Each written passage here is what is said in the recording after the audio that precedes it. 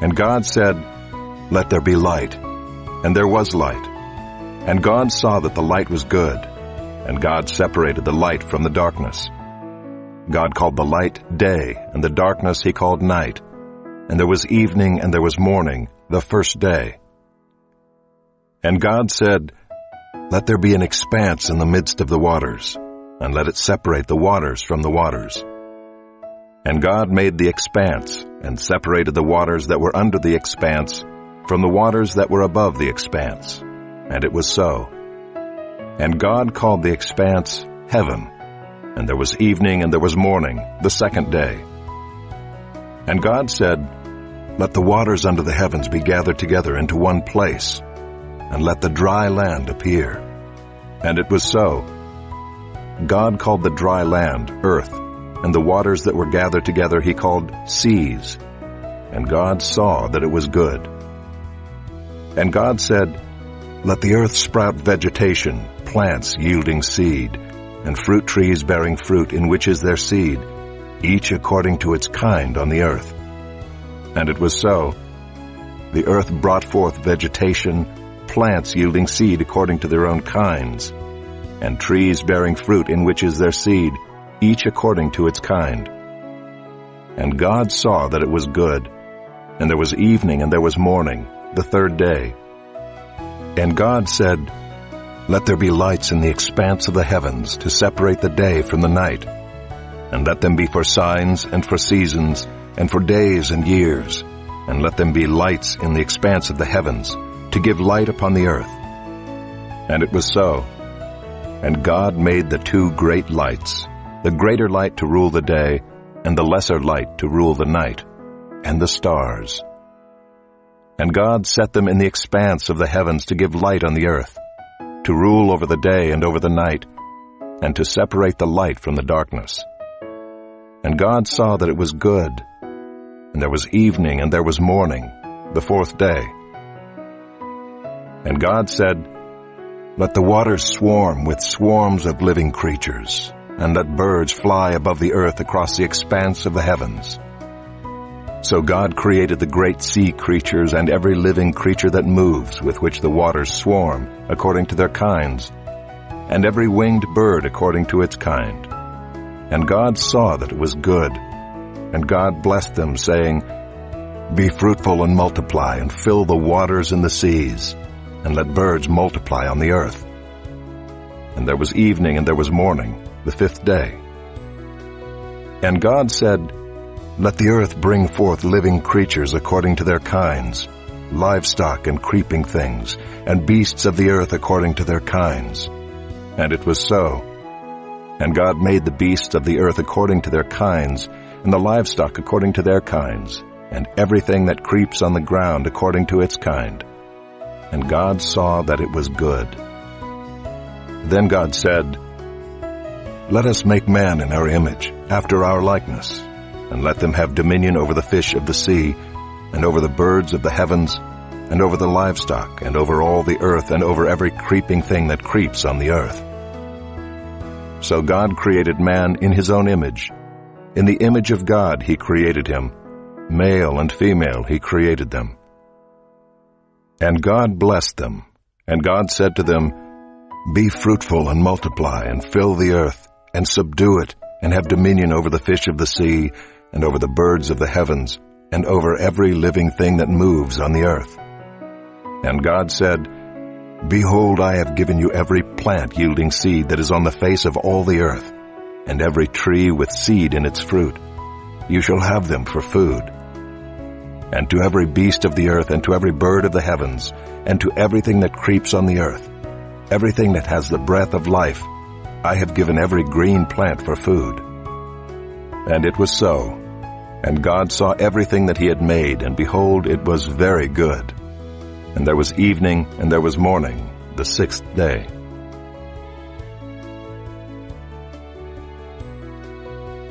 Chapter 2.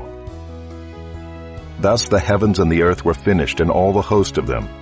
And on the seventh day God finished his work that he had done, and he rested on the seventh day from all his work that he had done.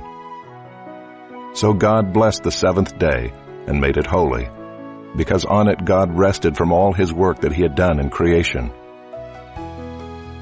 These are the generations of the heavens and the earth when they were created, in the day that the Lord God made the earth and the heavens. When no bush of the field was yet in the land, and no small plant of the field had yet sprung up, for the Lord God had not caused it to rain on the land, and there was no man to work the ground, and a mist was going up from the land and was watering the whole face of the ground. Then the Lord God formed the man of dust from the ground, and breathed into his nostrils the breath of life, and the man became a living creature. And the Lord God planted a garden in Eden in the east, and there he put the man whom he had formed. And out of the ground the Lord God made to spring up every tree that is pleasant to the sight, and good for food. The tree of life was in the midst of the garden, and the tree of the knowledge of good and evil. A river flowed out of Eden to water the garden, and there it divided and became 4 rivers. The name of the first is the Pishon. It is the one that flowed around the whole land of Havilah, where there is gold. And the gold of that land is good, bdellium and onyx stone are there. The name of the second river is the Gihon. It is the one that flowed around the whole land of Cush. And the name of the third river is the Tigris, which flows east of Assyria. And the fourth river is the Euphrates. The Lord God took the man and put him in the Garden of Eden to work it and keep it.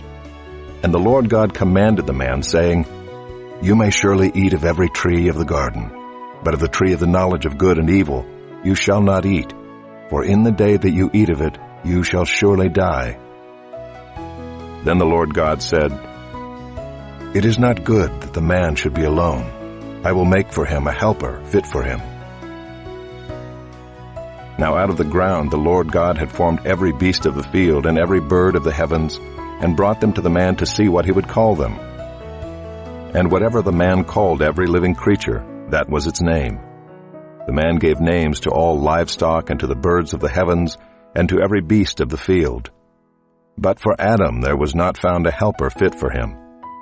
So the Lord God caused a deep sleep to fall upon the man, and while he slept, took one of his ribs and closed up its place with flesh. And the rib that the Lord God had taken from the man he made into a woman, and brought her to the man.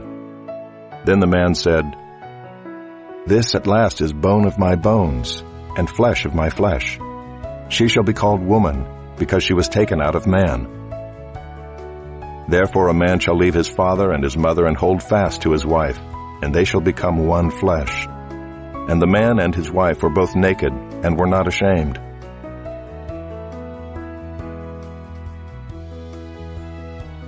Chapter 3. Now the serpent was more crafty than any other beast of the field that the Lord God had made. He said to the woman, "Did God actually say, 'You shall not eat of any tree in the garden'?" And the woman said to the serpent, "We may eat of the fruit of the trees in the garden, but God said, 'You shall not eat of the fruit of the tree that is in the midst of the garden, neither shall you touch it, lest you die.' But the serpent said to the woman, "You will not surely die, for God knows that when you eat of it your eyes will be opened, and you will be like God, knowing good and evil." So when the woman saw that the tree was good for food, and that it was a delight to the eyes, and that the tree was to be desired to make one wise, she took of its fruit and ate.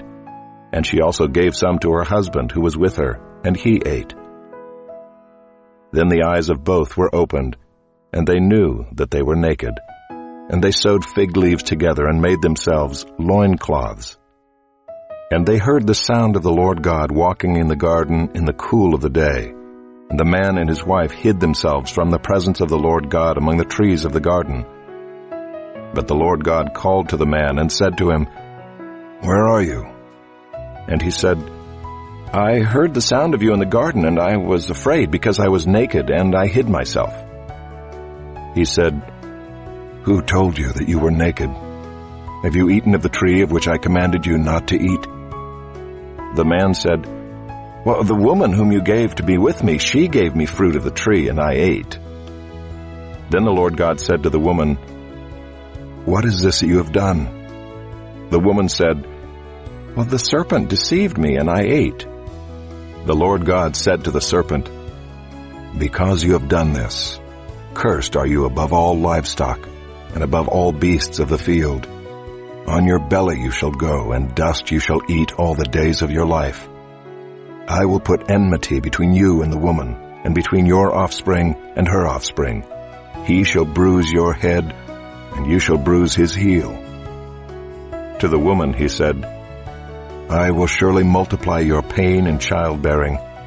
In pain you shall bring forth children. Your desire shall be contrary to your husband, but he shall rule over you." And to Adam he said, "Because you have listened to the voice of your wife, and have eaten of the tree of which I commanded you, you shall not eat of it. Cursed is the ground because of you. In pain you shall eat of it all the days of your life. Thorns and thistles it shall bring forth for you, and you shall eat the plants of the field. By the sweat of your face you shall eat bread, till you return to the ground, for out of it you were taken. For you are dust, and to dust you shall return." The man called his wife's name Eve, because she was the mother of all living. And the Lord God made for Adam and for his wife garments of skins, and clothed them. Then the Lord God said, "Behold, the man has become like one of us in knowing good and evil. Now lest he reach out his hand and take also of the tree of life and eat and live forever." Therefore the Lord God sent him out from the Garden of Eden to work the ground from which he was taken.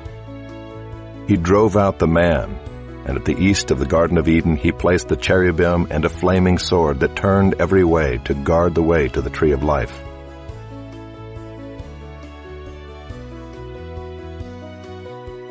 Chapter 4. Now Adam knew Eve his wife, and she conceived and bore Cain, saying, "I have gotten a man with the help of the Lord." And again she bore his brother Abel. Now Abel was a keeper of sheep, and Cain a worker of the ground. In the course of time Cain brought to the Lord an offering of the fruit of the ground. And Abel also brought of the firstborn of his flock and of their fat portions. And the Lord had regard for Abel and his offering, but for Cain and his offering he had no regard. So Cain was very angry, and his face fell. The Lord said to Cain, "Why are you angry, and why has your face fallen? If you do well, will you not be accepted? And if you do not do well, sin is crouching at the door. Its desire shall be contrary to you, but you must rule over it." Cain spoke to Abel his brother, and when they were in the field, Cain rose up against his brother Abel and killed him. Then the Lord said to Cain, "Where is Abel your brother?" He said, "I do not know. Am I my brother's keeper?" And the Lord said, "What have you done? The voice of your brother's blood is crying to me from the ground.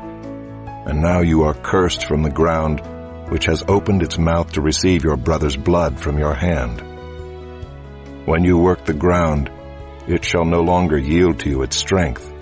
You shall be a fugitive and a wanderer on the earth." Cain said to the Lord, "My punishment is greater than I can bear. Behold, you have driven me today away from the ground, and from your face I shall be hidden. I shall be a fugitive and a wanderer on the earth, and whoever finds me will kill me." Then the Lord said to him, "Not so.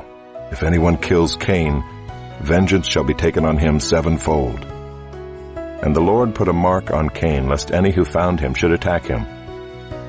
Then Cain went away from the presence of the Lord, and settled in the land of Nod, east of Eden. Cain knew his wife, and she conceived and bore Enoch. When he built a city, he called the name of the city after the name of his son Enoch. To Enoch was born Irad, and Irad fathered Mehujael, and Mehujael fathered Methushael, and Methushael fathered Lamech. And Lamech took 2 wives. The name of the one was Ida, and the name of the other Zillah. Ida bore Jabal. He was the father of those who dwell in tents and have livestock. His brother's name was Jubal. He was the father of all those who play the lyre and pipe. Zillah also bore Tubal-Cain. He was the forger of all instruments of bronze and iron. The sister of Tubal-Cain was Naamah. Lamech said to his wives, "Ida and Zillah, hear my voice. You wives of Lamech, listen to what I say. I have killed a man for wounding me, a young man for striking me. If Cain's revenge is 7-fold, then Lamech's is 77-fold. And Adam knew his wife again, and she bore a son and called his name Seth.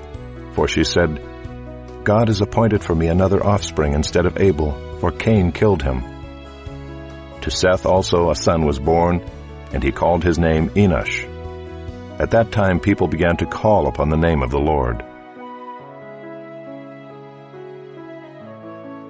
Chapter 5. This is the book of the generations of Adam. When God created man, he made him in the likeness of God. Male and female he created them, and he blessed them and named them man when they were created. When Adam had lived 130 years, he fathered a son in his own likeness, after his image, and named him Seth. The days of Adam after he fathered Seth were 800 years, and he had other sons and daughters. Thus all the days that Adam lived were 930 years, and he died. When Seth had lived 105 years, he fathered Enosh. Seth lived after he fathered Enosh 807 years, and had other sons and daughters. Thus all the days of Seth were 912 years, and he died. When Enosh had lived 90 years, he fathered Kenan. Enosh lived after he fathered Kenan 815 years, and had other sons and daughters. Thus all the days of Enosh were 905 years, and he died.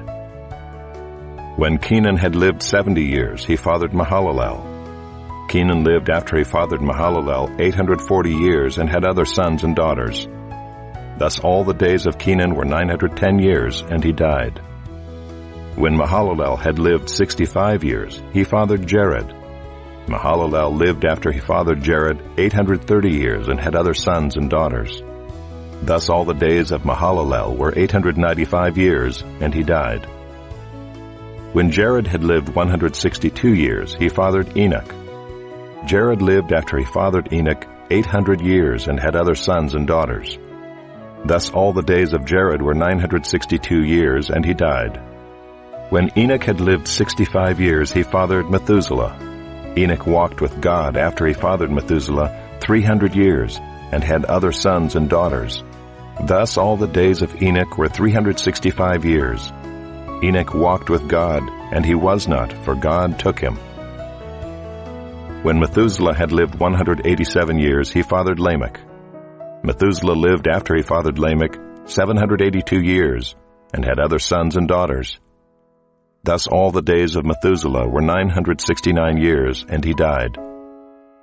When Lamech had lived 182 years, he fathered a son and called his name Noah, saying, Out of the ground that the Lord has cursed, this one shall bring us relief from our work and from the painful toil of our hands. Lamech lived after he fathered Noah 595 years, and had other sons and daughters. Thus all the days of Lamech were 777 years, and he died. After Noah was 500 years old, Noah fathered Shem, Ham, and Japheth. Chapter 6. When man began to multiply on the face of the land, and daughters were born to them, the sons of God saw that the daughters of man were attractive, and they took as their wives any they chose. Then the Lord said, My spirit shall not abide in man forever, for he is flesh.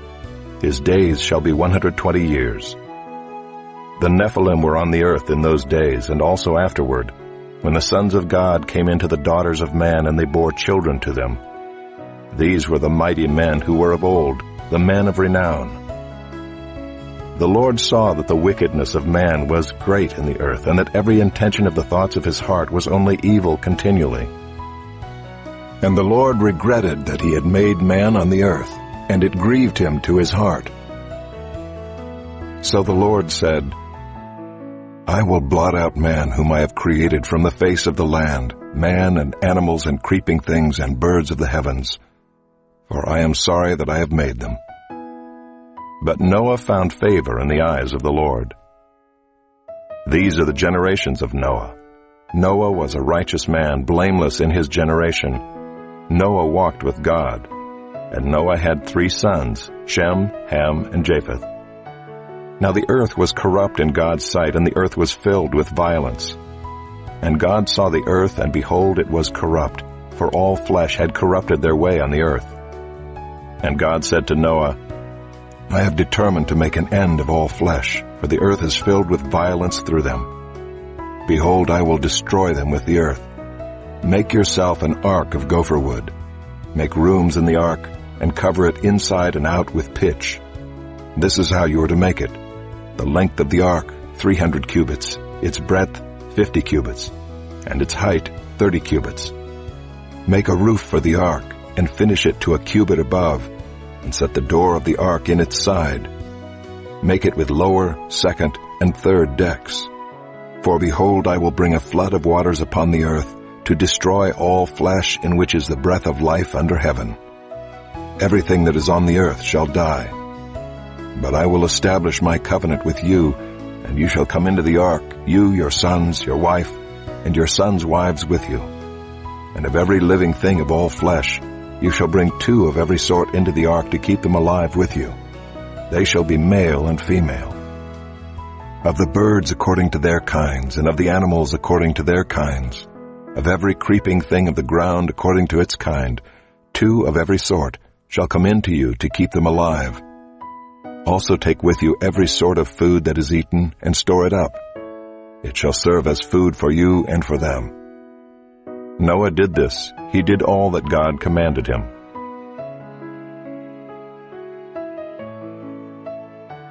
Chapter 7. Then the Lord said to Noah, Go into the ark, you and all your household, for I have seen that you are righteous before me in this generation. Take with you 7 pairs of all clean animals, the male and his mate, and a pair of the animals that are not clean, the male and his mate, and 7 pairs of the birds of the heavens also, male and female, to keep their offspring alive on the face of all the earth. For in 7 days I will send rain on the earth, 40 days and 40 nights, and every living thing that I have made I will blot out from the face of the ground.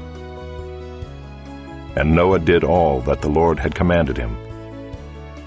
Noah was 600 years old when the flood of waters came upon the earth. And Noah and his sons and his wife and his sons' wives with him went into the ark to escape the waters of the flood. Of clean animals and of animals that are not clean, and of birds and of everything that creeps on the ground, 2 and 2, male and female, went into the ark with Noah as God had commanded Noah. And after 7 days, the waters of the flood came upon the earth. In the 600th year of Noah's life, in the 2nd month, on the 17th day of the month, on that day all the fountains of the great deep burst forth, and the windows of the heavens were opened. And rain fell upon the earth 40 days and 40 nights.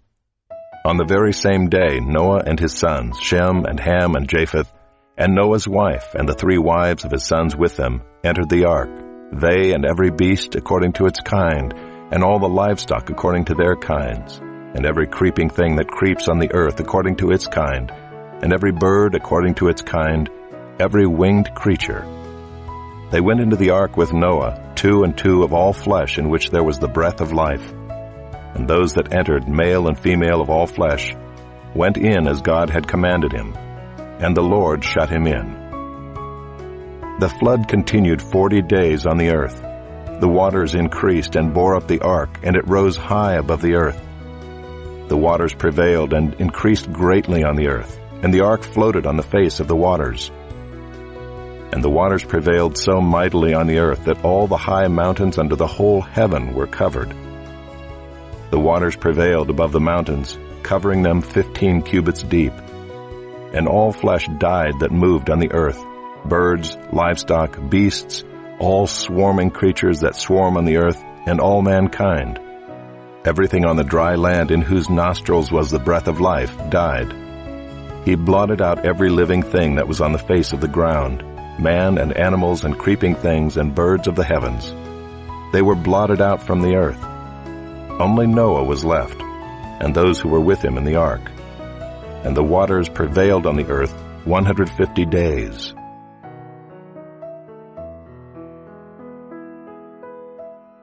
Chapter 8. But God remembered Noah and all the beasts and all the livestock that were with him in the ark. And God made a wind blow over the earth, and the waters subsided. The fountains of the deep and the windows of the heavens were closed. The rain from the heavens was restrained, and the waters receded from the earth continually.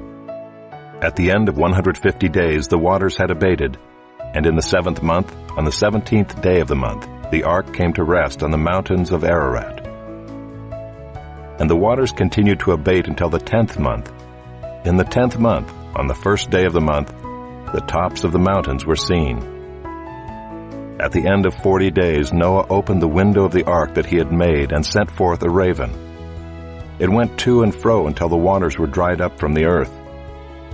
Then he sent forth a dove from him to see if the waters had subsided from the face of the ground. But the dove found no place to set her foot, and she returned to him to the ark, for the waters were still on the face of the whole earth. So he put out his hand and took her and brought her into the ark with him. He waited another 7 days, and again he sent forth a dove out of the ark. And the dove came back to him in the evening, and behold, in her mouth was a freshly plucked olive leaf. So Noah knew that the waters had subsided from the earth. Then he waited another 7 days and sent forth the dove, and she did not return to him any more. In the 601st year, in the 1st month, the 1st day of the month, the waters were dried from off the earth. And Noah removed the covering of the ark and looked, and behold, the face of the ground was dry. In the 2nd month, on the 27th day of the month, the earth had dried out. Then God said to Noah, "Go out from the ark, you and your wife and your sons' wives with you. Bring out with you every living thing that is with you of all flesh, birds and animals and every creeping thing that creeps on the earth, that they may swarm on the earth and be fruitful and multiply on the earth." So Noah went out, and his sons and his wife and his sons' wives with him. Every beast, every creeping thing, and every bird, everything that moves on the earth, went out by families from the ark. Then Noah built an altar to the Lord, and took some of every clean animal and some of every clean bird, and offered burnt offerings on the altar. And when the Lord smelled the pleasing aroma, the Lord said in his heart, "I will never again curse the ground because of man, for the intention of man's heart is evil from his youth. Neither will I ever again strike down every living creature as I have done.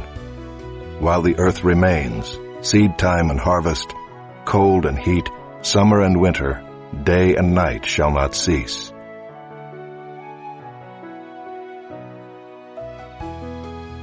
Chapter 9.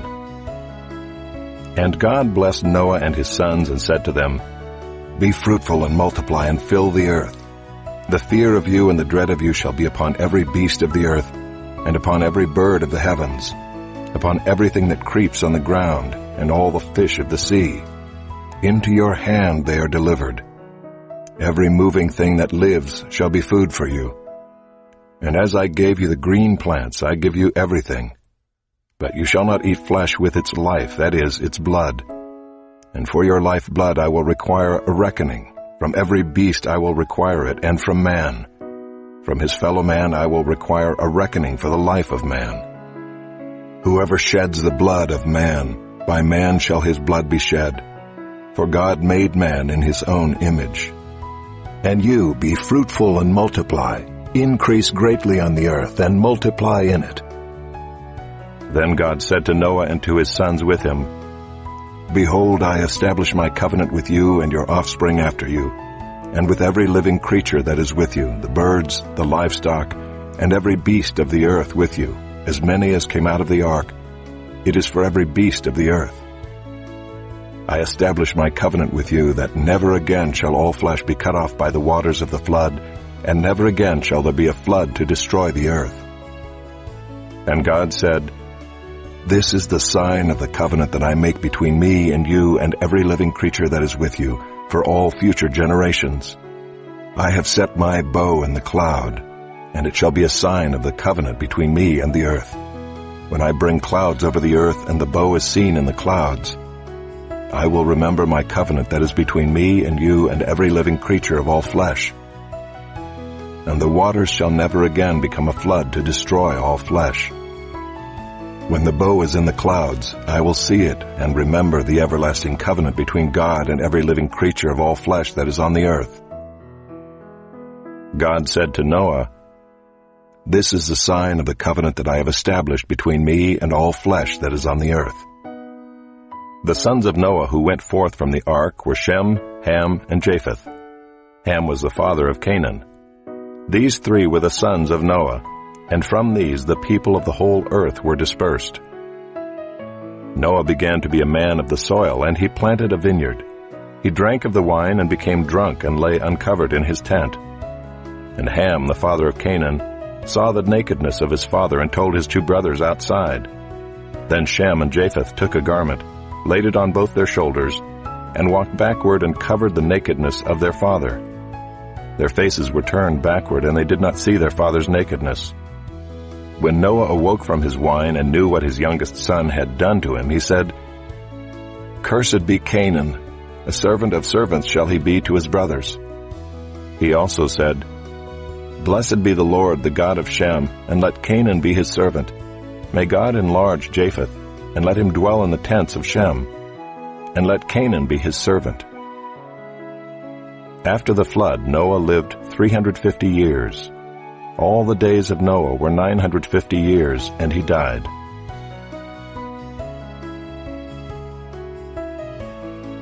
Chapter 10. These are the generations of the sons of Noah, Shem, Ham, and Japheth. Sons were born to them after the flood. The sons of Japheth: Gomer, Magog, Madai, Javan, Tubal, Meshech, and Tyrus. The sons of Gomer: Ashkenaz, Riphath, and Togarmah.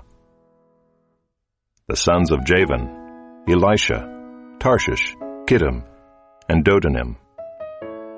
From these the coastland peoples spread in their lands, each with his own language, by their clans in their nations. The sons of Ham: Cush, Egypt, Put, and Canaan. The sons of Cush: Seba, Havilah, Sabta, Raamah, and Sabtika. The sons of Raamah: Sheba and Dedan. Cush fathered Nimrod. He was the first on earth to be a mighty man. He was a mighty hunter before the Lord. Therefore it is said, "Like Nimrod, a mighty hunter before the Lord." The beginning of his kingdom was Babel, Erech, Akkad, and Calneh in the land of Shinar. From that land he went into Assyria and built Nineveh, Rehoboth-ir, Calah, and Rezin between Nineveh and Calah. That is the great city. Egypt fathered Ludim, Anamim, Lehabim, Naphtuhim, Pathrusim, Casluhim, from whom the Philistines came, and Caphtorim. Canaan fathered Sidon, his firstborn, and Heth, and the Jebusites, the Amorites, the Girgashites, the Hivites, the Arkites, the Sinites, the Arvadites, the Zemarites, and the Hamathites. Afterward the clans of the Canaanites dispersed, and the territory of the Canaanites extended from Sidon in the direction of Gerar as far as Gaza, and in the direction of Sodom, Gomorrah, Admah, and Zeboim as far as Lasha. These are the sons of Ham by their clans, their languages, their lands, and their nations. To Shem also, the father of all the children of Eber, the elder brother of Japheth, children were born. The sons of Shem: Elam, Asher, Arpachshad, Lud, and Aram. The sons of Aram: Uz, Hul, Gether, and Mash. Arpachshad fathered Shelah, and Shelah fathered Eber. To Eber were born two sons. The name of the one was Peleg, for in his days the earth was divided, and his brother's name was Joktan. Joktan fathered Almodad, Sheleph, Hazarmaveth, Jerah, Adoram, Uzal, Diklah, Obal, Abimael, Sheba, Ophir, Havilah, and Jobab. All these were the sons of Joktan. The territory in which they lived extended from Mesha in the direction of Sephar to the hill country of the east. These are the sons of Shem by their clans, their languages, their lands, and their nations. These are the clans of the sons of Noah according to their genealogies, in their nations, and from these the nations spread abroad on the earth after the flood.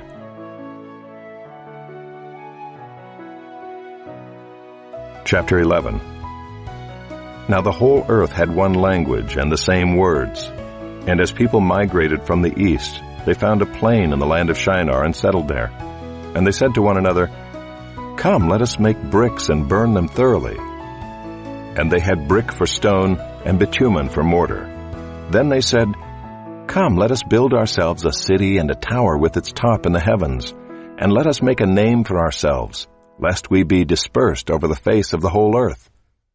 And the Lord came down to see the city and the tower which the children of man had built. And the Lord said, "Behold, they are one people, and they have all one language, and this is only the beginning of what they will do. And nothing that they propose to do will now be impossible for them. Come, let us go down and there confuse their language, so that they may not understand one another's speech." So the Lord dispersed them from there over the face of all the earth, and they left off building the city. Therefore its name was called Babel, because there the Lord confused the language of all the earth. And from there the Lord dispersed them over the face of all the earth. These are the generations of Shem. When Shem was 100 years old, he fathered Arpachshad 2 years after the flood. And Shem lived after he fathered Arpachshad 500 years, and had other sons and daughters. When Arpachshad had lived 35 years, he fathered Shelah. And Arpachshad lived after he fathered Shelah 403 years, and had other sons and daughters. When Shelah had lived 30 years, he fathered Eber.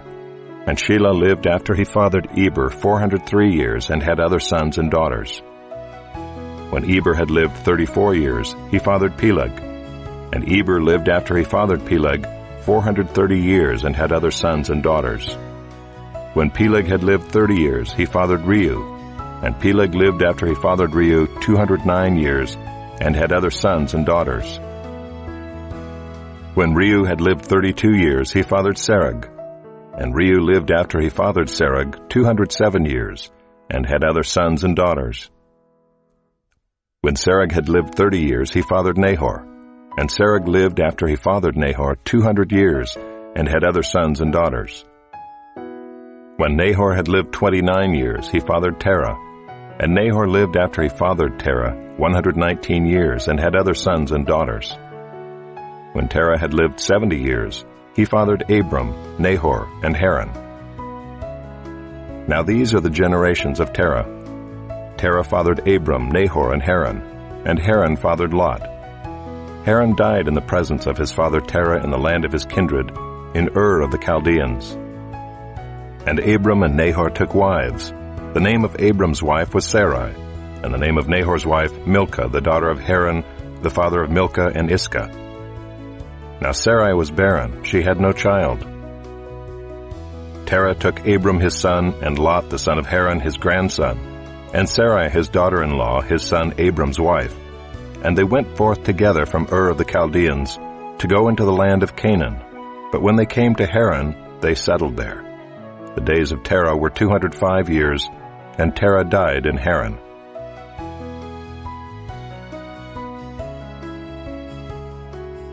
Chapter 12. Now the Lord said to Abram, "Go from your country and your kindred and your father's house to the land that I will show you, and I will make of you a great nation, and I will bless you and make your name great, so that you will be a blessing. I will bless those who bless you, and him who dishonors you I will curse. And in you all the families of the earth shall be blessed." So Abram went as the Lord had told him, and Lot went with him. Abram was 75 years old when he departed from Haran. And Abram took Sarai his wife, and Lot his brother's son, and all their possessions that they had gathered, and the people that they had acquired in Haran, and they set out to go to the land of Canaan. When they came to the land of Canaan, Abram passed through the land to the place at Shechem, to the oak of Moreh.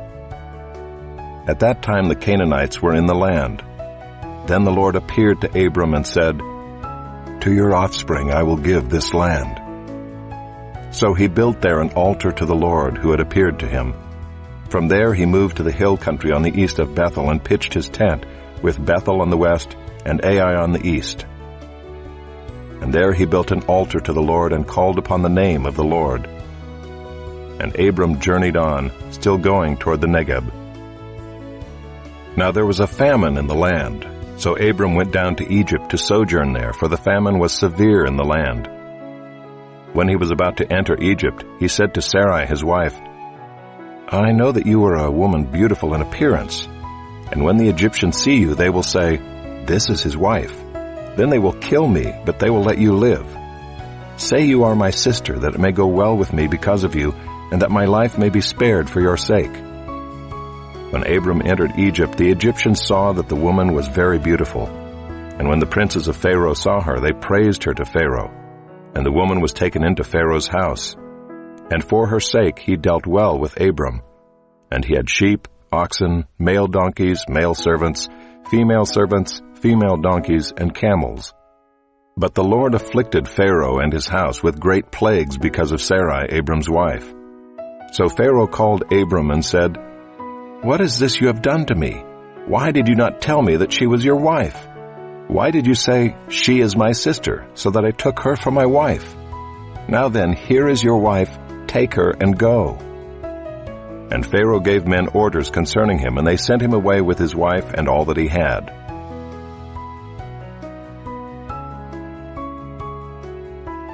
Chapter 13. So Abram went up from Egypt, he and his wife and all that he had, and Lot with him, into the Negeb. Now Abram was very rich in livestock, in silver, and in gold. And he journeyed on from the Negeb as far as Bethel, to the place where his tent had been at the beginning, between Bethel and Ai, to the place where he had made an altar at the first. And there Abram called upon the name of the Lord. And Lot, who went with Abram, also had flocks and herds and tents, so that the land could not support both of them dwelling together, for their possessions were so great that they could not dwell together. And there was strife between the herdsmen of Abram's livestock and the herdsmen of Lot's livestock. At that time the Canaanites and the Perizzites were dwelling in the land. Then Abram said to Lot, "Let there be no strife between you and me, and between your herdsmen and my herdsmen, for we are kinsmen. Is not the whole land before you? Separate yourself from me. If you take the left hand, then I will go to the right, or if you take the right hand, then I will go to the left." And Lot lifted up his eyes and saw that the Jordan Valley was well watered everywhere, like the garden of the Lord, like the land of Egypt in the direction of Zoar. This was before the Lord destroyed Sodom and Gomorrah.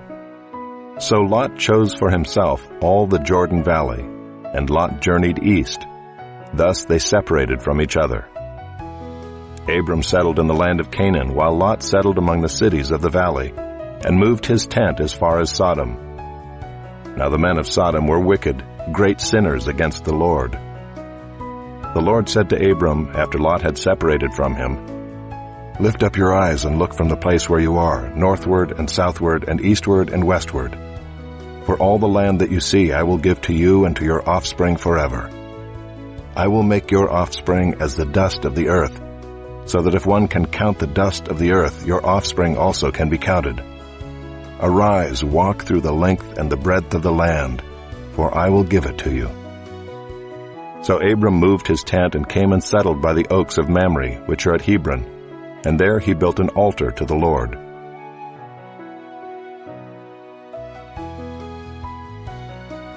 Chapter 14. In the days of Amraphel king of Shinar, Arioch king of Elasar, Chedorlaomer king of Elam, and Tidal king of Goyim, these kings made war with Bera king of Sodom, Birsha king of Gomorrah, Shinab king of Admah, Shemeber king of Zeboim, and the king of Bela, that is Zoar. And all these joined forces in the valley of Siddim, that is the Salt Sea. 12 years they had served Chedorlaomer, but in the 13th year they rebelled. In the 14th year, Chedorlaomer and the kings who were with him came and defeated the Rephaim in Ashtaroth-Karnaim, the Zuzim in Ham, the Emim in Sheva Kiriathaim, and the Horites in their hill country of Seir as far as El Paran on the border of the wilderness. Then they turned back and came to En-Mishpat, that is Kadesh, and defeated all the country of the Amalekites and also the Amorites who were dwelling in Hazazon Tamar. Then the king of Sodom, the king of Gomorrah, the king of Admah, the king of Zeboim, and the king of Bela, that is Zoar, went out, and they joined battle in the valley of Siddim with Chedorlaomer king of Elam, Tidal king of Goyim, Amraphel king of Shinar, and Arioch king of Elasar, 4 kings against 5. Now the valley of Siddim was full of bitumen pits, and as the kings of Sodom and Gomorrah fled, some fell into them, and the rest fled to the hill country. So the enemy took all the possessions of Sodom and Gomorrah, and all their provisions, and went their way. They also took Lot, the son of Abram's brother, who was dwelling in Sodom, and his possessions, and went their way. Then one who had escaped came and told Abram the Hebrew, who was living by the oaks of Mamre the Amorite, brother of Eshcol and of Aner. These were allies of Abram. When Abram heard that his kinsman had been taken captive, he led forth his trained men born in his house, 318 of them, and went in pursuit as far as Dan. And he divided his forces against them by night, he and his servants, and defeated them and pursued them to Hobah, north of Damascus. Then he brought back all the possessions, and also brought back his kinsman Lot with his possessions, and the women and the people. After his return from the defeat of Chedorlaomer and the kings who were with him, the king of Sodom went out to meet him at the valley of Shaveh, that is, the king's valley. And Melchizedek, king of Salem, brought out bread and wine. He was priest of God Most High. And he blessed him and said, Blessed be Abram by God Most High, possessor of heaven and earth. And blessed be God Most High, who has delivered your enemies into your hand. And Abram gave him a tenth of everything. And the king of Sodom said to Abram, Give me the persons, but take the goods for yourself. But Abram said to the king of Sodom, I have lifted my hand to the Lord, God Most High, possessor of heaven and earth, that I would not take a thread or a sandal strap or anything that is yours, lest you should say, I have made Abram rich. I will take nothing but what the young men have eaten, and the share of the men who went with me. Let Aner, Eshcol, and Mamre take their share.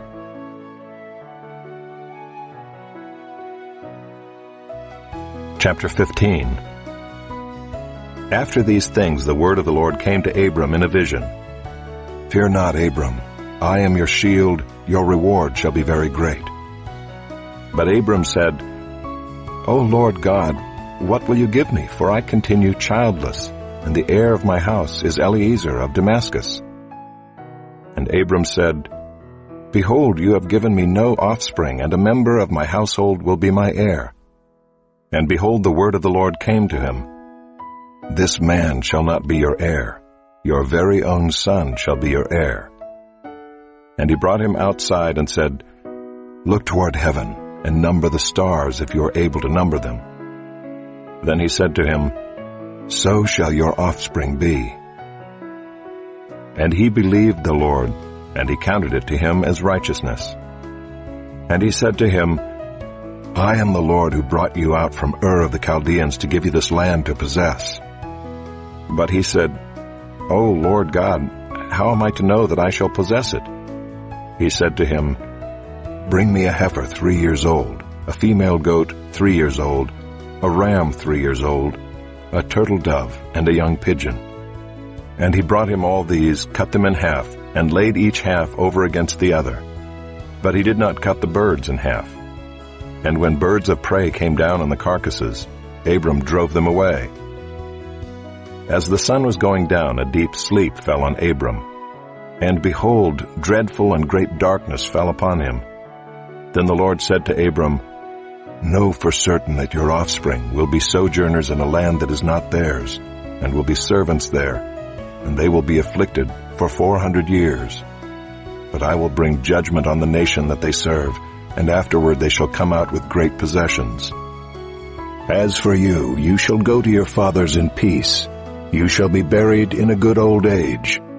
And they shall come back here in the 4th generation, for the iniquity of the Amorites is not yet complete. When the sun had gone down and it was dark, behold, a smoking fire pot and a flaming torch passed between these pieces. On that day the Lord made a covenant with Abram, saying, To your offspring I give this land from the river of Egypt to the great river, the river Euphrates, the land of the Kenites, the Kenizzites, the Cadmonites, the Hittites, the Perizzites, the Rephaim, the Amorites, the Canaanites, the Girgashites, and the Jebusites.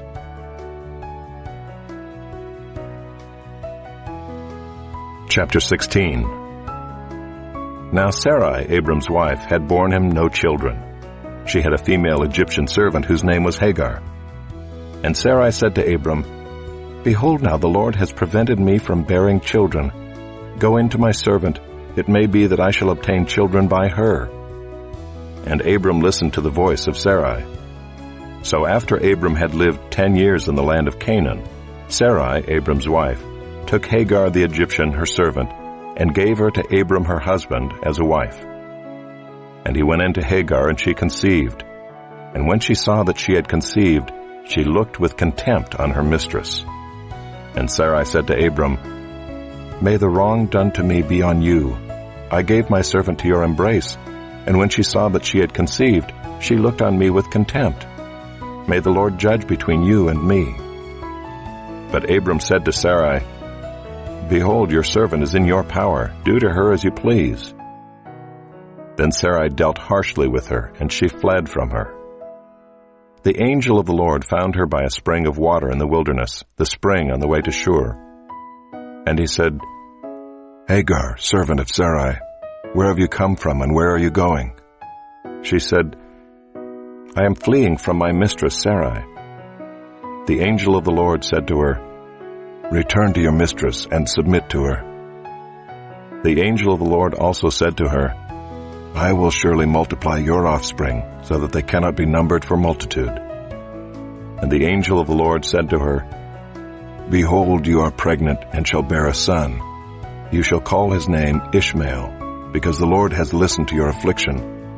He shall be a wild donkey of a man, his hand against everyone, and everyone's hand against him, and he shall dwell over against all his kinsmen." So she called the name of the Lord who spoke to her, "You are a God of seeing," for she said, "Truly here I have seen him who looks after me." Therefore the well was named Bir Lahairoi. It lies between Kadesh and Bered. And Hagar bore Abram a son, and Abram called the name of his son, whom Hagar bore, Ishmael. Abram was 86 years old when Hagar bore Ishmael to Abram.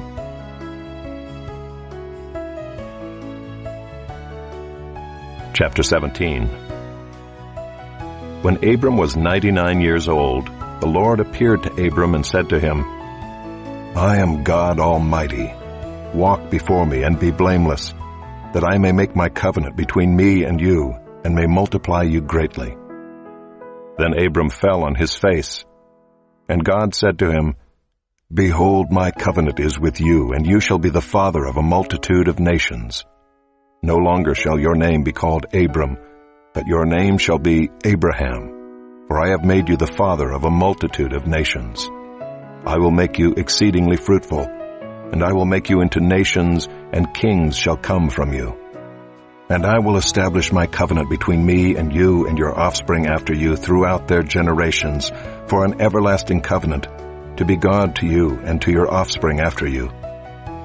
And I will give to you and to your offspring after you the land of your sojournings, all the land of Canaan, for an everlasting possession, and I will be their God." And God said to Abraham, "As for you, you shall keep my covenant, you and your offspring after you throughout their generations. This is my covenant, which you shall keep between me and you and your offspring after you. Every male among you shall be circumcised. You shall be circumcised in the flesh of your foreskins, and it shall be a sign of the covenant between me and you. He who is 8 days old among you shall be circumcised. Every male throughout your generations, whether born in your house or bought with your money from any foreigner who is not of your offspring, both he who is born in your house and he who is bought with your money shall surely be circumcised. So shall my covenant be in your flesh, an everlasting covenant. Any uncircumcised male who is not circumcised in the flesh of his foreskin shall be cut off from his people. He has broken my covenant." And God said to Abraham, "As for Sarai your wife, you shall not call her name Sarai, but Sarah shall be her name. I will bless her, and moreover I will give you a son by her. I will bless her, and she shall become nations. Kings of peoples shall come from her." Then Abraham fell on his face and laughed, and said to himself, "Shall a child be born to a man who is 100 years old? Shall Sarah, who is 90 years old, bear a child?" And Abraham said to God, "Oh, that Ishmael might live before you." God said, "No, but Sarah your wife shall bear you a son, and you shall call his name Isaac. I will establish my covenant with him as an everlasting covenant for his offspring after him. As for Ishmael, I have heard you. Behold, I have blessed him and will make him fruitful and multiply him greatly. He shall father 12 princes, and I will make him into a great nation. But I will establish my covenant with Isaac, whom Sarah shall bear to you at this time next year." When he had finished talking with him, God went up from Abraham. Then Abraham took Ishmael his son and all those born in his house or bought with his money, every male among the men of Abraham's house. And he circumcised the flesh of their foreskins that very day, as God had said to him. Abraham was 99 years old when he was circumcised in the flesh of his foreskin. And Ishmael his son was 13 years old when he was circumcised in the flesh of his foreskin. That very day Abraham and his son Ishmael were circumcised. And all the men of his house, those born in the house and those bought with money from a foreigner, were circumcised with him. Chapter 18. And the Lord appeared to him by the oaks of Mamre as he sat at the door of his tent in the heat of the day. He lifted up his eyes and looked, and behold, 3 men were standing in front of him. When he saw them, he ran from the tent door to meet them and bowed himself to the earth and said, "O Lord, if I have found favor in your sight, do not pass by your servant. Let a little water be brought, and wash your feet, and rest yourselves under the tree, while I bring a morsel of bread, that you may refresh yourselves, and after that you may pass on, since you have come to your servant." So they said, "Do as you have said." And Abraham went quickly into the tent to Sarah and said, "Quick, 3 seahs of fine flour, knead it and make cakes." And Abraham ran to the herd and took a calf, tender and good, and gave it to a young man who prepared it quickly. Then he took curds and milk and the calf that he had prepared, and set it before them. And he stood by them under the tree while they ate. They said to him, "Where is Sarah your wife?" And he said, "She is in the tent." The Lord said, "I will surely return to you about this time next year, and Sarah your wife shall have a son." And Sarah was listening at the tent door behind him. Now Abraham and Sarah were old, advanced in years. The way of women had ceased to be with Sarah. So Sarah laughed to herself, saying, "After I am worn out, and my Lord is old, shall I have pleasure?" The Lord said to Abraham, "Why did Sarah laugh and say, 'Shall I indeed bear a child now that I am old?' Is anything too hard for the Lord? At the appointed time I will return to you about this time next year, and Sarah shall have a son." But Sarah denied it, saying, "I did not laugh," for she was afraid. He said, "No, but you did laugh." Then the men set out from there, and they looked down toward Sodom, and Abraham went with them to set them on their way. The Lord said, "Shall I hide from Abraham what I am about to do, seeing that Abraham shall surely become a great and mighty nation, and all the nations of the earth shall be blessed in him? For I have chosen him, that he may command his children and his household after him, to keep the way of the Lord by doing righteousness and justice, so that the Lord may bring to Abraham what he has promised him." Then the Lord said, "Because the outcry against Sodom and Gomorrah is great, and their sin is very grave, I will go down to see whether they have done altogether according to the outcry that has come to me. And if not, I will know."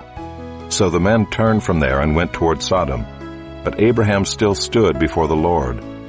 Then Abraham drew near and said, "Will you indeed sweep away the righteous with the wicked? Suppose there are 50 righteous within the city. Will you then sweep away the place and not spare it for the 50 righteous who are in it?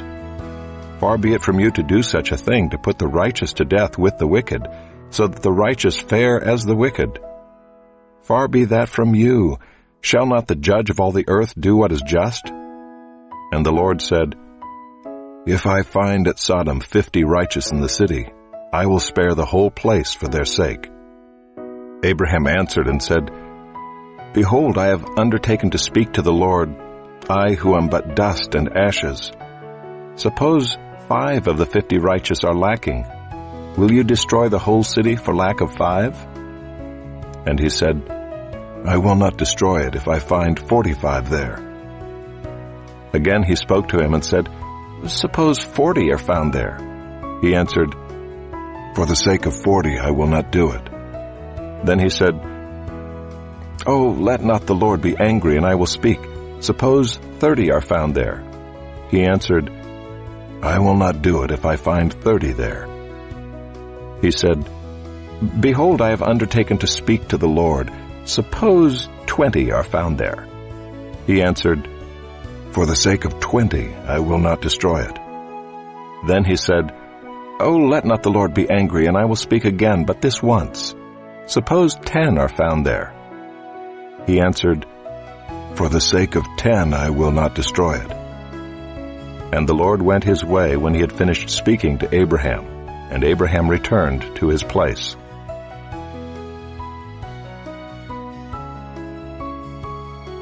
Chapter 19.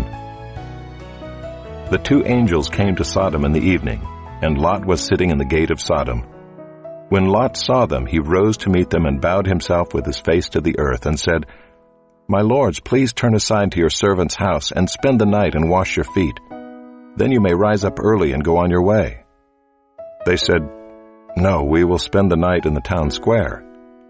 But he pressed them strongly, so they turned aside to him and entered his house. And he made them a feast and baked unleavened bread, and they ate.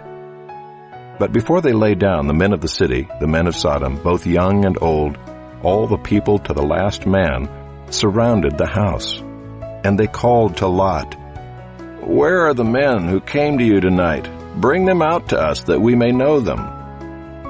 Lot went out to the men at the entrance, shut the door after him, and said, I beg you, my brothers, do not act so wickedly.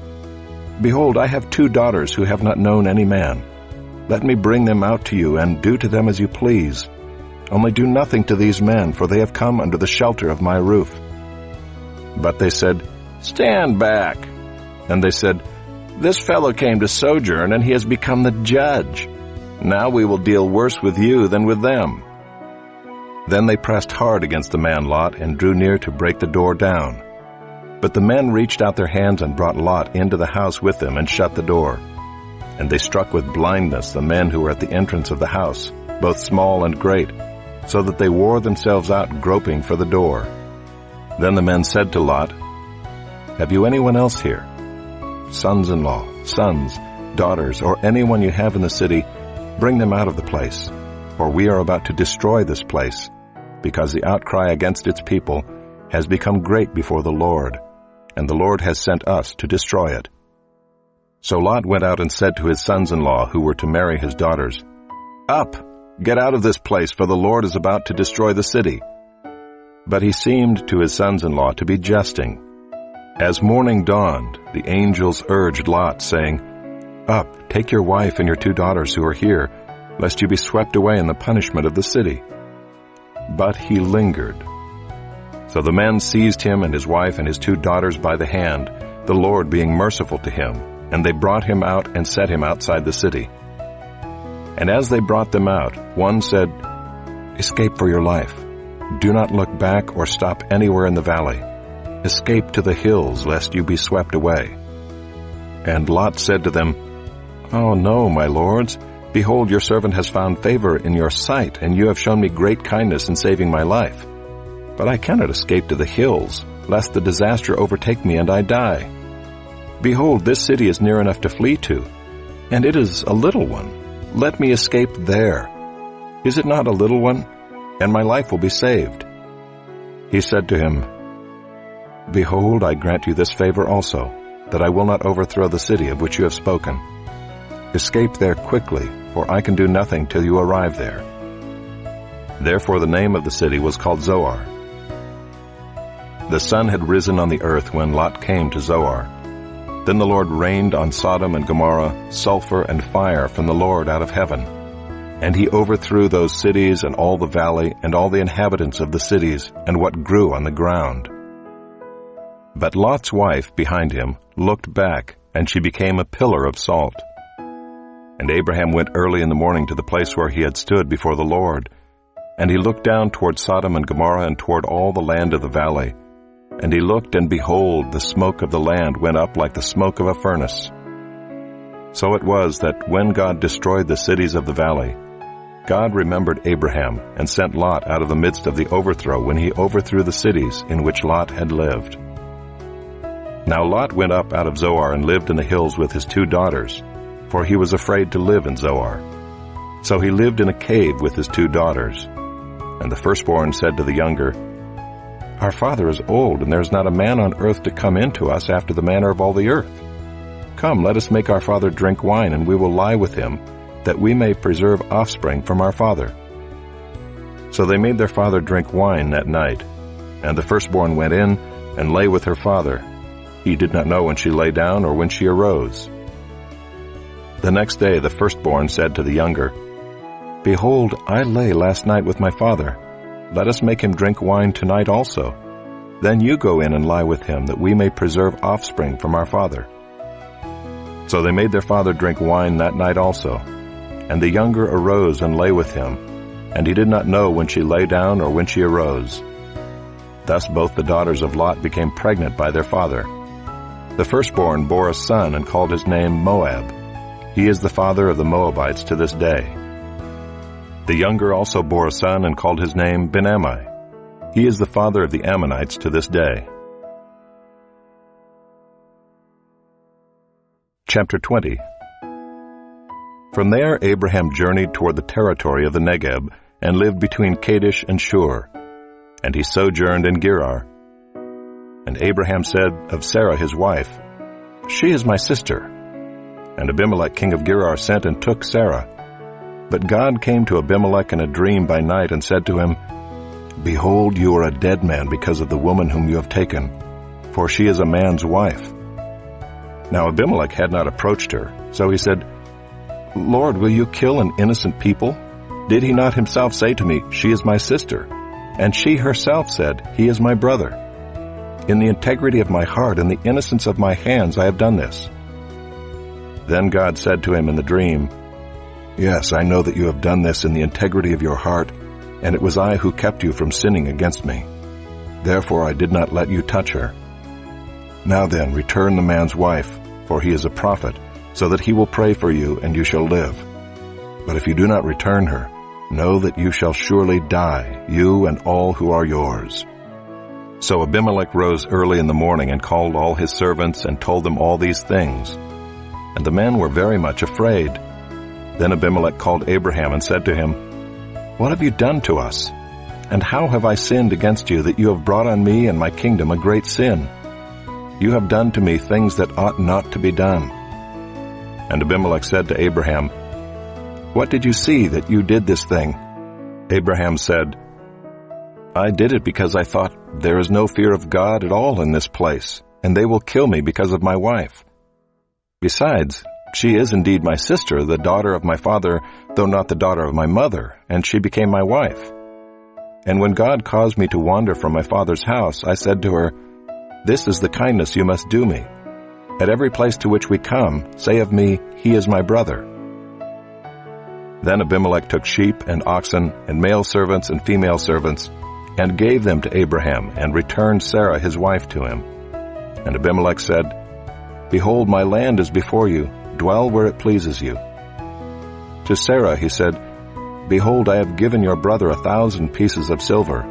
It is a sign of your innocence in the eyes of all who are with you, and before everyone you are vindicated. Then Abraham prayed to God, and God healed Abimelech, and also healed his wife and female slaves, so that they bore children. For the Lord had closed all the wombs of the house of Abimelech because of Sarah, Abraham's wife.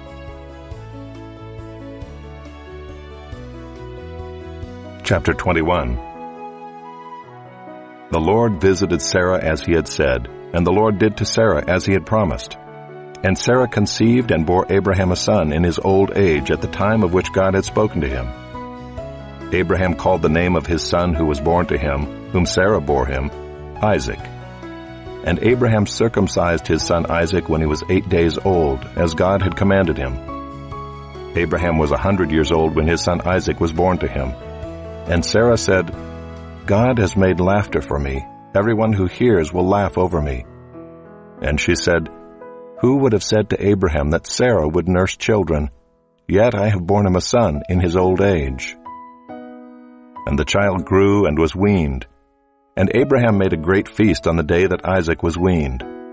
But Sarah saw the son of Hagar the Egyptian, whom she had borne to Abraham, laughing. So she said to Abraham, Cast out this slave woman with her son, for the son of this slave woman shall not be heir with my son Isaac. And the thing was very displeasing to Abraham on account of his son. But God said to Abraham, Be not displeased because of the boy and because of your slave woman. Whatever Sarah says to you, do as she tells you. For through Isaac shall your offspring be named. And I will make a nation of the son of the slave woman also, because he is your offspring. So Abraham rose early in the morning and took bread and a skin of water, and gave it to Hagar, putting it on her shoulder along with the child, and sent her away. And she departed and wandered in the wilderness of Beersheba. When the water in the skin was gone, she put the child under one of the bushes. Then she went and sat down opposite him a good way off, about the distance of a bow shot, for she said, Let me not look on the death of the child. And as she sat opposite him, she lifted up her voice and wept. And God heard the voice of the boy, and the angel of God called to Hagar from heaven and said to her, What troubles you, Hagar? Fear not, for God has heard the voice of the boy where he is. Up, lift up the boy and hold him fast with your hand, for I will make him into a great nation. Then God opened her eyes, and she saw a well of water. She went and filled the skin with water and gave the boy a drink. And God was with the boy, and he grew up. He lived in the wilderness and became an expert with the bow. He lived in the wilderness of Paran, and his mother took a wife for him from the land of Egypt. At that time Abimelech and Phicol, the commander of his army, said to Abraham, God is with you in all that you do. Now therefore, swear to me here by God, that you will not deal falsely with me or with my descendants or with my posterity, but as I have dealt kindly with you, so you will deal with me and with the land where you have sojourned. And Abraham said, I will swear. When Abraham reproved Abimelech about a well of water that Abimelech's servants had seized, Abimelech said, I do not know who has done this thing. You did not tell me, and I have not heard of it until today. So Abraham took sheep and oxen and gave them to Abimelech, and the two men made a covenant. Abraham set 7 ewe lambs of the flock apart, and Abimelech said to Abraham, What is the meaning of these 7 ewe lambs that you have set apart? He said, These 7 ewe lambs you will take from my hand, that this may be a witness for me that I dug this well. Therefore that place was called Beersheba, because there both of them swore an oath. So they made a covenant at Beersheba. Then Abimelech and Phicol, the commander of his army, rose up and returned to the land of the Philistines. Abraham planted a tamarisk tree in Beersheba and called there on the name of the Lord, the everlasting God. And Abraham sojourned many days in the land of the Philistines. Chapter 22. After these things God tested Abraham and said to him, Abraham. And he said, Here I am.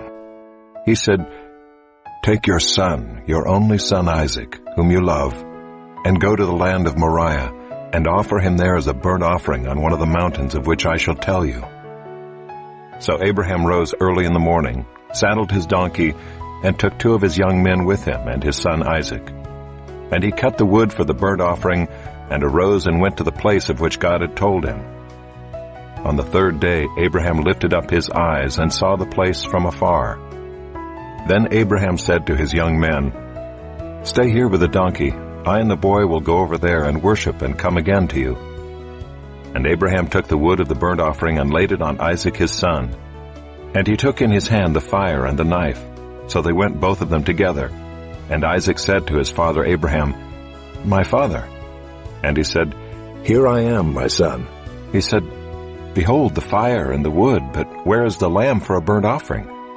Abraham said, God will provide for himself the lamb for a burnt offering, my son." So they went both of them together.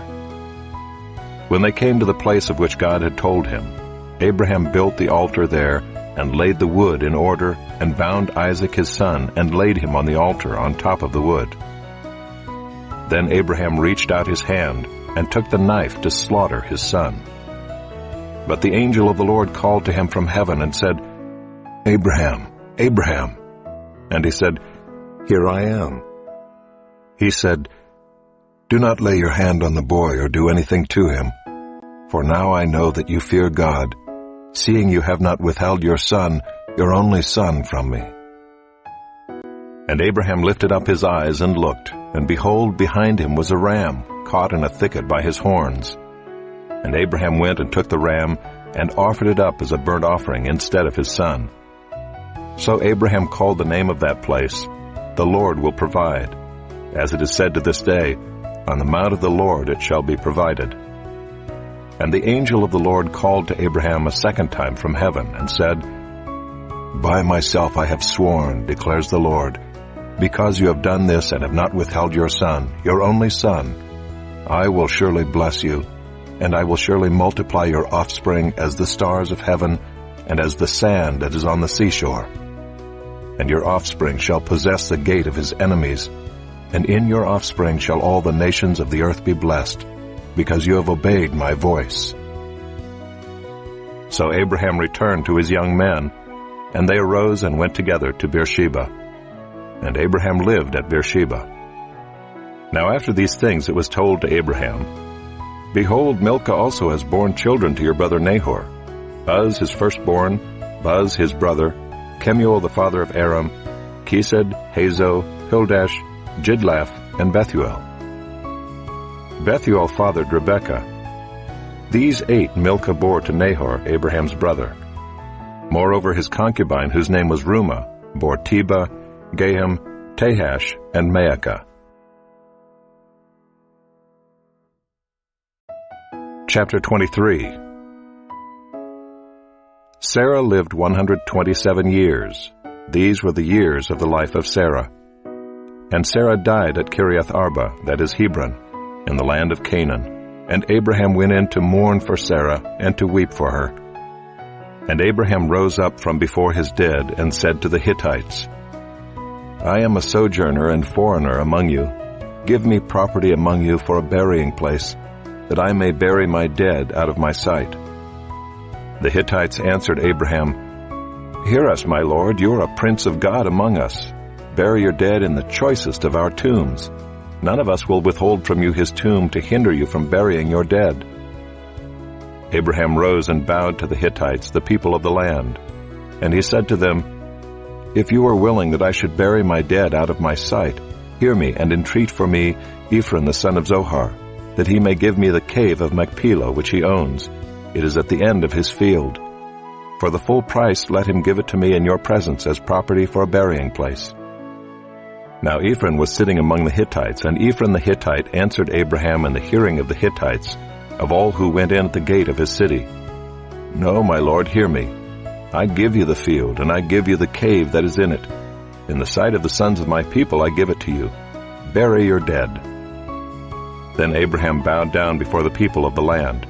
And he said to Ephron in the hearing of the people of the land, "But if you will, hear me. I give the price of the field. Accept it from me, that I may bury my dead there." Ephron answered Abraham, "My lord, listen to me. A piece of land worth 400 shekels of silver. What is that between you and me? Bury your dead." Abraham listened to Ephron, and Abraham weighed out for Ephron the silver that he had named in the hearing of the Hittites, 400 shekels of silver, according to the weights current among the merchants. So the field of Ephron in Machpelah, which was to the east of Mamre, the field with the cave that was in it and all the trees that were in the field throughout its whole area, was made over to Abraham as a possession in the presence of the Hittites, before all who went in at the gate of his city. After this, Abraham buried Sarah his wife in the cave of the field of Machpelah east of Mamre, that is Hebron, in the land of Canaan. The field and the cave that is in it were made over to Abraham as property for a burying place by the Hittites.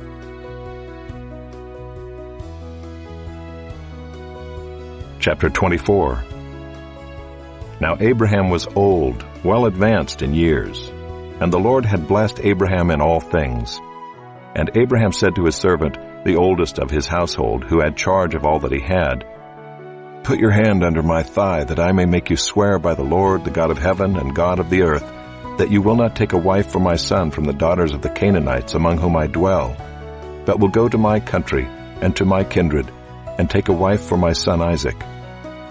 The servant said to him, "Perhaps the woman may not be willing to follow me to this land. Must I then take your son back to the land from which you came?"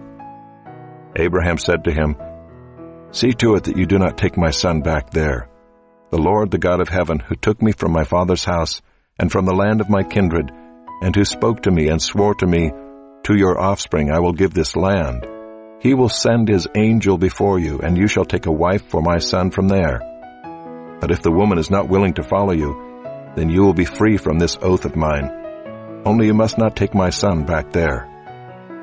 So the servant put his hand under the thigh of Abraham his master, and swore to him concerning this matter. Then the servant took 10 of his master's camels and departed, taking all sorts of choice gifts from his master, and he arose and went to Mesopotamia, to the city of Nahor. And he made the camels kneel down outside the city by the well of water at the time of evening, the time when women go out to draw water. And he said, "O Lord, God of my master Abraham, please grant me success today, and show steadfast love to my master Abraham. Behold, I am standing by the spring of water, and the daughters of the men of the city are coming out to draw water. Let the young woman to whom I shall say, 'Please let down your jar that I may drink,' and who shall say, 'Drink, and I will water your camels,' let her be the one whom you have appointed for your servant Isaac. By this I shall know that you have shown steadfast love to my master." Before he had finished speaking, behold, Rebekah, who was born to Bethuel the son of Milcah, the wife of Nahor, Abraham's brother, came out with her water jar on her shoulder. The young woman was very attractive in appearance, a maiden whom no man had known. She went down to the spring and filled her jar and came up. Then the servant ran to meet her and said, "Please give me a little water to drink from your jar." She said, "Drink, my lord." And she quickly let down her jar upon her hand and gave him a drink. When she had finished giving him a drink, she said, "I will draw water for your camels also until they have finished drinking." So she quickly emptied her jar into the trough and ran again to the well to draw water, and she drew for all his camels. The man gazed at her in silence to learn whether the Lord had prospered his journey or not. When the camels had finished drinking, the man took a gold ring weighing a half shekel and 2 bracelets for her arms weighing 10 gold shekels, and said, "Please tell me whose daughter you are. Is there room in your father's house for us to spend the night?" She said to him, "I am the daughter of Bethuel the son of Milcah, whom she bore to Nahor." She added, "We have plenty of both straw and fodder and room to spend the night." The man bowed his head and worshipped the Lord and said, "Blessed be the Lord, the God of my master Abraham, who has not forsaken his steadfast love and his faithfulness toward my master. As for me, the Lord has led me in the way to the house of my master's kinsman." Then the young woman ran and told her mother's household about these things. Rebekah had a brother whose name was Laban. Laban ran out toward the man to the spring. As soon as he saw the ring and the bracelets on his sister's arms, and heard the words of Rebekah his sister, "Thus the man spoke to me," he went to the man, and behold, he was standing by the camels at the spring. He said, "Come in, O blessed of the Lord. Why do you stand outside? For I have prepared the house and a place for the camels." So the man came to the house and unharnessed the camels, and gave straw and fodder to the camels, and there was water to wash his feet and the feet of the men who were with him. Then food was set before him to eat, but he said, "I will not eat until I have said what I have to say." He said, "Speak on." So he said, "I am Abraham's servant. The Lord has greatly blessed my master, and he has become great. He has given him flocks and herds, silver and gold, male servants and female servants, camels and donkeys. And Sarah, my master's wife, bore a son to my master when she was old, and to him he has given all that he has. My master made me swear, saying, 'You shall not take a wife for my son from the daughters of the Canaanites in whose land I dwell, but you shall go to my father's house and to my clan, and take a wife for my son.' I said to my master, 'Perhaps the woman will not follow me.' But he said to me, 'The Lord before whom I have walked will send his angel with you and prosper your way. You shall take a wife for my son from my clan and from my father's house. Then you will be free from my oath when you come to my clan. And if they will not give her to you, you will be free from my oath.' I came today to the spring and said, 'O Lord, the God of my master Abraham, if now you are prospering the way that I go, behold, I am standing by the spring of water. Let the virgin who comes out to draw water, to whom I shall say, Please give me a little water from your jar to drink, and who will say to me, Drink, and I will draw for your camels also, let her be the woman whom the Lord has appointed for my master's son.' Before I had finished speaking in my heart, behold, Rebekah came out with her water jar on her shoulder, and she went down to the spring and drew water. I said to her, 'Please let me drink.' She quickly let down her jar from her shoulder and said, 'Drink, and I will give your camels drink also.' So I drank, and she gave the camels drink also. Then I asked her, 'Whose daughter are you?' She said, 'The daughter of Bethuel, Nahor's son, whom Milcah bore to him.' So I put the ring on her nose and the bracelets on her arms. Then I bowed my head and worshipped the Lord, and blessed the Lord, the God of my master Abraham, who had led me by the right way to take the daughter of my master's kinsman for his son. Now then, if you are going to show steadfast love and faithfulness to my master, tell me, and if not, tell me, that I may turn to the right hand or to the left." Then Laban and Bethuel answered and said, "The thing has come from the Lord. We cannot speak to you bad or good. Behold, Rebekah is before you. Take her and go, and let her be the wife of your master's son, as the Lord has spoken." When Abraham's servant heard their words, he bowed himself to the earth before the Lord. And the servant brought out jewelry of silver and of gold and garments and gave them to Rebekah. He also gave to her brother and to her mother costly ornaments. And he and the men who were with him ate and drank, and they spent the night there. When they arose in the morning, he said, "Send me away to my master."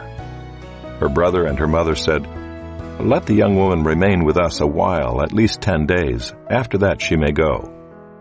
But he said to them, "Do not delay me, since the Lord has prospered my way. Send me away, that I may go to my master." They said, "Let us call the young woman and ask her." And they called Rebekah and said to her, "Will you go with this man?" She said, "I will go." So they sent away Rebekah their sister and her nurse, and Abraham's servant and his men.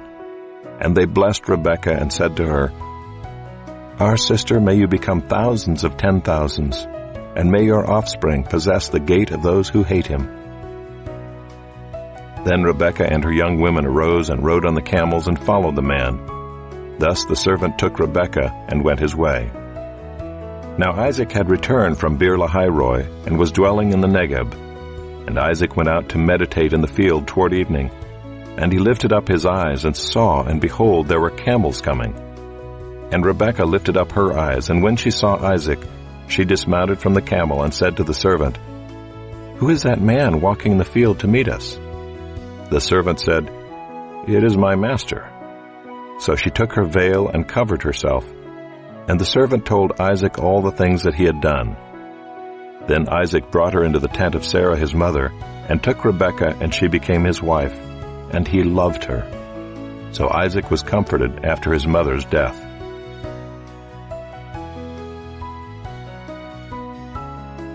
Chapter 25. Abraham took another wife, whose name was Keturah. She bore him Zimram, Jokshan, Medan, Midian, Ishbak, and Shua. Jokshan fathered Sheba and Dedan. The sons of Dedan were Ashuram, Letushim, and Leumim. The sons of Midian were Ephah, Epher, Hanok, Abida, and Eldaah. All these were the children of Keturah. Abraham gave all he had to Isaac. But to the sons of his concubines Abraham gave gifts, and while he was still living he sent them away from his son Isaac eastward to the east country. These are the days of the years of Abraham's life, 175 years. Abraham breathed his last and died in a good old age, an old man and full of years, and was gathered to his people. Isaac and Ishmael his sons buried him in the cave of Machpelah in the field of Ephron the son of Zohar the Hittite, east of Mamre, the field that Abraham purchased from the Hittites. There Abraham was buried with Sarah his wife. After the death of Abraham, God blessed Isaac his son, and Isaac settled at Beer-lahai-roi. These are the generations of Ishmael, Abraham's son, whom Hagar the Egyptian, Sarah's servant, bore to Abraham. These are the names of the sons of Ishmael, named in the order of their birth: Nebaioth, the firstborn of Ishmael, and Kedar, Adbeel, Mibsam, Mishma, Duma, Massa, Hadad, Tema, Jeter, Naphish, and Kedemah. These are the sons of Ishmael, and these are their names, by their villages and by their encampments, 12 princes according to their tribes. These are the years of the life of Ishmael, 137 years. He breathed his last and died and was gathered to his people. They settled from Havilah to Shur, which is opposite Egypt in the direction of Assyria. He settled over against all his kinsmen. These are the generations of Isaac, Abraham's son. Abraham fathered Isaac, and Isaac was 40 years old when he took Rebekah, the daughter of Bethuel the Aramean of Paddan Aram, the sister of Laban the Aramean, to be his wife. And Isaac prayed to the Lord for his wife because she was barren. And the Lord granted his prayer, and Rebekah his wife conceived. The children struggled together within her, and she said, "If it is thus, why is this happening to me?" So she went to inquire of the Lord, and the Lord said to her, "2 nations are in your womb, and 2 peoples from within you shall be divided. The one shall be stronger than the other. The older shall serve the younger." When her days to give birth were completed, behold, there were twins in her womb. The first came out red, all his body like a hairy cloak, so they called his name Esau. Afterward his brother came out with his hand holding Esau's heel, so his name was called Jacob. Isaac was 60 years old when she bore them. When the boys grew up, Esau was a skillful hunter, a man of the field, while Jacob was a quiet man, dwelling in tents. Isaac loved Esau because he ate of his game, but Rebekah loved Jacob. Once when Jacob was cooking stew, Esau came in from the field, and he was exhausted. And Esau said to Jacob, "Let me eat some of that red stew, for I'm exhausted." Therefore his name was called Edom. Jacob said, "Sell me your birthright now." Esau said, "I'm about to die. Of what use is a birthright to me?" Jacob said, "Swear to me now." So he swore to him and sold his birthright to Jacob. Then Jacob gave Esau bread and lentil stew, and he ate and drank and rose and went his way. Thus Esau despised his birthright.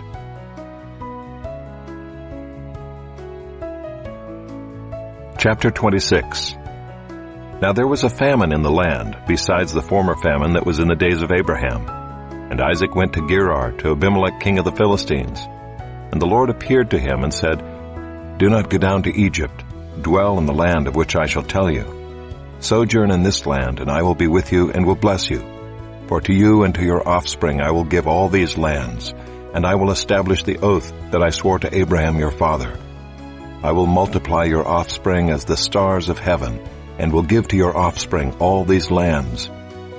And in your offspring all the nations of the earth shall be blessed, because Abraham obeyed my voice and kept my charge, my commandments, my statutes, and my laws." So Isaac settled in Gerar. When the men of the place asked him about his wife, he said, "She is my sister," for he feared to say, "my wife," thinking, lest the men of the place should kill me because of Rebekah, because she was attractive in appearance.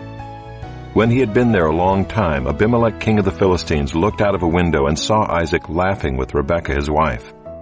So Abimelech called Isaac and said, "Behold, she is your wife. How then could you say, 'She is my sister'?"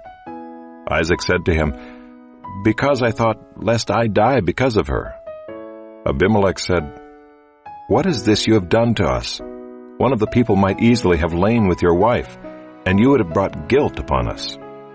So Abimelech warned all the people, saying, "Whoever touches this man or his wife shall surely be put to death."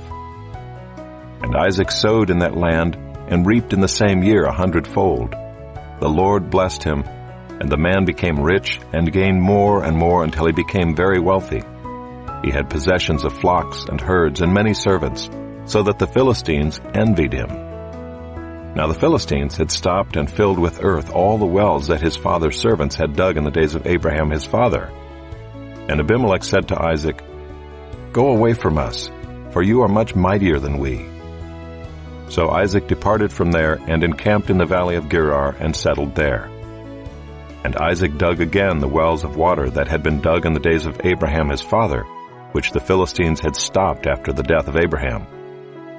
And he gave them the names that his father had given them. But when Isaac's servants dug in the valley and found there a well of spring water, the herdsmen of Gerar quarreled with Isaac's herdsmen, saying, "The water is ours." So he called the name of the well Esek, because they contended with him. Then they dug another well, and they quarreled over that also. So he called its name Sitnah. And he moved from there and dug another well, and they did not quarrel over it. So he called its name Rehoboth, saying, "For now the Lord has made room for us, and we shall be fruitful in the land." From there he went up to Beersheba, and the Lord appeared to him the same night and said, "I am the God of Abraham your father. Fear not, for I am with you and will bless you, and multiply your offspring for my servant Abraham's sake." So he built an altar there and called upon the name of the Lord, and pitched his tent there. And there Isaac's servants dug a well. When Abimelech went to him from Gerar with Ahuzzath his adviser, and Phicol the commander of his army, Isaac said to them, "Why have you come to me, seeing that you hate me and have sent me away from you?" They said, "We see plainly that the Lord has been with you. So we said, Let there be a sworn pact between us, between you and us, and let us make a covenant with you, that you will do us no harm, just as we have not touched you and have done to you nothing but good, and have sent you away in peace. You are now the blessed of the Lord." So he made them a feast, and they ate and drank. In the morning they rose early and exchanged oaths. And Isaac sent them on their way, and they departed from him in peace. That same day Isaac's servants came and told him about the well that they had dug, and said to him, "We have found water." He called it Shibah. Therefore the name of the city is Beersheba to this day. When Esau was 40 years old, he took Judith, the daughter of Beeri the Hittite, to be his wife, and Basemath, the daughter of Elon the Hittite, and they made life bitter for Isaac and Rebekah.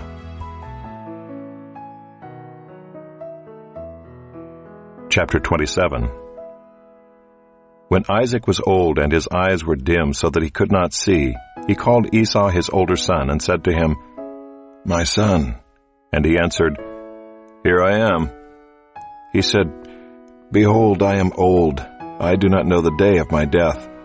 Now then, take your weapons, your quiver, and your bow, and go out to the field and hunt game for me, and prepare for me delicious food such as I love, and bring it to me so that I may eat, that my soul may bless you before I die." Now Rebekah was listening when Isaac spoke to his son Esau. So when Esau went to the field to hunt for game and bring it, Rebekah said to her son Jacob, "I heard your father speak to your brother Esau, 'Bring me game and prepare for me delicious food, that I may eat it and bless you before the Lord before I die.' Now therefore, my son, obey my voice as I command you.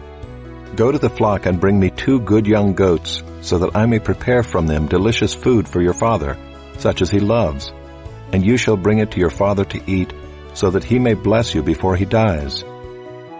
But Jacob said to Rebekah his mother, "Behold, my brother Esau is a hairy man, and I am a smooth man. Perhaps my father will feel me, and I shall seem to be mocking him and bring a curse upon myself and not a blessing." His mother said to him, "Let your curse be on me, my son. Only obey my voice, and go, bring them to me." So he went and took them and brought them to his mother, and his mother prepared delicious food, such as his father loved. Then Rebekah took the best garments of Esau her older son, which were with her in the house, and put them on Jacob her younger son, and the skins of the young goats she put on his hands and on the smooth part of his neck. And she put the delicious food and the bread which she had prepared into the hand of her son Jacob. So he went in to his father and said, "My father." And he said, "Here I am. Who are you, my son?" Jacob said to his father, "I am Esau, your firstborn. I have done as you told me. Now sit up and eat of my game, that your soul may bless me." But Isaac said to his son, "How is it that you have found it so quickly, my son?" He answered, "Because the Lord your God granted me success." Then Isaac said to Jacob, "Please come near, that I may feel you, my son, to know whether you are really my son Esau or not." So Jacob went near to Isaac his father, who felt him, and said, "The voice is Jacob's voice, but the hands are the hands of Esau." And he did not recognize him, because his hands were hairy like his brother Esau's hands. So he blessed him. He said, "Are you really my son Esau?" He answered, "I am." Then he said, "Bring it near to me, that I may eat of my son's game and bless you." So he brought it near to him, and he ate, and he brought him wine, and he drank. Then his father Isaac said to him, "Come near and kiss me, my son." So he came near and kissed him. And Isaac smelled the smell of his garments, and blessed him, and said, "See, the smell of my son is as the smell of a field that the Lord has blessed. May God give you of the dew of heaven, and of the fatness of the earth, and plenty of grain and wine. Let peoples serve you, and nations bow down to you. Be lord over your brothers, and may your mother's sons bow down to you. Cursed be everyone who curses you, and blessed be everyone who blesses you." As soon as Isaac had finished blessing Jacob, when Jacob had scarcely gone out from the presence of Isaac his father, Esau his brother came in from his hunting. He also prepared delicious food and brought it to his father.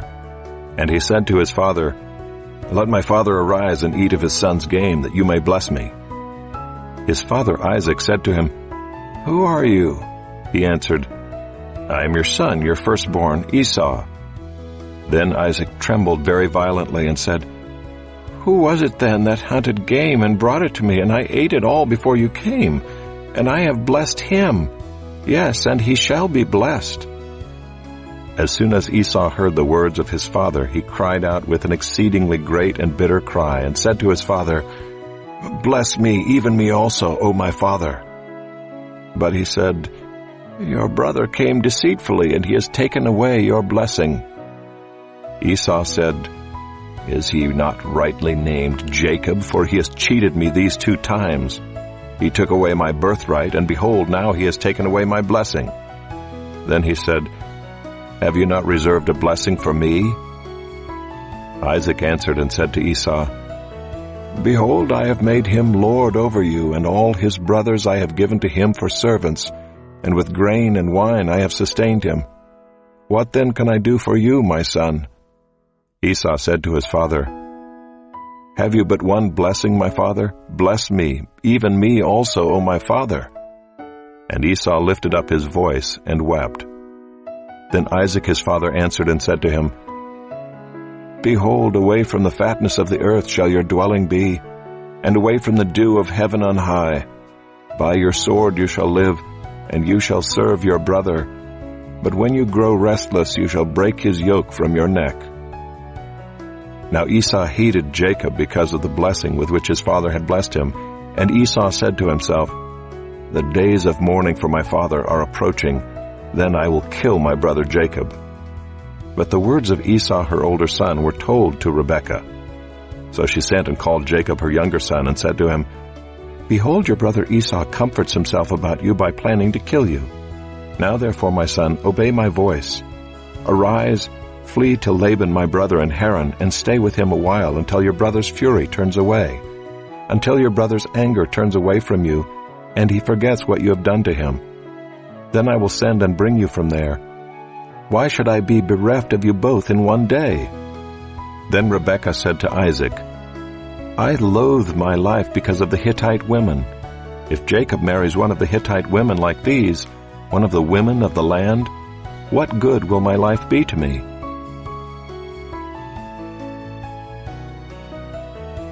Chapter 28. Then Isaac called Jacob and blessed him and directed him, "You must not take a wife from the Canaanite women. Arise, go to Paddan-aram to the house of Bethuel, your mother's father, and take as your wife from there one of the daughters of Laban, your mother's brother. God Almighty bless you and make you fruitful and multiply you, that you may become a company of peoples. May he give the blessing of Abraham to you and to your offspring with you, that you may take possession of the land of your sojournings that God gave to Abraham."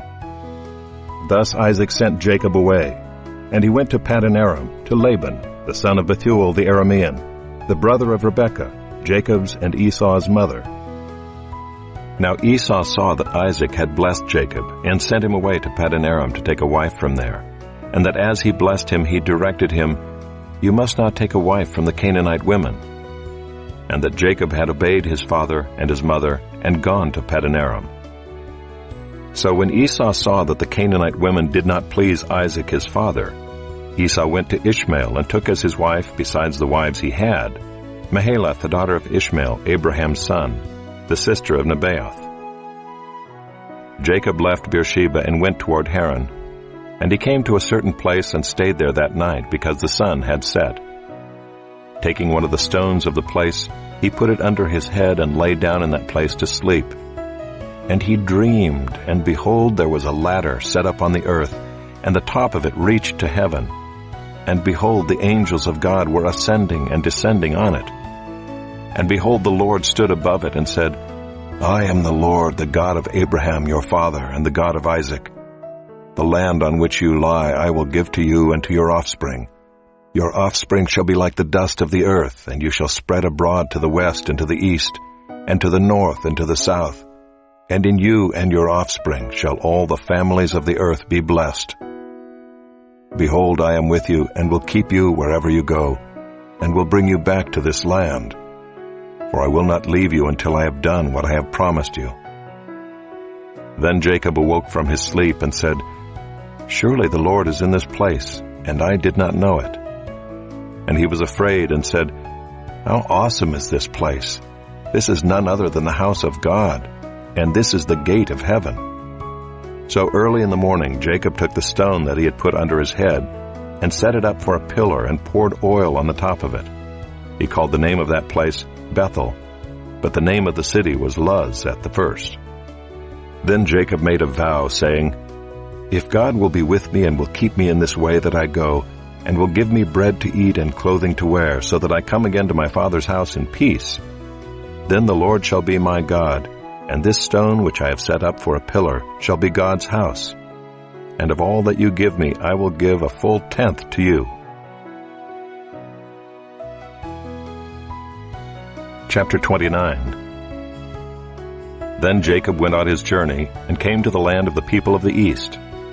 As he looked, he saw a well in the field, and behold, 3 flocks of sheep lying beside it, for out of that well the flocks were watered. The stone on the well's mouth was large, and when all the flocks were gathered there, the shepherds would roll the stone from the mouth of the well, and water the sheep, and put the stone back in its place over the mouth of the well. Jacob said to them, "My brothers, where do you come from?" They said, "We are from Haran." He said to them, "Do you know Laban the son of Nahor?" They said, "We know him." He said to them, "Is it well with him?" They said, "It is well, and see, Rachel his daughter is coming with the sheep." He said, "Behold, it is still high day. It is not time for the livestock to be gathered together. Water the sheep and go, pasture them." But they said, "We cannot until all the flocks are gathered together and the stone is rolled from the mouth of the well. Then we water the sheep." While he was still speaking with them, Rachel came with her father's sheep, for she was a shepherdess. Now as soon as Jacob saw Rachel, the daughter of Laban his mother's brother, and the sheep of Laban his mother's brother, Jacob came near and rolled the stone from the well's mouth, and watered the flock of Laban his mother's brother. Then Jacob kissed Rachel and wept aloud. And Jacob told Rachel that he was her father's kinsman, and that he was Rebekah's son, and she ran and told her father. As soon as Laban heard the news about Jacob, his sister's son, he ran to meet him and embraced him and kissed him and brought him to his house.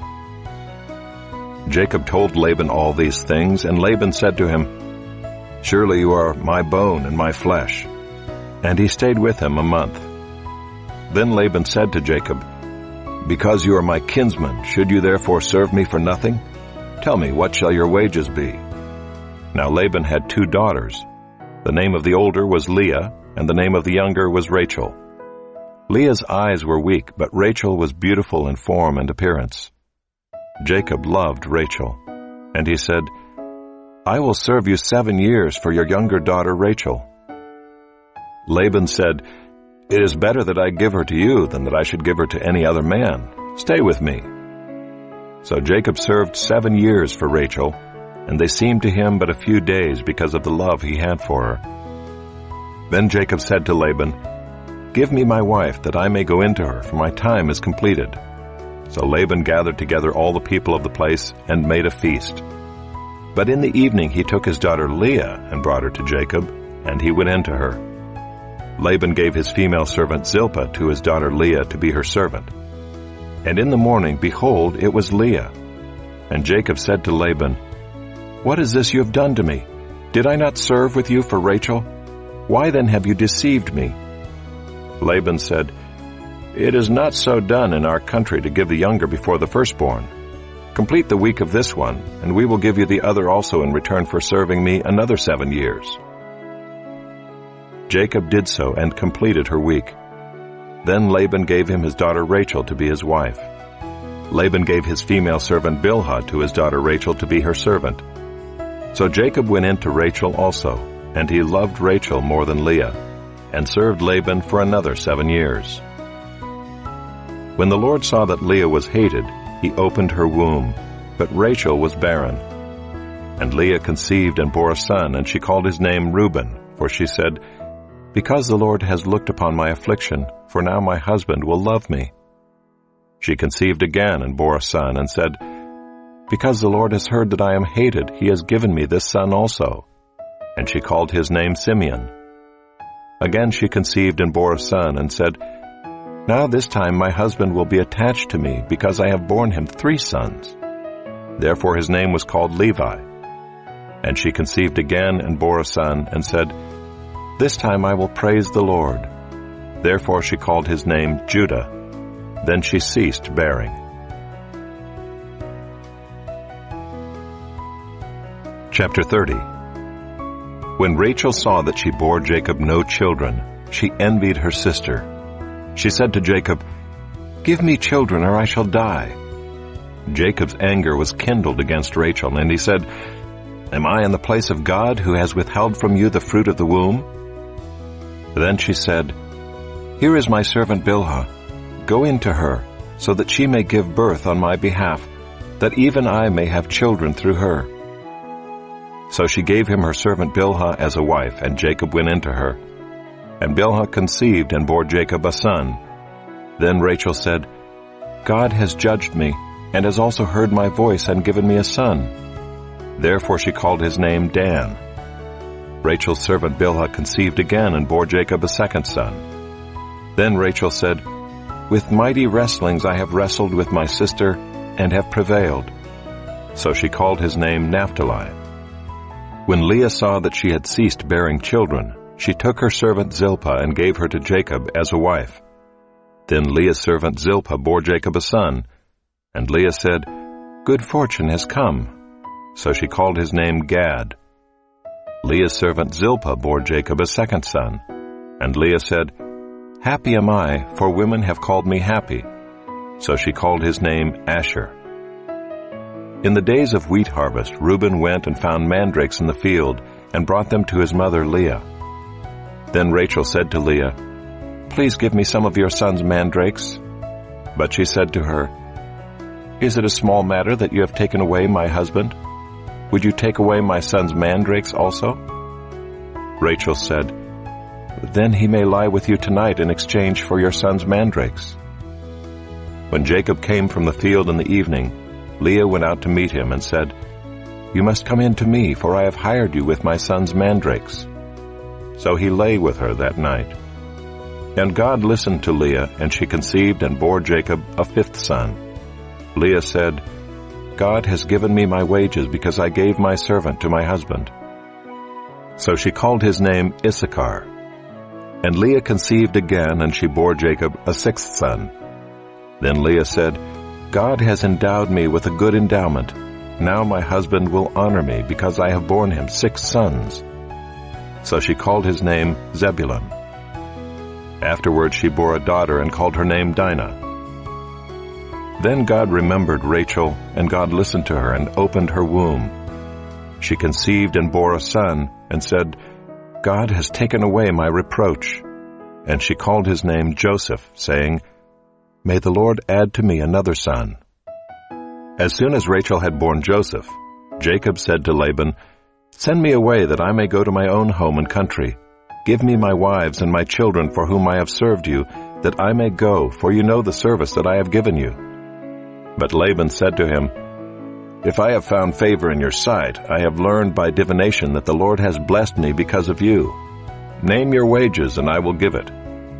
Jacob said to him, "You yourself know how I have served you, and how your livestock has fared with me. For you had little before I came, and it has increased abundantly, and the Lord has blessed you wherever I turned. But now when shall I provide for my own household also?" He said, "What shall I give you?" Jacob said, "You shall not give me anything. If you will do this for me, I will again pasture your flock and keep it. Let me pass through all your flock today, removing from it every speckled and spotted sheep, and every black lamb, and the spotted and speckled among the goats, and they shall be my wages. So my honesty will answer for me later when you come to look into my wages with you. Every one that is not speckled and spotted among the goats and black among the lambs, if found with me, shall be counted stolen." Laban said, "Good, let it be as you have said." But that day Laban removed the male goats that were striped and spotted, and all the female goats that were speckled and spotted, every one that had white on it, and every lamb that was black, and put them in the charge of his sons. And he set a distance of 3 days' journey between himself and Jacob, and Jacob pastured the rest of Laban's flock. Then Jacob took fresh sticks of poplar and almond and plane trees, and peeled white streaks in them, exposing the white of the sticks. He set the sticks that he had peeled in front of the flocks in the troughs, that is, the watering places, where the flocks came to drink. And since they bred when they came to drink, the flocks bred in front of the sticks, and so the flocks brought forth striped, speckled, and spotted. And Jacob separated the lambs and set the faces of the flocks toward the striped and all the black in the flock of Laban. He put his own droves apart and did not put them with Laban's flock. Whenever the stronger of the flock were breeding, Jacob would lay the sticks in the troughs before the eyes of the flock, that they might breed among the sticks. But for the feebler of the flock, he would not lay them there. So the feebler would be Laban's, and the stronger Jacob's. Thus the man increased greatly and had large flocks, female servants and male servants, and camels and donkeys.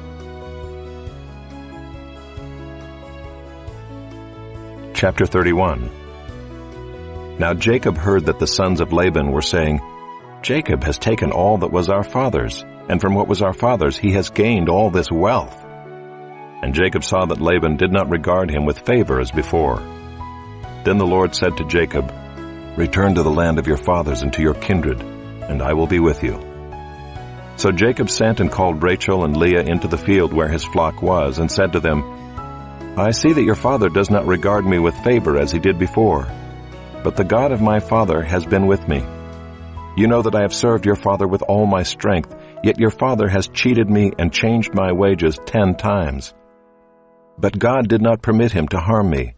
If he said, 'The spotted shall be your wages,' then all the flock bore spotted. And if he said, 'The striped shall be your wages,' then all the flock bore striped. Thus God has taken away the livestock of your father and given them to me. In the breeding season of the flock, I lifted up my eyes and saw in a dream that the goats that mated with the flock were striped, spotted, and mottled.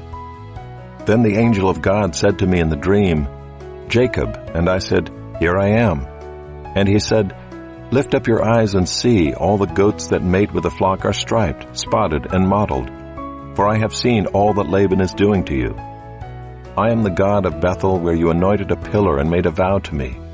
Now arise, go out from this land, and return to the land of your kindred.' Then Rachel and Leah answered and said to him, "Is there any portion or inheritance left to us in our father's house?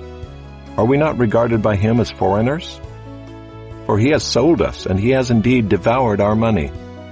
All the wealth that God has taken away from our father belongs to us and to our children. Now then, whatever God has said to you, do." So Jacob arose and set his sons and his wives on camels.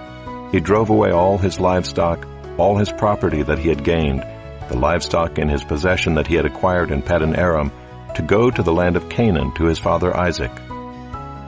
Laban had gone to shear his sheep, and Rachel stole her father's household gods. And Jacob tricked Laban the Aramean by not telling him that he intended to flee. He fled with all that he had and arose and crossed the Euphrates and set his face toward the hill country of Gilead. When it was told Laban on the third day that Jacob had fled, he took his kinsman with him and pursued him for 7 days and followed close after him into the hill country of Gilead. But God came to Laban the Aramean in a dream by night and said to him, "Be careful not to say anything to Jacob, either good or bad." And Laban overtook Jacob. Now Jacob had pitched his tent in the hill country, and Laban with his kinsmen pitched tents in the hill country of Gilead. And Laban said to Jacob, "What have you done that you have tricked me and driven away my daughters like captives of the sword? Why did you flee secretly and trick me and did not tell me, so that I might have sent you away with mirth and songs, with tambourine and lyre? And why did you not permit me to kiss my sons and my daughters farewell? Now you have done foolishly. It is in my power to do you harm. But the God of your father spoke to me last night, saying, 'Be careful not to say anything to Jacob, either good or bad.' And now you have gone away because you longed greatly for your father's house. But why did you steal my gods?" Jacob answered and said to Laban, "Because I was afraid, for I thought that you would take your daughters from me by force. Anyone with whom you find your gods shall not live. In the presence of our kinsmen, point out what I have that is yours, and take it." Now Jacob did not know that Rachel had stolen them. So Laban went into Jacob's tent and into Leah's tent, and into the tent of the 2 female servants, but he did not find them. And he went out of Leah's tent and entered Rachel's. Now Rachel had taken the household gods and put them in the camel's saddle and sat on them. Laban felt all about the tent, but did not find them. And she said to her father, "Let not my lord be angry that I cannot rise before you, for the way of women is upon me." So he searched, but did not find the household gods. Then Jacob became angry and berated Laban.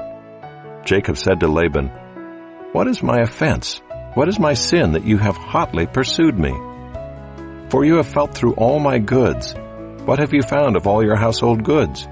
Set it here before my kinsmen and your kinsmen, that they may decide between us two. These 20 years I have been with you. Your ewes and your female goats have not miscarried, and I have not eaten the rams of your flocks. What was torn by wild beasts I did not bring to you. I bore the loss of it myself. From my hand you required it, whether stolen by day or stolen by night. There I was. By day the heat consumed me, and the cold by night, and my sleep fled from my eyes. These 20 years I have been in your house. I served you 14 years for your 2 daughters and 6 years for your flock, and you have changed my wages 10 times. If the God of my father, the God of Abraham and the fear of Isaac, had not been on my side, surely now you would have sent me away empty-handed. God saw my affliction and the labor of my hands and rebuked you last night." Then Laban answered and said to Jacob, "The daughters are my daughters, the children are my children, the flocks are my flocks, and all that you see is mine. But what can I do this day for these my daughters or for their children whom they have borne? Come now, let us make a covenant, you and I, and let it be a witness between you and me." So Jacob took a stone and set it up as a pillar. And Jacob said to his kinsmen, "Gather stones." And they took stones and made a heap, and they ate there by the heap. Laban called it Jegar-sahadutha, but Jacob called it Gilead. Laban said, "This heap is a witness between you and me today." Therefore he named it Gilead and Mizpah, for he said, The Lord watch between you and me when we are out of one another's sight. If you oppress my daughters, or if you take wives besides my daughters, although no one is with us, see, God is witness between you and me." Then Laban said to Jacob, "See this heap and the pillar which I have set between you and me.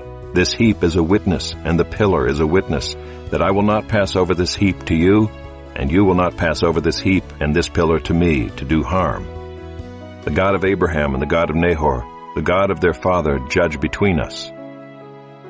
So Jacob swore by the fear of his father Isaac, and Jacob offered a sacrifice in the hill country and called his kinsmen to eat bread. They ate bread and spent the night in the hill country. Early in the morning Laban arose and kissed his grandchildren and his daughters and blessed them. Then Laban departed and returned home.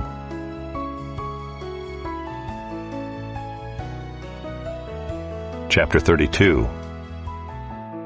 Jacob went on his way, and the angels of God met him. And when Jacob saw them, he said, "This is God's camp." So he called the name of that place Mahanaim. And Jacob sent messengers before him to Esau his brother in the land of Seir, the country of Edom, instructing them, "Thus you shall say to my lord Esau, Thus says your servant Jacob, I have sojourned with Laban, and stayed until now. I have oxen, donkeys, flocks, male servants and female servants.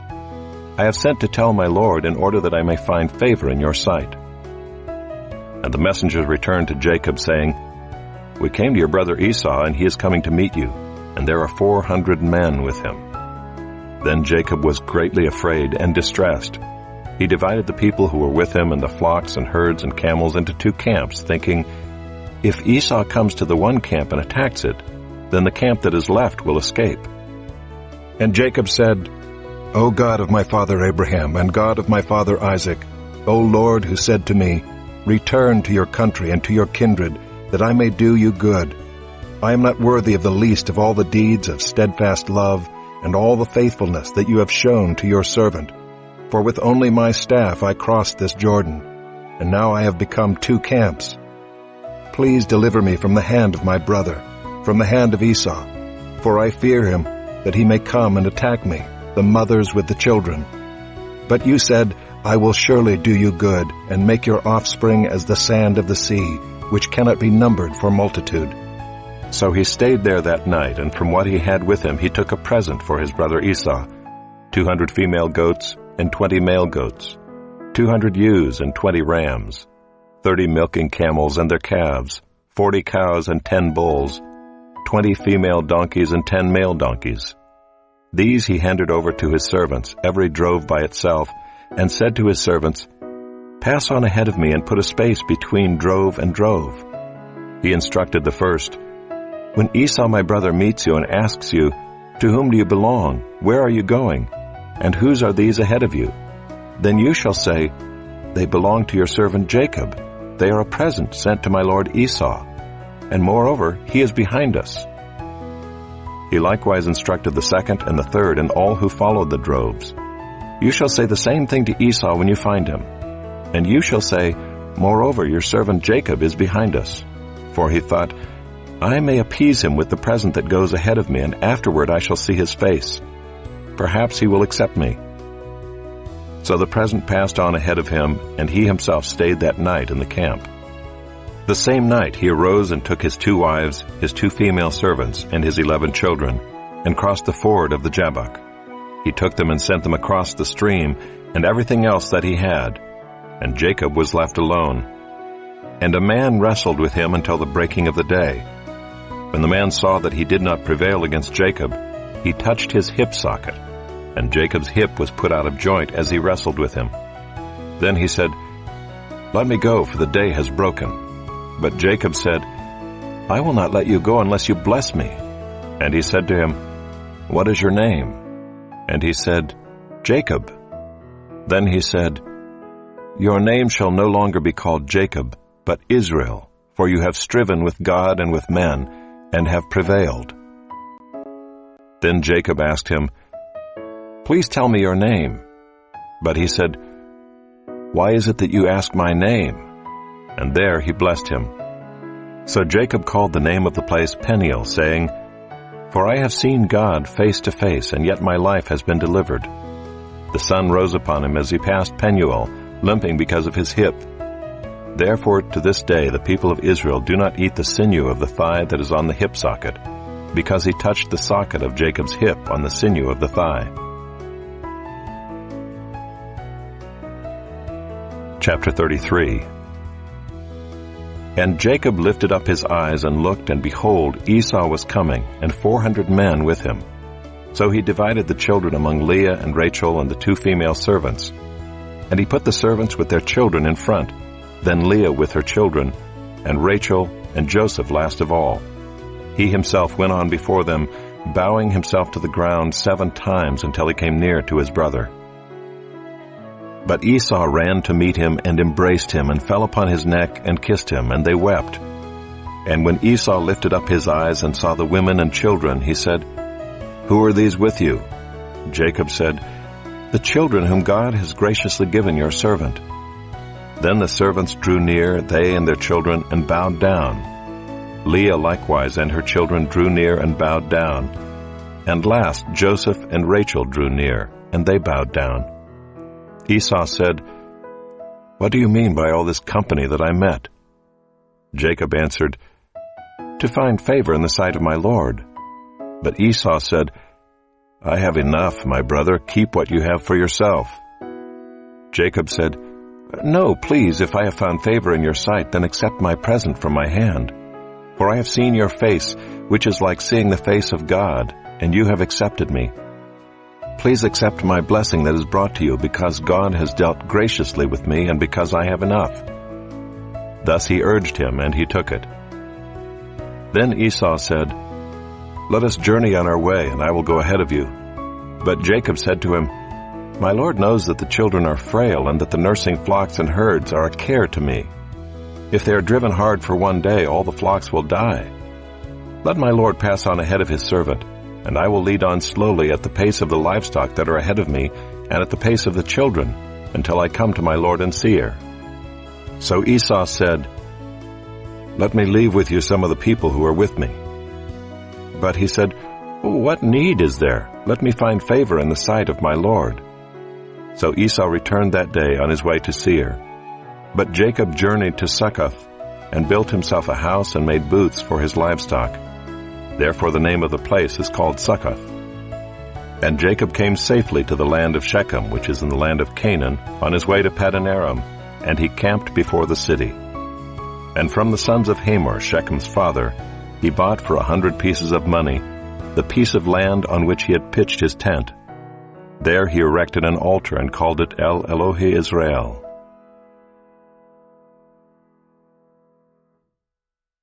Chapter 34. Now Dinah the daughter of Leah, whom she had borne to Jacob, went out to see the women of the land. And when Shechem the son of Hamor the Hivite, the prince of the land, saw her, he seized her and lay with her and humiliated her. And his soul was drawn to Dinah the daughter of Jacob. He loved the young woman and spoke tenderly to her. So Shechem spoke to his father Hamor, saying, "Get me this girl for my wife." Now Jacob heard that he had defiled his daughter Dinah, but his sons were with his livestock in the field, so Jacob held his peace until they came. And Hamor the father of Shechem went out to Jacob to speak with him. The sons of Jacob had come in from the field as soon as they heard of it, and the men were indignant and very angry, because he had done an outrageous thing in Israel by lying with Jacob's daughter, for such a thing must not be done. But Hamor spoke with him, saying, "The soul of my son Shechem longs for your daughter. Please give her to him to be his wife. Make marriages with us. Give your daughters to us, and take our daughters for yourselves. You shall dwell with us, and the land shall be open to you. Dwell and trade in it, and get property in it." Shechem also said to her father and to her brothers, "Let me find favor in your eyes, and whatever you say to me I will give. Ask me for as great a bride price and gift as you will, and I will give whatever you say to me. Only give me the young woman to be my wife." The sons of Jacob answered Shechem and his father Hamor deceitfully, because he had defiled their sister Dinah. They said to them, "We cannot do this thing to give our sister to one who is uncircumcised, for that would be a disgrace to us. Only on this condition will we agree with you, that you will become as we are by every male among you being circumcised. Then we will give our daughters to you, and we will take your daughters to ourselves, and we will dwell with you and become one people. But if you will not listen to us and be circumcised, then we will take our daughter and we will be gone." Their words pleased Hamor and Hamor's son Shechem, and the young man did not delay to do the thing because he delighted in Jacob's daughter. Now he was the most honored of all his father's house. So Hamor and his son Shechem came to the gate of their city and spoke to the men of their city, saying, "These men are at peace with us. Let them dwell in the land and trade in it, for behold, the land is large enough for them. Let us take their daughters as wives, and let us give them our daughters. Only on this condition will the men agree to dwell with us to become one people, when every male among us is circumcised as they are circumcised. Will not their livestock, their property, and all their beasts be ours? Only let us agree with them, and they will dwell with us." And all who went out of the gate of his city listened to Hamor and his son Shechem, and every male was circumcised, all who went out of the gate of his city. On the third day, when they were sore, 2 of the sons of Jacob, Simeon and Levi, Dinah's brothers, took their swords and came against the city while it felt secure, and killed all the males. They killed Hamor and his son Shechem with the sword, and took Dinah out of Shechem's house and went away. The sons of Jacob came upon the slain and plundered the city, because they had defiled their sister. They took their flocks and their herds, their donkeys, and whatever was in the city and in the field, all their wealth, all their little ones and their wives, all that was in the houses they captured and plundered. Then Jacob said to Simeon and Levi, "You have brought trouble on me by making me stink to the inhabitants of the land, the Canaanites and the Perizzites. My numbers are few, and if they gather themselves against me and attack me, I shall be destroyed, both I and my household." But they said, "Should he treat our sister like a prostitute?"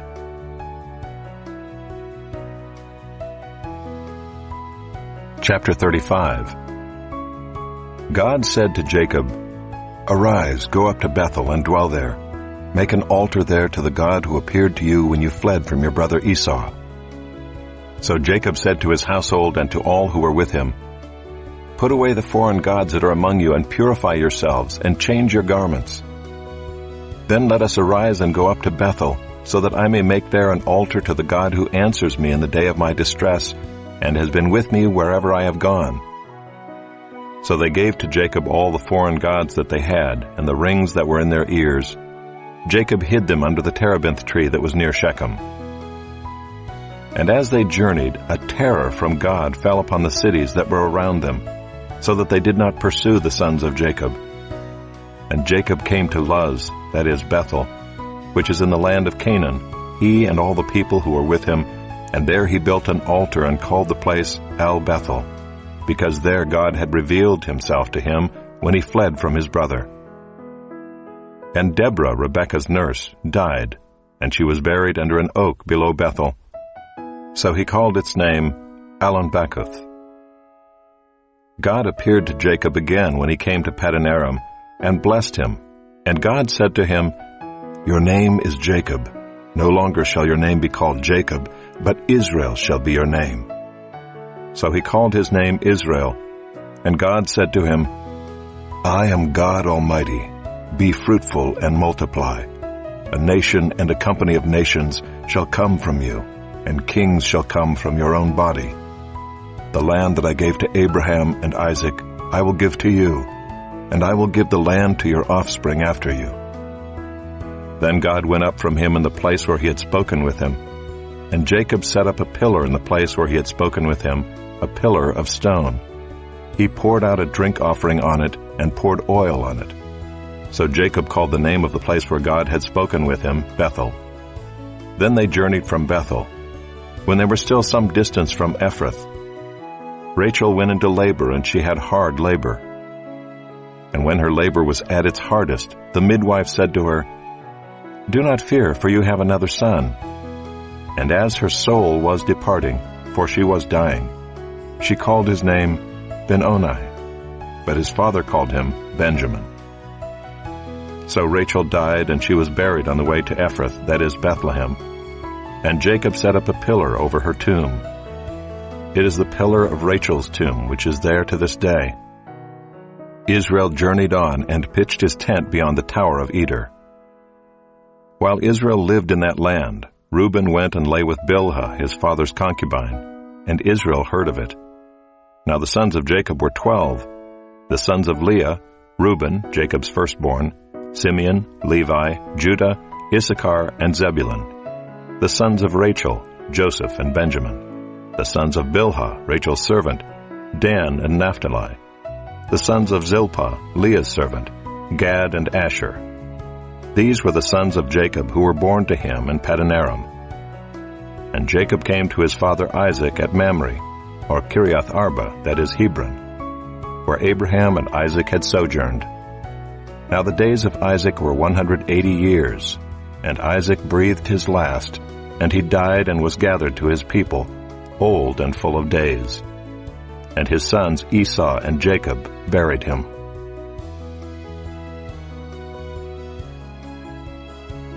Chapter 36. These are the generations of Esau, that is Edom. Esau took his wives from the Canaanites: Ida the daughter of Elon the Hittite, Aholibamah the daughter of Anah the daughter of Zibeon the Hivite, and Basemath, Ishmael's daughter, the sister of Nebaioth. And Ida bore to Esau Eliphaz. Basemath bore Reuel, and Aholibamah bore Jeush, Jalam, and Korah. These are the sons of Esau who were born to him in the land of Canaan. Then Esau took his wives, his sons, his daughters, and all the members of his household, his livestock, all his beasts, and all his property that he had acquired in the land of Canaan. He went into a land away from his brother Jacob, for their possessions were too great for them to dwell together. The land of their sojournings could not support them because of their livestock. So Esau settled in the hill country of Seir. Esau is Edom. These are the generations of Esau, the father of the Edomites in the hill country of Seir. These are the names of Esau's sons: Eliphaz the son of Ida, the wife of Esau, Reuel the son of Basemath, the wife of Esau. The sons of Eliphaz were Teman, Omar, Zepho, Gatam, and Kenaz. Timnah was a concubine of Eliphaz, Esau's son. She bore Amalek to Eliphaz. These are the sons of Ida, Esau's wife. These are the sons of Reuel, Nahath, Zerah, Shammah, and Mizah. These are the sons of Basemath, Esau's wife. These are the sons of Aholibamah, the daughter of Anah, the daughter of Zibeon, Esau's wife. She bore to Esau Jeush, Jalam, and Korah.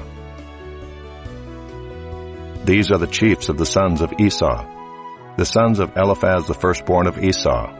The chiefs: Teman, Omar, Zepho, Kenaz, Korah, Gatam, and Amalek.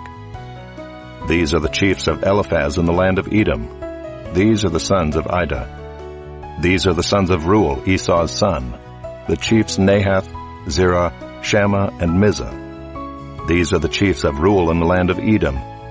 These are the sons of Basemath, Esau's wife. These are the sons of Aholibamah, Esau's wife.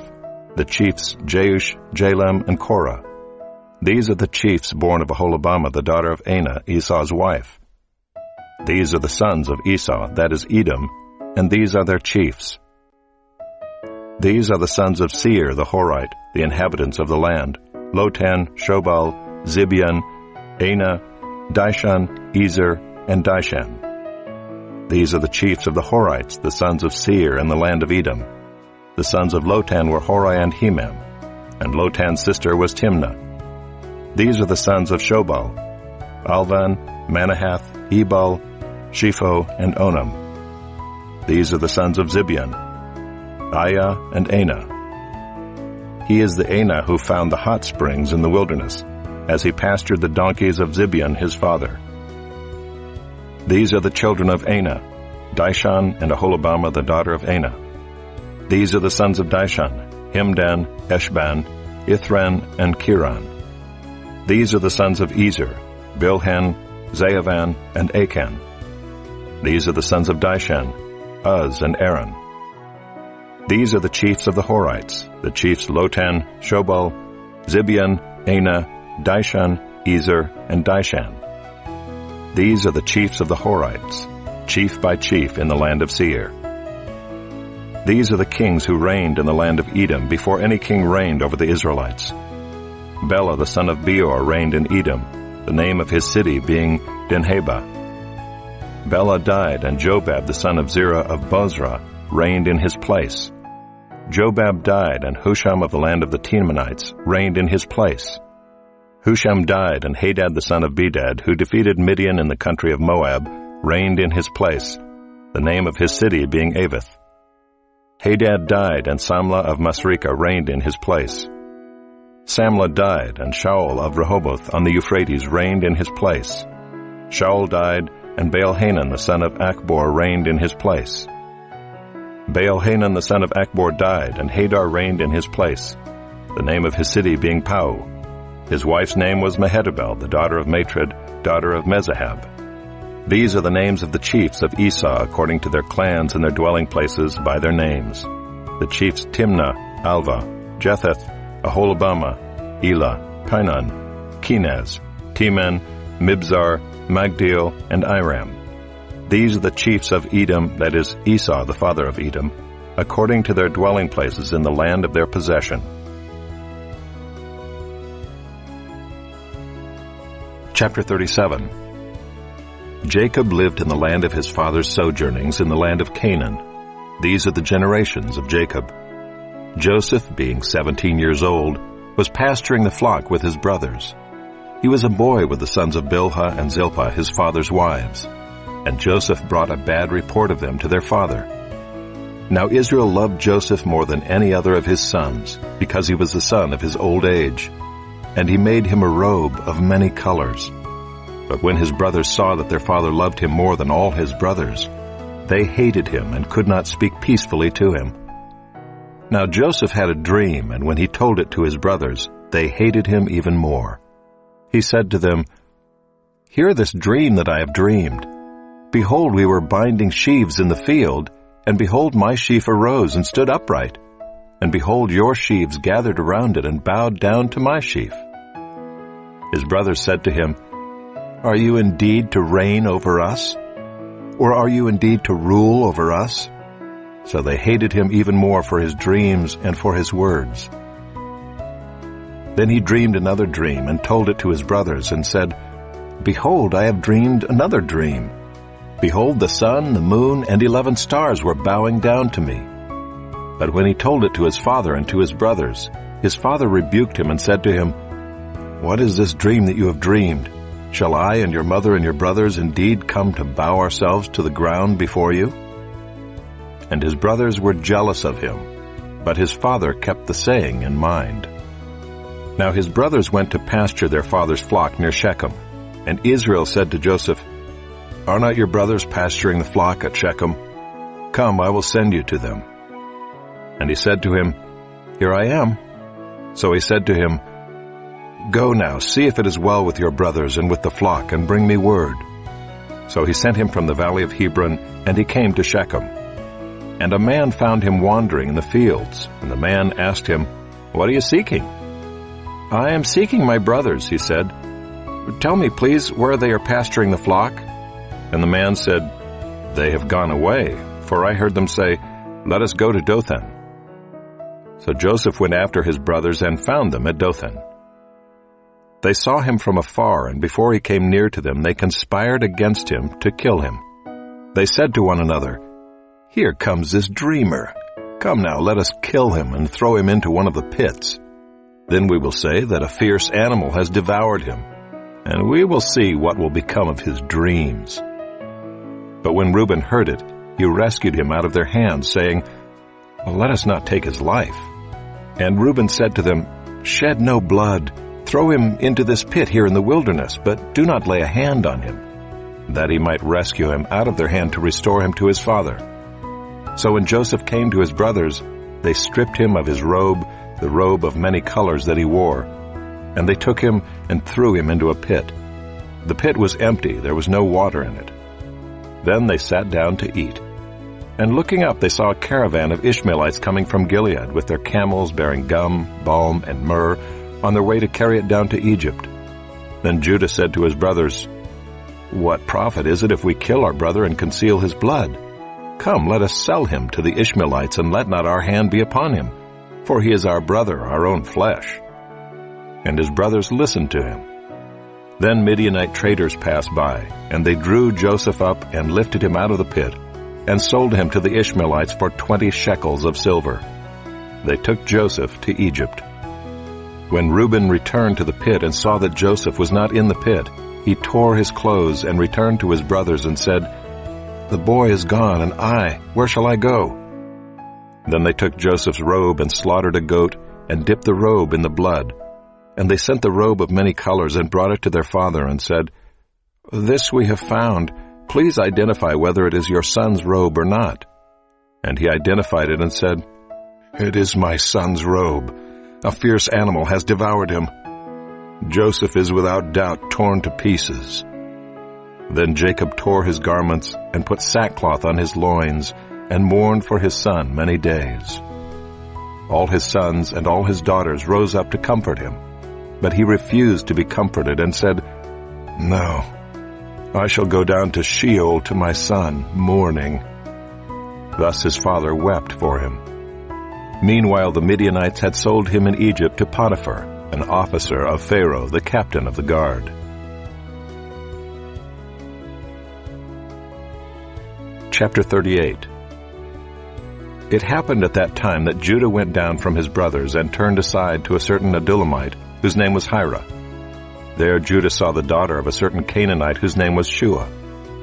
He took her and went into her, and she conceived and bore a son, and he called his name She conceived again and bore a son, and she called his name Onan. Yet again she bore a son, and she called his name Shelah. Judah was in Chezib when she bore him. And Judah took a wife for his firstborn, and her name was Tamar. But Judah's firstborn, was wicked in the sight of the Lord, and the Lord put him to death. Then Judah said to Onan, "Go into your brother's wife and perform the duty of a brother-in-law to her, and raise up offspring for your brother." But Onan knew that the offspring would not be his, so whenever he went into his brother's wife, he would waste the semen on the ground, so as not to give offspring to his brother. And what he did was wicked in the sight of the Lord, and he put him to death also. Then Judah said to Tamar his daughter-in-law, "Remain a widow in your father's house, till Shelah my son grows up," for he feared that he would die like his brothers. So Tamar went and remained in her father's house. In the course of time the wife of Judah, Shua's daughter, died. When Judah was comforted, he went up to Timnah to his sheep shearers, he and his friend Hira the Adullamite. And when Tamar was told, "Your father-in-law is going up to Timnah to shear his sheep," she took off her widow's garments and covered herself with a veil, wrapping herself up, and sat at the entrance to Enaim, which is on the road to Timnah. For she saw that Shelah was grown up, and she had not been given to him in marriage. When Judah saw her, he thought she was a prostitute, for she had covered her face. He turned to her at the roadside and said, "Come, let me come in to you," for he did not know that she was his daughter-in-law. She said, "What will you give me, that you may come in to me?" He answered, "I will send you a young goat from the flock." And she said, "If you give me a pledge until you send it." He said, "What pledge shall I give you?" She replied, "Your signet and your cord and your staff that is in your hand." So he gave them to her and went into her, and she conceived by him.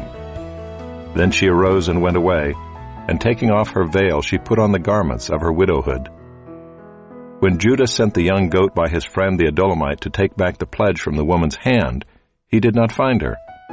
And he asked the men of the place, "Where is the cult prostitute who was at Enaim at the roadside?"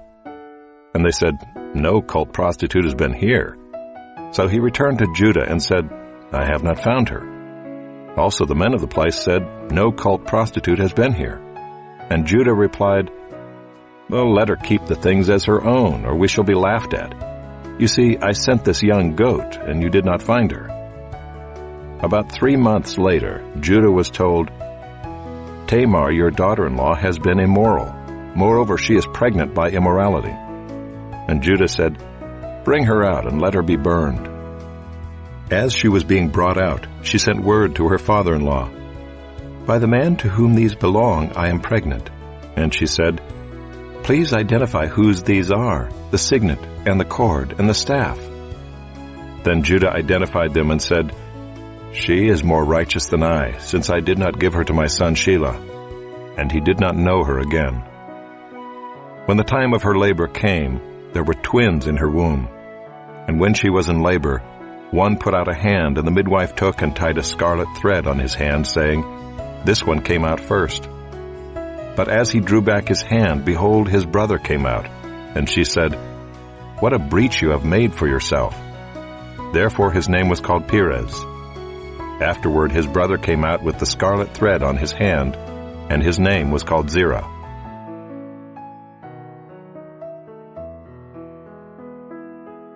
Chapter 39. Now Joseph had been brought down to Egypt, and Potiphar, an officer of Pharaoh, the captain of the guard, an Egyptian, had bought him from the Ishmaelites who had brought him down there. The Lord was with Joseph, and he became a successful man, and he was in the house of his Egyptian master. His master saw that the Lord was with him, and that the Lord caused all that he did to succeed in his hands. So Joseph found favor in his sight and attended him, and he made him overseer of his house, and put him in charge of all that he had. From the time that he made him overseer in his house and over all that he had, the Lord blessed the Egyptian's house for Joseph's sake. The blessing of the Lord was on all that he had, in house and field. So he left all that he had in Joseph's charge, and because of him he had no concern about anything but the food he ate. Now Joseph was handsome in form and appearance. And after a time his master's wife cast her eyes on Joseph and said, "Lie with me." But he refused and said to his master's wife, "Behold, because of me my master has no concern about anything in the house, and he has put everything that he has in my charge. He is not greater in this house than I am, nor has he kept back anything from me except you, because you are his wife. How then can I do this great wickedness and sin against God?" And as she spoke to Joseph day after day, he would not listen to her, to lie beside her, or to be with her. But one day, when he went into the house to do his work, and none of the men of the house was there in the house, she caught him by his garment, saying, "Lie with me." But he left his garment in her hand, and fled and got out of the house. And as soon as she saw that he had left his garment in her hand, and had fled out of the house, she called to the men of her household, and said to them, "See, he has brought among us a Hebrew to laugh at us. He came in to lie with me, and I cried out with a loud voice. And as soon as he heard that I lifted up my voice and cried out, he left his garment beside me and fled and got out of the house."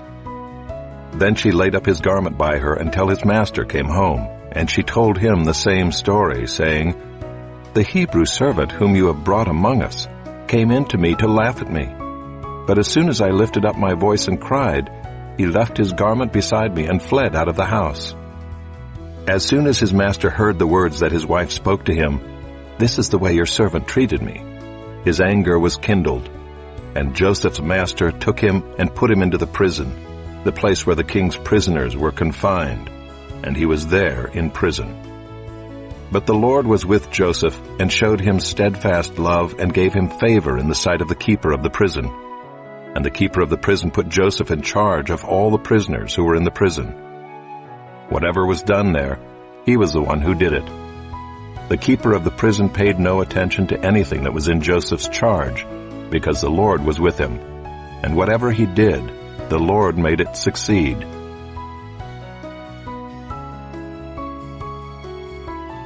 Chapter 40. Sometime after this, the cupbearer of the king of Egypt and his baker committed an offense against their lord the king of Egypt.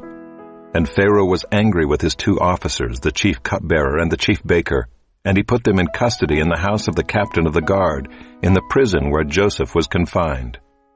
The captain of the guard appointed Joseph to be with him, and he attended them. They continued for some time in custody. And one night they both dreamed, the cupbearer and the baker of the king of Egypt, who were confined in the prison, each his own dream, and each dream with its own interpretation. When Joseph came to them in the morning, he saw that they were troubled. So he asked Pharaoh's officers who were with him in custody in his master's house, "Why are your faces downcast today?" They said to him, "We have had dreams, and there is no one to interpret them." And Joseph said to them, "Do not interpretations belong to God? Please tell them to me." So the chief cupbearer told his dream to Joseph and said to him, "In my dream there was a vine before me, and on the vine there were 3 branches. As soon as it budded, its blossoms shot forth, and the clusters ripened into grapes. Pharaoh's cup was in my hand, and I took the grapes and pressed them into Pharaoh's cup, and placed the cup in Pharaoh's hand." Then Joseph said to him, "This is its interpretation. The 3 branches are 3 days. In 3 days Pharaoh will lift up your head and restore you to your office, and you shall place Pharaoh's cup in his hand as formerly, when you were his cupbearer. Only remember me when it is well with you, and please do me the kindness to mention me to Pharaoh, and so get me out of this house. For I was indeed stolen out of the land of the Hebrews, and here also I have done nothing that they should put me into the pit." When the chief baker saw that the interpretation was favorable, he said to Joseph, "I also had a dream. There were 3 cake baskets on my head, and in the uppermost basket there were all sorts of baked food for Pharaoh, but the birds were eating it out of the basket on my head." And Joseph answered and said, "This is its interpretation. The 3 baskets are 3 days. In 3 days Pharaoh will lift up your head from you and hang you on a tree, and the birds will eat the flesh from you." On the 3rd day, which was Pharaoh's birthday, he made a feast for all his servants, and lifted up the head of the chief cupbearer and the head of the chief baker among his servants. He restored the chief cupbearer to his position, and he placed the cup in Pharaoh's hand. But he hanged the chief baker as Joseph had interpreted to them. Yet the chief cupbearer did not remember Joseph, but forgot him.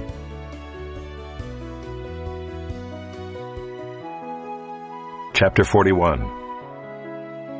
After 2 whole years, Pharaoh dreamed that he was standing by the Nile. And behold, there came up out of the Nile 7 cows attractive and plump, and they fed in the reed grass. And behold, 7 other cows, ugly and thin, came up out of the Nile after them, and stood by the other cows on the bank of the Nile. And the ugly, thin cows ate up the 7 attractive, plump cows. And Pharaoh awoke. And he fell asleep and dreamed a 2nd time. And behold, 7 ears of grain, plump and good, were growing on one stalk.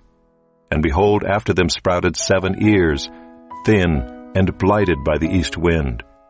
And the thin ears swallowed up the 7 plump, full ears. And Pharaoh awoke, and behold, it was a dream. So in the morning his spirit was troubled, and he sent and called for all the magicians of Egypt and all its wise men. Pharaoh told them his dreams, but there was none who could interpret them to Pharaoh. Then the chief cupbearer said to Pharaoh, "I remember my offenses today. When Pharaoh was angry with his servants and put me and the chief baker in custody in the house of the captain of the guard, we dreamed on the same night, he and I, each having a dream with its own interpretation. A young Hebrew was there with us, a servant of the captain of the guard. When we told him, he interpreted our dreams to us, giving an interpretation to each man according to his dream. And as he interpreted to us, so it came about. I was restored to my office, and the baker was hanged." Then Pharaoh sent and called Joseph, and they quickly brought him out of the pit. And when he had shaved himself and changed his clothes, he came in before Pharaoh. And Pharaoh said to Joseph, "I have had a dream, and there is no one who can interpret it. I have heard it said of you that when you hear a dream, you can interpret it." Joseph answered Pharaoh, "It is not in me. God will give Pharaoh a favorable answer." Then Pharaoh said to Joseph, "Behold, in my dream I was standing on the banks of the Nile. 7 cows, plump and attractive, came up out of the Nile and fed in the reed grass. 7 other cows came up after them, poor and very ugly and thin, such as I had never seen in all the land of Egypt. And the thin, ugly cows ate up the first 7 plump cows. But when they had eaten them, no one would have known that they had eaten them, for they were still as ugly as at the beginning. Then I awoke.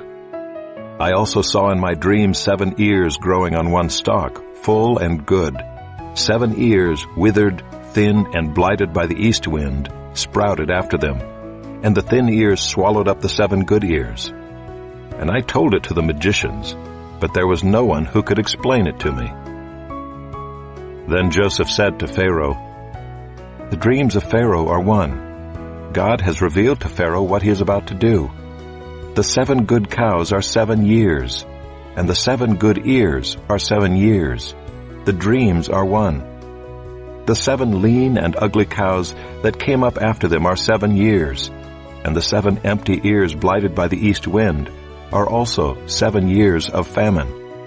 It is as I told Pharaoh. God has shown to Pharaoh what he is about to do.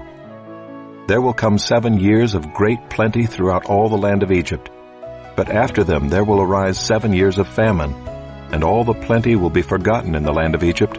The famine will consume the land, and the plenty will be unknown in the land by reason of the famine that will follow, for it will be very severe. And the doubling of Pharaoh's dream means that the thing is fixed by God, and God will shortly bring it about. Now therefore let Pharaoh select a discerning and wise man, and set him over the land of Egypt.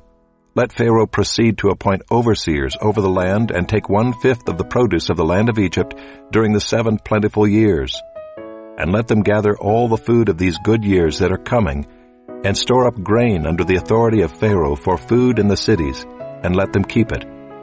That food shall be a reserve for the land against the 7 years of famine that are to occur in the land of Egypt, so that the land may not perish through the famine."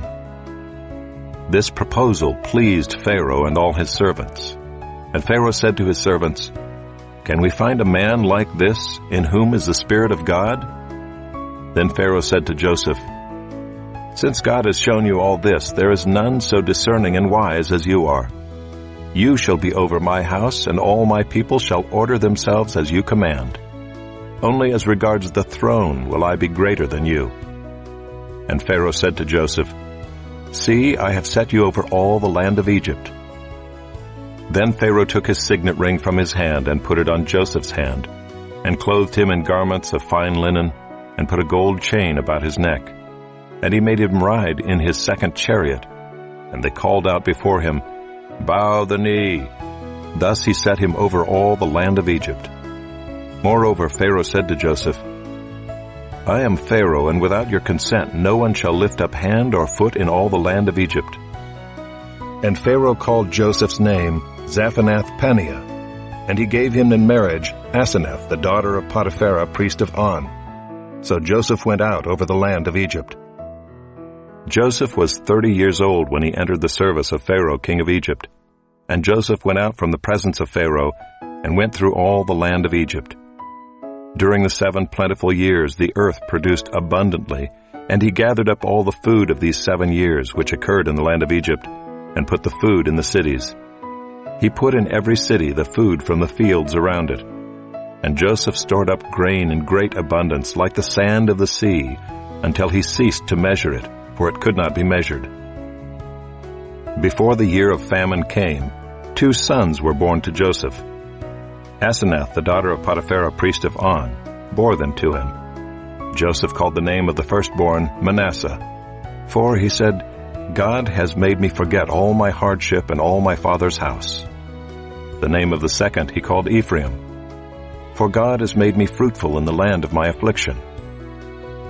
The 7 years of plenty that occurred in the land of Egypt came to an end, and the 7 years of famine began to come, as Joseph had said. There was famine in all lands, but in all the land of Egypt there was bread. When all the land of Egypt was famished, the people cried to Pharaoh for bread. Pharaoh said to all the Egyptians, "Go to Joseph. What he says to you, do." So when the famine had spread over all the land, Joseph opened all the storehouses and sold to the Egyptians, for the famine was severe in the land of Egypt. Moreover, all the earth came to Egypt to Joseph to buy grain, because the famine was severe over all the earth. Chapter 42. When Jacob learned that there was grain for sale in Egypt, he said to his sons, "Why do you look at one another?" And he said, "Behold, I have heard that there is grain for sale in Egypt. Go down and buy grain for us there, that we may live and not die." So 10 of Joseph's brothers went down to buy grain in Egypt. But Jacob did not send Benjamin, Joseph's brother, with his brothers, for he feared that harm might happen to him. Thus the sons of Israel came to buy among the others who came, for the famine was in the land of Canaan. Now Joseph was governor over the land. He was the one who sold to all the people of the land. And Joseph's brothers came and bowed themselves before him with their faces to the ground. Joseph saw his brothers and recognized them, but he treated them like strangers and spoke roughly to them. "Where do you come from?" he said. They said, "From the land of Canaan to buy food." And Joseph recognized his brothers, but they did not recognize him. And Joseph remembered the dreams that he had dreamed of them. And he said to them, "You are spies. You have come to see the nakedness of the land." They said to him, "No, my lord, your servants have come to buy food. We are all sons of one man. We are honest men. Your servants have never been spies." He said to them, "No, it is the nakedness of the land that you have come to see." And they said, "We, your servants, are 12 brothers, the sons of one man in the land of Canaan, and behold, the youngest is this day with our father, and one is no more." But Joseph said to them, "It is as I said to you, you are spies. By this you shall be tested. By the life of Pharaoh you shall not go from this place unless your youngest brother comes here. Send one of you, and let him bring your brother while you remain confined, that your words may be tested, whether there is truth in you. Or else, by the life of Pharaoh, surely you are spies." And he put them all together in custody for 3 days. On the 3rd day Joseph said to them, "Do this and you will live, for I fear God. If you are honest men, let one of your brothers remain confined where you are in custody, and let the rest go and carry grain for the famine of your households. And bring your youngest brother to me. So your words will be verified, and you shall not die." And they did so. Then they said to one another, "In truth, we are guilty concerning our brother, in that we saw the distress of his soul when he begged us and we did not listen. That is why this distress has come upon us." And Reuben answered them, "Did I not tell you not to sin against the boy? But you did not listen. So now there comes a reckoning for his blood."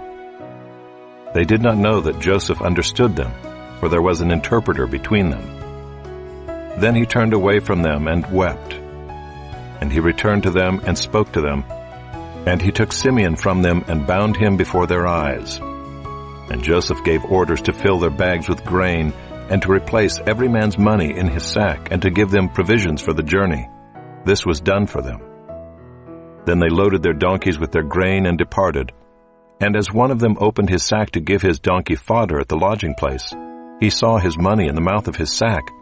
He said to his brothers, "My money has been put back. Here it is in the mouth of my sack." At this their hearts failed them, and they turned trembling to one another, saying, "What is this that God has done to us?"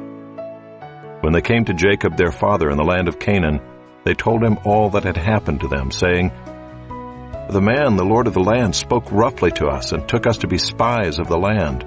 But we said to him, 'We are honest men. We have never been spies. We are 12 brothers, sons of our father. One is no more, and the youngest is this day with our father in the land of Canaan.' Then the man, the lord of the land, said to us, 'By this I shall know that you are honest men. Leave one of your brothers with me and take grain for the famine of your households, and go your way. Bring your youngest brother to me.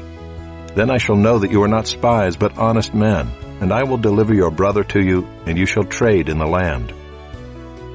As they emptied their sacks, behold, every man's bundle of money was in his sack. And when they and their father saw their bundles of money, they were afraid. My son, and Jacob their father said to them, this video on. "You have bereaved me of my children. Joseph is no more, and Simeon is no more. And now you would take Benjamin. All this has come against me." My son, my Then daughter, Reuben said to his father, this video on. kill Let me my two remind you sons that if I I love do you not bring and him that I back will to never you. leave you. Put him in my hands, Despite and the I will storms, bring him I back will to you. always be there. I gave my But he life said, for you.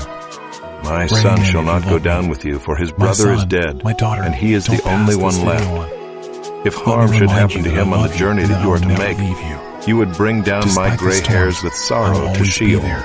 I gave my life for you. Write amen if you love me. My son, my Chapter daughter, 43. don't pass this video on. Let me remind you that Now I the love famine you was and that I will severe never in the leave you. land. And when they had Despite the eaten the storms, grain that they I had will brought always from be there. Egypt, I their gave my father life. said to them, Go again, buy us a little food. But Judah said to him, My son, The my man daughter, solemnly don't warned pass us, this saying, video on. You shall not see my Let me face remind unless you your that I brother love you is with and you. that I will never leave you. If you will send our brother with us, we will go down and buy My you son, food. But if you will not send him, My son, we will not go my down. daughter, For the man don't said to pass us, this video on. You shall not see my Let me face remind unless you your that I brother love is you with you. and that I will never leave you. Israel said, Despite the storms, Why did you I treat will me so always be badly there. as to tell I the gave man my that you life had for another brother? Write amen They if you replied, love me. My The son, man questioned my us daughter, carefully about don't ourselves pass and our this video kindred, on. saying, Is your Let me father remind still you that I alive? love you and that I Do will you have never another leave you. brother? What we Despite told the him was in storms, answer to I these will always be questions. there. I gave my Could life we for in you. any way know that he would say, Bring your brother down? And Judah said to Israel his father, Send the boy with me, and we will arise and go, that we may live and not die, both we and you and also My our little son, ones. my daughter, don't I will be a pass this pledge of video his on. safety. Let From me my remind hand that you I shall love require and that I him. will never leave If you. I do not bring him back to you and Despite set the him before storms, you, I will then always let me be bear there. the blame I gave forever. my life for you. If we had Write not amen if you love delayed, me. we would now My have son, returned my twice. daughter, don't pass this video on. Then their father Let me Israel said to remind them, you that I love you and that If I it will must never be leave so, you. then do this. Despite the storms, Take some of the choice I will fruits always of the be land there. in your bags, and carry a present down to the man, a little balm, My and a son, little honey, my daughter. gum, myrrh, pistachio nuts, and almonds. Take double the money with Yo soy you. profe de infantil. Carry Tenía back with you the money that was returned in the mouth of your sacks. Perhaps it was an oversight. Take also your brother, and arise, go again to the man. May God Almighty grant you mercy before the man, and may he send back your other brother and Benjamin. And as for me, if I am bereaved of my children, I am bereaved. So the men took this present, and they took double the money with them, and Benjamin. They arose and went down to Egypt, and stood before Joseph. Yo soy profe. When Joseph son, saw my Benjamin daughter, with them, don't he said pass to the this steward video of on. his house, Let me remind you that Bring I the love men you into the and I will house, never and leave slaughter you. an animal, and make ready. Despite the storms, For the men are to I will dine with always me at be there. noon. I gave my life for you. The man did as Write Joseph amen if told you him, love me. and brought the men to My Joseph's son, house. my daughter, And the don't men were pass this afraid video because on. they were brought to Joseph's Let me house. remind you that And they I said, love you and that I will never It is leave because you. of the money which was replaced in Despite our the sacks the storms, first I time will always that be we are there. brought in, I gave my life so for that he you. may assault us and Write fall amen upon if us you to love make me. us servants My and son, seize our my donkeys. daughter, don't pass So this they went video up to the on. steward of Joseph's Let me house and remind spoke you with that I him at love the you door of and the that I will house never leave you. and said, Despite Oh, the my Lord, storms, we came down I the will first always time to be buy there. food. I gave my And when we life for came you. to the lodging place, we Write opened our amen if you sacks. love me. And there was each My man's son, money in the my mouth of his daughter, sack, don't pass our this money in video on. full weight. Let me So we have remind brought you it that I again love with you us, and that I will and we never have brought leave you. other money down with us to buy Despite the food. storms, We do I not will know always who be put our there. money in I our gave my sacks. life for you. He replied, Write amen if you love me. Peace to you, My do son, not be afraid. my daughter, Your don't God and pass the this God of your video on. father has put treasure in Let your me sacks remind for you you. that I love you and that I I will received never your leave money. you. Despite Then the he brought storms, Simeon out to them. And when the man had brought the men into Joseph's house and given them water, and they had washed their feet, and when he had given their donkeys fodder, they prepared the present for Joseph's coming at noon, for they heard that they should eat bread there. When Joseph came home, they brought into the house to him the present that they had with them, and bowed down to him to the ground. And he inquired about their welfare and said, Is your father well, the old man of whom you spoke? Is he still alive? They said, Your servant our father is well, he is still alive. And they bowed their heads and prostrated themselves. And he lifted up his eyes and saw his brother Benjamin, his mother's son, and said, Is this your youngest brother of whom you spoke to me? God be gracious to you, my son. Then Joseph hurried out, for his compassion grew warm for his brother, and he sought a place to weep. And he entered his chamber and wept there. Then he washed his face and came out. And controlling himself, he said, Serve the food. They served him by himself, and them by themselves, and the Egyptians who ate with him by themselves, because the Egyptians could not eat with the Hebrews, for that is an abomination to the Egyptians. And they sat before him, the firstborn according to his birthright, and the youngest according to his youth. And the men looked at one another in amazement. Portions were taken to them from Joseph's table, but Benjamin's portion was 5 times as much as any of theirs. And they drank and were merry with him.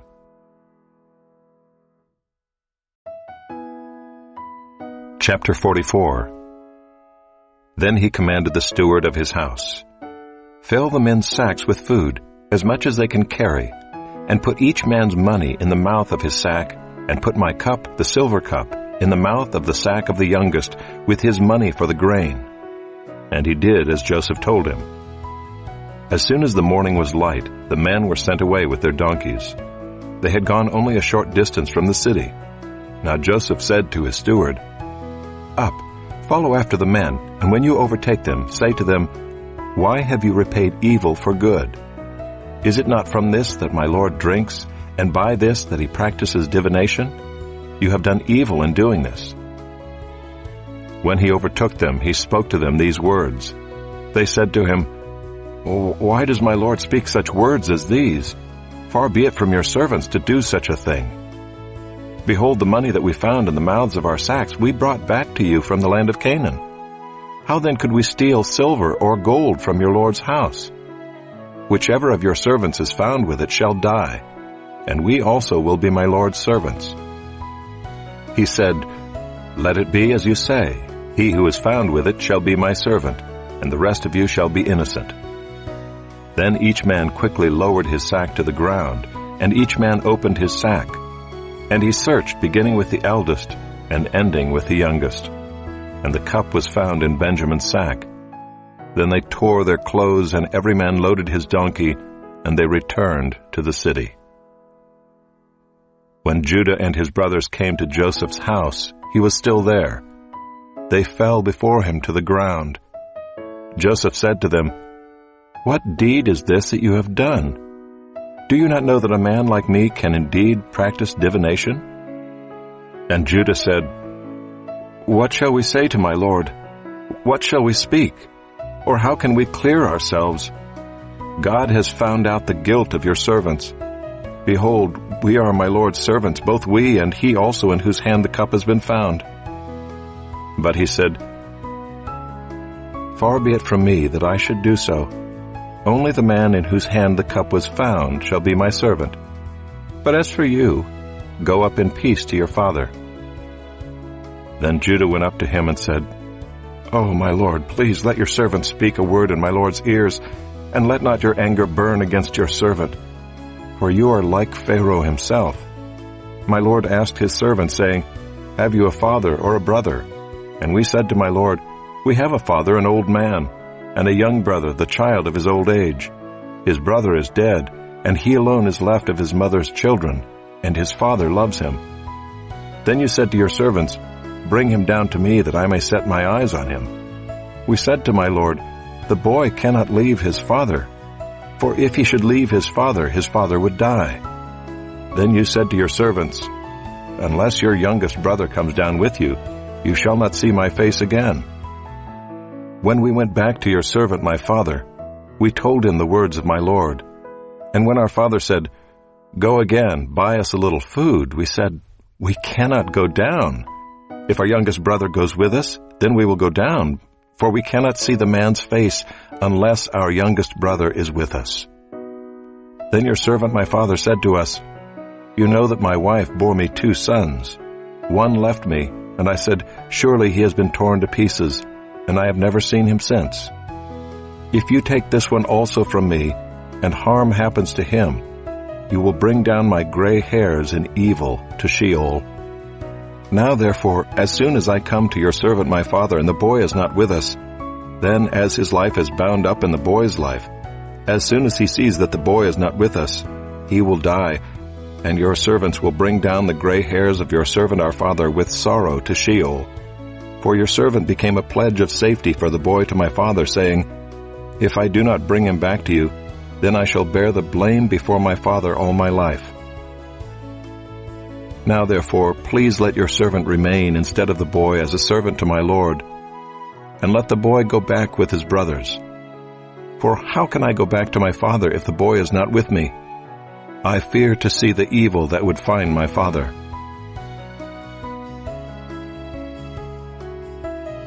Chapter 45.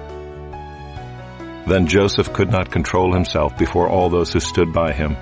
He cried, "Make everyone go out from me."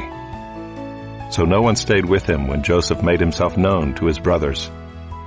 And he wept aloud, so that the Egyptians heard it, and the household of Pharaoh heard it. And Joseph said to his brothers, "I am Joseph. Is my father still alive?" But his brothers could not answer him, for they were dismayed at his presence. So Joseph said to his brothers, "Come near to me, please." And they came near. And he said, "I am your brother, Joseph, whom you sold into Egypt. And now do not be distressed or angry with yourselves because you sold me here, for God sent me before you to preserve life.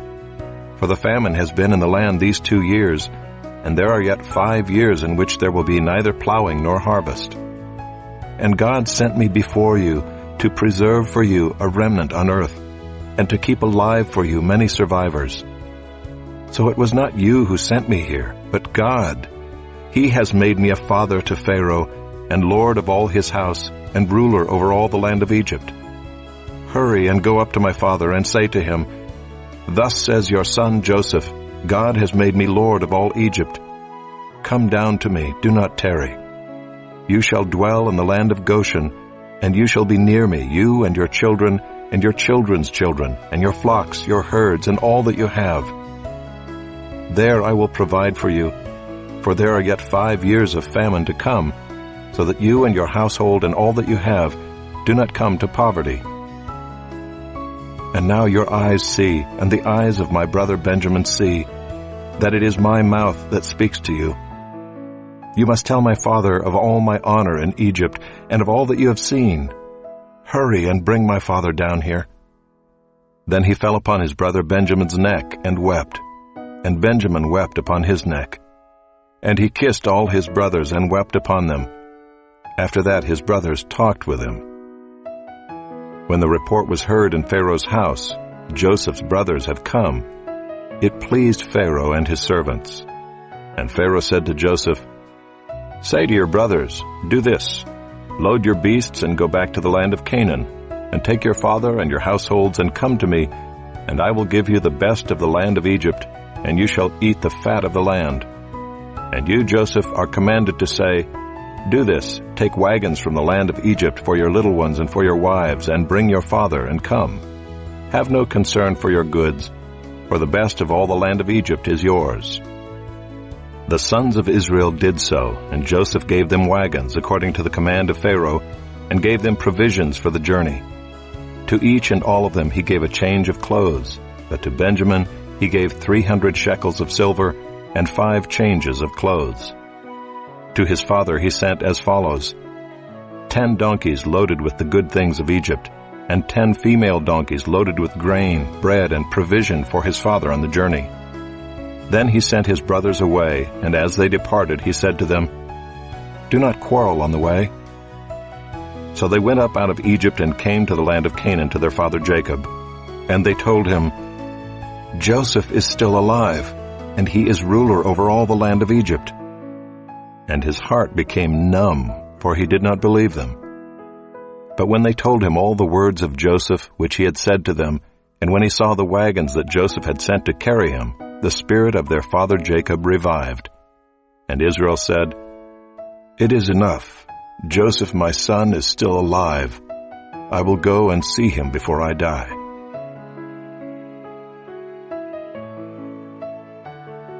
Chapter 46.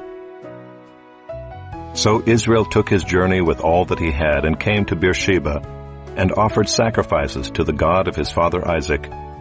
And God spoke to Israel in visions of the night and said, "Jacob, Jacob." And he said, "Here I am." Then he said, "I am God, the God of your father. Do not be afraid to go down to Egypt, for there I will make you into a great nation. I myself will go down with you to Egypt, and I will also bring you up again, and Joseph's hand shall close your eyes." Then Jacob set out from Beersheba. The sons of Israel carried Jacob their father, their little ones, and their wives in the wagons that Pharaoh had sent to carry him. They also took their livestock and their goods which they had gained in the land of Canaan, and came into Egypt, Jacob and all his offspring with him, his sons and his sons' sons with him, his daughters and his sons' daughters. All his offspring he brought with him into Egypt. Now these are the names of the descendants of Israel who came into Egypt, Jacob and his sons: Reuben, Jacob's firstborn, and the sons of Reuben, Hanok, Palu, Hezron, and Carmi. The sons of Simeon, Jemuel, Jamin, Ohad, Jachin, Zohar, and Shaul, the son of a Canaanite woman. The sons of Levi, Gershon, Kohath, and Merari. The sons of Judah, Onan, Shelah, Perez, and Zerah. But and Onan died in the land of Canaan. And the sons of Perez were Hezron and Hamul. The sons of Issachar, Tola, Puvah, Yob, and Shimron. The sons of Zebulun, Sirad, Elon, and Jaliel. These are the sons of Leah, whom she bore to Jacob in Paddan Aram, together with his daughter Dinah. Altogether his sons and his daughters numbered 33.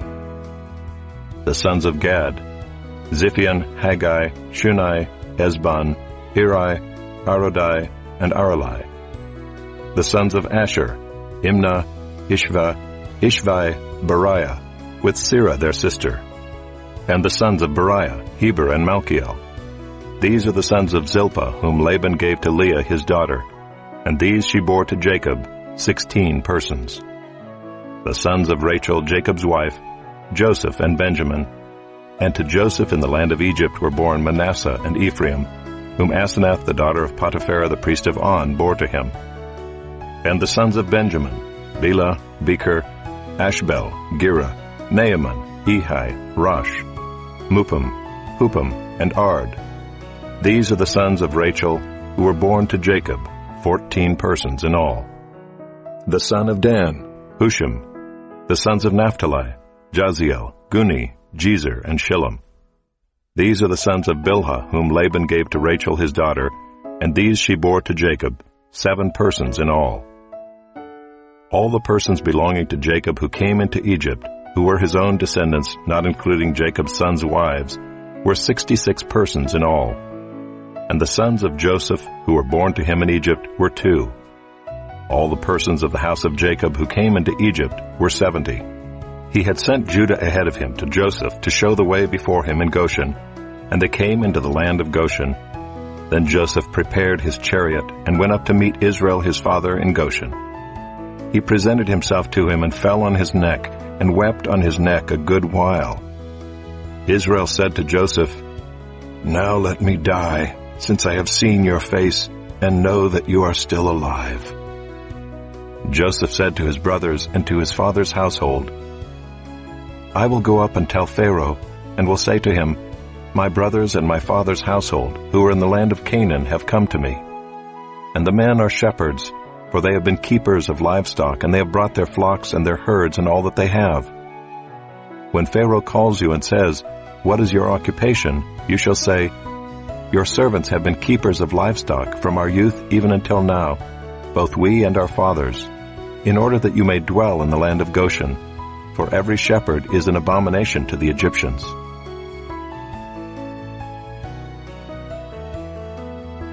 Chapter 47. So Joseph went in and told Pharaoh, "My father and my brothers, with their flocks and herds and all that they possess, have come from the land of Canaan. They are now in the land of Goshen." And from among his brothers he took 5 men and presented them to Pharaoh. Pharaoh said to his brothers, "What is your occupation?" And they said to Pharaoh, "Your servants are shepherds, as our fathers were." They said to Pharaoh, "We have come to sojourn in the land, for there is no pasture for your servants' flocks, for the famine is severe in the land of Canaan. And now please let your servants dwell in the land of Goshen." Then Pharaoh said to Joseph, "Your father and your brothers have come to you. The land of Egypt is before you. Settle your father and your brothers in the best of the land. Let them settle in the land of Goshen. And if you know any able men among them, put them in charge of my livestock." Then Joseph brought in Jacob his father and stood him before Pharaoh. And Jacob blessed Pharaoh. And Pharaoh said to Jacob, "How many are the days of the years of your life?" And Jacob said to Pharaoh, "The days of the years of my sojourning are 130 years. Few and evil have been the days of the years of my life, and they have not attained to the days of the years of the life of my fathers in the days of their sojourning."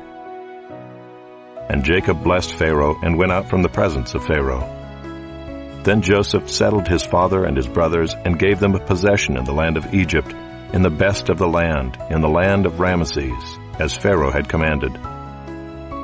And Joseph provided his father, his brothers, and all his father's household with food, according to the number of their dependents.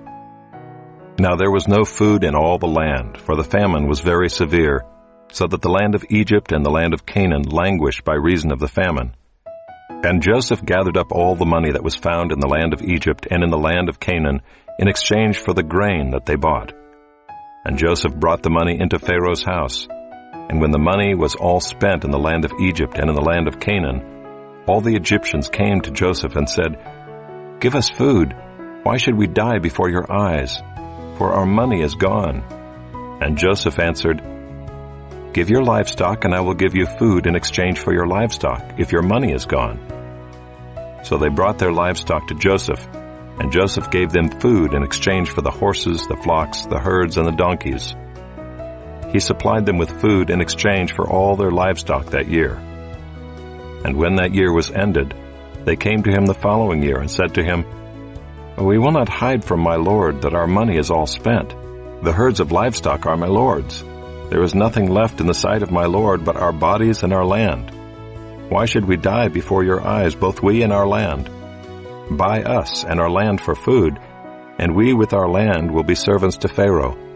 And give us seed that we may live and not die, and that the land may not be desolate."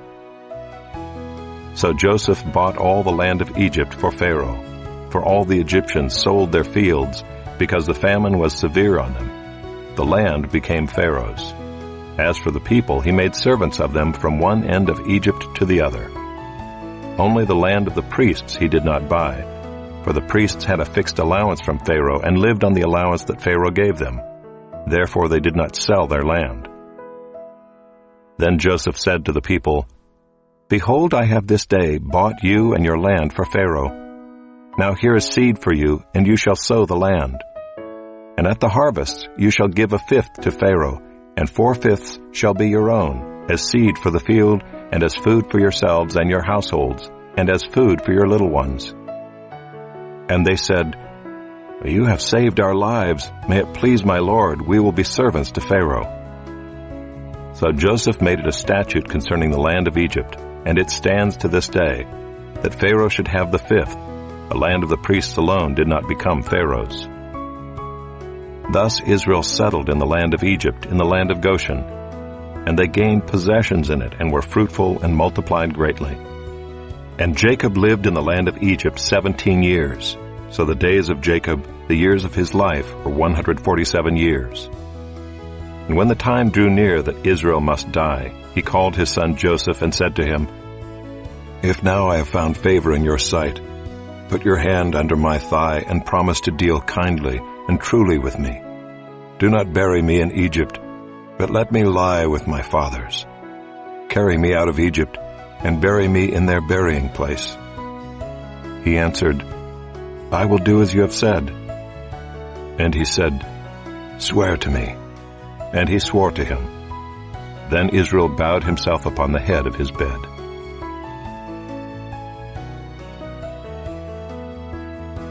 Chapter 48.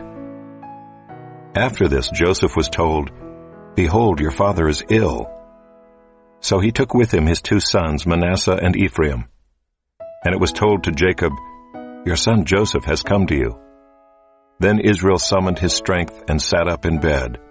And Jacob said to Joseph, "God Almighty appeared to me at Luz in the land of Canaan and blessed me and said to me, Behold, I will make you fruitful and multiply you, and I will make of you a company of peoples, and will give this land to your offspring after you for an everlasting possession. And now your two sons, who were born to you in the land of Egypt before I came to you in Egypt, are mine. Your two sons, Ephraim, who were born to you in the land of Egypt, as Reuben and Simeon are. And the children that you fathered after them shall be yours. They shall be called by the name of their brothers in their inheritance. As for me, when I came from Paddan, to my sorrow Rachel died in the land of Canaan on the way, when there was still some distance to go to Ephraim, and I buried her there on the way to Ephraim, that is Bethlehem. My child, I know it's not When always Israel easy to saw be Joseph's kind, sons, he especially said, when others hurt you. Who are these? But love is Joseph said to his father, "They are my sons, whom God has given me here." And he said, "Bring them to me, please, that I may bless them." Now the eyes of Israel were dim with age, so that he could not see. So Joseph brought them near him, and he kissed them and embraced them. And Israel said to Joseph, "I never expected to see your face, and behold, God has let me see your offspring also." Then Joseph removed them from his knees, and he bowed himself with his face to the earth. And Joseph took them both, Ephraim in his right hand toward Israel's left hand, and Manasseh in his left hand toward Israel's right hand, and brought them near him. And Israel stretched out his right hand and laid it on the head of Ephraim, who was the younger, and his left hand on the head of Manasseh, crossing his hands, for Manasseh was the firstborn. And he blessed Joseph and said, "The God before whom my fathers Abraham and Isaac walked, the God who has been my shepherd all my life long to this day, the angel who has redeemed me from all evil, bless the boys, and in them let my name be carried on in the name of my fathers Abraham and Isaac, and let them grow into a multitude in the midst of the earth." When Joseph saw that his father laid his right hand on the head of Ephraim, it displeased him, and he took his father's hand to move it from Ephraim's head to Manasseh's head. And Joseph said to his father, "Not this way, my father, since this one is the firstborn. Put your right hand on his head." But his father refused and said, "I know, my son, I know. He also shall become a people, and he also shall be great. Nevertheless, his younger brother shall be greater than he, and his offspring shall become a multitude of nations." So he blessed them that day, saying, "By you Israel will pronounce blessing, saying, God make you as Ephraim and as Manasseh." Thus he put Ephraim before Manasseh. Then Israel said to Joseph, "Behold, I am about to die, but God will be with you and will bring you again to the land of your fathers. Moreover, I have given to you, rather than to your brothers, one mountain slope that I took from the hand of the Amorites with my sword and with my bow."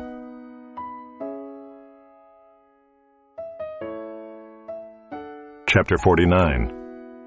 Then Jacob called his sons and said, "Gather yourselves together, that I may tell you what shall happen to you in days to come. Assemble and listen, O sons of Jacob. Listen to Israel, your father.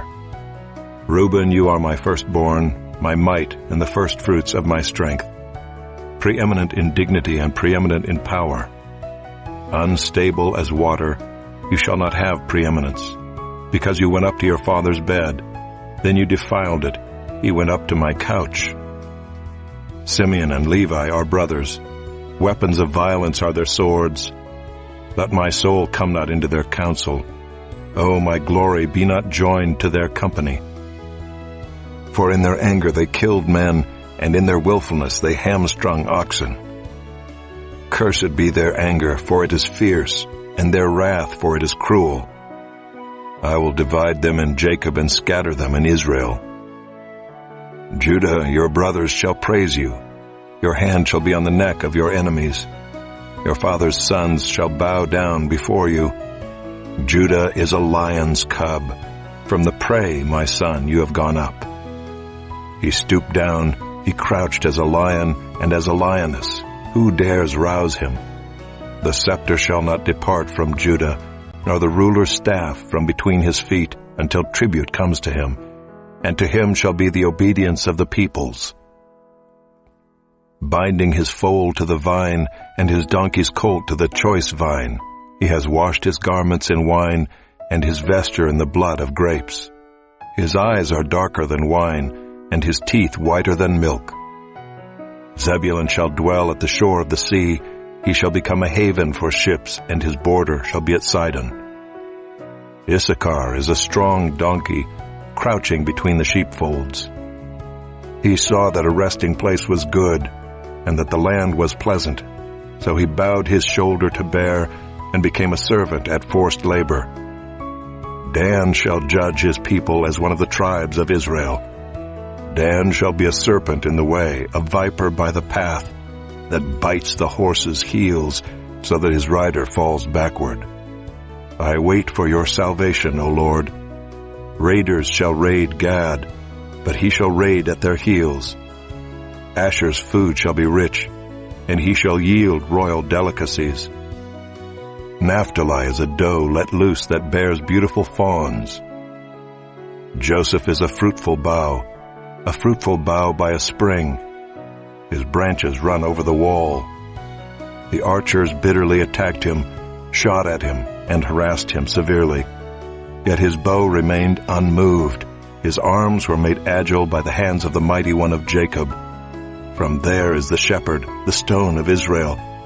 By the God of your father who will help you, by the Almighty who will bless you with blessings of heaven above, blessings of the deep that crouches beneath, blessings of the breasts and of the womb.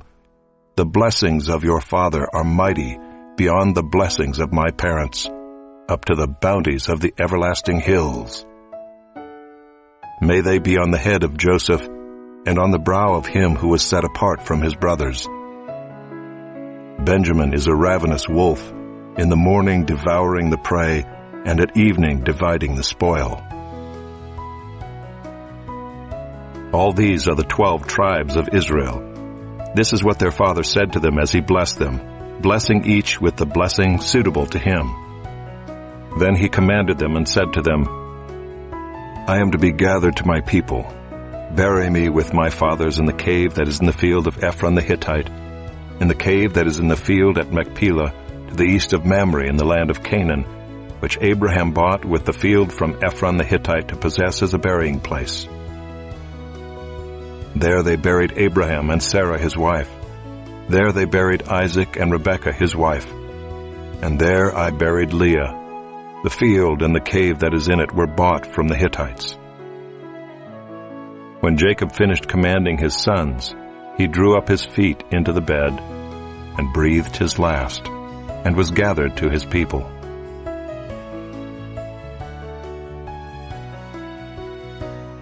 Chapter 50. Then Joseph fell on his father's face, and wept over him and kissed him. And Joseph commanded his servants, the physicians, to embalm his father. So the physicians embalmed Israel. 40 days were required for it, for that is how many are required for embalming. And the Egyptians wept for him 70 days. And when the days of weeping for him were past, Joseph spoke to the household of Pharaoh, saying, If now I have found favor in your eyes, please speak in the ears of Pharaoh, saying, My father made me swear, saying, I am about to die. In my tomb that I hewed out for myself in the land of Canaan, there shall you bury me. Now therefore let me please go up and bury my father, then I will return. And Pharaoh answered, Go up and bury your father as he made you swear. So Joseph went up to bury his father. With him went up all the servants of Pharaoh, the elders of his household, and all the elders of the land of Egypt, as well as all the household of Joseph, his brothers, and his father's household. Only their children, their flocks, and their herds were left in the land of Goshen. And there went up with him both chariots and horsemen. It was a very great company. When they came to the threshing floor of Atad, which is beyond the Jordan, they lamented there with a very great and grievous lamentation. And he made a mourning for his father 7 days.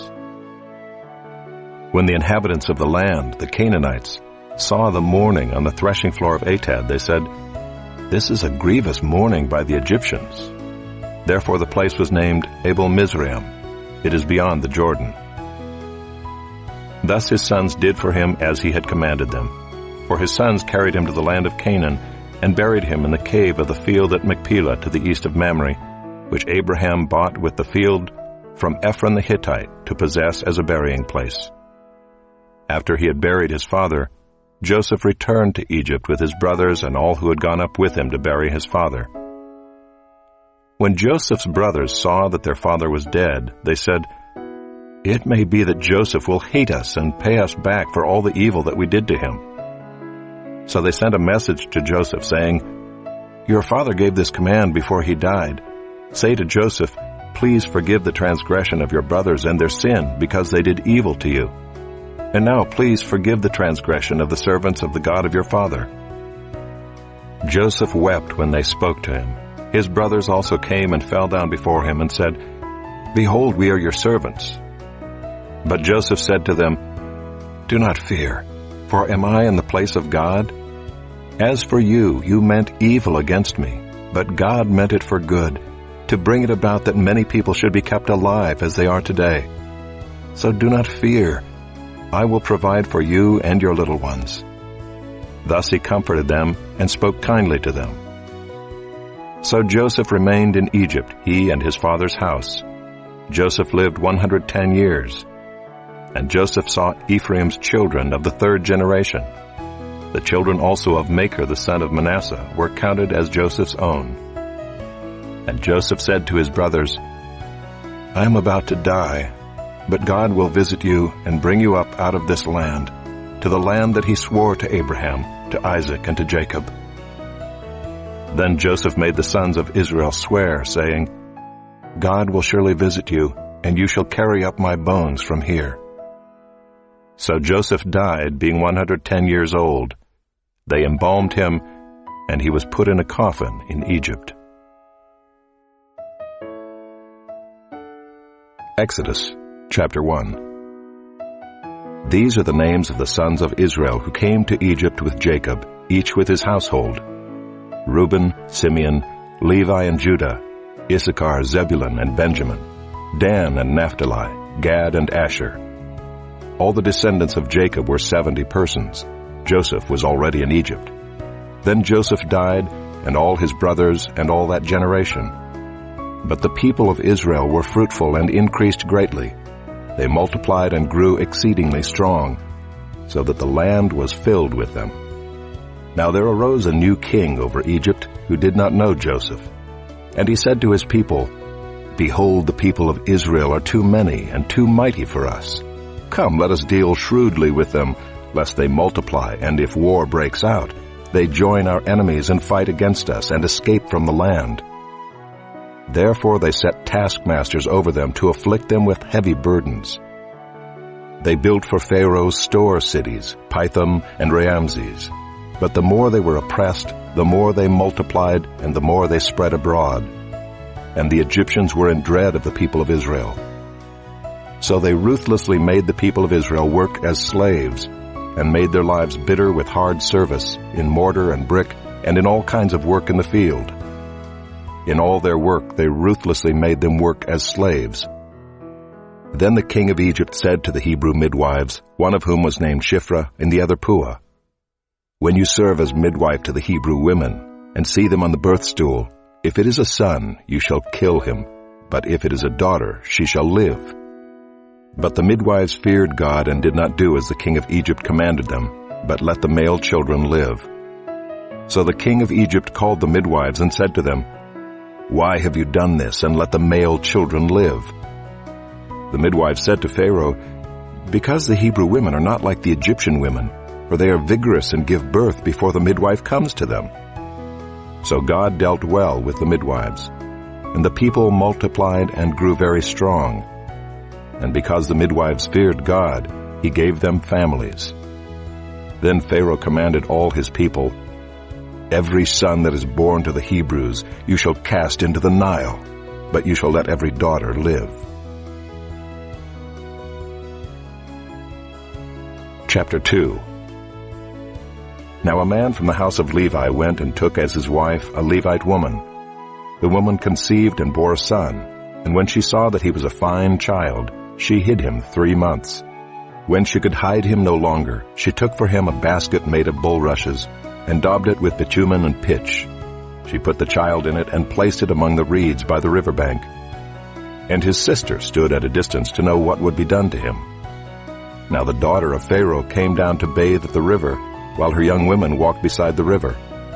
She saw the basket among the reeds, and sent her servant woman, and she took it. When she opened it, she saw the child, and behold, the baby was crying. She took pity on him and said, "This is one of the Hebrews' children." Then his sister said to Pharaoh's daughter, "Shall I go and call you a nurse from the Hebrew women to nurse the child for you?" And Pharaoh's daughter said to her, "Go." So the girl went and called the child's mother. And Pharaoh's daughter said to her, "Take this child away and nurse him for me, and I will give you your wages." So the woman took the child and nursed him. When the child grew older, she brought him to Pharaoh's daughter, and he became her son. She named him Moses, because, she said, I drew him out of the water. One day when Moses had grown up, he went out to his people and looked on their burdens, and he saw an Egyptian beating a Hebrew, one of his people. He looked this way and that, and seeing no one, he struck down the Egyptian and hid him in the sand. When he went out the next day, behold, 2 Hebrews were struggling together. And he said to the man in the wrong, "Why do you strike your companion?" He answered, "Who made you a prince and a judge over us? Do you mean to kill me as you killed the Egyptian?" Then Moses was afraid and thought, "Surely the thing is known." When Pharaoh heard of it, he sought to kill Moses. But Moses fled from Pharaoh and stayed in the land of Midian, and he sat down by a well. Now the priest of Midian had 7 daughters, and they came and drew water and filled the troughs to water their father's flock. The shepherds came and drove them away, but Moses stood up and saved them and watered their flock. When they came home to their father Reuel, he said, "How is it that you have come home so soon today?" They said, "An Egyptian delivered us out of the hand of the shepherds, and even drew water for us, and watered the flock." He said to his daughters, "Then where is he? Why have you left the man? Call him that he may eat bread." And Moses was content to dwell with the man, and he gave Moses his daughter Zipporah. She gave birth to a son, and he called his name Gershom, for he said, "I have been a sojourner in a foreign land." During those many days the king of Egypt died, and the people of Israel groaned because of their slavery and cried out for help. Their cry for rescue from slavery came up to God. And God heard their groaning, and God remembered his covenant with Abraham, with Isaac, and with Jacob. God saw the people of Israel, and God knew. Chapter 3. Now Moses was keeping the flock of his father-in-law Jethro, the priest of Midian, and he led his flock to the west side of the wilderness and came to Horeb, the mountain of God. And the angel of the Lord appeared to him in a flame of fire out of the midst of a bush. He looked, and behold, the bush was burning, yet it was not consumed. And Moses said, "I will turn aside to see this great sight, why the bush is not burned." When the Lord saw that he turned aside to see, God called to him out of the bush, "Moses, Moses." And he said, "Here I am." Then he said, "Do not come near. Take your sandals off your feet, for the place on which you are standing is holy ground."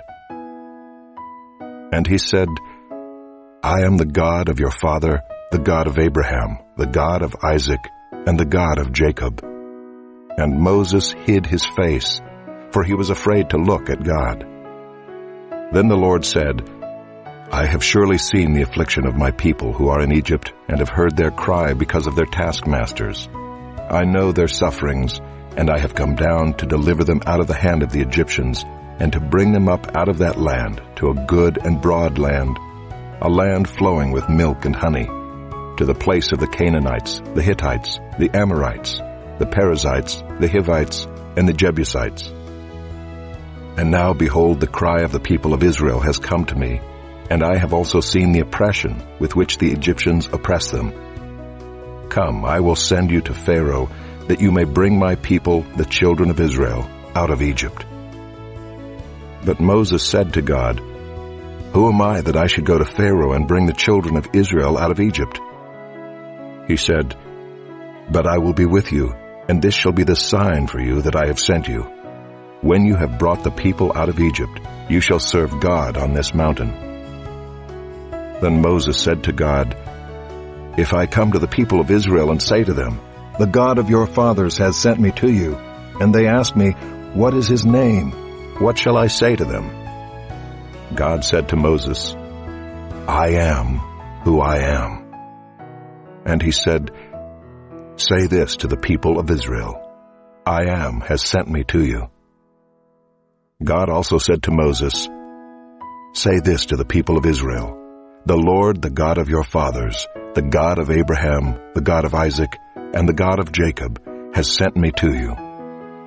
This is my name forever, and thus I am to be remembered throughout all generations.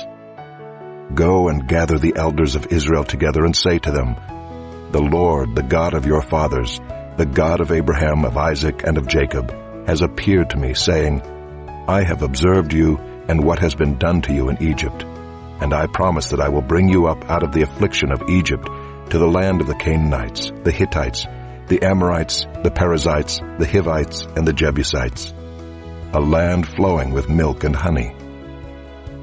And they will listen to your voice, and you and the elders of Israel shall go to the king of Egypt and say to him, The Lord, the God of the Hebrews, has met with us, and now please let us go a 3 days' journey into the wilderness, that we may sacrifice to the Lord our God. But I know that the king of Egypt will not let you go unless compelled by a mighty hand. So I will stretch out my hand and strike Egypt with all the wonders that I will do in it. After that, he will let you go. And I will give this people favor in the sight of the Egyptians, and when you go, you shall not go empty, but each woman shall ask of her neighbor, and any woman who lives in her house, for silver and gold jewelry, and for clothing. You shall put them on your sons and on your daughters. So shall you plunder the Egyptians. Chapter 4. Then Moses answered, But behold, they will not believe me or listen to my voice, for they will say, The Lord did not appear to you. The Lord said to him, What is that in your hand? He said, A staff. And he said, Throw it on the ground. So he threw it on the ground, and it became a serpent, and Moses ran from it. But the Lord said to Moses, Put out your hand and catch it by the tail. So he put out his hand and caught it, and it became a staff in his hand. That they may believe that the Lord, the God of their fathers, the God of Abraham, the God of Isaac, and the God of Jacob, has appeared to you. Again the Lord said to him, Put your hand inside your cloak. And he put his hand inside his cloak, and when he took it out, behold, his hand was leprous like snow. Then God said, Put your hand back inside your cloak. So he put his hand back inside his cloak, and when he took it out, behold, it was restored like the rest of his flesh. If they will not believe you, God said, or listen to the first sign, they may believe the latter sign. If they will not believe even these 2 signs, or listen to your voice, you shall take some water from the Nile, and pour it on the dry ground, and the water that you shall take from the Nile will become blood on the dry ground. But Moses said to the Lord, O my Lord, I am not eloquent, either in the past or since you have spoken to your servant, but I am slow of speech and of tongue. Then the Lord said to him, Who has made man's mouth? Who makes him mute or deaf or seeing or blind? Is it not I, the Lord? Now therefore go, and I will be with your mouth and teach you what you shall speak.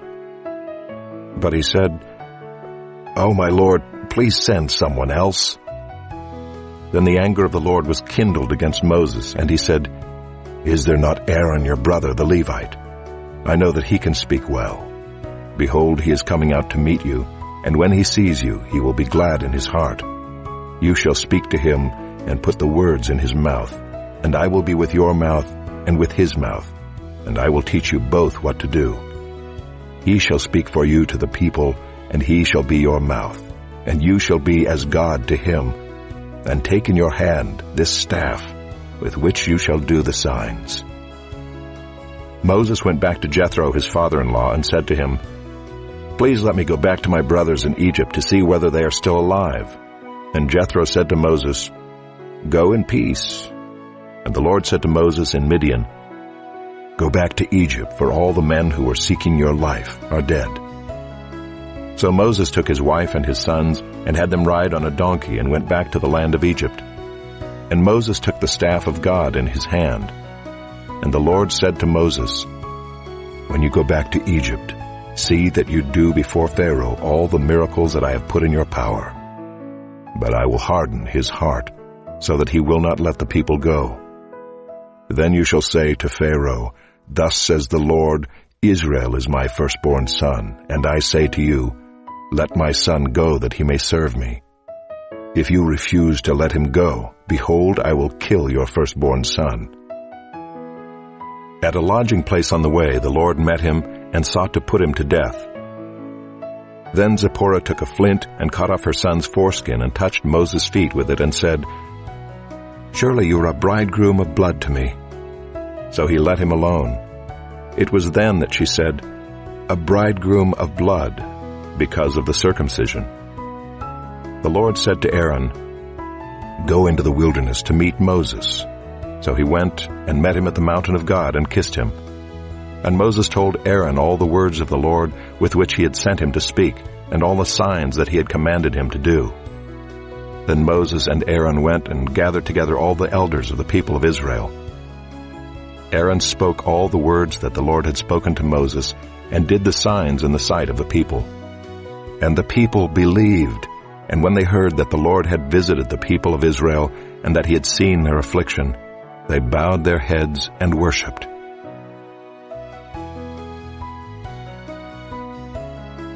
Chapter 5. Afterward Moses and Aaron went and said to Pharaoh, Thus says the Lord, the God of Israel, Let my people go, that they may hold a feast to me in the wilderness. But Pharaoh said, Who is the Lord, that I should obey his voice and let Israel go? I do not know the Lord, and moreover I will not let Israel go. Then they said, The God of the Hebrews has met with us. Please let us go a 3 days' journey into the wilderness, that we may sacrifice to the Lord our God, lest he fall upon us with pestilence or with the sword. But the king of Egypt said to them, Moses and Aaron, why do you take the people away from their work? Get back to your burdens. And Pharaoh said, Behold, the people of the land are now many, and you make them rest from their burdens. The same day Pharaoh commanded the taskmasters of the people and their foremen, You shall no longer give the people straw to make bricks, as in the past. Let them go and gather straw for themselves. But the number of bricks that they made in the past you shall impose on them. You shall by no means reduce it, for they are idle. Therefore they cry, Let us go and offer sacrifice to our God. Let heavier work be laid on the men, that they may labor at it and pay no regard to lying words. So the taskmasters and the foremen of the people went out and said to the people, Thus says Pharaoh, I will not give you straw. Go and get your straw yourselves wherever you can find it. But your work will not be reduced in the least. So the people were scattered throughout all the land of Egypt to gather stubble for straw. The taskmasters were urgent, saying, Complete your work, your daily task each day, as when there was straw. And the foremen of the people of Israel, whom Pharaoh's taskmasters had set over them, were beaten and were asked, Why have you not done all your task of making bricks today and yesterday as in the past? Then the foremen of the people of Israel came and cried to Pharaoh, Why do you treat your servants like this? No straw is given to your servants, yet they say to us, Make bricks, and behold, your servants are beaten, but the fault is in your own people. But he said, You are idle, you are idle. That is why you say, Let us go and sacrifice to the Lord. Go now and work. No straw will be given you, but you must still deliver the same number of bricks. The foremen of the people of Israel saw that they were in trouble when they said, You shall by no means reduce your number of bricks, your daily task each day." They met Moses and Aaron, who were waiting for them as they came out from Pharaoh, and they said to them, "The Lord look on you and judge, because you have made us stink in the sight of Pharaoh and his servants, and have put a sword in their hand to kill us." Then Moses turned to the Lord and said, "O Lord, why have you done evil to this people? Why did you ever send me? For since I came to Pharaoh to speak in your name, he has done evil to this people, and you have not delivered your people at all."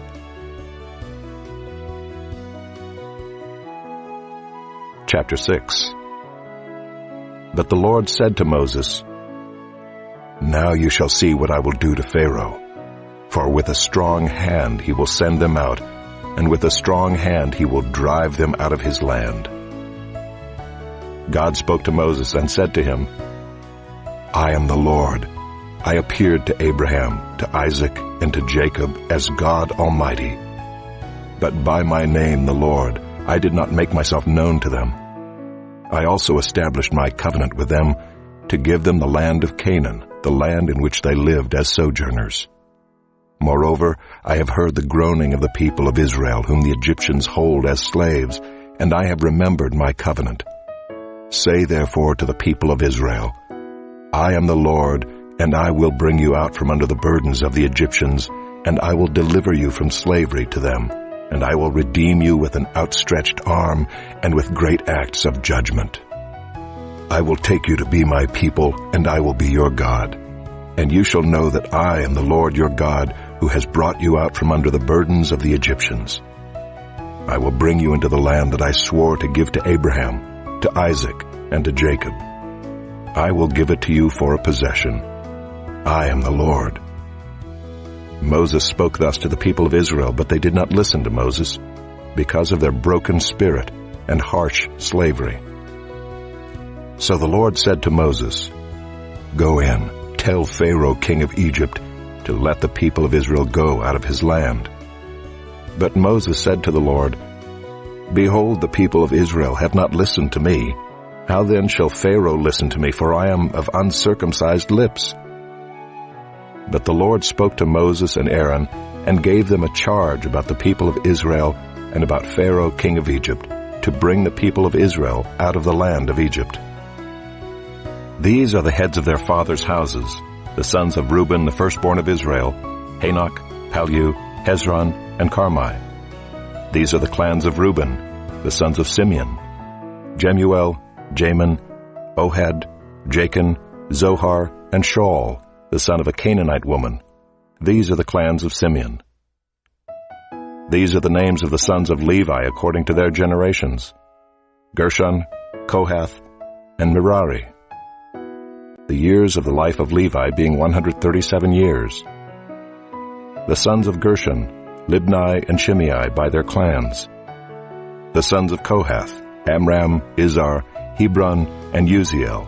The years of the life of Kohath being 133 years. The sons of Merari, Malai and Mushai. These are the clans of the Levites according to their generations. Amram took as his wife Jochebed, his father's sister, and she bore him Aaron and Moses, the years of the life of Amram being 137 years. The sons of Izhar, Korah, Nepheg, and Zichri. The sons of Uziel, Mishael, Elzaphan, and Sithri. Aaron took as his wife Elisheba, the daughter of Amminadab, and the sister of Nahshon, and she bore him Nadab, Abihu, Eleazar, and Ithamar. The sons of Korah, Asher, Elkanah, and Abiasaph. These are the clans of the Korahites. Eleazar, Aaron's son, took as his wife one of the daughters of Putiel, and she bore him Phinehas.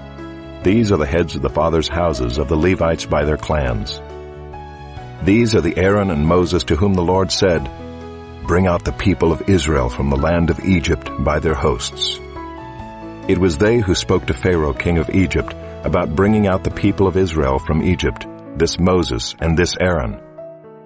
On the day when the Lord spoke to Moses in the land of Egypt, the Lord said to Moses, "I am the Lord. Tell Pharaoh king of Egypt all that I say to you."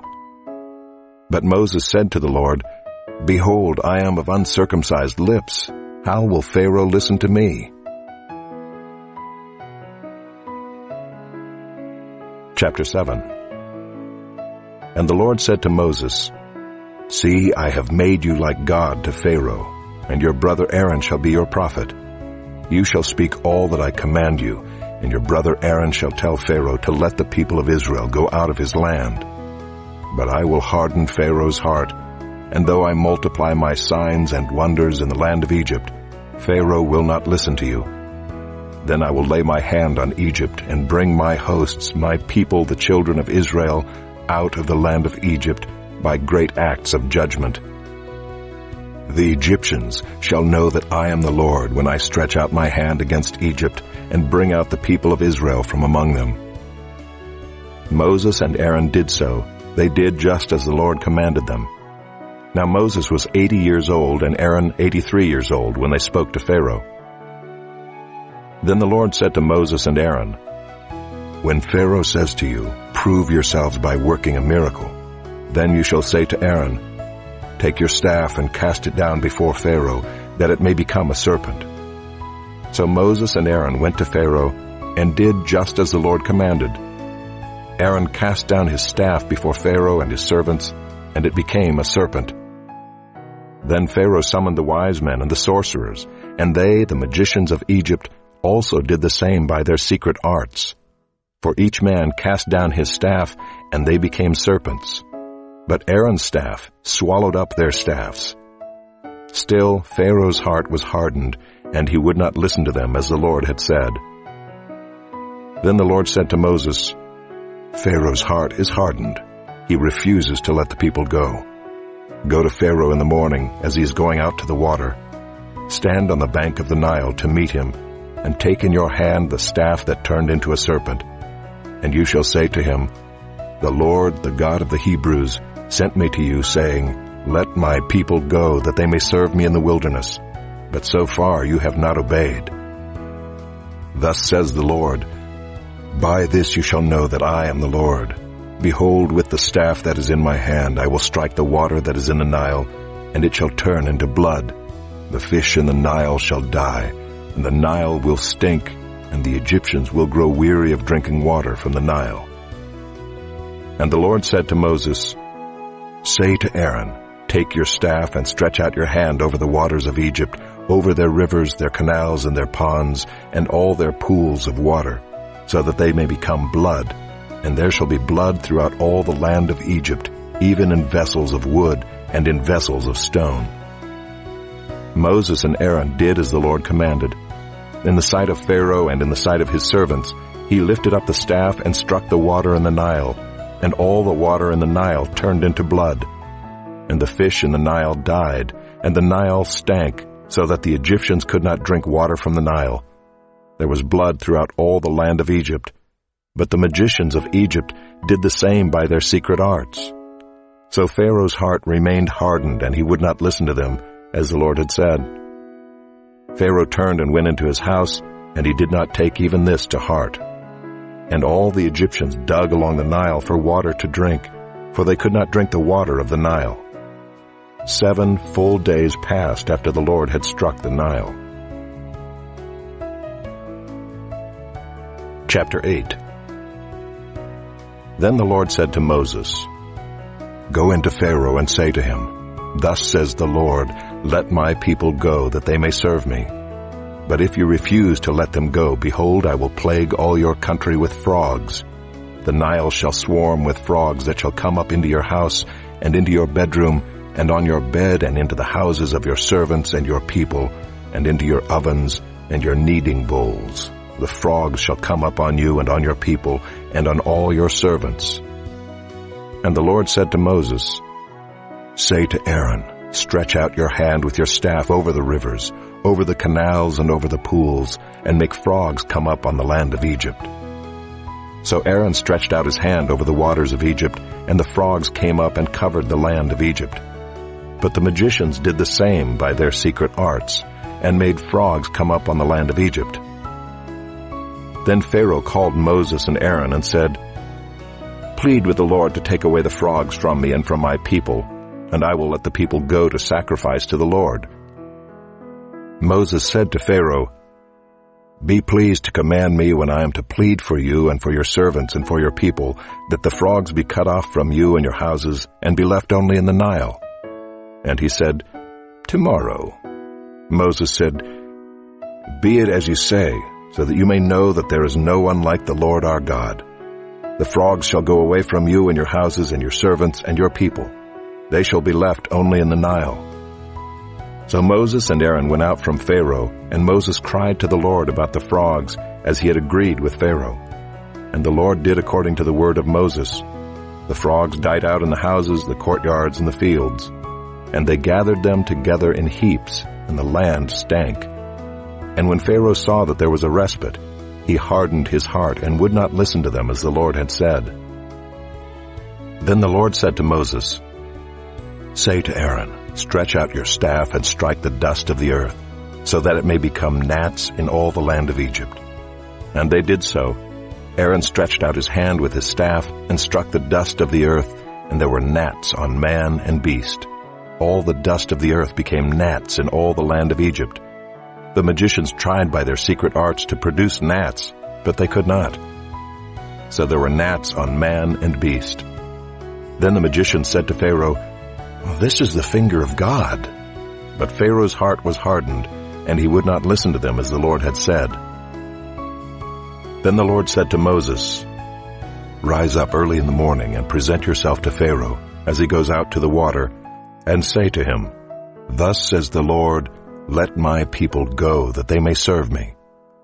Or else if you will not let my people go, behold, I will send swarms of flies on you and your servants and your people and into your houses. And the houses of the Egyptians shall be filled with swarms of flies, and also the ground on which they stand. But on that day I will set apart the land of Goshen, where my people dwell, so that no swarms of flies shall be there, that you may know that I am the Lord in the midst of the earth. Thus I will put a division between my people and your people. Tomorrow this sign shall happen." And the Lord did so. There came great swarms of flies into the house of Pharaoh and into his servants' houses. Throughout all the land of Egypt the land was ruined by the swarms of flies.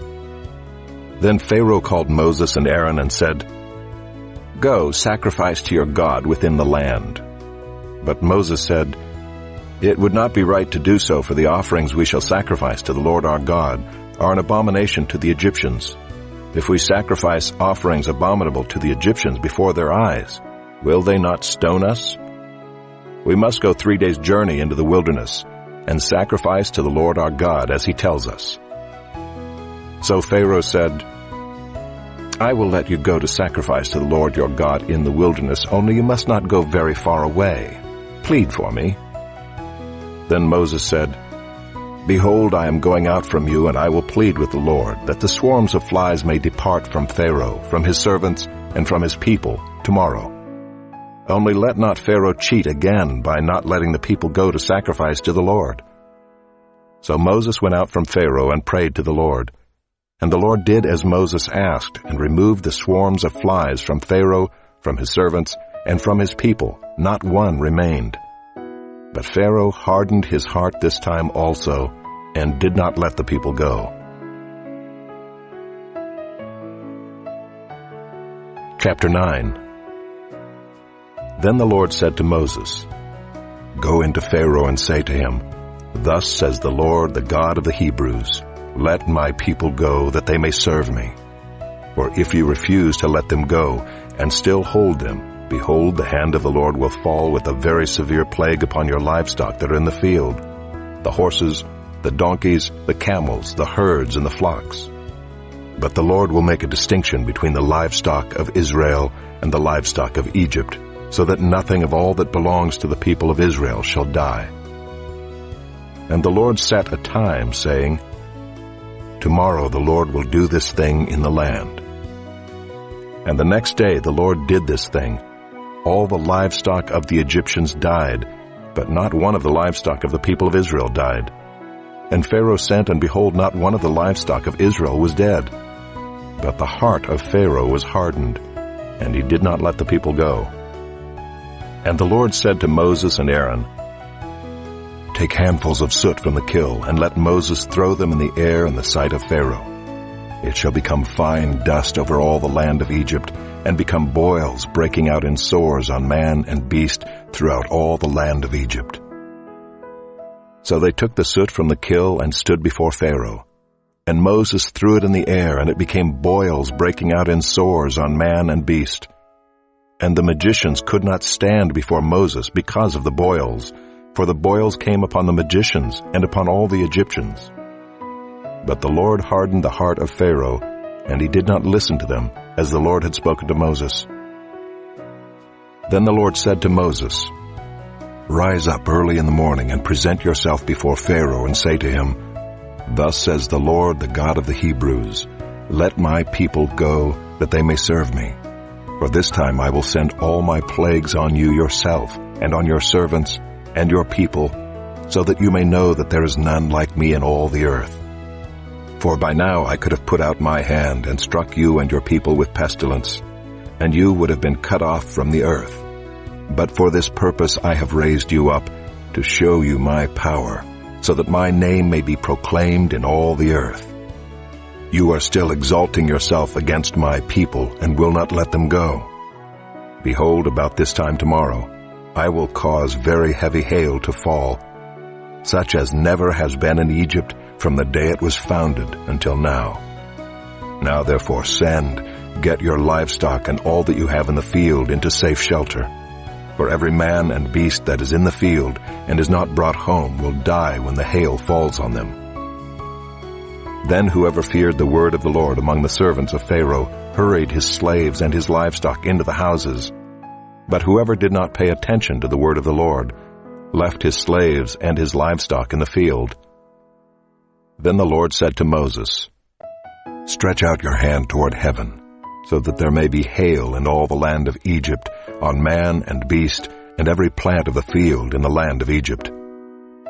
Then Moses stretched out his staff toward heaven, and the Lord sent thunder and hail, and fire ran down to the earth. And the Lord rained hail upon the land of Egypt. There was hail and fire flashing continually in the midst of the hail, very heavy hail, such as had never been in all the land of Egypt since it became a nation. The hail struck down everything that was in the field in all the land of Egypt, both man and beast. And the hail struck down every plant of the field, and broke every tree of the field. Only in the land of Goshen, where the people of Israel were, was there no hail. Then Pharaoh sent and called Moses and Aaron and said to them, "This time I have sinned. The Lord is in the right, and I and my people are in the wrong.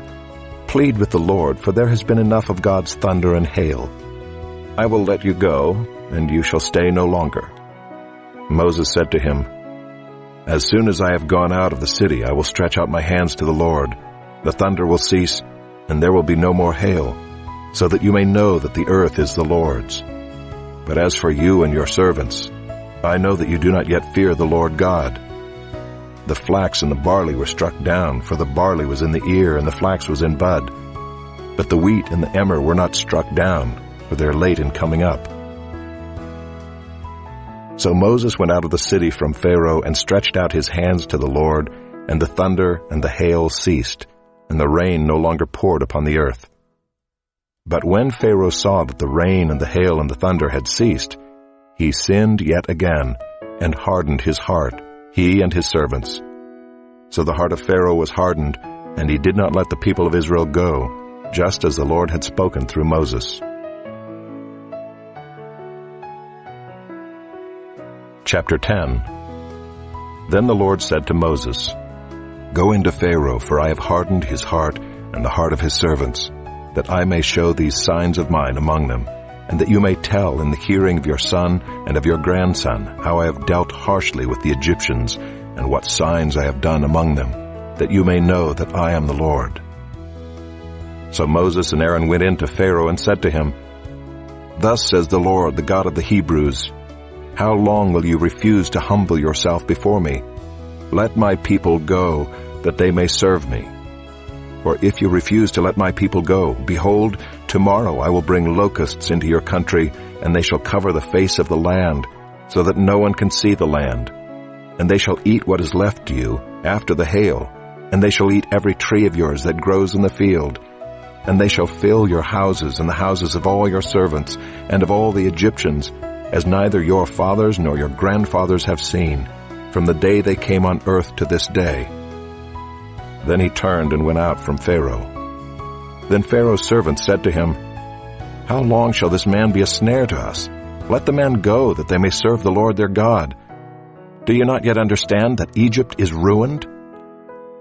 So Moses and Aaron were brought back to Pharaoh, and he said to them, "Go, serve the Lord your God. But which ones are to go?" Moses said, "We will go with our young and our old. We will go with our sons and daughters, and with our flocks and herds, for we must hold a feast to the Lord." But he said to them, "The Lord be with you if ever I let you and your little ones go. Look, you have some evil purpose in mind. No. Go, the men among you, and serve the Lord, for that is what you are asking." And they were driven out from Pharaoh's presence. Then the Lord said to Moses, "Stretch out your hand over the land of Egypt for the locusts, so that they may come upon the land of Egypt and eat every plant in the land, all that the hail has left." So Moses stretched out his staff over the land of Egypt, and the Lord brought an east wind upon the land all that day and all that night. When it was morning, the east wind had brought the locusts.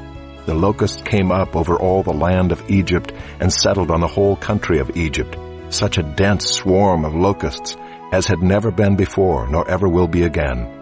They covered the face of the whole land, so that the land was darkened, and they ate all the plants in the land and all the fruit of the trees that the hail had left. Not a green thing remained, neither tree nor plant of the field, through all the land of Egypt. Then Pharaoh hastily called Moses and Aaron and said, "I have sinned against the Lord your God and against you. Now therefore forgive my sin, please, only this once, and plead with the Lord your God only to remove this death from me." So he went out from Pharaoh and pleaded with the Lord. And the Lord turned the wind into a very strong west wind, which lifted the locusts and drove them into the Red Sea. Not a single locust was left in all the country of Egypt. But the Lord hardened Pharaoh's heart, and he did not let the people of Israel go. Then the Lord said to Moses, "Stretch out your hand toward heaven, that there may be darkness over the land of Egypt, a darkness to be felt." So Moses stretched out his hand toward heaven, and there was pitch darkness in all the land of Egypt 3 days. They did not see one another, nor did anyone rise from his place for 3 days, but all the people of Israel had light where they lived. Then Pharaoh called Moses and said, "Go, serve the Lord. Your little ones also may go with you, only let your flocks and your herds remain behind." But Moses said, "You must also let us have sacrifices and burnt offerings, that we may sacrifice to the Lord our God. Our livestock also must go with us. Not a hoof shall be left behind, for we must take of them to serve the Lord our God, and we do not know with what we must serve the Lord until we arrive there." But the Lord hardened Pharaoh's heart, and he would not let them go. Then Pharaoh said to him, "Get away from me, take care never to see my face again, for on the day you see my face, you shall die." Moses said, "As you say, I will not see your face again." Chapter 11. The Lord said to Moses, "Yet one plague more I will bring upon Pharaoh and upon Egypt. Afterward he will let you go from here. When he lets you go, he will drive you away completely. Speak now in the hearing of the people, that they ask every man of his neighbor and every woman of her neighbor for silver and gold jewelry." And the Lord gave the people favor in the sight of the Egyptians. Moreover, the man Moses was very great in the land of Egypt, in the sight of Pharaoh's servants, and in the sight of the people. So Moses said, "Thus says the Lord, about midnight I will go out in the midst of Egypt, and every firstborn in the land of Egypt shall die, from the firstborn of Pharaoh who sits on his throne, even to the firstborn of the slave girl who is behind the handmill, and all the firstborn of the cattle. There shall be a great cry throughout all the land of Egypt, such as there has never been, nor ever will be again. But not a dog shall growl against any of the people of Israel, either man or beast, that you may know that the Lord makes a distinction between Egypt and Israel. And all these your servants shall come down to me and bow down to me, saying, Get out, you and all the people who follow you. And after that I will go out. And he went out from Pharaoh in hot anger. Then the Lord said to Moses, Pharaoh will not listen to you, that my wonders may be multiplied in the land of Egypt. Moses and Aaron did all these wonders before Pharaoh, and the Lord hardened Pharaoh's heart, and he did not let the people of Israel go out of his land. Chapter 12. The Lord said to Moses and Aaron in the land of Egypt, This month shall be for you the beginning of months. It shall be the first month of the year for you. Tell all the congregation of Israel that on the 10th day of this month every man shall take a lamb according to their fathers' houses, a lamb for a household. And if the household is too small for a lamb, then he and his nearest neighbor shall take according to the number of persons. According to what each can eat, you shall make your count for the lamb. Your lamb shall be without blemish, a male a year old. You may take it from the sheep or from the goats, and you shall keep it until the 14th day of this month, when the whole assembly of the congregation of Israel shall kill their lambs at twilight. Then they shall take some of the blood and put it on the 2 doorposts and the lintel of the houses in which they eat it. They shall eat the flesh that night, roasted on the fire. With unleavened bread and bitter herbs they shall eat it. Do not eat any of it raw or boiled in water, but roasted, its head with its legs and its inner parts. And you shall let none of it remain until the morning. Anything that remains until the morning you shall burn. In this manner you shall eat it, with your belt fastened, your sandals on your feet, and your staff in your hand. And you shall eat it in haste. It is the Lord's Passover. For I will pass through the land of Egypt that night, and I will strike all the firstborn in the land of Egypt, both man and beast. And on all the gods of Egypt I will execute judgments. I am the Lord. The blood shall be a sign for you on the houses where you are. And when I see the blood, I will pass over you, and no plague will befall you to destroy you when I strike the land of Egypt. This day shall be for you a memorial day, and you shall keep it as a feast to the Lord. Throughout your generations, as a statute forever, you shall keep it as a feast. 7 days you shall eat unleavened bread. On the first day you shall remove leaven out of your houses. For if anyone eats what is leavened from the first day until the 7th day, that person shall be cut off from Israel. On the first day you shall hold a holy assembly, and on the 7th day a holy assembly. No work shall be done on those days. But what everyone needs to eat, that alone may be prepared by you. And you shall observe the feast of unleavened bread, for on this very day I brought your hosts out of the land of Egypt. Therefore you shall observe this day throughout your generations as a statute forever. In the first month, from the 14th day of the month at evening, you shall eat unleavened bread until the 21st day of the month at evening. For 7 days no leaven is to be found in your houses. If anyone eats what is leavened, that person will be cut off from the congregation of Israel, whether he is a sojourner or a native of the land. You shall eat nothing leavened. In all your dwelling places you shall eat unleavened bread. Then Moses called all the elders of Israel and said to them, Go and select lambs for yourselves according to your clans, and kill the Passover lamb. Take a bunch of hyssop and dip it in the blood that is in the basin, and touch the lintel and the 2 doorposts with the blood that is in the basin. None of you shall go out of the door of his house until the morning. For the Lord will pass through to strike the Egyptians, and when he sees the blood on the lintel and on the 2 doorposts, the Lord will pass over the door, and will not allow the destroyer to enter your houses to strike you. You shall observe this rite as a statute for you and for your sons forever. And when you come to the land that the Lord will give you, as he has promised, you shall keep this service. And when your children say to you, What do you mean by this service? You shall say, It is the sacrifice of the Lord's Passover, for he passed over the houses of the people of Israel in Egypt, when he struck the Egyptians, but spared our houses. And the people bowed their heads and worshipped. Then the people of Israel went and did so, as the Lord had commanded Moses and Aaron, so they did.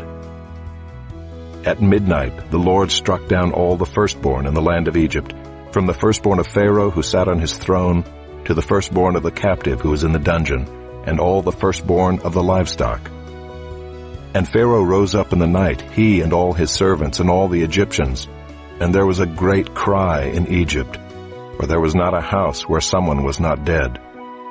Then he summoned Moses and Aaron by night and said, "Up, go out from among my people, both you and the people of Israel, and go, serve the Lord as you have said. Take your flocks and your herds as you have said, and be gone, and bless me also." The Egyptians were urgent with the people to send them out of the land in haste, for they said, "We shall all be dead." So the people took their dough before it was leavened, their kneading bowls being bound up in their cloaks on their shoulders. The people of Israel had also done as Moses told them, for they had asked the Egyptians for silver and gold jewelry and for clothing. And the Lord had given the people favor in the sight of the Egyptians, so that they let them have what they asked. Thus they plundered the Egyptians. And the people of Israel journeyed from Ramses to Succoth, about 600,000 men on foot, besides women and children.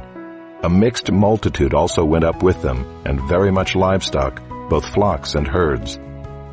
And they baked unleavened cakes of the dough that they had brought out of Egypt, for it was not leavened, because they were thrust out of Egypt and could not wait, nor had they prepared any provisions for themselves. The time that the people of Israel lived in Egypt was 430 years. At the end of 430 years, on that very day, all the hosts of the Lord went out from the land of Egypt. It was a night of watching by the Lord, to bring them out of the land of Egypt. So this same night is a night of watching kept to the Lord by all the people of Israel throughout their generations. And the Lord said to Moses and Aaron, "This is the statute of the Passover. No foreigner shall eat of it, but every slave that is bought for money may eat of it after you have circumcised him. No foreigner or hired worker may eat of it. It shall be eaten in one house. You shall not take any of the flesh outside the house, and you shall not break any of its bones. All the congregation of Israel shall keep it. If a stranger shall sojourn with you and would keep the Passover to the Lord, let all his males be circumcised. Then he may come near and keep it. He shall be as a native of the land. But no uncircumcised person shall eat of it. There shall be one law for the native and for the stranger who sojourns among you." All the people of Israel did just as the Lord commanded Moses and Aaron, and on that very day the Lord brought the people of Israel out of the land of Egypt by their hosts. Chapter 13. The Lord said to Moses, "Consecrate to me all the firstborn.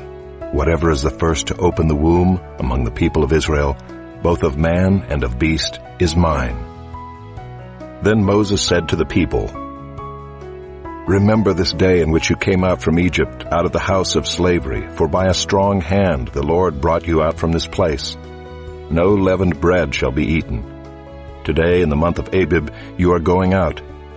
And when the Lord brings you into the land of the Canaanites, the Hittites, the Amorites, the Hivites, and the Jebusites, which he swore to your fathers to give you, a land flowing with milk and honey, you shall keep this service in this month. 7 days you shall eat unleavened bread, and on the 7th day there shall be a feast to the Lord. Unleavened bread shall be eaten for 7 days. No leavened bread shall be seen with you, and no leaven shall be seen with you in all your territory.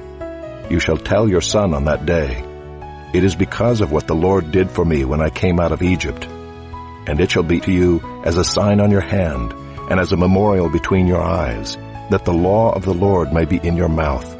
For with a strong hand the Lord has brought you out of Egypt. You shall therefore keep this statute at its appointed time from year to year. When the Lord brings you into the land of the Canaanites, as he swore to you and your fathers, and shall give it to you, you shall set apart to the Lord all that first opens the womb. All the firstborn of your animals that are males shall be the Lord's. Every firstborn of a donkey you shall redeem with a lamb, or if you will not redeem it, you shall break its neck. Every firstborn of man among your sons you shall redeem. And when in time to come your son asks you, 'What does this mean?' you shall say to him, 'By a strong hand the Lord brought us out of Egypt from the house of slavery. For when Pharaoh stubbornly refused to let us go, the Lord killed all the firstborn in the land of Egypt, both the firstborn of man and the firstborn of animals. Therefore I sacrifice to the Lord all the males that first open the womb, but all the firstborn of my sons I redeem. It shall be as a mark on your hand or frontlets between your eyes, for by a strong hand the Lord brought us out of Egypt." When Pharaoh let the people go, God did not lead them by way of the land of the Philistines, although that was near. For God said, "Lest the people change their minds when they see war and return to Egypt." But God led the people around by the way of the wilderness toward the Red Sea, and the people of Israel went up out of the land of Egypt equipped for battle. Moses took the bones of Joseph with him, for Joseph had made the sons of Israel solemnly swear, saying, "God will surely visit you, and you shall carry up my bones with you from here." And they moved on from Succoth and encamped at Etham on the edge of the wilderness. And the Lord went before them by day in a pillar of cloud to lead them along the way, and by night in a pillar of fire to give them light, that they might travel by day and by night. The pillar of cloud by day and the pillar of fire by night did not depart from before the people. Chapter 14. Then the Lord said to Moses, "Tell the people of Israel to turn back and encamp in front of Pi-hahiroth, between Migdol and the sea, in front of Baal-zephon. You shall encamp facing it by the sea. For Pharaoh will say of the people of Israel, 'They are wandering in the land, the wilderness has shut them in.' And I will harden Pharaoh's heart, and he will pursue them. And I will get glory over Pharaoh and all his host. And the Egyptians shall know that I am the Lord." And they did so. When the king of Egypt was told that the people had fled, the mind of Pharaoh and his servants was changed toward the people, and they said, "What is this we have done, that we have let Israel go from serving us?" So he made ready his chariot and took his army with him, and took 600 chosen chariots and all the other chariots of Egypt with officers over all of them. And the Lord hardened the heart of Pharaoh king of Egypt, and he pursued the people of Israel, while the people of Israel were going out defiantly. The Egyptians pursued them, all Pharaoh's horses and chariots and his horsemen and his army, and overtook them encamped at the sea by Pi-hahiroth in front of Baal-zephon. When Pharaoh drew near, the people of Israel lifted up their eyes, and behold, the Egyptians were marching after them, and they feared greatly. And the people of Israel cried out to the Lord. They said to Moses, "Is it because there are no graves in Egypt that you have taken us away to die in the wilderness? What have you done to us in bringing us out of Egypt? Is not this what we said to you in Egypt? Leave us alone that we may serve the Egyptians? For it would have been better for us to serve the Egyptians than to die in the wilderness." And Moses said to the people, "Fear not, stand firm, and see the salvation of the Lord, which he will work for you today. For the Egyptians whom you see today, you shall never see again. The Lord will fight for you, and you have only to be silent." The Lord said to Moses, "Why do you cry to me?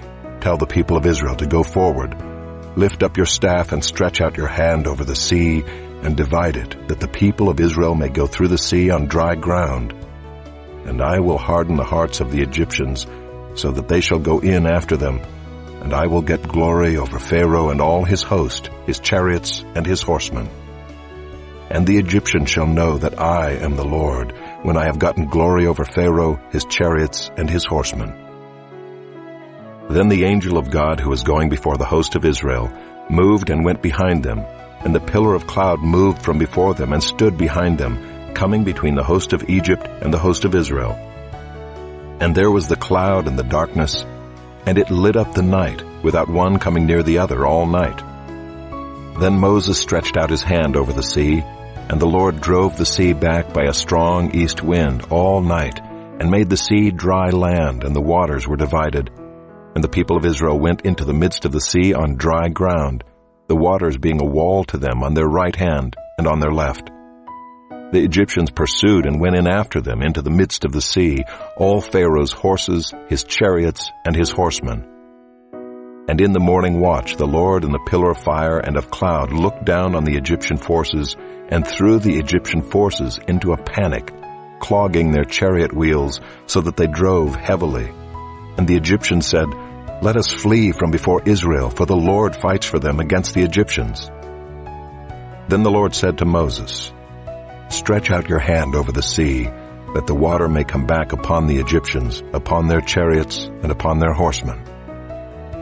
So Moses stretched out his hand over the sea, and the sea returned to its normal course when the morning appeared.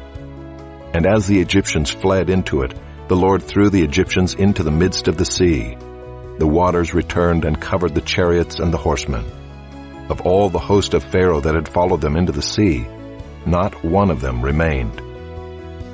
But the people of Israel walked on dry ground through the sea, the waters being a wall to them on their right hand and on their left.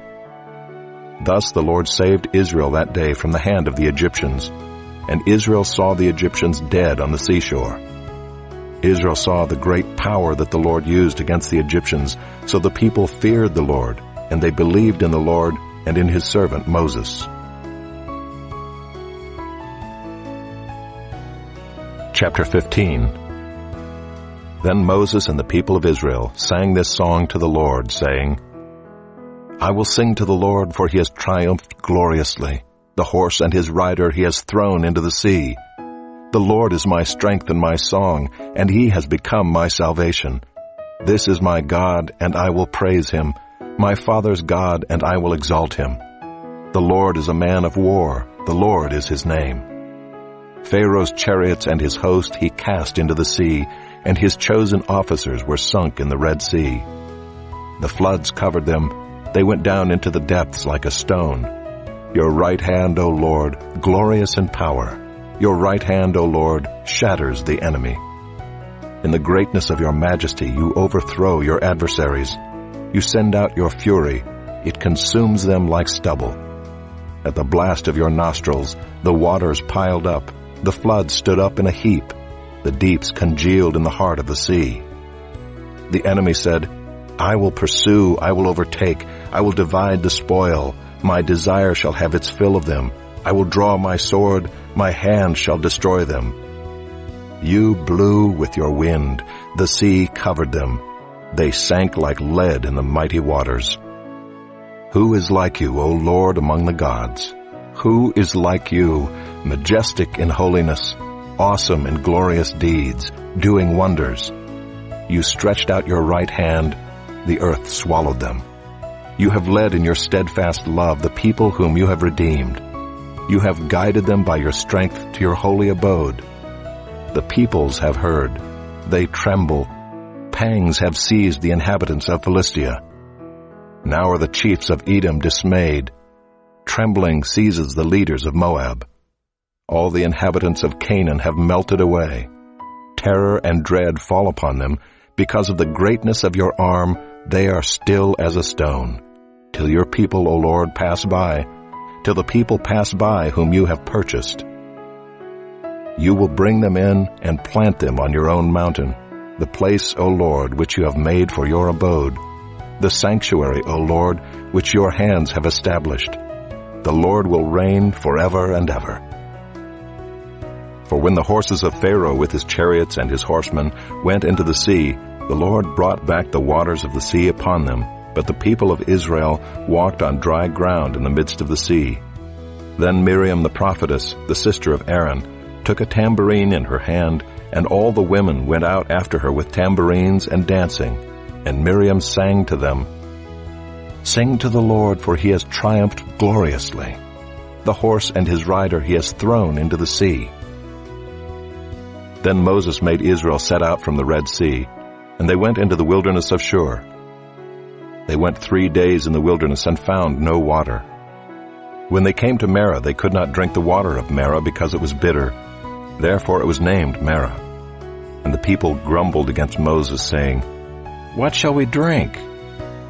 And he cried to the Lord, and the Lord showed him a log, and he threw it into the water, and the water became sweet. There the Lord made for them a statute and a rule, and there he tested them, saying, If you will diligently listen to the voice of the Lord your God, and do that which is right in his eyes, and give ear to his commandments, and keep all his statutes, I will put none of the diseases on you that I put on the Egyptians, for I am the Lord your healer. Then they came to Elim, where there were 12 springs of water and 70 palm trees, and they encamped there by the water. Chapter 16. They set out from Elim, and all the congregation of the people of Israel came to the wilderness of Sin, which is between Elim and Sinai, on the 15th day of the 2nd month after they had departed from the land of Egypt. And the whole congregation of the people of Israel grumbled against Moses and Aaron in the wilderness. And the people of Israel said to them, Would that we had died by the hand of the Lord in the land of Egypt, when we sat by the meat pots and ate bread to the full. For you have brought us out into this wilderness to kill this whole assembly with hunger. Then the Lord said to Moses, Behold, I am about to rain bread from heaven for you, and the people shall go out and gather a day's portion every day, that I may test them, whether they will walk in my law or not. On the 6th day, when they prepare what they bring in, it will be twice as much as they gather daily.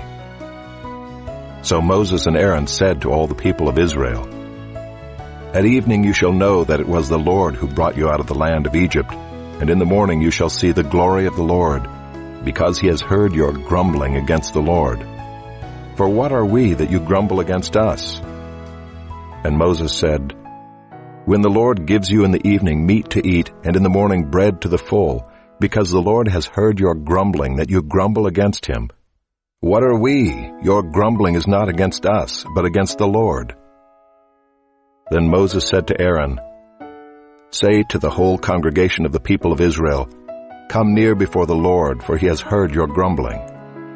And as soon as Aaron spoke to the whole congregation of the people of Israel, they looked toward the wilderness, and behold, the glory of the Lord appeared in the cloud. And the Lord said to Moses, I have heard the grumbling of the people of Israel. Say to them, At twilight you shall eat meat, and in the morning you shall be filled with bread. Then you shall know that I am the Lord your God.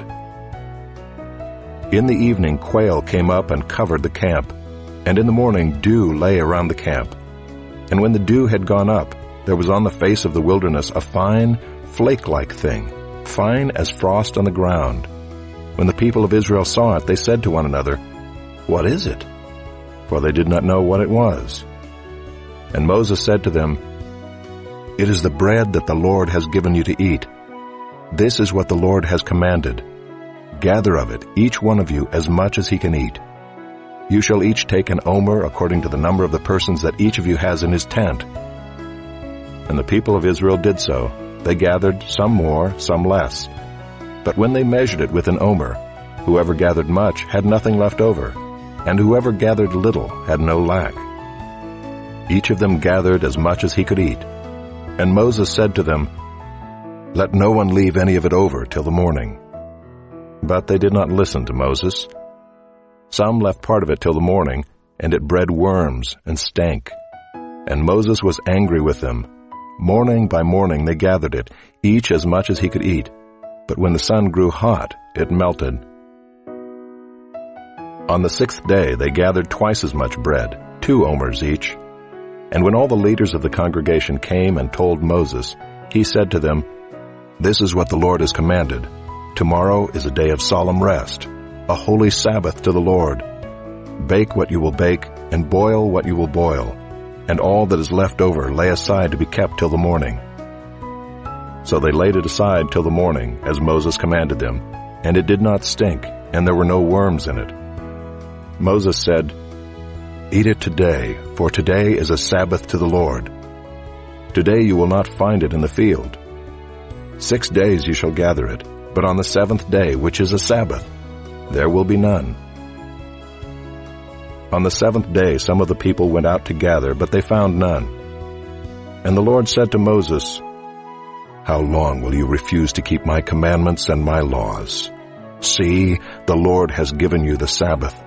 Therefore on the 6th day he gives you bread for 2 days. Remain each of you in his place. Let no one go out of his place on the seventh day." So the people rested on the seventh day. Now the house of Israel called its name manna. It was like coriander seed, white, and the taste of it was like wafers made with honey. Moses said, "This is what the Lord has commanded. Let an omer of it be kept throughout your generations, so that they may see the bread with which I fed you in the wilderness, when I brought you out of the land of Egypt." And Moses said to Aaron, "Take a jar and put an omer of manna in it, and place it before the Lord to be kept throughout your generations." As the Lord commanded Moses, so Aaron placed it before the testimony to be kept. The people of Israel ate the manna 40 years till they came to a habitable land. They ate the manna till they came to the border of the land of Canaan. An omer is the 10th part of an ephah. Chapter 17. All the congregation of the people of Israel moved on from the wilderness of Sin by stages, according to the commandment of the Lord, and camped at Rephidim. But there was no water for the people to drink. Therefore the people quarreled with Moses and said, "Give us water to drink." And Moses said to them, "Why do you quarrel with me? Why do you test the Lord?" But the people thirsted there for water, and the people grumbled against Moses and said, "Why did you bring us up out of Egypt to kill us and our children and our livestock with thirst?" So Moses cried to the Lord, "What shall I do with this people? They are almost ready to stone me." And the Lord said to Moses, "Pass on before the people, taking with you some of the elders of Israel, and take in your hand the staff with which you struck the Nile, and go. Behold, I will stand before you there on the rock at Horeb, and you shall strike the rock, and water shall come out of it, and the people will drink." And Moses did so in the sight of the elders of Israel. And he called the name of the place Massah and Meribah, because of the quarreling of the people of Israel, and because they tested the Lord by saying, "Is the Lord among us or not?" Then Amalek came and fought with Israel at Rephidim. So Moses said to Joshua, "Choose for us men and go out and fight with Amalek. Tomorrow I will stand on the top of the hill with the staff of God in my hand." So Joshua did as Moses told him, and fought with Amalek, while Moses, Aaron, and Hur went up to the top of the hill. Whenever Moses held up his hand, Israel prevailed, and whenever he lowered his hand, Amalek prevailed. But Moses' hands grew weary, so they took a stone and put it under him, and he sat on it, while Aaron and Hur held up his hands, one on one side and the other on the other side. So his hands were steady until the going down of the sun. And Joshua overwhelmed Amalek and his people with the sword. Then the Lord said to Moses, "Write this as a memorial in a book and recite it in the ears of Joshua, that I will utterly blot out the memory of Amalek from under heaven." And Moses built an altar and called the name of it, "The Lord is my banner," saying, "A hand upon the throne of the Lord. The Lord will have war with Amalek from generation to generation." Chapter 18. Jethro, the priest of Midian, Moses' father-in-law, heard of all that God had done for Moses and for Israel his people, how the Lord had brought Israel out of Egypt. Now Jethro, Moses' father-in-law, had taken Zipporah, Moses' wife, after he had sent her home, along with her 2 sons. The name of the one was Gershom, for he said, "I have been a sojourner in a foreign land." And the name of the other, Eliezer, for he said, "The God of my father was my help, and delivered me from the sword of Pharaoh." Jethro, Moses' father-in-law, came with his sons and his wife to Moses in the wilderness where he was encamped at the mountain of God. And when he sent word to Moses, "I, your father-in-law Jethro, am coming to you with your wife and her 2 sons with her," Moses went out to meet his father-in-law and bowed down and kissed him. And they asked each other of their welfare and went into the tent. Then Moses told his father-in-law all that the Lord had done to Pharaoh and to the Egyptians for Israel's sake, all the hardship that had come upon them in the way, and how the Lord had delivered them. And Jethro rejoiced for all the good that the Lord had done to Israel, in that he had delivered them out of the hand of the Egyptians. Jethro said, Blessed be the Lord who has delivered you out of the hand of the Egyptians and out of the hand of Pharaoh, and has delivered the people from under the hand of the Egyptians. Now I know that the Lord is greater than all gods, because in this affair they dealt arrogantly with the people. And Jethro, Moses' father-in-law, brought a burnt offering and sacrifices to God. And Aaron came with all the elders of Israel to eat bread with Moses' father-in-law before God. The next day Moses sat to judge the people, and the people stood around Moses from morning till evening. When Moses' father-in-law saw all that he was doing for the people, he said, "What is this that you are doing for the people? Why do you sit alone and all the people stand around you from morning till evening?" And Moses said to his father-in-law, "Because the people come to me to inquire of God. When they have a dispute, they come to me, and I decide between one person and another, and I make them know the statutes of God and His laws." Moses' father-in-law said to him, "What you are doing is not good. You and the people with you will certainly wear yourselves out, for the thing is too heavy for you. You are not able to do it alone. Now obey my voice. I will give you advice, and God be with you.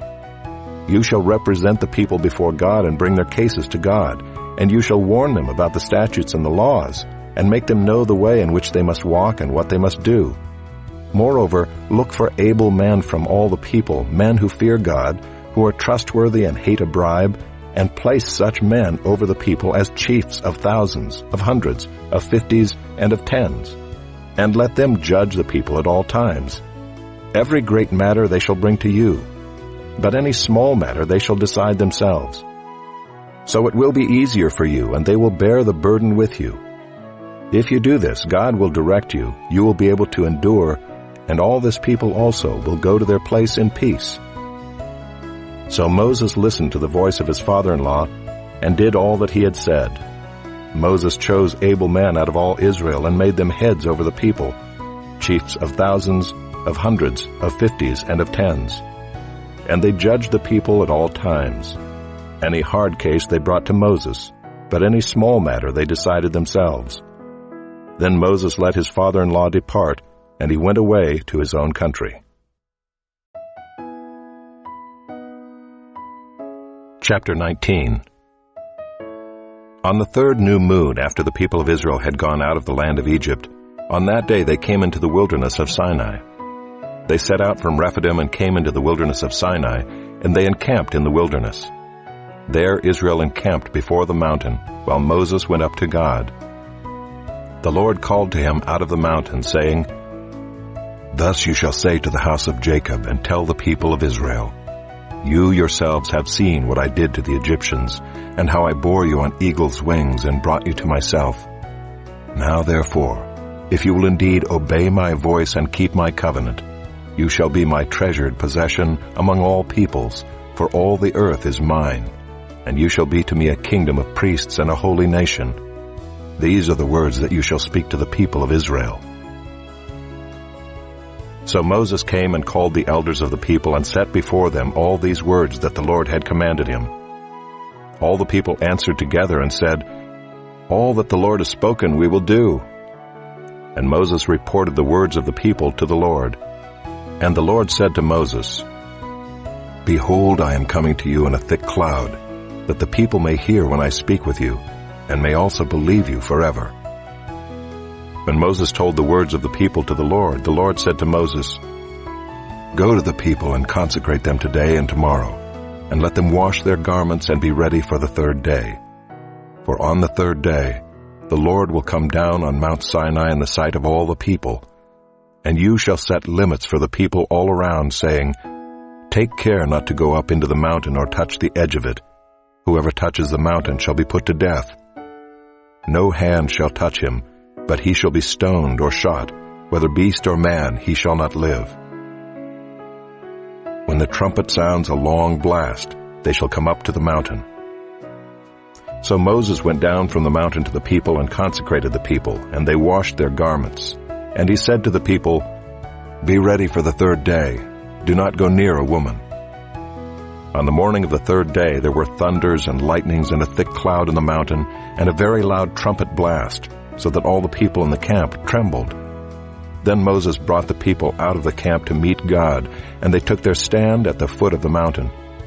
Now Mount Sinai was wrapped in smoke, because the Lord had descended on it in fire. The smoke of it went up like the smoke of a kill, and the whole mountain trembled greatly. And as the sound of the trumpet grew louder and louder, Moses spoke, and God answered him in thunder. The Lord came down on Mount Sinai to the top of the mountain, and the Lord called Moses to the top of the mountain, and Moses went up. And the Lord said to Moses, "Go down and warn the people, lest they break through to the Lord to look, and many of them perish. Also let the priests who come near to the Lord consecrate themselves, lest the Lord break out against them." And Moses said to the Lord, "The people cannot come up to Mount Sinai, for you yourself warned us, saying, 'Set limits around the mountain and consecrate it.' And the Lord said to him, 'Go down and come up, bringing Aaron with you, but do not let the priests and the people break through to come up to the Lord, lest he break out against them.' So Moses went down to the people and told them."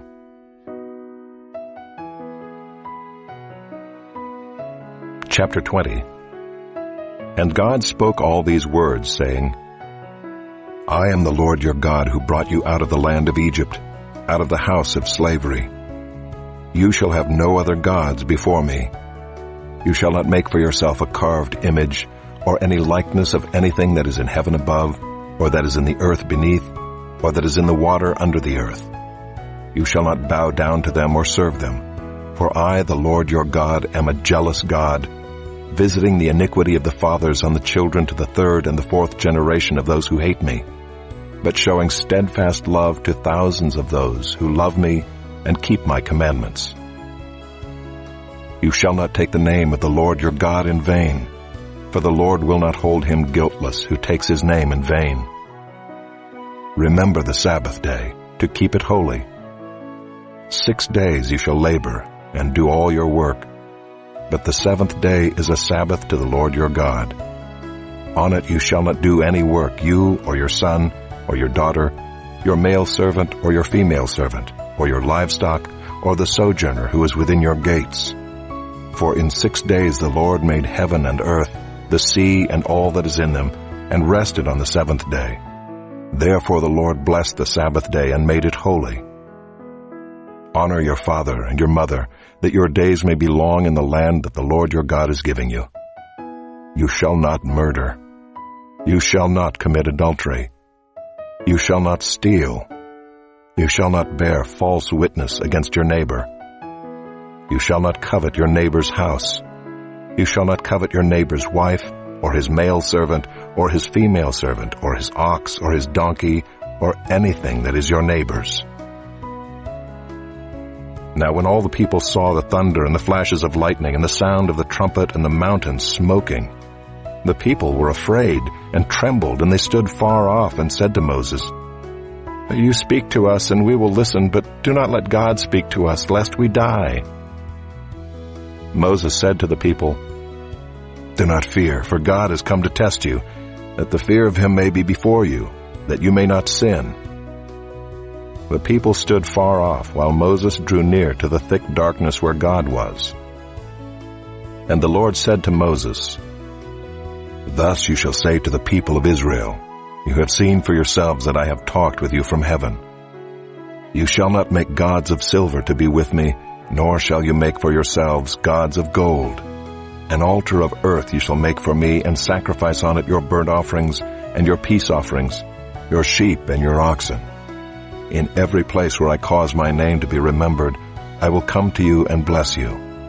If you make me an altar of stone, you shall not build it of hewn stones.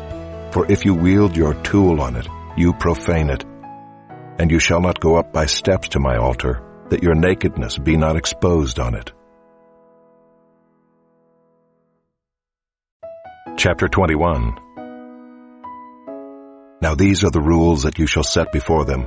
When you buy a Hebrew slave, he shall serve 6 years, and in the 7th he shall go out free for nothing. If he comes in single, he shall go out single. If he comes in married, then his wife shall go out with him.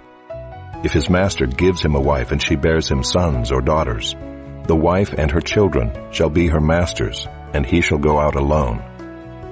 But if the slave plainly says, I love my master, my wife, and my children, I will not go out free, then his master shall bring him to God, and he shall bring him to the door or the doorpost, and his master shall bore his ear through with an awl, and he shall be his slave forever.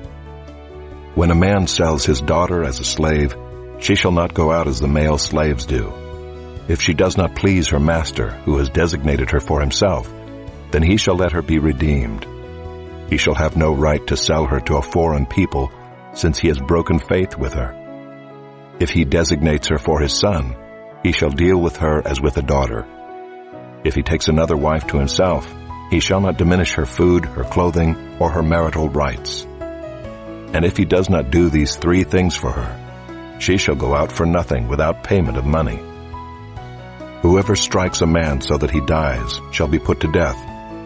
But if he did not lie in wait for him, but God let him fall into his hand, then I will appoint for you a place to which he may flee. But if a man willfully attacks another to kill him by cunning, you shall take him from my altar, that he may die. Whoever strikes his father or his mother shall be put to death. Whoever steals a man and sells him, and anyone found in possession of him shall be put to death. Whoever curses his father or his mother shall be put to death. When men quarrel and one strikes the other with a stone or with his fist, and the man does not die but takes to his bed, then if the man rises again and walks outdoors with his staff, he who struck him shall be clear. Only he shall pay for the loss of his time, and shall have him thoroughly healed. When a man strikes his slave, male or female, with a rod, and the slave dies under his hand, he shall be avenged. But if the slave survives a day or 2, he is not to be avenged, for the slave is his money. When men strive together and hit a pregnant woman, so that her children come out, but there is no harm, the one who hit her shall surely be fined, as the woman's husband shall impose on him, and he shall pay as the judges determine. But if there is harm, then you shall pay life for life, eye for eye, tooth for tooth, hand for hand, foot for foot, burn for burn, wound for wound, stripe for stripe. When a man strikes the eye of his slave, male or female, and destroys it, he shall let the slave go free because of his eye. If he knocks out the tooth of his slave, male or female, he shall let the slave go free because of his tooth. When an ox gores a man or a woman to death, the ox shall be stoned, and its flesh shall not be eaten, but the owner of the ox shall not be liable. But if the ox has been accustomed to gore in the past, and its owner has been warned but has not kept it in, and it kills a man or a woman, the ox shall be stoned, and its owner also shall be put to death. If a ransom is imposed on him, then he shall give for the redemption of his life whatever is imposed on him. If it gores a man's son or daughter, he shall be dealt with according to the same rule. If the ox gores a slave, male or female, the owner shall give to their master 30 shekels of silver, and the ox shall be stoned. When a man opens a pit, or when a man digs a pit and does not cover it, and an ox or a donkey falls into it, the owner of the pit shall make restoration. He shall give money to its owner, and the dead beast shall be his. When one man's ox butts another so that it dies, then they shall sell the live ox and share its price, and the dead beast also they shall share. Or if it is known that the ox has been accustomed to gore in the past, and its owner has not kept it in, he shall repay ox for ox, and the dead beast shall be his. Chapter 22.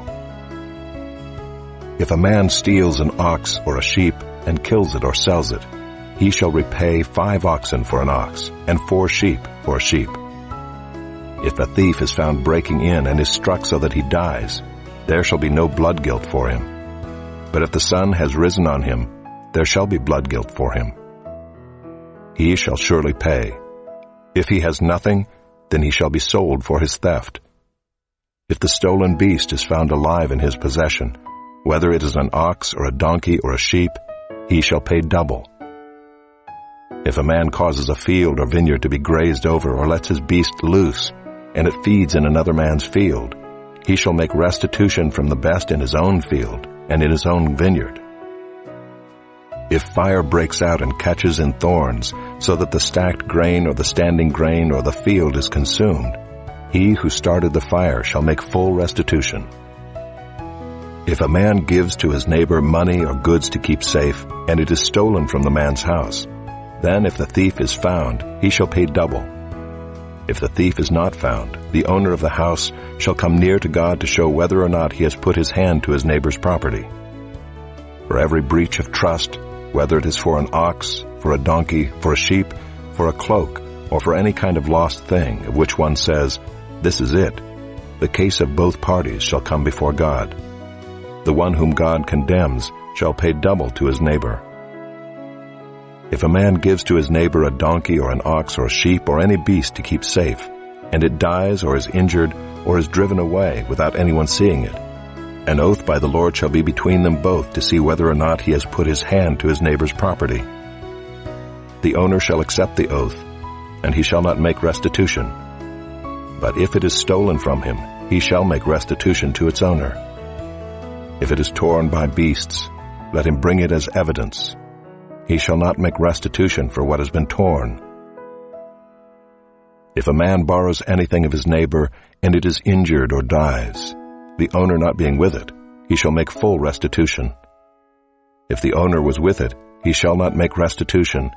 If it was hired, it came for its hiring fee. If a man seduces a virgin who is not betrothed and lies with her, he shall give the bride price for her and make her his wife. If her father utterly refuses to give her to him, he shall pay money equal to the bride price for virgins. You shall not permit a sorceress to live. Whoever lies with an animal shall be put to death. Whoever sacrifices to any god other than the Lord alone shall be devoted to destruction. You shall not wrong a sojourner or oppress him, for you were sojourners in the land of Egypt. You shall not mistreat any widow or fatherless child. If you do mistreat them and they cry out to me, I will surely hear their cry, and my wrath will burn, and I will kill you with the sword, and your wives shall become widows and your children fatherless.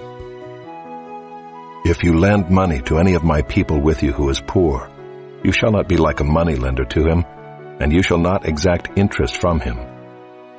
If ever you take your neighbor's cloak in pledge, you shall return it to him before the sun goes down, for that is his only covering, and it is his cloak for his body.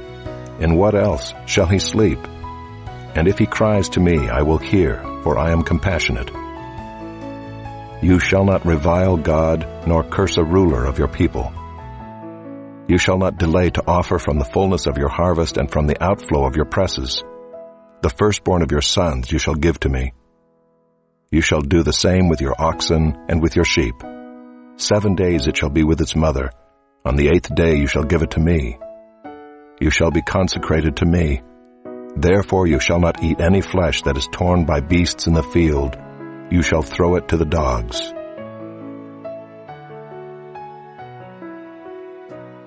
Chapter 23. You shall not spread a false report. You shall not join hands with a wicked man to be a malicious witness. You shall not fall in with the many to do evil, nor shall you bear witness in a lawsuit, siding with the many, so as to pervert justice, nor shall you be partial to a poor man in his lawsuit. If you meet your enemy's ox or his donkey going astray, you shall bring it back to him. If you see the donkey of one who hates you lying down under its burden, you shall refrain from leaving him with it. You shall rescue it with him. You shall not pervert the justice due to your poor in his lawsuit. Keep far from a false charge, and do not kill the innocent and righteous, for I will not acquit the wicked. And you shall take no bribe, for a bribe blinds the clear-sighted and subverts the cause of those who are in the right. You shall not oppress a sojourner. You know the heart of a sojourner, for you were sojourners in the land of Egypt. For 6 years you shall sow your land and gather in its yield. But the 7th year you shall let it rest and lie fallow, that the poor of your people may eat, and what they leave the beasts of the field may eat. You shall do likewise with your vineyard and with your olive orchard. 6 days you shall do your work, but on the 7th day you shall rest, that your ox and your donkey may have rest, and the son of your servant woman and the alien may be refreshed. Pay attention to all that I have said to you, and make no mention of the names of other gods, nor let it be heard on your lips. 3 times in the year you shall keep a feast to me. You shall keep the feast of unleavened bread. As I commanded you, you shall eat unleavened bread for 7 days at the appointed time in the month of Abib. For in it you came out of Egypt. None shall appear before me empty-handed. You shall keep the feast of harvest, of the firstfruits of your labor, of what you sow in the field. You shall keep the feast of ingathering at the end of the year, when you gather in from the field the fruit of your labor. 3 times in the year shall all your males appear before the Lord God. You shall not offer the blood of my sacrifice with anything leavened, or let the fat of my feast remain until the morning. The best of the firstfruits of your ground you shall bring into the house of the Lord your God. You shall not boil a young goat in its mother's milk. Behold, I send an angel before you to guard you on the way, and to bring you to the place that I have prepared. Pay careful attention to him and obey his voice. Do not rebel against him, for he will not pardon your transgression, for my name is in him. But if you carefully obey his voice and do all that I say, then I will be an enemy to your enemies, and an adversary to your adversaries. When my angel goes before you and brings you to the Amorites and the Hittites and the Perizzites and the Canaanites, the Hivites and the Jebusites, and I blot them out, you shall not bow down to their gods, nor serve them, nor do as they do, but you shall utterly overthrow them and break their pillars in pieces. You shall serve the Lord your God, and he will bless your bread and your water, and I will take sickness away from among you. None shall miscarry or be barren in your land. I will fulfill the number of your days. I will send my terror before you, and will throw into confusion all the people against whom you shall come. And I will make all your enemies turn their backs to you. And I will send hornets before you, which shall drive out the Hivites, the Canaanites, and the Hittites from before you. I will not drive them out from before you in 1 year, lest the land become desolate and the wild beasts multiply against you. Little by little I will drive them out from before you, until you have increased and possessed the land. And I will set your border from the Red Sea to the Sea of the Philistines, and from the wilderness to the Euphrates. For I will give the inhabitants of the land into your hand, and you shall drive them out before you. You shall make no covenant with them and their gods. They shall not dwell in your land, lest they make you sin against me. For if you serve their gods, it will surely be a snare to you. Chapter 24. Then he said to Moses, Come up to the Lord, you and Aaron, Nadab and Abihu, and 70 of the elders of Israel, and worship from afar. Moses alone shall come near to the Lord, but the others shall not come near, and the people shall not come up with him. Moses came and told the people all the words of the Lord and all the rules. And all the people answered with one voice and said, All the words that the Lord has spoken we will do. And Moses wrote down all the words of the Lord. He rose early in the morning and built an altar at the foot of the mountain, and 12 pillars according to the 12 tribes of Israel. And he sent young men of the people of Israel, who offered burnt offerings and sacrificed peace offerings of oxen to the Lord. And Moses took half of the blood and put it in basins, and half of the blood he threw against the altar. Then he took the book of the covenant and read it in the hearing of the people. And they said, All that the Lord has spoken we will do, and we will be obedient. And Moses took the blood and threw it on the people and said, Behold the blood of the covenant that the Lord has made with you in accordance with all these words. Then Moses and Aaron, Nadab and Abihu, and 70 of the elders of Israel went up, and they saw the God of Israel. There was under his feet as it were a pavement of sapphire stone, like the very heaven for clearness. And he did not lay his hand on the chief men of the people of Israel, they beheld God, and ate and drank. The Lord said to Moses, "Come up to me on the mountain and wait there, that I may give you the tablets of stone, with the law and the commandment which I have written for their instruction." So Moses rose with his assistant Joshua, and Moses went up into the mountain of God. And he said to the elders, "Wait here for us until we return to you. And behold, Aaron and Hur are with you. Whoever has a dispute, let him go to them." So Moses went up on the mountain, and the cloud covered the mountain. The glory of the Lord dwelt on Mount Sinai, and the cloud covered it 6 days. And on the 7th day he called to Moses out of the midst of the cloud. Now the appearance of the glory of the Lord was like a devouring fire on the top of the mountain in the sight of the people of Israel.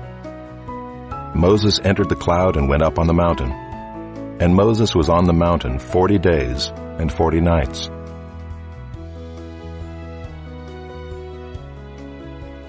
Chapter 25. The Lord said to Moses, "Speak to the people of Israel, that they take for me a contribution. From every man whose heart moves him, you shall receive the contribution from me. And this is the contribution that you shall receive from them: gold, silver, and bronze, blue and purple and scarlet yarns, and fine twined linen, goat's hair, tanned ram skins, goat skins, acacia wood, oil for the lamps, spices for the anointing oil and for the fragrant incense, onyx stones, and stones for setting, for the ephod and for the breastpiece. And let them make me a sanctuary, that I may dwell in their midst, exactly as I show you concerning the pattern of the tabernacle, and of all its furniture, so you shall make it. They shall make an ark of acacia wood. 2 cubits and a half shall be its length, 1 cubit and a half its breadth, and 1 cubit and a half its height. You shall overlay it with pure gold, inside and outside shall you overlay it, and you shall make on it a molding of gold around it. You shall cast 4 rings of gold for it, and put them on its 4 feet, 2 rings on the one side of it, and 2 rings on the other side of it. You shall make poles of acacia wood, and overlay them with gold. And you shall put the poles into the rings on the sides of the ark, to carry the ark by them. The poles shall remain in the rings of the ark, they shall not be taken from it. And you shall put into the ark the testimony that I shall give you. You shall make a mercy seat of pure gold. 2 cubits and a half shall be its length, and 1 cubit and a half its breadth. And you shall make 2 cherubim of gold, of hammered work shall you make them, on the 2 ends of the mercy seat. Make 1 cherub on the one end, and 1 cherub on the other end. Of one piece with the mercy seat shall you make the cherubim on its 2 ends. The cherubim shall spread out their wings above, overshadowing the mercy seat with their wings, their faces one to another. Toward the mercy seat shall the faces of the cherubim be. And you shall put the mercy seat on the top of the ark, and in the ark you shall put the testimony that I shall give you. There I will meet with you, and from above the mercy seat, from between the 2 cherubim that are on the ark of the testimony, I will speak with you about all that I will give you in commandment for the people of Israel. You shall make a table of acacia wood. 2 cubits shall be its length, 1 cubit its breadth, and 1 cubit and a half its height. You shall overlay it with pure gold, and make a molding of gold around it. And you shall make a rim around it, a handbreadth wide, and a molding of gold around the rim. And you shall make for it 4 rings of gold, and fasten the rings to the 4 corners at its 4 legs. Close to the frame the rings shall lie, as holders for the poles to carry the table. You shall make the poles of acacia wood, and overlay them with gold, and the table shall be carried with these. And you shall make its plates and dishes for incense, and its flagons and bowls with which to pour drink offerings.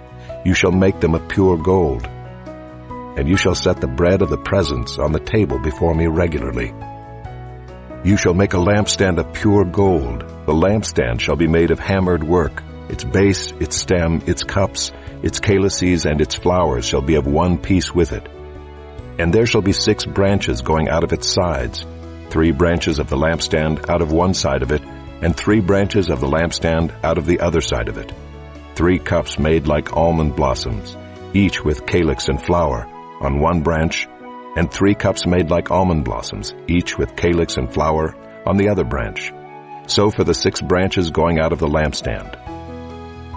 And on the lampstand itself there shall be 4 cups made like almond blossoms, with their calyces and flowers, and a calyx of 1 piece with it under each pair of the 6 branches going out from the lampstand. Their calyces and their branches shall be of 1 piece with it, the whole of it a single piece of hammered work of pure gold. You shall make 7 lamps for it, and the lamps shall be set up so as to give light on the space in front of it. Its tongs and their trays shall be of pure gold. It shall be made with all these utensils out of a talent of pure gold. And see that you make them after the pattern for them, which is being shown you on the mountain. Chapter 26.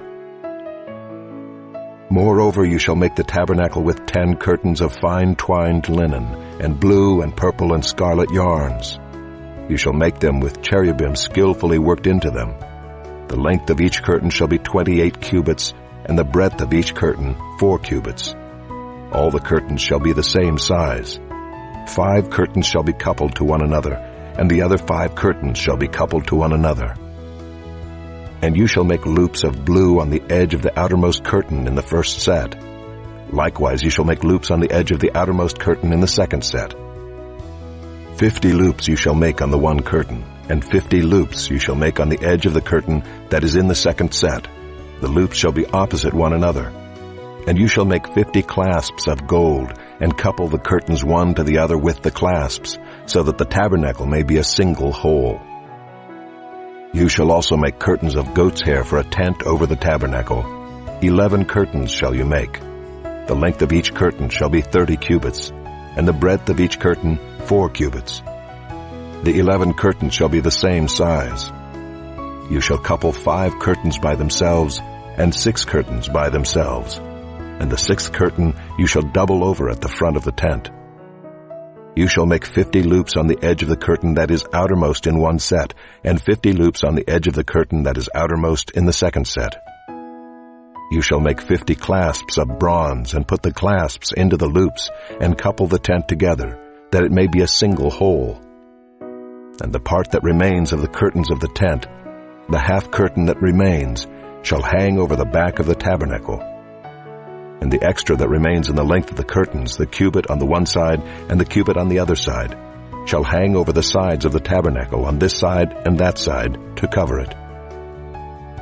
And you shall make for the tent a covering of tanned ram skins and a covering of goat skins on top. You shall make upright frames for the tabernacle of acacia wood. 10 cubits shall be the length of a frame, and a cubit and a half the breadth of each frame. There shall be 2 tenons in each frame for fitting together. So shall you do for all the frames of the tabernacle. You shall make the frames for the tabernacle, 20 frames for the south side, and 40 bases of silver you shall make under the 20 frames, 2 bases under one frame for its 2 tenons, and 2 bases under the next frame for its 2 tenons.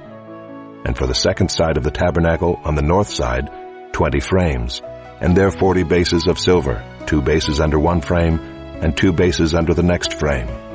And for the rear of the tabernacle westward you shall make 6 frames, and you shall make 2 frames for corners of the tabernacle in the rear. They shall be separate beneath, but joined at the top at the first ring. Thus shall it be with both of them. They shall form the 2 corners. And there shall be 8 frames with their bases of silver, 16 bases, 2 bases under one frame, and 2 bases under another frame.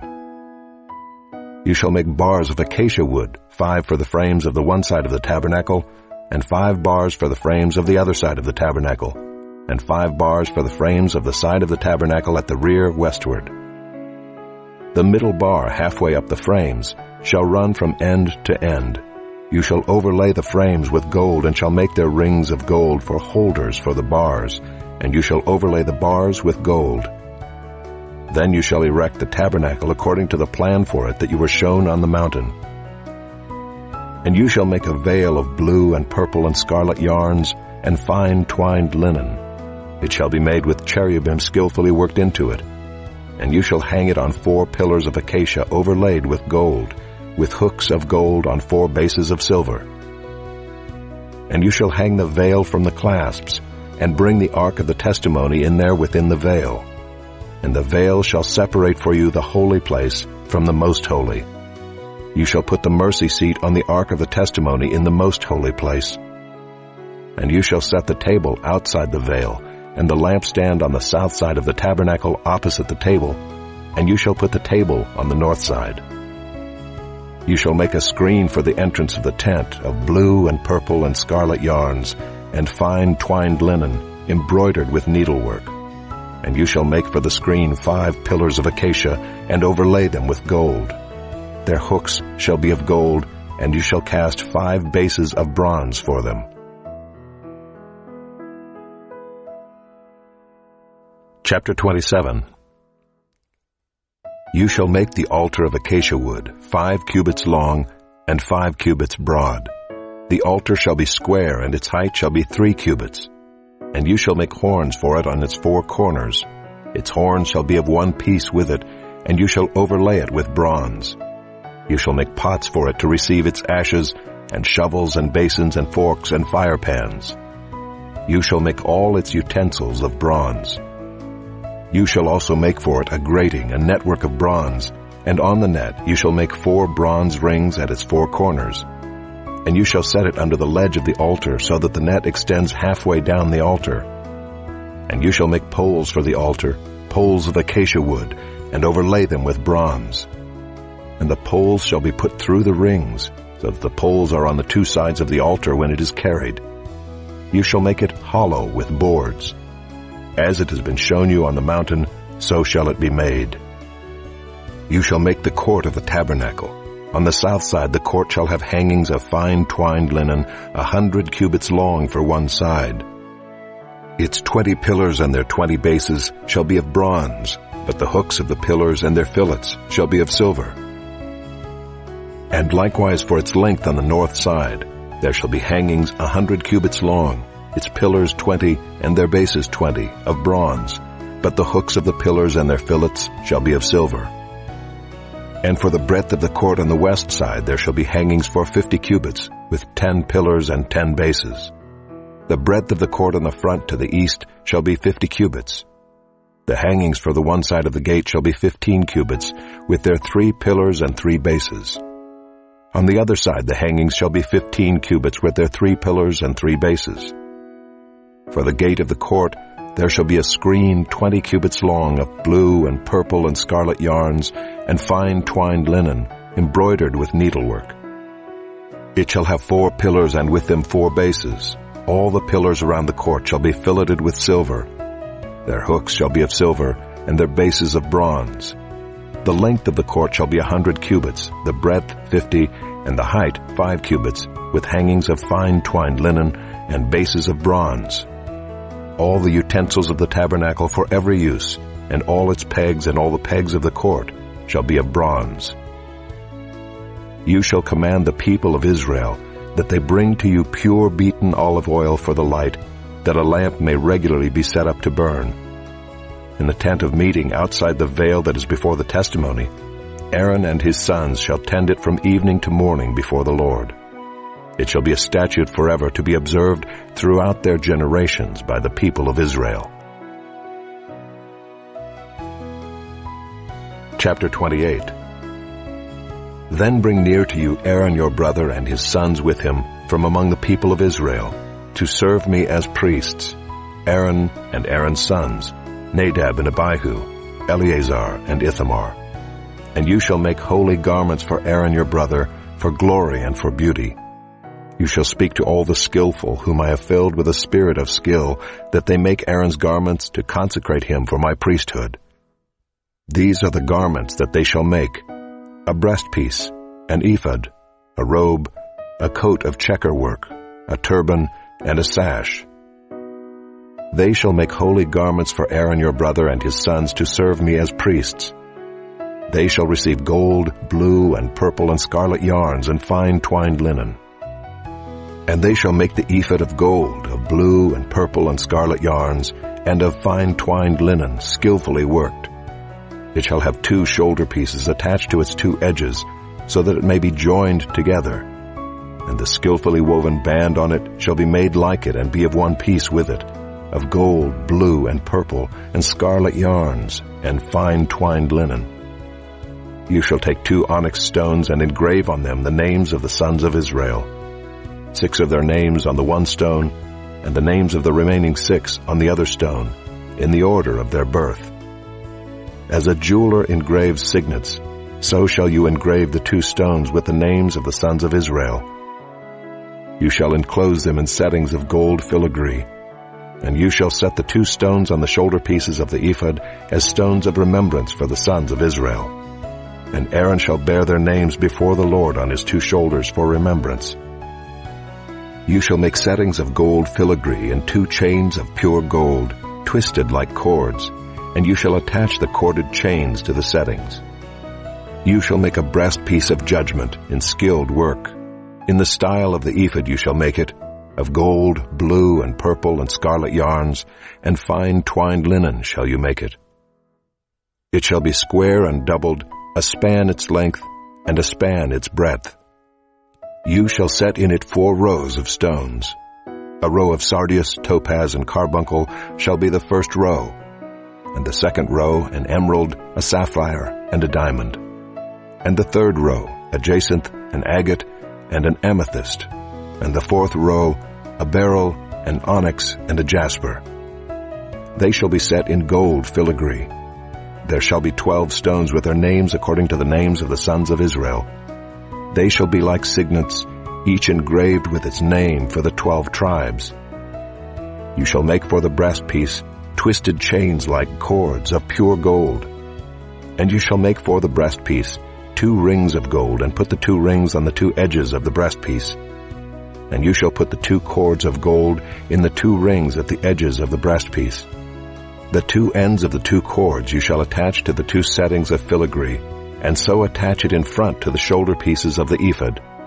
You shall make 2 rings of gold, and put them at the 2 ends of the breastpiece, on its inside edge next to the ephod. And you shall make 2 rings of gold, and attach them in front to the lower part of the 2 shoulder pieces of the ephod, at its seam above the skillfully woven band of the ephod. And they shall bind the breastpiece by its rings to the rings of the ephod with a lace of blue, so that it may lie on the skillfully woven band of the ephod, so that the breastpiece shall not come loose from the ephod. So Aaron shall bear the names of the sons of Israel in the breastpiece of judgment on his heart, when he goes into the holy place, to bring them to regular remembrance before the Lord. And in the breastpiece of judgment you shall put the Urim and the Thummim, and they shall be on Aaron's heart when he goes in before the Lord. Thus Aaron shall bear the judgment of the people of Israel on his heart before the Lord regularly. You shall make the robe of the ephod all of blue. It shall have an opening for the head in the middle of it, with a woven binding around the opening, like the opening in a garment, so that it may not tear. On its hem you shall make pomegranates of blue and purple and scarlet yarns, around its hem with bells of gold between them, a golden bell and a pomegranate, a golden bell and a pomegranate, around the hem of the robe. And it shall be on Aaron when he ministers, and its sound shall be heard when he goes into the holy place before the Lord, and when he comes out, so that he does not die. You shall make a plate of pure gold, and engrave on it, like the engraving of a signet, holy to the Lord. And you shall fasten it on the turban by a cord of blue. It shall be on the front of the turban. It shall be on Aaron's forehead, and Aaron shall bear any guilt from the holy things that the people of Israel consecrate as their holy gifts. It shall regularly be on his forehead, that they may be accepted before the Lord. You shall weave the coat in checker work of fine linen, and you shall make a turban of fine linen, and you shall make a sash embroidered with needlework. For Aaron's sons you shall make coats and sashes and caps. You shall make them for glory and beauty. And you shall put them on Aaron your brother and on his sons with him, and shall anoint them and ordain them and consecrate them, that they may serve me as priests. You shall make for them linen undergarments to cover their naked flesh. They shall reach from the hips to the thighs, and they shall be on Aaron and on his sons when they go into the tent of meeting, or when they come near the altar to minister in the holy place, lest they bear guilt and die. This shall be a statute forever for him and for his offspring after him. Chapter 29. Now this is what you shall do to them to consecrate them, that they may serve me as priests. Take 1 bull of the herd and 2 rams without blemish, and unleavened bread, unleavened cakes mixed with oil, and unleavened wafers smeared with oil. You shall make them of fine wheat flour. You shall put them in 1 basket, and bring them in the basket, and bring the bull and the 2 rams.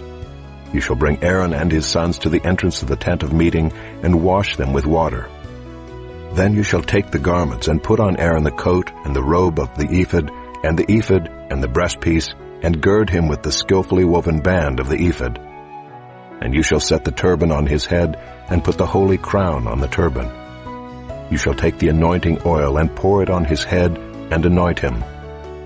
Then you shall bring his sons, and put coats on them, and you shall gird Aaron and his sons with sashes, and bind caps on them. And the priesthood shall be theirs by a statute forever. Thus you shall ordain Aaron and his sons. Then you shall bring the bull before the tent of meeting. Aaron and his sons shall lay their hands on the head of the bull.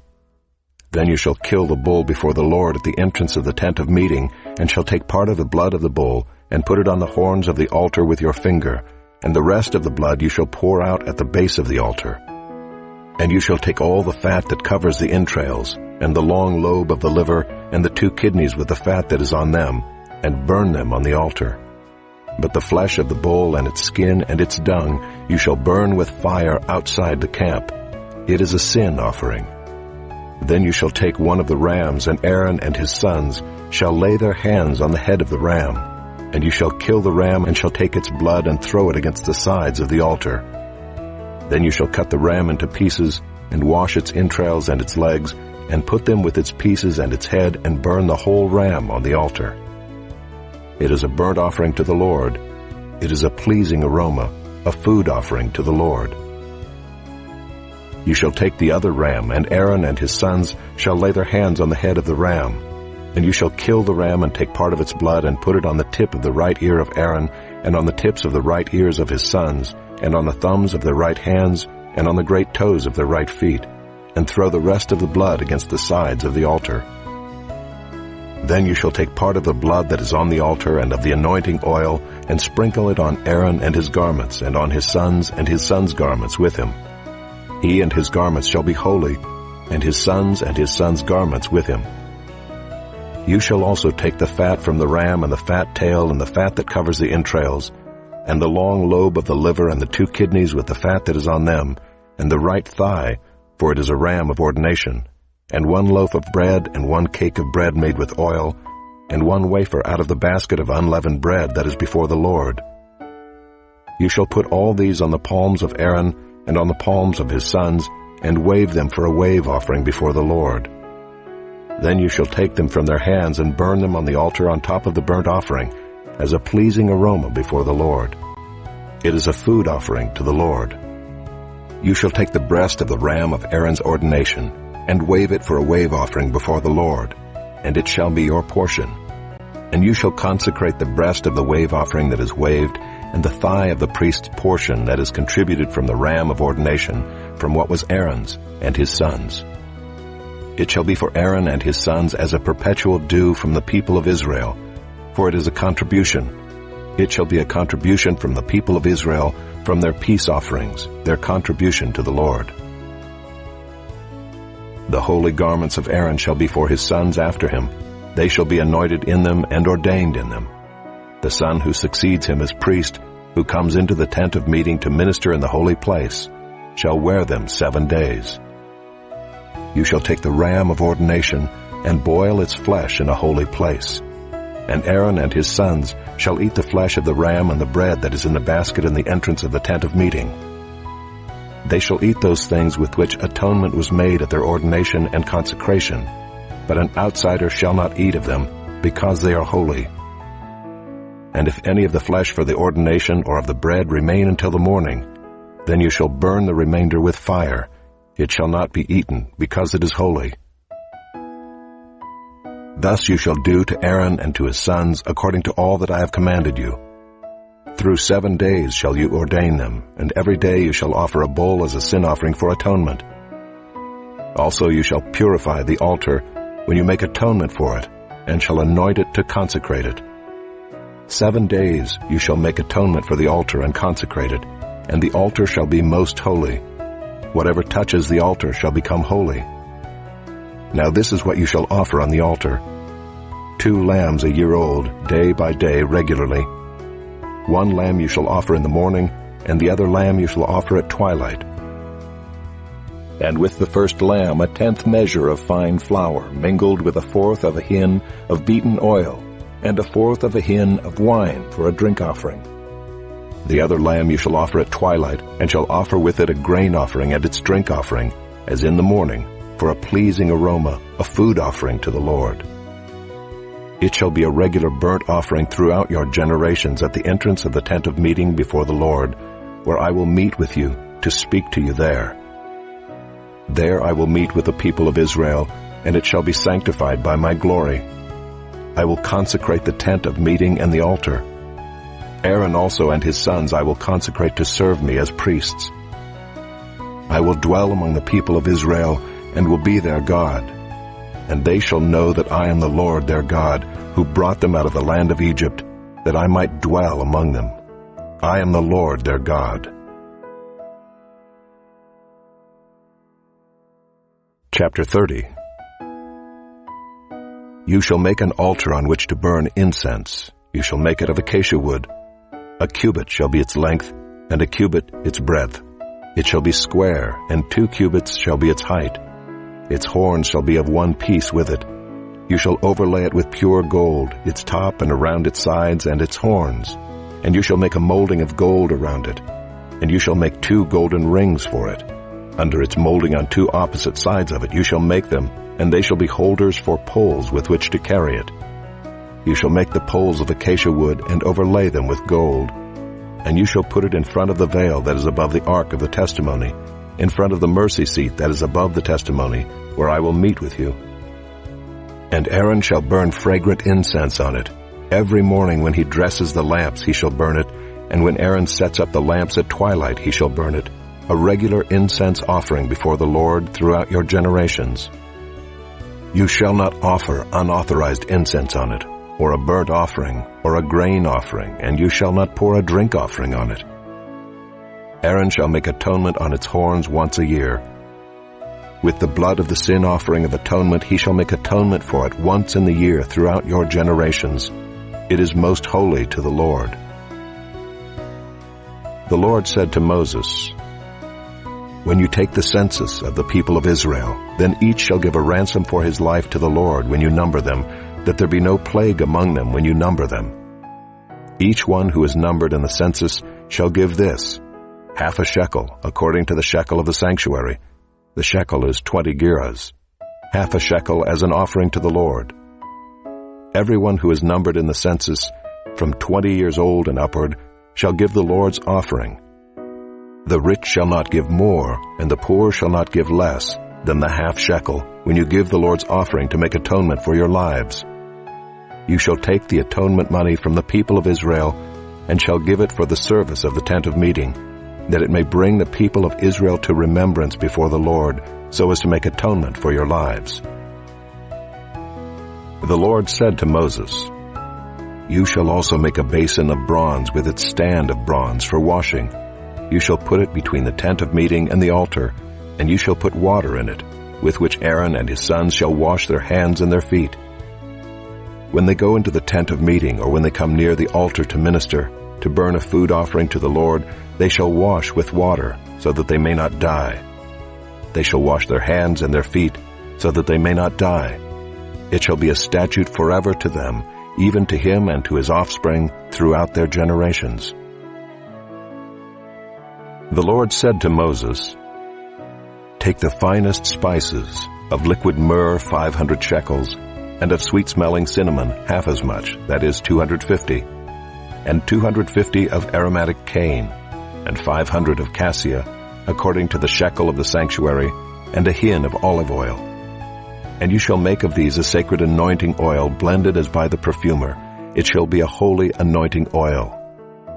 With it you shall anoint the tent of meeting and the ark of the testimony, and the table and all its utensils, and the lampstand and its utensils, and the altar of incense, and the altar of burnt offering with all its utensils, and the basin and its stand. You shall consecrate them, that they may be most holy. Whatever touches them will become holy. You shall anoint Aaron and his sons, and consecrate them, that they may serve me as priests. And you shall say to the people of Israel, This shall be my holy anointing oil throughout your generations. It shall not be poured on the body of an ordinary person, and you shall make no other like it in composition. It is holy, and it shall be holy to you. Whoever compounds any like it, or whoever puts any of it on an outsider, shall be cut off from his people. The Lord said to Moses, Take sweet spices, stacte and onycha and galbanum, sweet spices with pure frankincense. Of each there shall be an equal part. And make an incense blended as by the perfumer, seasoned with salt, pure and holy. You shall beat some of it very small, and put part of it before the testimony in the tent of meeting, where I shall meet with you. It shall be most holy for you. And the incense that you shall make according to its composition you shall not make for yourselves. It shall be for you holy to the Lord. Whoever makes any like it to use as perfume shall be cut off from his people. Chapter 31. The Lord said to Moses, See, I have called by name Bezalel the son of Uri, son of Hur, of the tribe of Judah, and I have filled him with the Spirit of God, with ability and intelligence, with knowledge and all craftsmanship, to devise artistic designs, to work in gold, silver, and bronze, in cutting stones for setting, and in carving wood, to work in every craft. And behold, I have appointed with him Aholiab, the son of Ahisamach, of the tribe of Dan. And I have given to all able men ability, that they may make all that I have commanded you, the tent of meeting and the ark of the testimony, and the mercy seat that is on it, and all the furnishings of the tent, the table and its utensils, and the pure lampstand with all its utensils, and the altar of incense, and the altar of burnt offering with all its utensils, and the basin and its stand, and the finely worked garments, the holy garments for Aaron the priest, and the garments of his sons for their service as priests, and the anointing oil, and the fragrant incense for the holy place. According to all that I have commanded you, they shall do. And the Lord said to Moses, You are to speak to the people of Israel and say, Above all you shall keep my Sabbaths, for this is a sign between me and you throughout your generations, that you may know that I, the Lord, sanctify you. You shall keep the Sabbath, because it is holy for you. Everyone who profanes it shall be put to death. Whoever does any work on it, that soul shall be cut off from among his people. 6 days shall work be done, but the seventh day is a Sabbath of solemn rest, holy to the Lord. Whoever does any work on the Sabbath day shall be put to death. Therefore the people of Israel shall keep the Sabbath, observing the Sabbath throughout their generations as a covenant forever. It is a sign forever between me and the people of Israel, that in 6 days the Lord made heaven and earth, and on the seventh day he rested and was refreshed.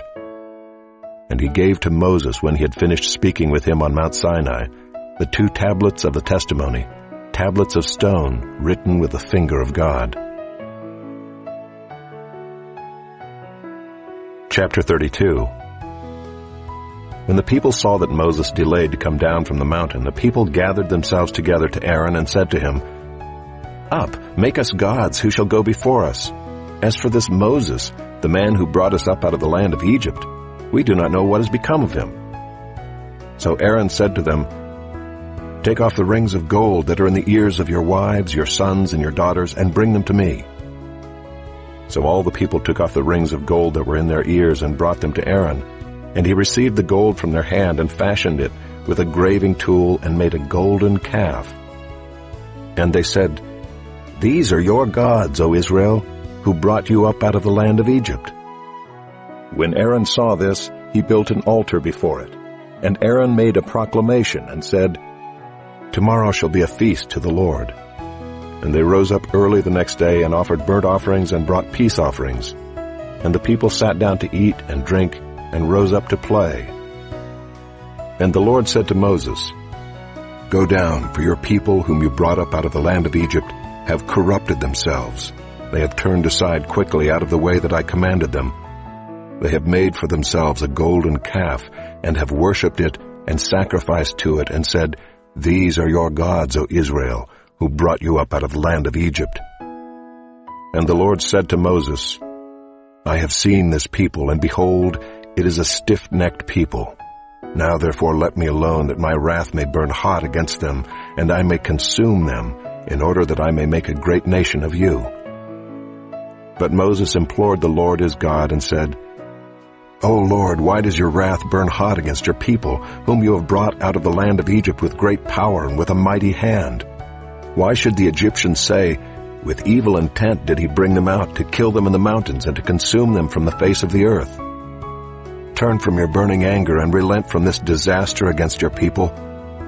Remember Abraham, Isaac, and Israel your servants, to whom you swore by your own self, and said to them, I will multiply your offspring as the stars of heaven, and all this land that I have promised I will give to your offspring, and they shall inherit it forever. And the Lord relented from the disaster that he had spoken of bringing on his people. Then Moses turned and went down from the mountain with the 2 tablets of the testimony in his hand, tablets that were written on both sides. On the front and on the back they were written. The tablets were the work of God, and the writing was the writing of God, engraved on the tablets. When Joshua heard the noise of the people as they shouted, he said to Moses, There is a noise of war in the camp. But he said, It is not the sound of shouting for victory, or the sound of the cry of defeat, but the sound of singing that I hear. And as soon as he came near the camp and saw the calf and the dancing, Moses' anger burned hot, and he threw the tablets out of his hands and broke them at the foot of the mountain. He took the calf that they had made and burned it with fire and ground it to powder and scattered it on the water and made the people of Israel drink it. And Moses said to Aaron, What did this people do to you that you have brought such a great sin upon them? And Aaron said, Let not the anger of my Lord burn hot. You know the people, that they are set on evil.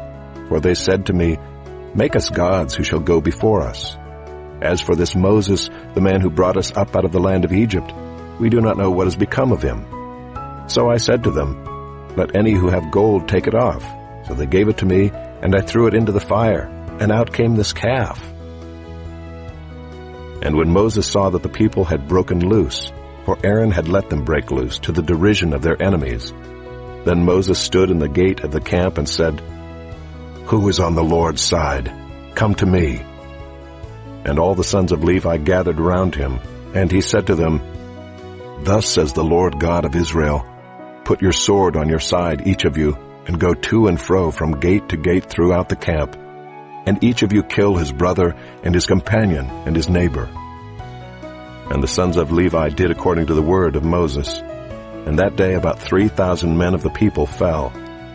And Moses said, Today you have been ordained for the service of the Lord, each one at the cost of his son and of his brother, so that he might bestow a blessing upon you this day. The next day Moses said to the people, You have sinned a great sin, and now I will go up to the Lord. Perhaps I can make atonement for your sin. So Moses returned to the Lord and said, Alas, this people has sinned a great sin. They have made for themselves gods of gold. But now, if you will, forgive their sin. But if not, please blot me out of your book that you have written. But the Lord said to Moses, Whoever has sinned against me, I will blot out of my book. But now go, lead the people to the place about which I have spoken to you. Behold, my angel shall go before you. Nevertheless, in the day when I visit, I will visit their sin upon them. Then the Lord sent a plague on the people, because they made the calf, the one that Aaron made. Chapter 33. The Lord said to Moses, Depart, go up from here, you and the people whom you have brought up out of the land of Egypt, to the land of which I swore to Abraham, Isaac, and Jacob, saying, To your offspring I will give it. I will send an angel before you, and I will drive out the Canaanites, the Amorites, the Hittites, the Perizzites, the Hivites, and the Jebusites. Go up to a land flowing with milk and honey. But I will not go up among you, lest I consume you on the way, for you are a stiff-necked people." When the people heard this disastrous word, they mourned, and no one put on his ornaments. For the Lord had said to Moses, "Say to the people of Israel, you are a stiff-necked people. If for a single moment I should go up among you, I would consume you. So now take off your ornaments, that I may know what to do with you." Therefore the people of Israel stripped themselves of their ornaments from Mount Horeb onward. Now Moses used to take the tent and pitch it outside the camp, far off from the camp, and he called it the tent of meeting. And everyone who sought the Lord would go out to the tent of meeting, which was outside the camp. Whenever Moses went out to the tent, all the people would rise up, and each would stand at his tent door and watch Moses until he had gone into the tent. When Moses entered the tent, the pillar of cloud would descend and stand at the entrance of the tent, and the Lord would speak with Moses. And when all the people saw the pillar of cloud standing at the entrance of the tent, all the people would rise up and worship, each at his tent door. Thus the Lord used to speak to Moses face to face, as a man speaks to his friend. When Moses turned again into the camp, his assistant Joshua the son of Nun, a young man, would not depart from the tent. Moses said to the Lord, "See, you say to me, 'Bring up this people,' but you have not let me know whom you will send with me. Yet you have said, 'I know you by name,' and you have also found favor in my sight. Now therefore, if I have found favor in your sight, please show me now your ways, that I may know you in order to find favor in your sight. Consider too that this nation is your people." And he said, "My presence will go with you, and I will give you rest." And he said to him, "If your presence will not go with me, do not bring us up from here. For how shall it be known that I have found favor in your sight, I and your people? Is it not in your going with us, so that we are distinct, I and your people, from every other people on the face of the earth?" And the Lord said to Moses, "This very thing that you have spoken I will do, for you have found favor in my sight, and I know you by name." Moses said, "Please show me your glory." And he said, "I will make all my goodness pass before you, and will proclaim before you my name, the Lord. And I will be gracious to whom I will be gracious, and will show mercy on whom I will show mercy." "But," he said, "you cannot see my face, for man shall not see me and live." And the Lord said, "Behold, there is a place by me where you shall stand on the rock, and while my glory passes by, I will put you in a cleft of the rock, and I will cover you with my hand until I have passed by. Then I will take away my hand, and you shall see my back, but my face shall not be seen." Chapter 34. The Lord said to Moses, "Cut for yourself 2 tablets of stone like the first, and I will write on the tablets the words that were on the first tablets which you broke. Be ready by the morning, and come up in the morning to Mount Sinai, and present yourself there to me on the top of the mountain. No one shall come up with you, and let no one be seen throughout all the mountain. Let no flocks or herds graze opposite that mountain." So Moses cut 2 tablets of stone like the first, and he rose early in the morning and went up on Mount Sinai as the Lord had commanded him, and took in his hand 2 tablets of stone. The Lord descended in the cloud and stood with him there, and proclaimed the name of the Lord. The Lord passed before him and proclaimed, the Lord, a God merciful and gracious, slow to anger and abounding in steadfast love and faithfulness, keeping steadfast love for thousands, forgiving iniquity and transgression and sin, but who will by no means clear the guilty, visiting the iniquity of the fathers on the children and the children's children to the 3rd and the 4th generation. And Moses quickly bowed his head toward the earth and worshipped. And he said, "If now I have found favor in your sight, O Lord, please let the Lord go in the midst of us, for it is a stiff-necked people, and pardon our iniquity and our sin, and take us for your inheritance." And he said, "Behold, I am making a covenant, Before all your people I will do marvels, such as have not been created in all the earth or in any nation, and all the people among whom you are shall see the work of the Lord, for it is an awesome thing that I will do with you. Observe what I command you this day. Behold, I will drive out before you the Amorites, the Canaanites, the Hittites, the Perizzites, the Hivites, and the Jebusites. Take care lest you make a covenant with the inhabitants of the land to which you go, lest it become a snare in your midst. You shall tear down their altars and break their pillars, and cut down their Asherim. For you shall worship no other God, for the Lord, whose name is jealous, is a jealous God. Lest you make a covenant with the inhabitants of the land, and when they whore after their gods and sacrifice to their gods, and you are invited, you eat of his sacrifice, and you take of their daughters for your sons, and their daughters whore after their gods, and make your sons whore after their gods. You shall not make for yourself any gods of cast metal. You shall keep the feast of unleavened bread. 7 days you shall eat unleavened bread, as I commanded you, at the time appointed in the month Abib. For in the month Abib you came out from Egypt. All that open the womb are mine. All your male livestock, the firstborn of cow and sheep. The firstborn of a donkey you shall redeem with a lamb. Or if you will not redeem it, you shall break its neck. All the firstborn of your sons you shall redeem, and none shall appear before me empty-handed. 6 days you shall work, but on the 7th day you shall rest. In plowing time and in harvest you shall rest. You shall observe the Feast of Weeks, the firstfruits of wheat harvest, and the Feast of Ingathering at the year's end. 3 times in the year shall all your males appear before the Lord God, the God of Israel. For I will cast out nations before you, and enlarge your borders. No one shall covet your land when you go up to appear before the Lord your God 3 times in the year. You shall not offer the blood of my sacrifice with anything leavened, or let the sacrifice of the feast of the Passover remain until the morning. The best of the firstfruits of your ground you shall bring to the house of the Lord your God. You shall not boil a young goat in its mother's milk. And the Lord said to Moses, Write these words, for in accordance with these words I have made a covenant with you and with Israel. So he was there with the Lord 40 days and 40 nights. He neither ate bread nor drank water, and he wrote on the tablets the words of the covenant, the 10 commandments. When Moses came down from Mount Sinai with the 2 tablets of the testimony in his hand as he came down from the mountain, Moses did not know that the skin of his face shone because he had been talking with God.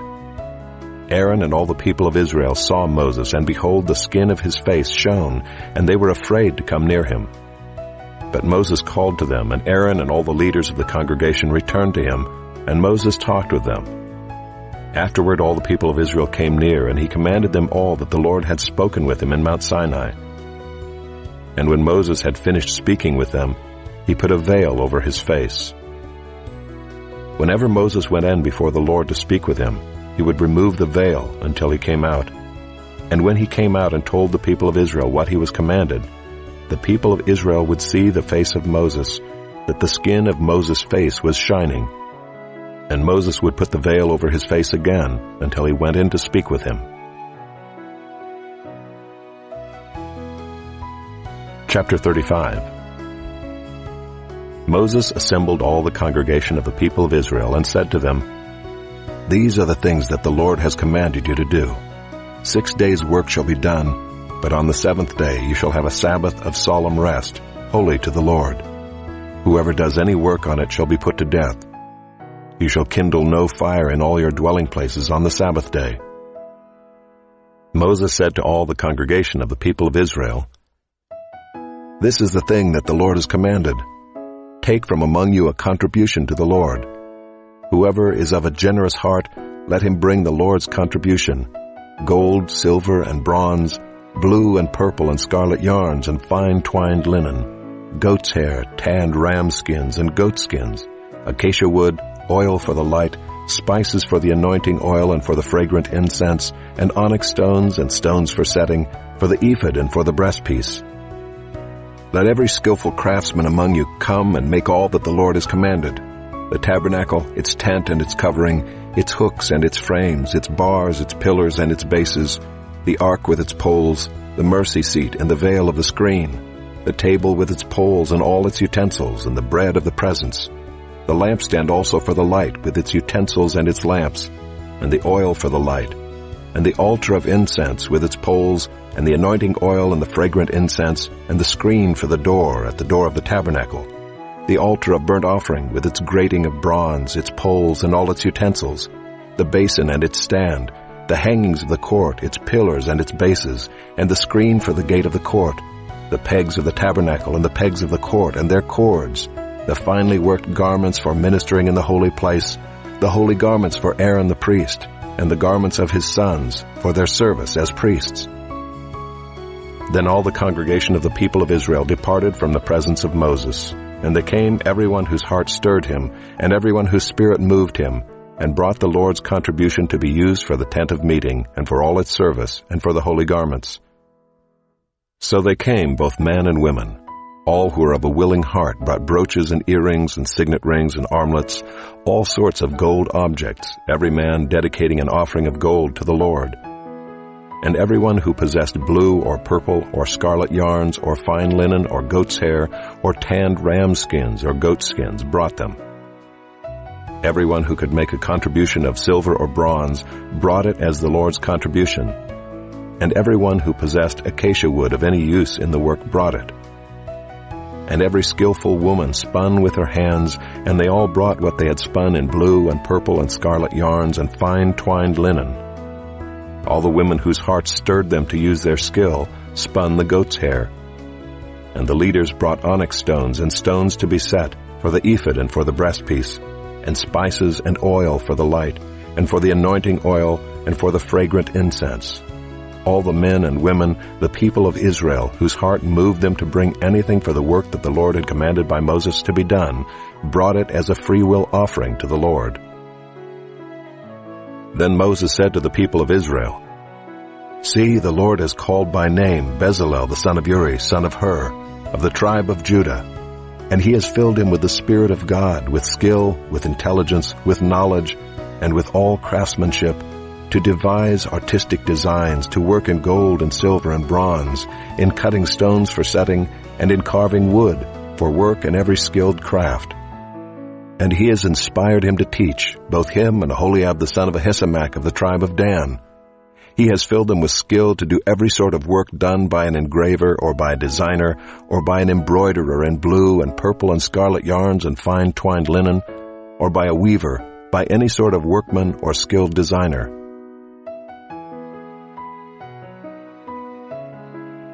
Chapter 36.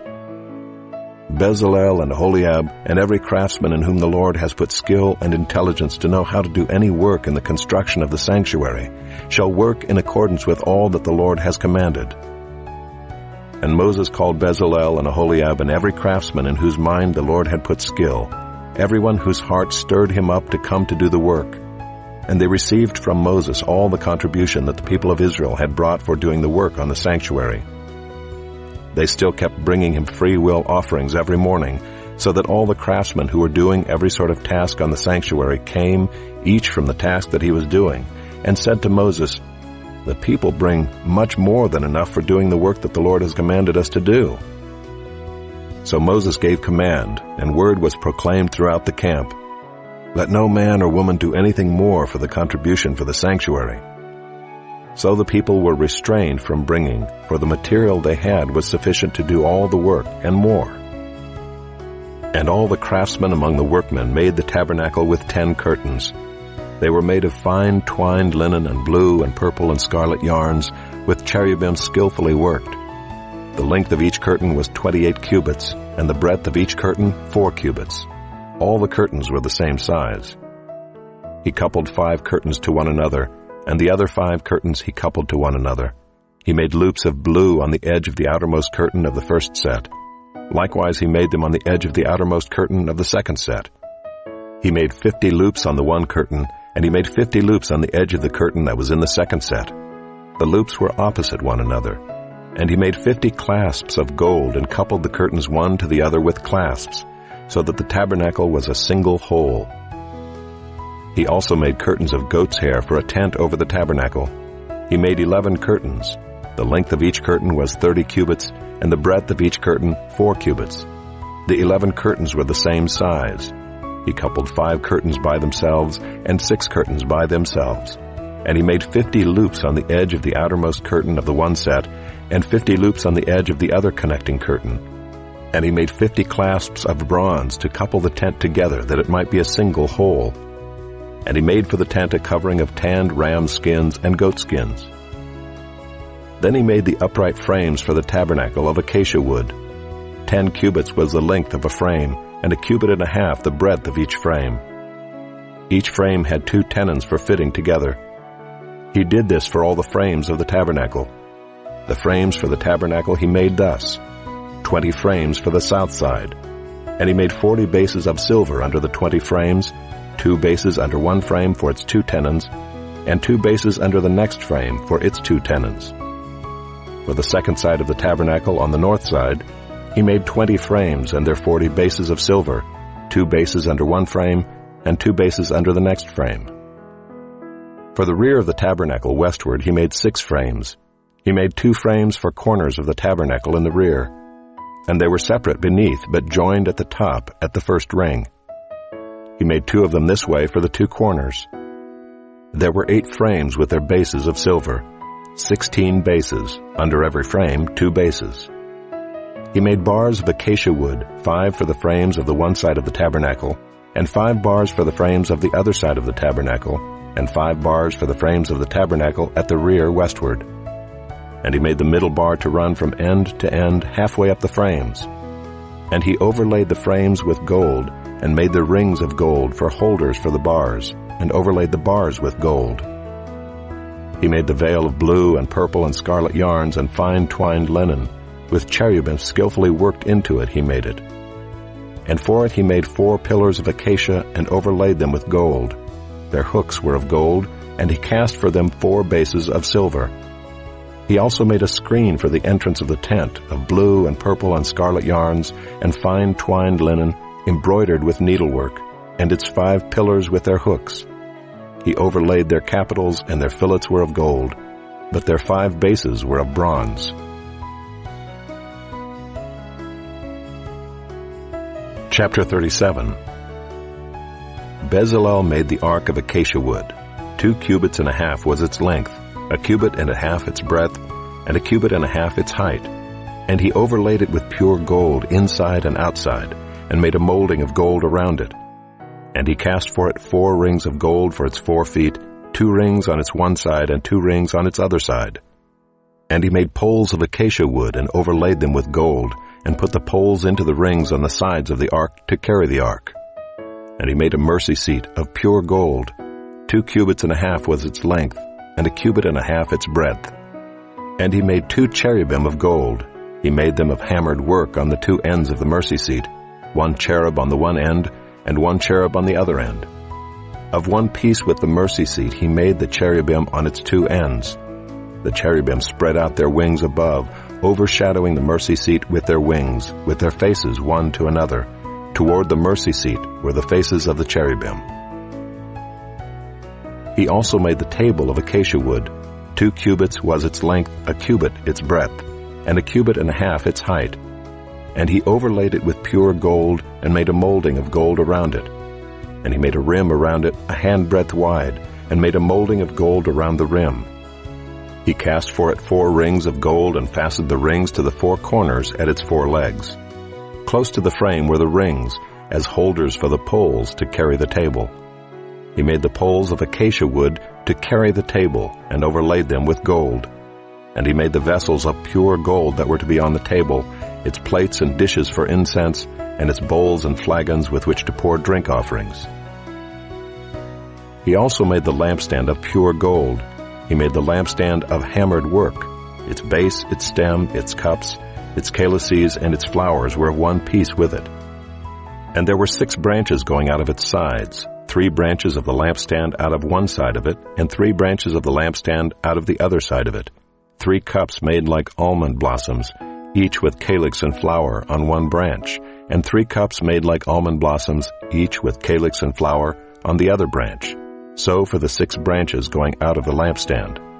And on the lampstand itself were 4 cups made like almond blossoms, with their calyces and flowers, and a calyx of 1 piece with it under each pair of the 6 branches going out of it. Their calyces and their branches were of 1 piece with it.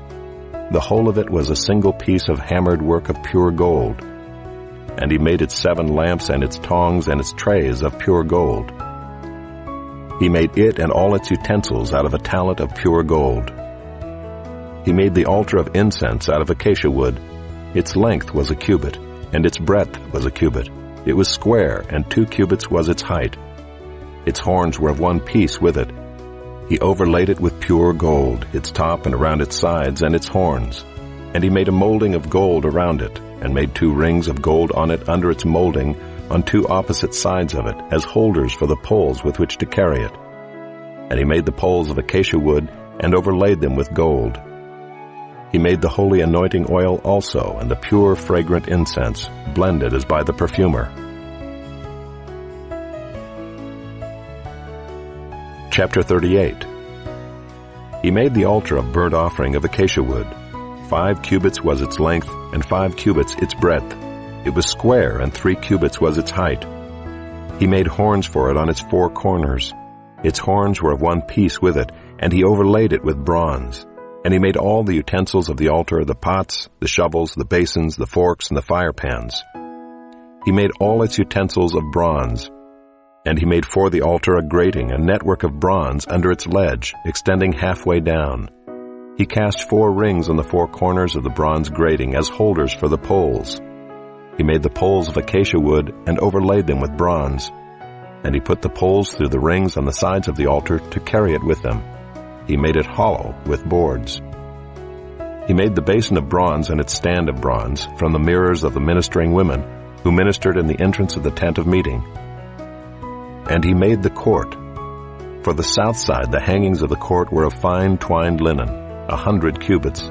Their 20 pillars and their 20 bases were of bronze, but the hooks of the pillars and their fillets were of silver. And for the north side there were hangings of 100 cubits. Their 20 pillars and their 20 bases were of bronze, but the hooks of the pillars and their fillets were of silver. And for the west side were hangings of 50 cubits. Their 10 pillars and their 10 bases, the hooks of the pillars and their fillets were of silver. And for the front to the east, 50 cubits. The hangings for one side of the gate were 15 cubits, with their 3 pillars and 3 bases. And so for the other side. On both sides of the gate of the court were hangings of 15 cubits, with their 3 pillars and their 3 bases. All the hangings around the court were of fine twined linen. And the bases for the pillars were of bronze, but the hooks of the pillars and their fillets were of silver. The overlaying of their capitals was also of silver, and all the pillars of the court were filleted with silver.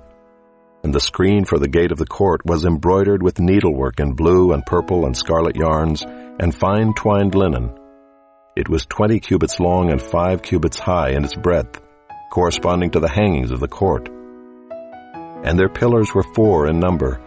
Their 4 bases were of bronze, their hooks of silver, and the overlaying of their capitals and their fillets of silver. And all the pegs for the tabernacle and for the court all around were of bronze. These are the records of the tabernacle of the testimony, as they were recorded at the commandment of Moses, the responsibility of the Levites under the direction of Ithamar the son of Aaron the priest.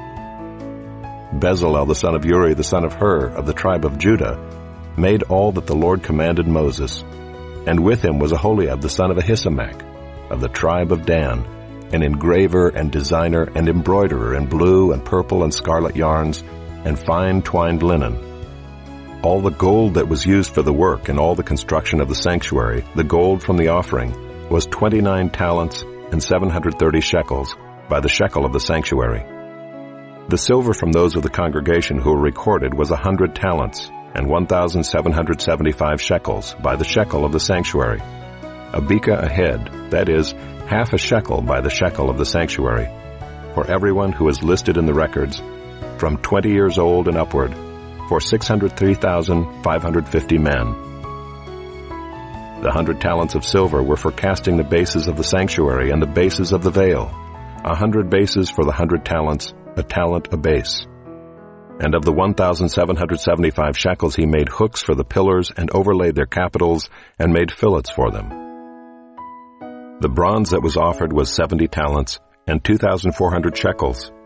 With it he made the bases for the entrance of the tent of meeting, the bronze altar and the bronze grating for it, and all the utensils of the altar, the bases around the court, and the bases of the gate of the court, all the pegs of the tabernacle, and all the pegs around the court.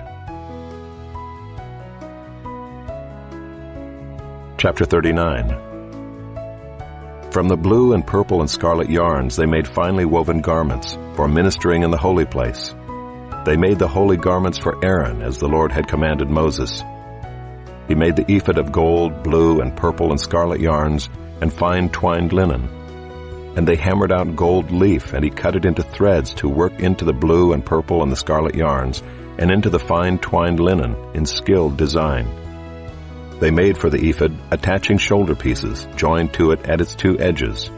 And the skillfully woven band on it was of one piece with it, and made like it, of gold, blue, and purple and scarlet yarns, and fine twined linen, as the Lord had commanded Moses. They made the onyx stones, enclosed in settings of gold filigree, and engraved like the engravings of a signet, according to the names of the sons of Israel. And he set them on the shoulder pieces of the ephod to be stones of remembrance for the sons of Israel, as the Lord had commanded Moses.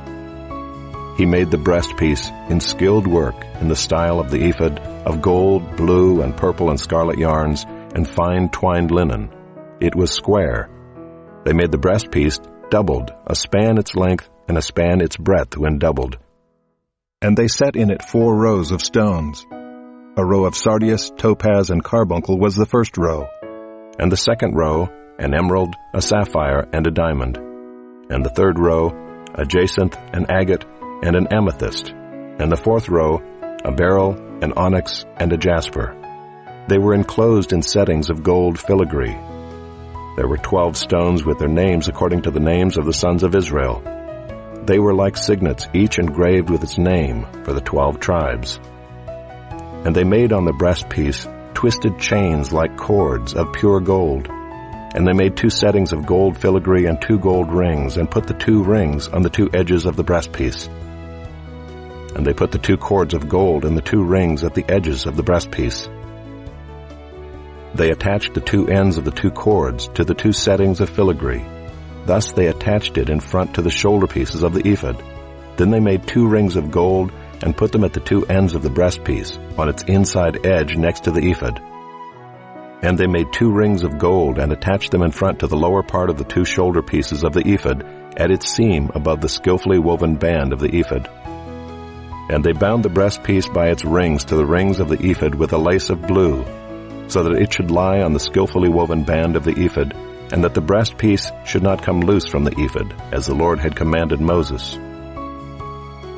He also made the robe of the ephod woven all of blue, and the opening of the robe in it was like the opening in a garment, with a binding around the opening, so that it might not tear. On the hem of the robe they made pomegranates of blue and purple and scarlet yarns, and fine twined linen. They also made bells of pure gold, and put the bells between the pomegranates all around the hem of the robe, between the pomegranates, a bell and a pomegranate, a bell and a pomegranate, around the hem of the robe for ministering, as the Lord had commanded Moses. They also made the coats woven of fine linen for Aaron and his sons, and the turban of fine linen, and the caps of fine linen, and the linen undergarments of fine twined linen, and the sash of fine twined linen, and of blue and purple and scarlet yarns, embroidered with needlework, as the Lord had commanded Moses. They made the plate of the holy crown of pure gold, and wrote on it an inscription like the engraving of a signet, Holy to the Lord. And they tied to it a cord of blue to fasten it on the turban above, as the Lord had commanded Moses. Thus all the work of the tabernacle of the tent of meeting was finished, and the people of Israel did according to all that the Lord had commanded Moses, so they did. Then they brought the tabernacle to Moses, the tent and all its utensils, its hooks, its frames, its bars, its pillars, and its bases, the covering of tanned ram skins and goat skins, and the veil of the screen, the ark of the testimony with its poles and the mercy seat, the table with all its utensils, and the bread of the presence, the lampstand of pure gold and its lamps with a lamp set and all its utensils, and the oil for the light, the golden altar, the anointing oil and the fragrant incense, and the screen for the entrance of the tent, the bronze altar and its grating of bronze, its poles and all its utensils, the basin and its stand, the hangings of the court, its pillars and its bases, and the screen for the gate of the court, its cords and its pegs, and all the utensils for the service of the tabernacle, for the tent of meeting, the finely worked garments for ministering in the holy place, the holy garments for Aaron the priest, and the garments of his sons for their service as priests. According to all that the Lord had commanded Moses, so the people of Israel had done all the work. And Moses saw all the work, and behold, they had done it, as the Lord had commanded, so had they done it. Then Moses blessed them. Chapter 40. The Lord spoke to Moses, saying, On the first day of the first month you shall erect the tabernacle of the tent of meeting, and you shall put in it the ark of the testimony, and you shall screen the ark with the veil. And you shall bring in the table and arrange it, and you shall bring in the lampstand and set up its lamps. And you shall put the golden altar for incense before the ark of the testimony, and set up the screen for the door of the tabernacle.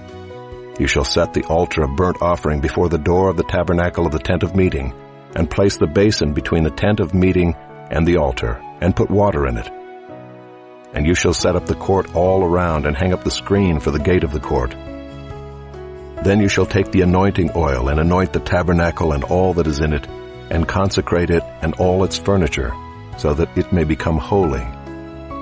You shall also anoint the altar of burnt offering and all its utensils, and consecrate the altar, so that the altar may become most holy. You shall also anoint the basin and its stand, and consecrate it. Then you shall bring Aaron and his sons to the entrance of the tent of meeting, and shall wash them with water, and put on Aaron the holy garments.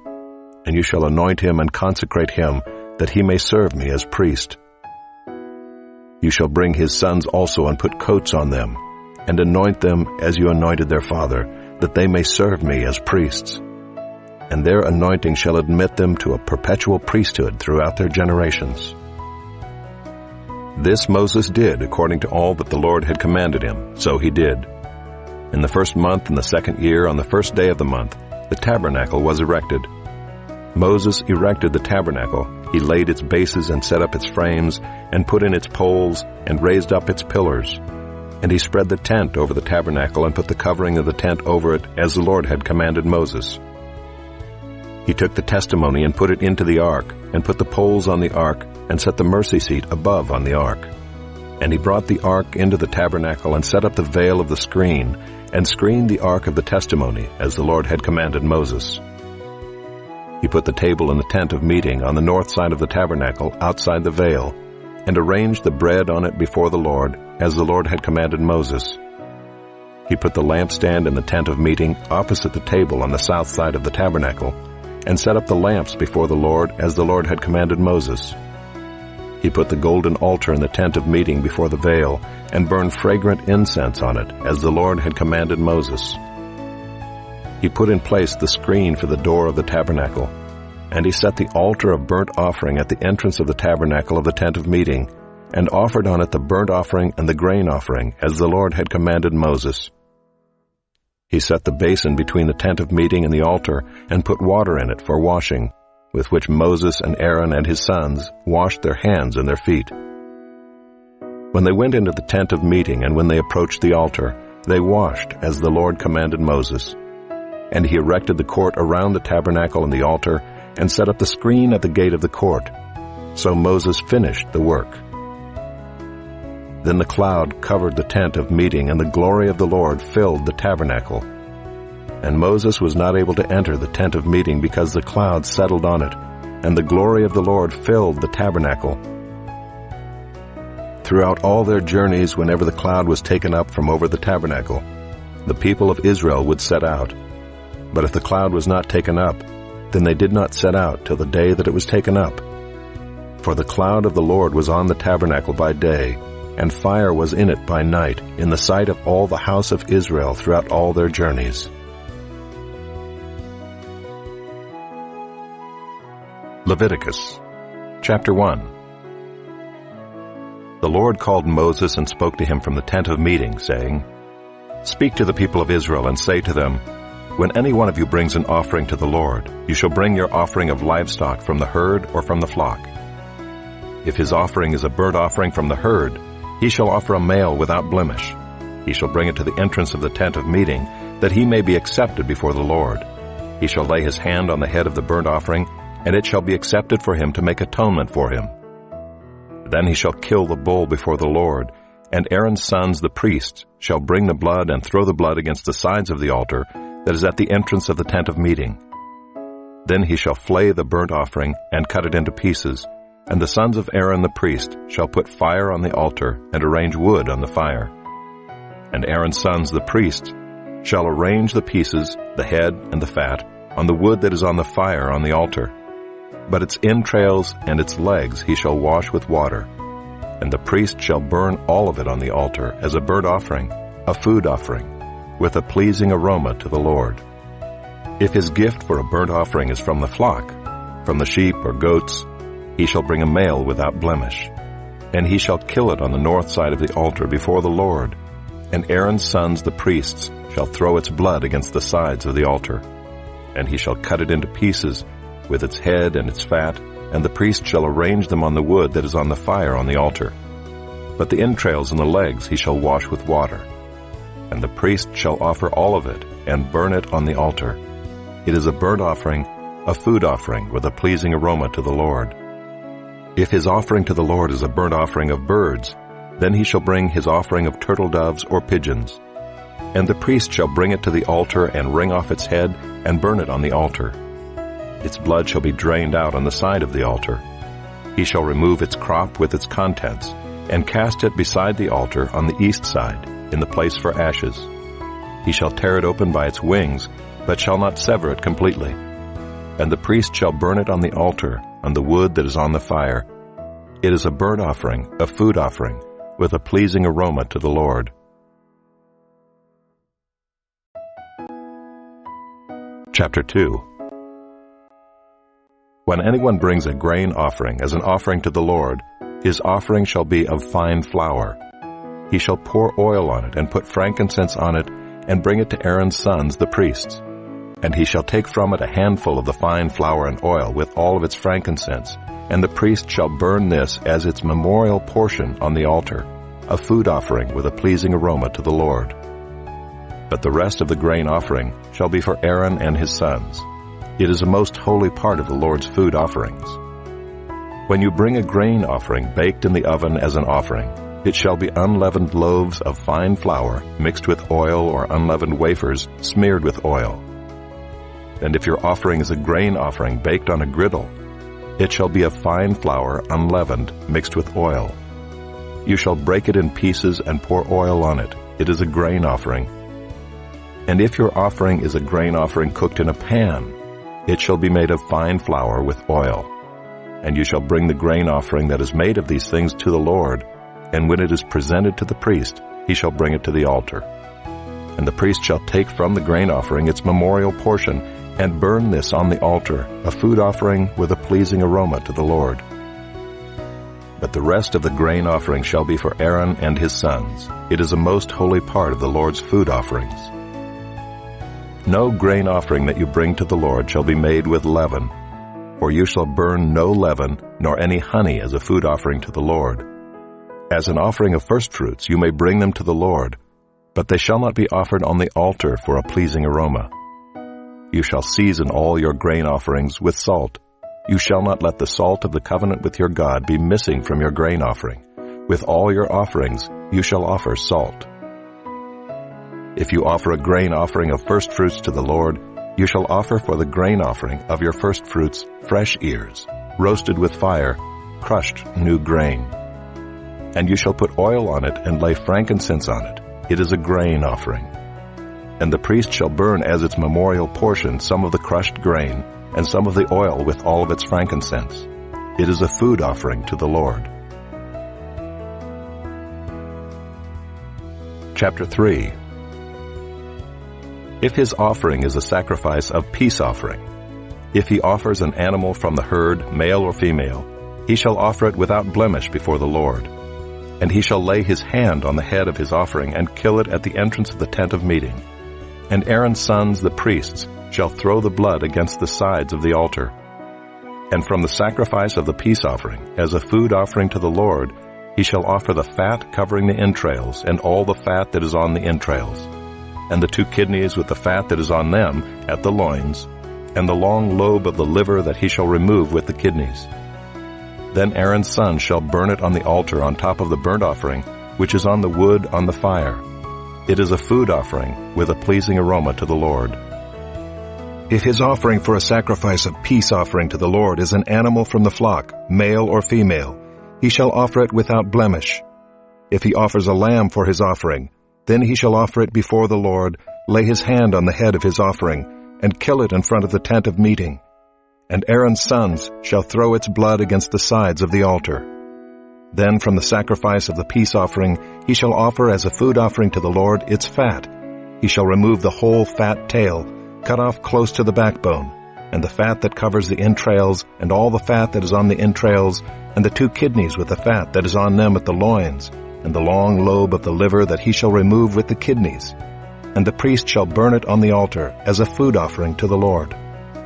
If his offering is a goat, then he shall offer it before the Lord, and lay his hand on its head and kill it in front of the tent of meeting. And the sons of Aaron shall throw its blood against the sides of the altar. Then he shall offer from it as his offering for a food offering to the Lord, the fat covering the entrails, and all the fat that is on the entrails, and the 2 kidneys with the fat that is on them at the loins, and the long lobe of the liver that he shall remove with the kidneys. And the priest shall burn them on the altar as a food offering with a pleasing aroma. All fat is the Lord's. It shall be a statute forever throughout your generations in all your dwelling places, that you eat neither fat nor blood. Chapter 4. And the Lord spoke to Moses, saying, Speak to the people of Israel, saying, If anyone sins unintentionally in any of the Lord's commandments about things not to be done, and does any one of them, if it is the anointed priest who sins, thus bringing guilt on the people, then he shall offer for the sin that he has committed a bull from the herd without blemish to the Lord for a sin offering. He shall bring the bull to the entrance of the tent of meeting before the Lord, and lay his hand on the head of the bull, and kill the bull before the Lord. And the anointed priest shall take some of the blood of the bull, and bring it into the tent of meeting. And the priest shall dip his finger in the blood, and sprinkle part of the blood 7 times before the Lord in front of the veil of the sanctuary. And the priest shall put some of the blood on the horns of the altar of fragrant incense before the Lord, that is in the tent of meeting, and all the rest of the blood of the bull he shall pour out at the base of the altar of burnt offering, that is at the entrance of the tent of meeting. And all the fat of the bull of the sin offering he shall remove from it, the fat that covers the entrails, and all the fat that is on the entrails, and the 2 kidneys with the fat that is on them at the loins, and the long lobe of the liver that he shall remove with the kidneys, just as these are taken from the ox of the sacrifice of the peace offerings. And the priest shall burn them on the altar of burnt offering. But the skin of the bull and all its flesh, with its head, its legs, its entrails, and its dung, all the rest of the bull, he shall carry outside the camp to a clean place, to the ash heap, and shall burn it up on a fire of wood. On the ash heap it shall be burned up. If the whole congregation of Israel sins unintentionally, and the thing is hidden from the eyes of the assembly, and they do any one of the things that by the Lord's commandments ought not to be done, and they realize their guilt, when the sin which they have committed becomes known, the assembly shall offer a bull from the herd for a sin offering, and bring it in front of the tent of meeting. And the elders of the congregation shall lay their hands on the head of the bull before the Lord, and the bull shall be killed before the Lord. Then the anointed priest shall bring some of the blood of the bull into the tent of meeting, and the priest shall dip his finger in the blood and sprinkle it 7 times before the Lord in front of the veil. And he shall put some of the blood on the horns of the altar that is in the tent of meeting before the Lord, and the rest of the blood he shall pour out at the base of the altar of burnt offering that is at the entrance of the tent of meeting. And all its fat he shall take from it and burn on the altar. Thus shall he do with the bull. As he did with the bull of the sin offering, so shall he do with this. And the priest shall make atonement for them, and they shall be forgiven. And he shall carry the bull outside the camp, and burn it up as he burned the first bull. It is the sin offering for the assembly. When a leader sins, doing unintentionally any one of all the things that by the commandments of the Lord his God ought not to be done, and realizes his guilt, or the sin which he has committed is made known to him, he shall bring as his offering a goat, a male without blemish, and shall lay his hand on the head of the goat and kill it in the place where they kill the burnt offering before the Lord. It is a sin offering. Then the priest shall take some of the blood of the sin offering with his finger and put it on the horns of the altar of burnt offering, and pour out the rest of its blood at the base of the altar of burnt offering. And all its fat he shall burn on the altar like the fat of the sacrifice of peace offerings. So the priest shall make atonement for him for his sin, and he shall be forgiven. If any one of the common people sins unintentionally in doing any one of the things that by the Lord's commandments ought not to be done, and realizes his guilt, or the sin which he has committed is made known to him, he shall bring for his offering a goat, a female without blemish, for his sin which he has committed. And he shall lay his hand on the head of the sin offering, and kill the sin offering in the place of burnt offering. And the priest shall take some of its blood with his finger, and put it on the horns of the altar of burnt offering, and pour out all the rest of its blood at the base of the altar. And all its fat he shall remove, as the fat is removed from the peace offerings, and the priest shall burn it on the altar for a pleasing aroma to the Lord. And the priest shall make atonement for him, and he shall be forgiven. If he brings a lamb as his offering for a sin offering, he shall bring a female without blemish, and lay his hand on the head of the sin offering, and kill it for a sin offering in the place where they kill the burnt offering. Then the priest shall take some of the blood of the sin offering with his finger, and put it on the horns of the altar of burnt offering, and pour out all the rest of its blood at the base of the altar. And all its fat he shall remove, as the fat of the lamb is removed from the sacrifice of peace offerings. And the priest shall burn it on the altar on top of the Lord's food offerings. And the priest shall make atonement for him for the sin which he has committed, and he shall be forgiven. Chapter 5. If anyone sins in that he hears a public adjuration to testify, and though he is a witness, whether he has seen or come to know the matter, yet does not speak, he shall bear his iniquity.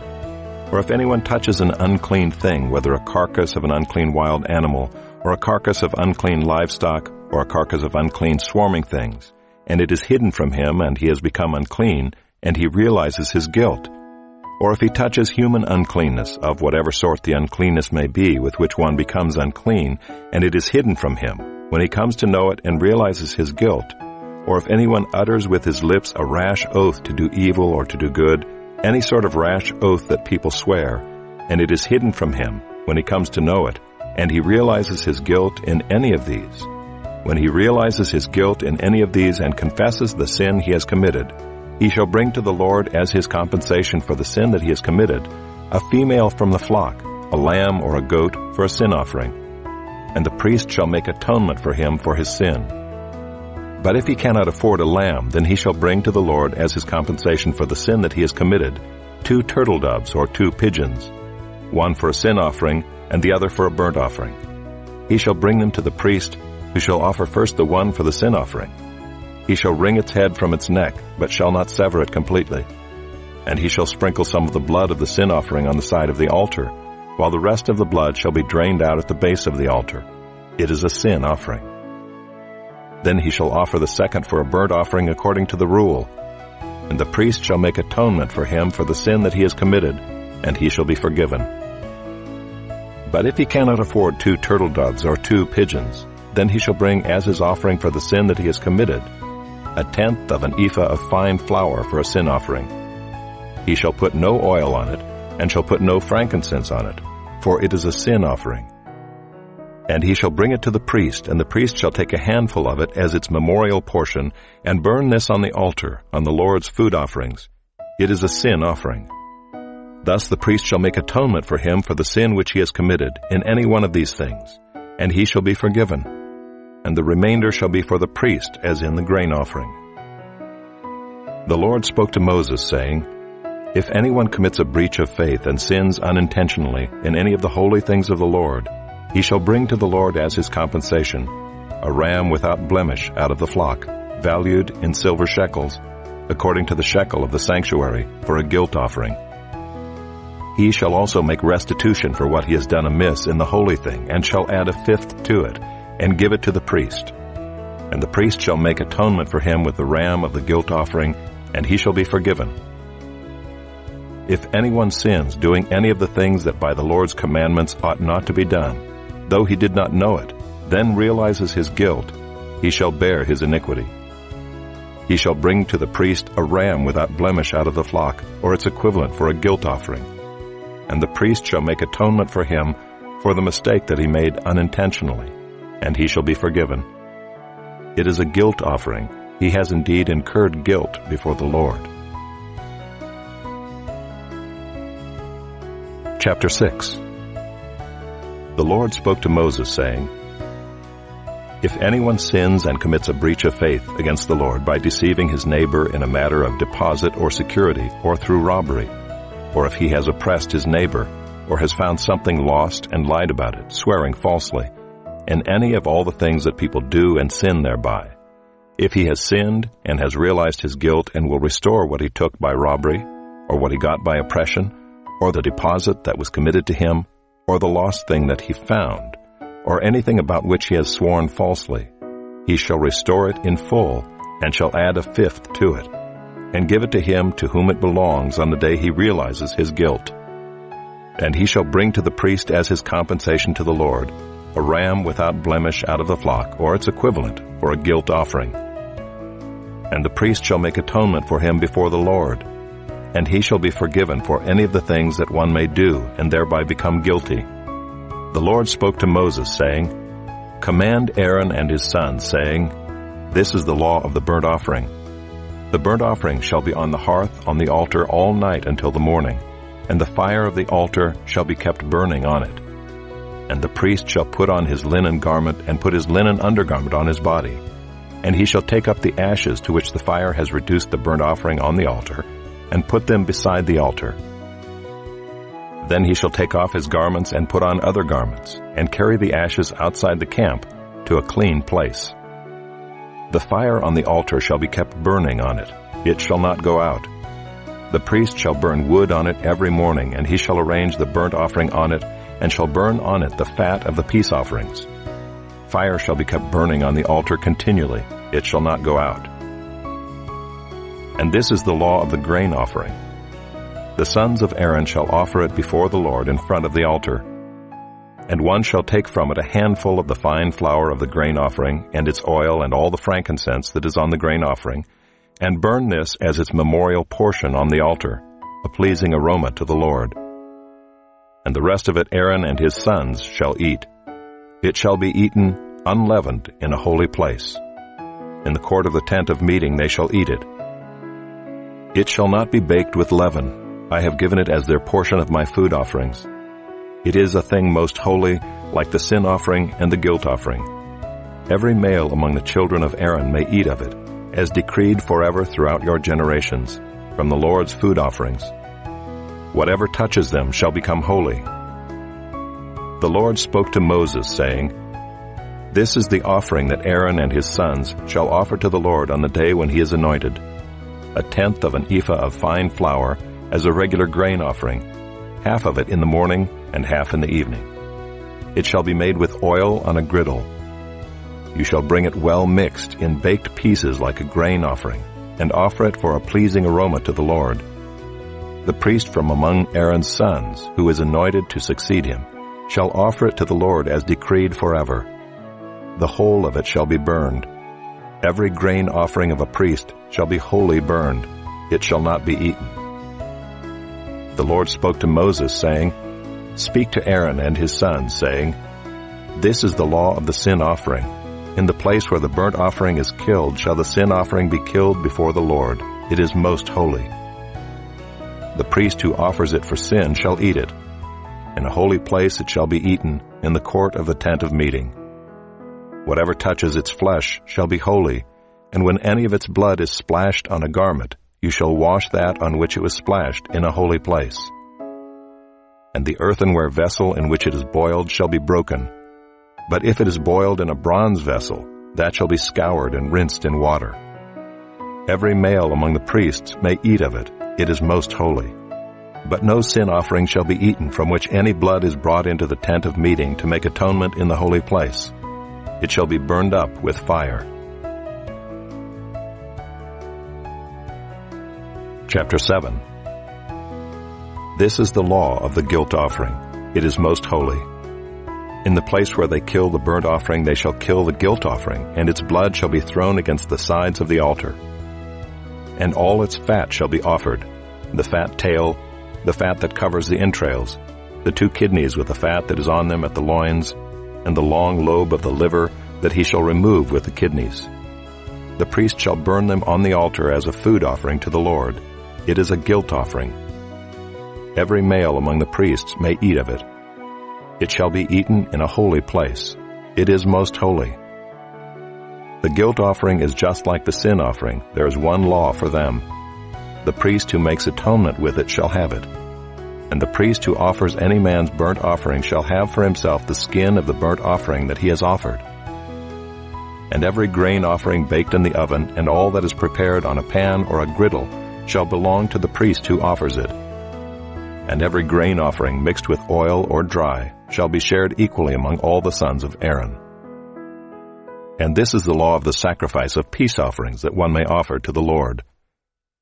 If he offers it for a thanksgiving, then he shall offer with the thanksgiving sacrifice unleavened loaves mixed with oil, unleavened wafers smeared with oil, and loaves of fine flour well mixed with oil. With the sacrifice of his peace offerings for thanksgiving, he shall bring his offering with loaves of leavened bread. And from it he shall offer 1 loaf from each offering as a gift to the Lord. It shall belong to the priest who throws the blood of the peace offerings. And the flesh of the sacrifice of his peace offerings for thanksgiving shall be eaten on the day of his offering. He shall not leave any of it until the morning. But if the sacrifice of his offering is a vow offering or a free will offering, it shall be eaten on the day that he offers his sacrifice, and on the next day what remains of it shall be eaten. But what remains of the flesh of the sacrifice on the 3rd day shall be burned up with fire. If any of the flesh of the sacrifice of his peace offering is eaten on the 3rd day, he who offers it shall not be accepted, neither shall it be credited to him.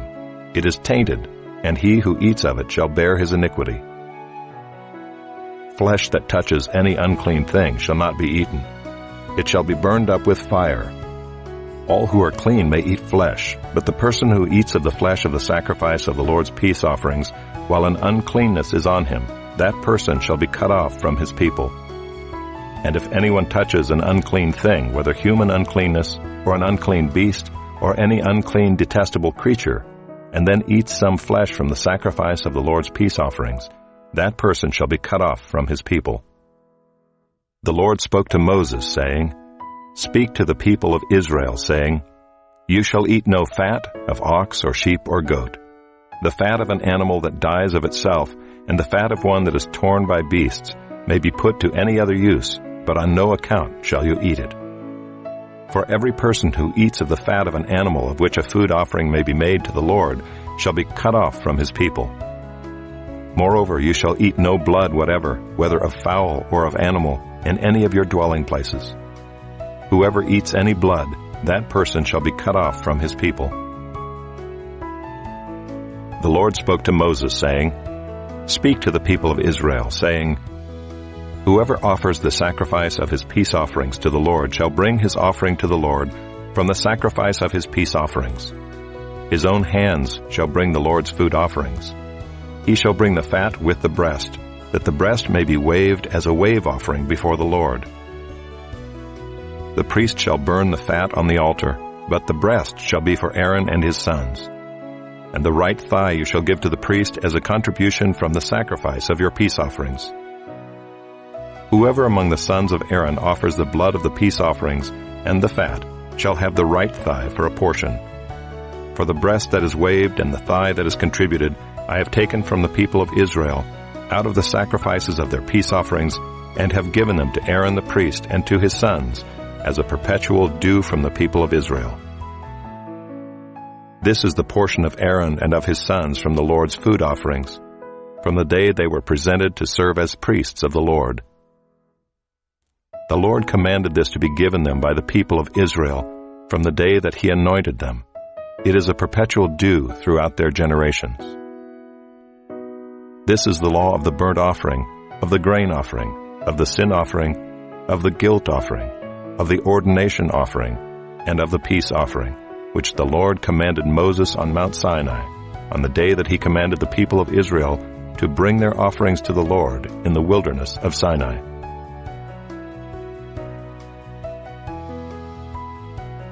Chapter 8. The Lord spoke to Moses, saying, Take Aaron and his sons with him, and the garments, and the anointing oil, and the bull of the sin offering, and the 2 rams, and the basket of unleavened bread, and assemble all the congregation at the entrance of the tent of meeting. And Moses did as the Lord commanded him, and the congregation was assembled at the entrance of the tent of meeting. And Moses said to the congregation, This is the thing that the Lord has commanded to be done. And Moses brought Aaron and his sons, and washed them with water.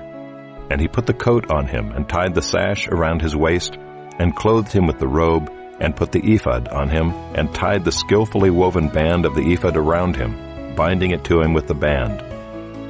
And he placed the breastpiece on him, and in the breastpiece he put the Urim and the Thummim. And he set the turban on his head, and on the turban in front he set the golden plate, the holy crown, as the Lord commanded Moses. Then Moses took the anointing oil and anointed the tabernacle and all that was in it, and consecrated them. And he sprinkled some of it on the altar 7 times, and anointed the altar and all its utensils and the basin and its stand, to consecrate them. And he poured some of the anointing oil on Aaron's head, and anointed him to consecrate him. And Moses brought Aaron's sons, and clothed them with coats, and tied sashes around their waists, and bound caps on them, as the Lord commanded Moses. Then he brought the bull of the sin offering, and Aaron and his sons laid their hands on the head of the bull of the sin offering. And he killed it, and Moses took the blood, and with his finger put it on the horns of the altar around it, and purified the altar, and poured out the blood at the base of the altar, and consecrated it to make atonement for it.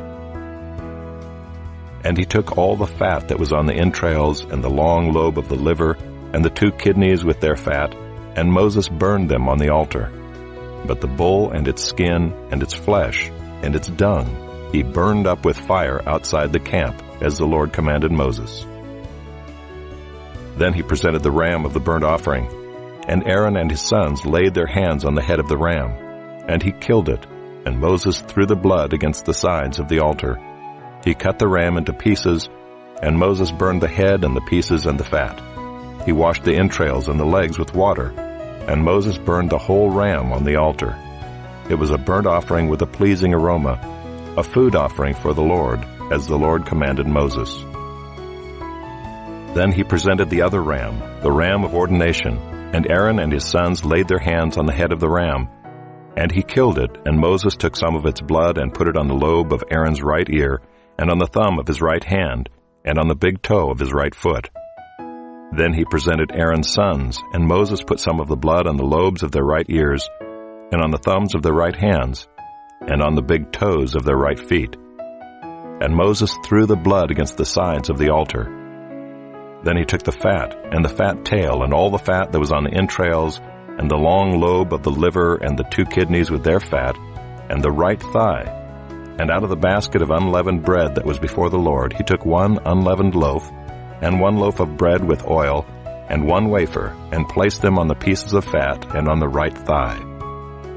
And he put all these in the hands of Aaron and in the hands of his sons, and waved them as a wave offering before the Lord. Then Moses took them from their hands, and burned them on the altar with the burnt offering. This was an ordination offering with a pleasing aroma, a food offering to the Lord. And Moses took the breast and waved it for a wave offering before the Lord.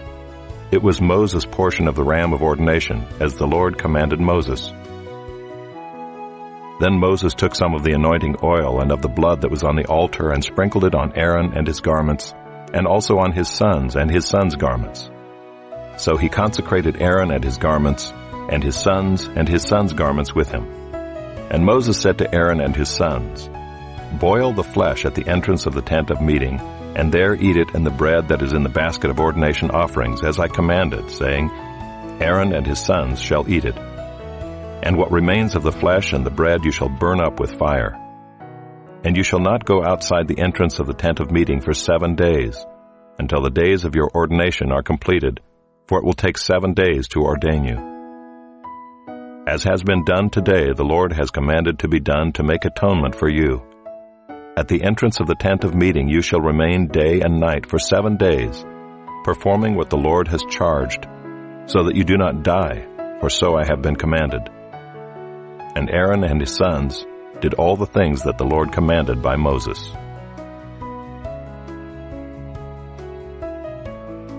Chapter 9.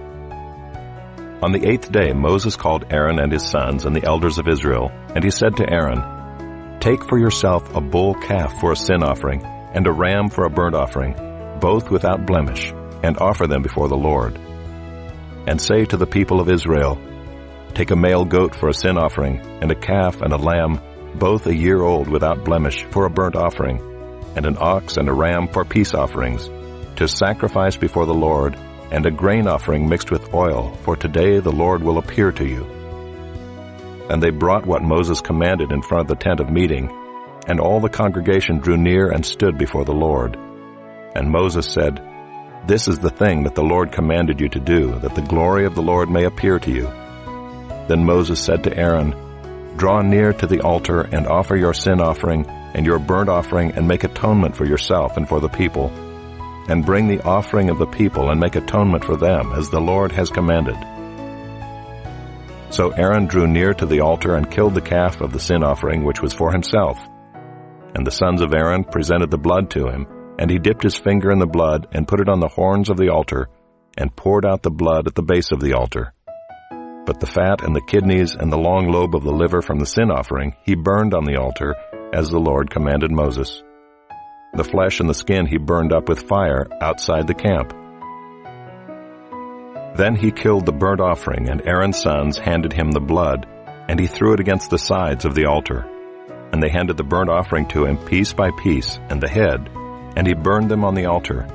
And he washed the entrails and the legs, and burned them with the burnt offering on the altar. Then he presented the people's offering, and took the goat of the sin offering that was for the people, and killed it, and offered it as a sin offering like the first one. And he presented the burnt offering, and offered it according to the rule. And he presented the grain offering, took a handful of it, and burned it on the altar besides the burnt offering of the morning. Then he killed the ox and the ram, the sacrifice of peace offerings for the people. And Aaron's sons handed him the blood, and he threw it against the sides of the altar. But the fat pieces of the ox and of the ram, the fat tail and that which covers the entrails, and the kidneys and the long lobe of the liver, they put the fat pieces on the breasts, and he burned the fat pieces on the altar. But the breasts and the right thigh Aaron waved for a wave offering before the Lord, as Moses commanded. Then Aaron lifted up his hands toward the people and blessed them. And he came down from offering the sin offering and the burnt offering and the peace offerings. And Moses and Aaron went into the tent of meeting, and when they came out they blessed the people, and the glory of the Lord appeared to all the people. And fire came out from before the Lord and consumed the burnt offering and the pieces of fat on the altar, and when all the people saw it, they shouted and fell on their faces.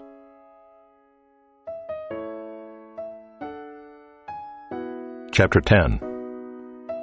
Now Nadab and Abihu, the sons of Aaron, each took his censer and put fire in it, and laid incense on it, and offered unauthorized fire before the Lord, which he had not commanded them. And fire came out from before the Lord and consumed them, and they died before the Lord. Then Moses said to Aaron, "This is what the Lord has said.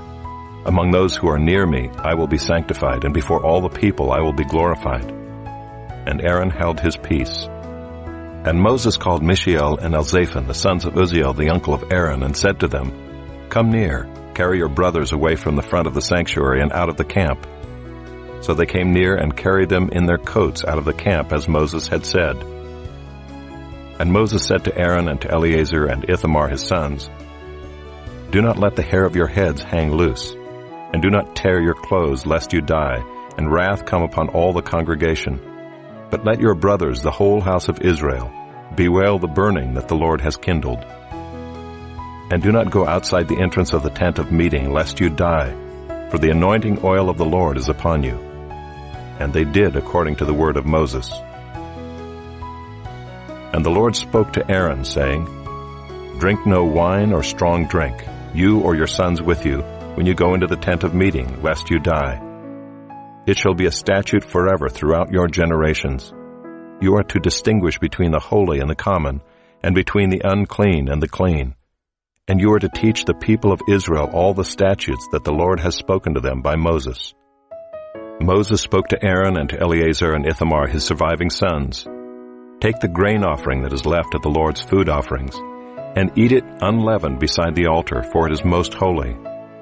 You shall eat it in a holy place, because it is your due, and your sons' due, from the Lord's food offerings, for so I am commanded. But the breast that is waved and the thigh that is contributed you shall eat in a clean place, you and your sons and your daughters with you, for they are given as your due, and your sons' due, from the sacrifices of the peace offerings of the people of Israel. The thigh that is contributed and the breast that is waved they shall bring with the food offerings of the fat pieces, to wave for a wave offering before the Lord. And it shall be yours and your sons with you as a due forever, as the Lord has commanded. Now Moses diligently inquired about the goat of the sin offering, and behold, it was burned up. And he was angry with Eleazar and Ithamar, the surviving sons of Aaron, saying, Why have you not eaten the sin offering in the place of the sanctuary, since it is a thing most holy and has been given to you, that you may bear the iniquity of the congregation, to make atonement for them before the Lord? Behold, its blood was not brought into the inner part of the sanctuary. You certainly ought to have eaten it in the sanctuary, as I commanded. And Aaron said to Moses, Behold, today they have offered their sin offering and their burnt offering before the Lord, and yet such things as these have happened to me. If I had eaten the sin offering today, would the Lord have approved? And when Moses heard that, he approved. Chapter 11. And the Lord spoke to Moses and Aaron, saying to them, Speak to the people of Israel, saying, These are the living things that you may eat among all the animals that are on the earth. Whatever parts the hoof and is cloven-footed, and chews the cud among the animals, you may eat. Nevertheless, among those that chew the cud or part the hoof, you shall not eat these. The camel, because it chews the cud, but does not part the hoof, is unclean to you. And the rock badger, because it chews the cud, but does not part the hoof, is unclean to you.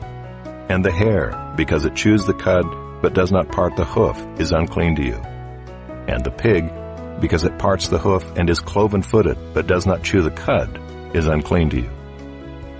You shall not eat any of their flesh, and you shall not touch their carcasses, they are unclean to you.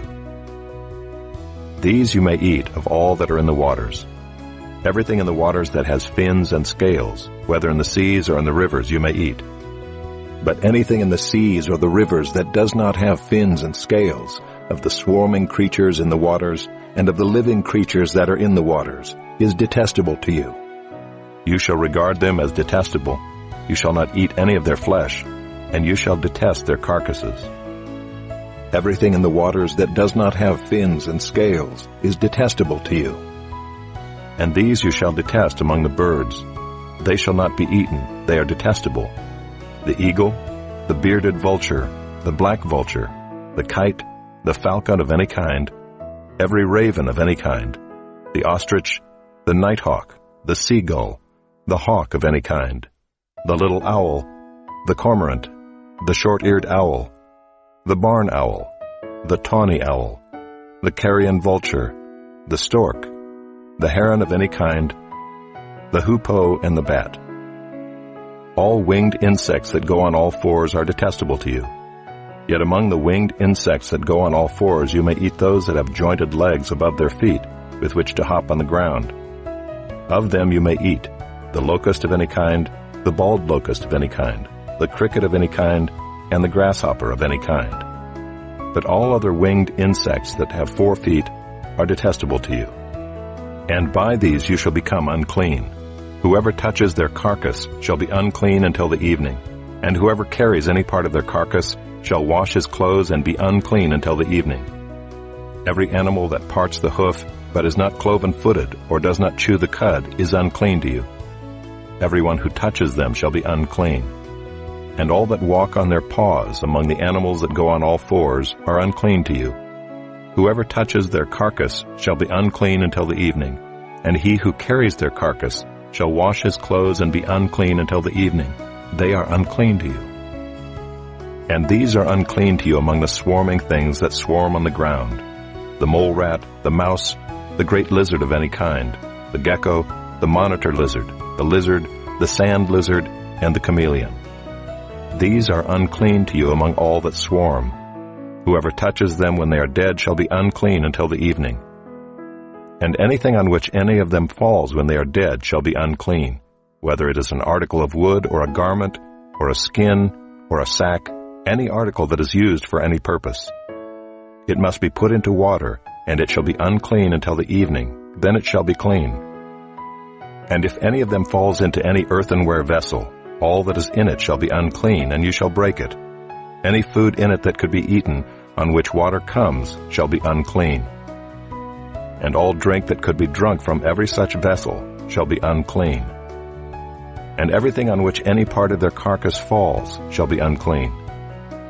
Whether oven or stove, it shall be broken in pieces. They are unclean and shall remain unclean for you. Nevertheless, a spring or a cistern holding water shall be clean, but whoever touches a carcass in them shall be unclean. And if any part of their carcass falls upon any seed grain that is to be sown, it is clean. But if water is put on the seed and any part of their carcass falls on it, it is unclean to you. And if any animal which you may eat dies, whoever touches its carcass shall be unclean until the evening. And whoever eats of its carcass shall wash his clothes and be unclean until the evening. And whoever carries the carcass shall wash his clothes and be unclean until the evening. Every swarming thing that swarms on the ground is detestable. It shall not be eaten. Whatever goes on its belly, and whatever goes on all fours, or whatever has many feet, any swarming thing that swarms on the ground, you shall not eat, for they are detestable. You shall not make yourselves detestable with any swarming thing that swarms, and you shall not defile yourselves with them and become unclean through them. For I am the Lord your God. Consecrate yourselves therefore, and be holy, for I am holy. You shall not defile yourselves with any swarming thing that crawls on the ground. For I am the Lord who brought you up out of the land of Egypt to be your God. You shall therefore be holy, for I am holy. This is the law about beast and bird and every living creature that moves through the waters and every creature that swarms on the ground, to make a distinction between the unclean and the clean, and between the living creature that may be eaten and the living creature that may not be eaten. Chapter 12.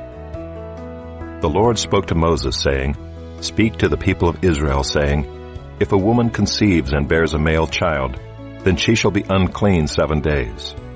As at the time of her menstruation, she shall be unclean. And on the 8th day, the flesh of his foreskin shall be circumcised. Then she shall continue for 33 days in the blood of her purifying. She shall not touch anything holy nor come into the sanctuary, until the days of her purifying are completed.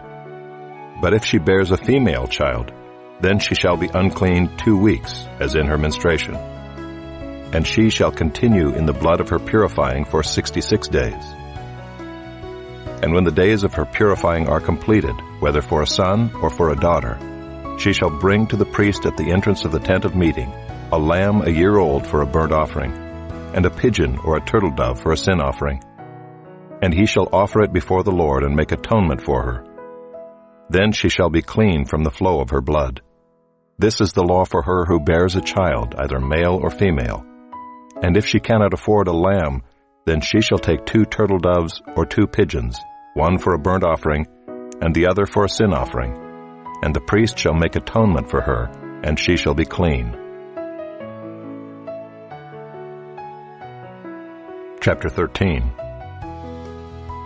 The Lord spoke to Moses and Aaron, saying, When a person has on the skin of his body a swelling or an eruption or a spot, and it turns into a case of leprous disease on the skin of his body, then he shall be brought to Aaron the priest, or to one of his sons the priests, and the priest shall examine the diseased area on the skin of his body. And if the hair in the diseased area has turned white, and the disease appears to be deeper than the skin of his body, it is a case of leprous disease. When the priest has examined him, he shall pronounce him unclean. But if the spot is white in the skin of his body and appears no deeper than the skin, and the hair in it has not turned white, the priest shall shut up the diseased person for 7 days.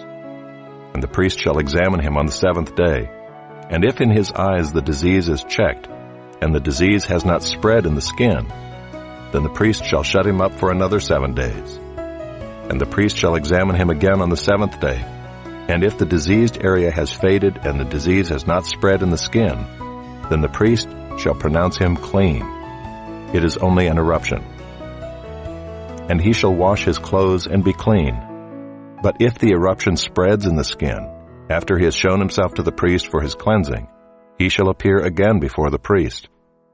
And the priest shall look, and if the eruption has spread in the skin, then the priest shall pronounce him unclean. It is a leprous disease. When a man is afflicted with a leprous disease, he shall be brought to the priest, and the priest shall look. And if there is a white swelling in the skin that has turned the hair white, and there is raw flesh in the swelling, it is a chronic leprous disease in the skin of his body, and the priest shall pronounce him unclean. He shall not shut him up, for he is unclean. And if the leprous disease breaks out in the skin, so that the leprous disease covers all the skin of the diseased person from head to foot, so far as the priest can see, then the priest shall look, and if the leprous disease has covered all his body, he shall pronounce him clean of the disease. It is all turned white, and he is clean. But when raw flesh appears on him, he shall be unclean. And the priest shall examine the raw flesh and pronounce him unclean. Raw flesh is unclean, for it is a leprous disease. But if the raw flesh recovers and turns white again, then he shall come to the priest, and the priest shall examine him. And if the disease has turned white, then the priest shall pronounce the diseased person clean. He is clean. If there is in the skin of one's body a boil and it heals, and in the place of the boil there comes a white swelling or a reddish white spot, then it shall be shown to the priest. And the priest shall look, and if it appears deeper than the skin and its hair has turned white, then the priest shall pronounce him unclean. It is a case of leprous disease that has broken out in the boil. But if the priest examines it, and there is no white hair in it, and it is not deeper than the skin, but is faded, then the priest shall shut him up 7 days. And if it spreads in the skin, then the priest shall pronounce him unclean. It is a disease. But if the spot remains in one place and does not spread, it is the scar of the boil, and the priest shall pronounce him clean. Or when the body has a burn on its skin, and the raw flesh of the burn becomes a spot, reddish white or white, the priest shall examine it, and if the hair in the spot has turned white, and it appears deeper than the skin, then it is a leprous disease. It has broken out in the burn, and the priest shall pronounce him unclean. It is a case of leprous disease. But if the priest examines it, and there is no white hair in the spot, and it is no deeper than the skin, but has faded, the priest shall shut him up 7 days, and the priest shall examine him the 7th day. If it is spreading in the skin, then the priest shall pronounce him unclean. It is a case of leprous disease. But if the spot remains in one place and does not spread in the skin, but has faded, it is a swelling from the burn, and the priest shall pronounce him clean, for it is the scar of the burn. When a man or woman has a disease on the head or the beard, the priest shall examine the disease. And if it appears deeper than the skin, and the hair in it is yellow and thin, then the priest shall pronounce him unclean. It is an itch, a leprous disease of the head or the beard. And if the priest examines the itching disease, and it appears no deeper than the skin, and there is no black hair in it, then the priest shall shut up the person with the itching disease for 7 days. And on the 7th day the priest shall examine the disease. If the itch has not spread, and there is in it no yellow hair, and the itch appears to be no deeper than the skin, then he shall shave himself, but the itch he shall not shave. And the priest shall shut up the person with the itching disease for another 7 days. And on the 7th day the priest shall examine the itch, and if the itch has not spread in the skin, and it appears to be no deeper than the skin, then the priest shall pronounce him clean, and he shall wash his clothes and be clean. But if the itch spreads in the skin after his cleansing, then the priest shall examine him, and if the itch has spread in the skin, the priest need not seek for the yellow hair, he is unclean. But if in his eyes the itch is unchanged, and black hair has grown in it, the itch is healed, and he is clean, and the priest shall pronounce him clean. When a man or a woman has spots on the skin of the body, white spots, the priest shall look, and if the spots on the skin of the body are of a dull white, it is leukoderma that is broken out in the skin. He is clean. If a man's hair falls out from his head, he is bald. He is clean. And if a man's hair falls out from his forehead, he has baldness of the forehead. He is clean. But if there is on the bald head or the bald forehead a reddish-white diseased area, it is a leprous disease breaking out on his bald head or his bald forehead. Then the priest shall examine him, and if the diseased swelling is reddish-white on his bald head or on his bald forehead, like the appearance of leprous disease in the skin of the body, he is a leprous man. He is unclean. The priest must pronounce him unclean. His disease is on his head. The leprous person who has the disease shall wear torn clothes and let the hair of his head hang loose, and he shall cover his upper lip and cry out, "Unclean, unclean." He shall remain unclean as long as he has the disease. He is unclean. He shall live alone. His dwelling shall be outside the camp. When there is a case of leprous disease in a garment, whether a woolen or a linen garment, in warp or woof of linen or wool, or in a skin or in anything made of skin, if the disease is greenish or reddish in the garment, or in the skin or in the warp or the woof or in any article made of skin, it is a case of leprous disease, and it shall be shown to the priest. And the priest shall examine the disease and shut up that which has the disease for 7 days. Then he shall examine the disease on the 7th day. If the disease has spread in the garment, in the warp or the woof, or in the skin, whatever be the use of the skin, the disease is a persistent leprous disease. It is unclean. And he shall burn the garment, or the warp or the woof, the wool or the linen, or any article made of skin that is diseased, for it is a persistent leprous disease. It shall be burned in the fire. And if the priest examines, and if the disease has not spread in the garment, in the warp or the woof, or in any article made of skin, then the priest shall command that they wash the thing in which is the disease, and he shall shut it up for another 7 days. And the priest shall examine the diseased thing after it has been washed. And if the appearance of the diseased area has not changed, though the disease has not spread, it is unclean. You shall burn it in the fire, whether the rot is on the back or on the front. But if the priest examines, and if the diseased area has faded after it has been washed, he shall tear it out of the garment or the skin or the warp or the woof. Then if it appears again in the garment, in the warp or the woof, or in any article made of skin, it is spreading. You shall burn with fire whatever has the disease. But the garment or the warp or the woof or any article made of skin from which the disease departs when you have washed it, shall then be washed a 2nd time and be clean.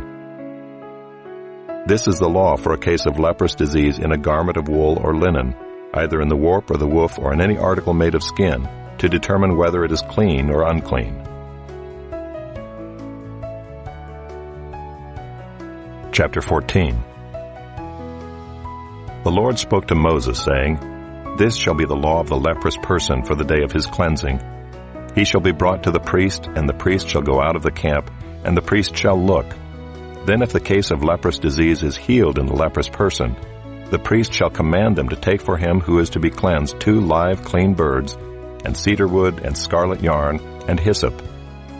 And the priest shall command them to kill one of the birds in an earthenware vessel over fresh water. He shall take the live bird with the cedar wood and the scarlet yarn and the hyssop, and dip them and the live bird in the blood of the bird that was killed over the fresh water. And he shall sprinkle it 7 times on him who is to be cleansed of the leprous disease. Then he shall pronounce him clean, and shall let the living bird go into the open field. And he who is to be cleansed shall wash his clothes, and shave off all his hair, and bathe himself in water, and he shall be clean. And after that he may come into the camp, but live outside his tent 7 days. And on the 7th day he shall shave off all his hair from his head, his beard, and his eyebrows. He shall shave off all his hair, and then he shall wash his clothes and bathe his body in water, and he shall be clean. And on the 8th day he shall take 2 male lambs without blemish, and 1 ewe lamb a year old without blemish, and a grain offering of 3/10 of an ephah of fine flour mixed with oil, and 1 log of oil. And the priest who cleanses him shall set the man who is to be cleansed and these things before the Lord at the entrance of the tent of meeting. And the priest shall take one of the male lambs and offer it for a guilt offering, along with the log of oil, and wave them for a wave offering before the Lord. And he shall kill the lamb in the place where they kill the sin offering and the burnt offering, in the place of the sanctuary. For the guilt offering, like the sin offering, belongs to the priest. It is most holy. The priest shall take some of the blood of the guilt offering, and the priest shall put it on the lobe of the right ear of him who is to be cleansed, and on the thumb of his right hand, and on the big toe of his right foot.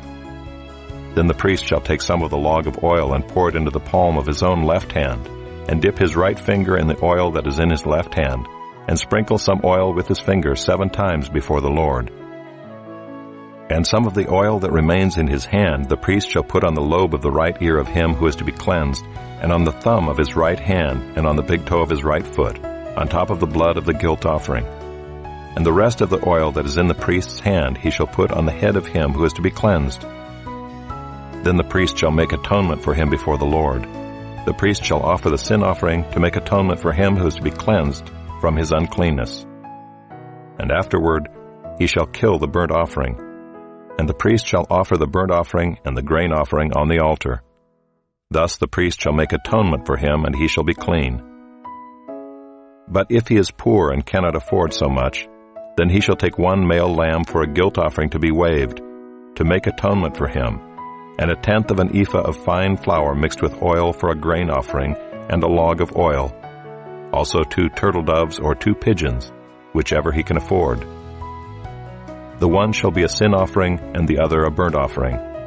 And on the 8th day he shall bring them for his cleansing to the priest, to the entrance of the tent of meeting before the Lord. And the priest shall take the lamb of the guilt offering and the log of oil, and the priest shall wave them for a wave offering before the Lord. And he shall kill the lamb of the guilt offering. And the priest shall take some of the blood of the guilt offering and put it on the lobe of the right ear of him who is to be cleansed, and on the thumb of his right hand, and on the big toe of his right foot. And the priest shall pour some of the oil into the palm of his own left hand, and shall sprinkle with his right finger some of the oil that is in his left hand 7 times before the Lord. And the priest shall put some of the oil that is in his hand on the lobe of the right ear of him who is to be cleansed, and on the thumb of his right hand, and on the big toe of his right foot, in the place where the blood of the guilt offering was put. And the rest of the oil that is in the priest's hand he shall put on the head of him who is to be cleansed, to make atonement for him before the Lord. And he shall offer of the turtle doves or pigeons, whichever he can afford, 1 for a sin offering, and the other for a burnt offering, along with a grain offering. And the priest shall make atonement before the Lord for him who is being cleansed. This is the law for him in whom is a case of leprous disease, who cannot afford the offerings for his cleansing. The Lord spoke to Moses and Aaron, saying, When you come into the land of Canaan, which I give you for a possession, and I put a case of leprous disease in a house in the land of your possession, then he who owns the house shall come and tell the priest, There seems to be some case of disease in my house. Then the priest shall command that they empty the house before the priest goes to examine the disease, lest all that is in the house be declared unclean. And afterward the priest shall go in to see the house, and he shall examine the disease. And if the disease is in the walls of the house with greenish or reddish spots, and if it appears to be deeper than the surface, then the priest shall go out of the house to the door of the house, and shut up the house 7 days. And the priest shall come again on the 7th day and look. If the disease has spread in the walls of the house, then the priest shall command that they take out the stones in which is the disease, and throw them into an unclean place outside the city. And he shall have the inside of the house scraped all around, and the plaster that they scrape off they shall pour out in an unclean place outside the city. Then they shall take other stones and put them in the place of those stones, and he shall take other plaster and plaster the house. If the disease breaks out again in the house after he has taken out the stones and scraped the house and plastered it, then the priest shall go and look. And if the disease has spread in the house, it is a persistent leprous disease in the house. It is unclean. And he shall break down the house, its stones and timber, and all the plaster of the house, and he shall carry them out of the city to an unclean place. Moreover, whoever enters the house while it is shut up shall be unclean until the evening, and whoever sleeps in the house shall wash his clothes, and whoever eats in the house shall wash his clothes. But if the priest comes and looks, and if the disease has not spread in the house after the house was plastered, then the priest shall pronounce the house clean, for the disease is healed. And for the cleansing of the house he shall take 2 small birds, with cedar wood and scarlet yarn and hyssop, and shall kill one of the birds in an earthenware vessel over fresh water, and shall take the cedar wood and the hyssop and the scarlet yarn, along with the live bird, and dip them in the blood of the bird that was killed, and in the fresh water, and sprinkle the house 7 times. Thus he shall cleanse the house with the blood of the bird, and with the fresh water, and with the live bird, and with the cedar wood, and hyssop, and scarlet yarn. And he shall let the live bird go out of the city into the open country. So he shall make atonement for the house, and it shall be clean. This is the law for any case of leprous disease, for an itch, for leprous disease in a garment or in a house, and for a swelling or an eruption or a spot, to show when it is unclean and when it is clean. This is the law for leprous disease.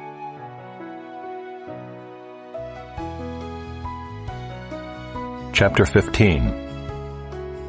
The Lord spoke to Moses and Aaron, saying, Speak to the people of Israel and say to them, When any man has a discharge from his body, his discharge is unclean. And this is the law of his uncleanness for a discharge, whether his body runs with his discharge, or his body is blocked up by his discharge, it is his uncleanness. Every bed on which the one with the discharge lies shall be unclean, and everything on which he sits shall be unclean. And anyone who touches his bed shall wash his clothes and bathe himself in water, and be unclean until the evening. And whoever sits on anything on which the one with the discharge has sat shall wash his clothes and bathe himself in water, and be unclean until the evening. And whoever touches the body of the one with the discharge shall wash his clothes and bathe himself in water, and be unclean until the evening. And if the one with the discharge spits on someone who is clean, then he shall wash his clothes and bathe himself in water, and be unclean until the evening. And any saddle on which the one with the discharge rides shall be unclean. And whoever touches anything that was under him shall be unclean until the evening. And whoever carries such things shall wash his clothes and bathe himself in water, and be unclean until the evening. Anyone whom the one with the discharge touches without having rinsed his hands in water shall wash his clothes and bathe himself in water, and be unclean until the evening. And an earthenware vessel that the one with the discharge touches shall be broken, and every vessel of wood shall be rinsed in water. And when the one with the discharge is cleansed of his discharge, then he shall count for himself 7 days for his cleansing, and wash his clothes. And he shall bathe his body in fresh water, and shall be clean. And on the 8th day he shall take 2 turtle doves or 2 pigeons, and come before the Lord to the entrance of the tent of meeting, and give them to the priest. And the priest shall use them, one for a sin offering, and the other for a burnt offering. And the priest shall make atonement for him before the Lord for his discharge. If a man has an emission of semen, he shall bathe his whole body in water, and be unclean until the evening. And every garment and every skin on which the semen comes shall be washed with water, and be unclean until the evening. If a man lies with a woman and has an emission of semen, both of them shall bathe themselves in water, and be unclean until the evening. When a woman has a discharge, and the discharge in her body is blood, she shall be in her menstrual impurity for 7 days, and whoever touches her shall be unclean until the evening. And everything on which she lies during her menstrual impurity shall be unclean. Everything also on which she sits shall be unclean. And whoever touches her bed shall wash his clothes and bathe himself in water, and be unclean until the evening. And whoever touches anything on which she sits shall wash his clothes and bathe himself in water, and be unclean until the evening. Whether it is the bed or anything on which she sits, when he touches it he shall be unclean until the evening. And if any man lies with her, and her menstrual impurity comes upon him, he shall be unclean 7 days, and every bed on which he lies shall be unclean. If a woman has a discharge of blood for many days, not at the time of her menstrual impurity, or if she has a discharge beyond the time of her impurity, all the days of the discharge she shall continue in uncleanness. As in the days of her impurity, she shall be unclean. Every bed on which she lies all the days of her discharge shall be to her as the bed of her impurity, and everything on which she sits shall be unclean, as in the uncleanness of her menstrual impurity. And whoever touches these things shall be unclean, and shall wash his clothes and bathe himself in water, and be unclean until the evening. But if she is cleansed of her discharge, she shall count for herself 7 days, and after that she shall be clean. And on the 8th day she shall take 2 turtle doves or 2 pigeons, and bring them to the priest, to the entrance of the tent of meeting. And the priest shall use one for a sin offering, and the other for a burnt offering. And the priest shall make atonement for her before the Lord for her unclean discharge. Thus you shall keep the people of Israel separate from their uncleanness, lest they die in their uncleanness by defiling my tabernacle that is in their midst. This is the law for him who has a discharge, and for him who has an emission of semen, becoming unclean thereby. Also for her who is unwell with her menstrual impurity, that is, for anyone, male or female, who has a discharge, and for the man who lies with a woman who is unclean.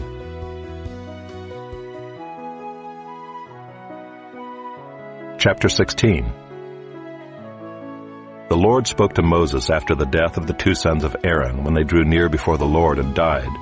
And the Lord said to Moses, "Tell Aaron your brother not to come at any time into the holy place inside the veil, before the mercy seat that is on the ark, so that he may not die. For I will appear in the cloud over the mercy seat. But in this way Aaron shall come into the holy place, with a bull from the herd for a sin offering, and a ram for a burnt offering. He shall put on the holy linen coat, and shall have the linen undergarment on his body, and he shall tie the linen sash around his waist, and wear the linen turban. These are the holy garments. He shall bathe his body in water, and then put them on.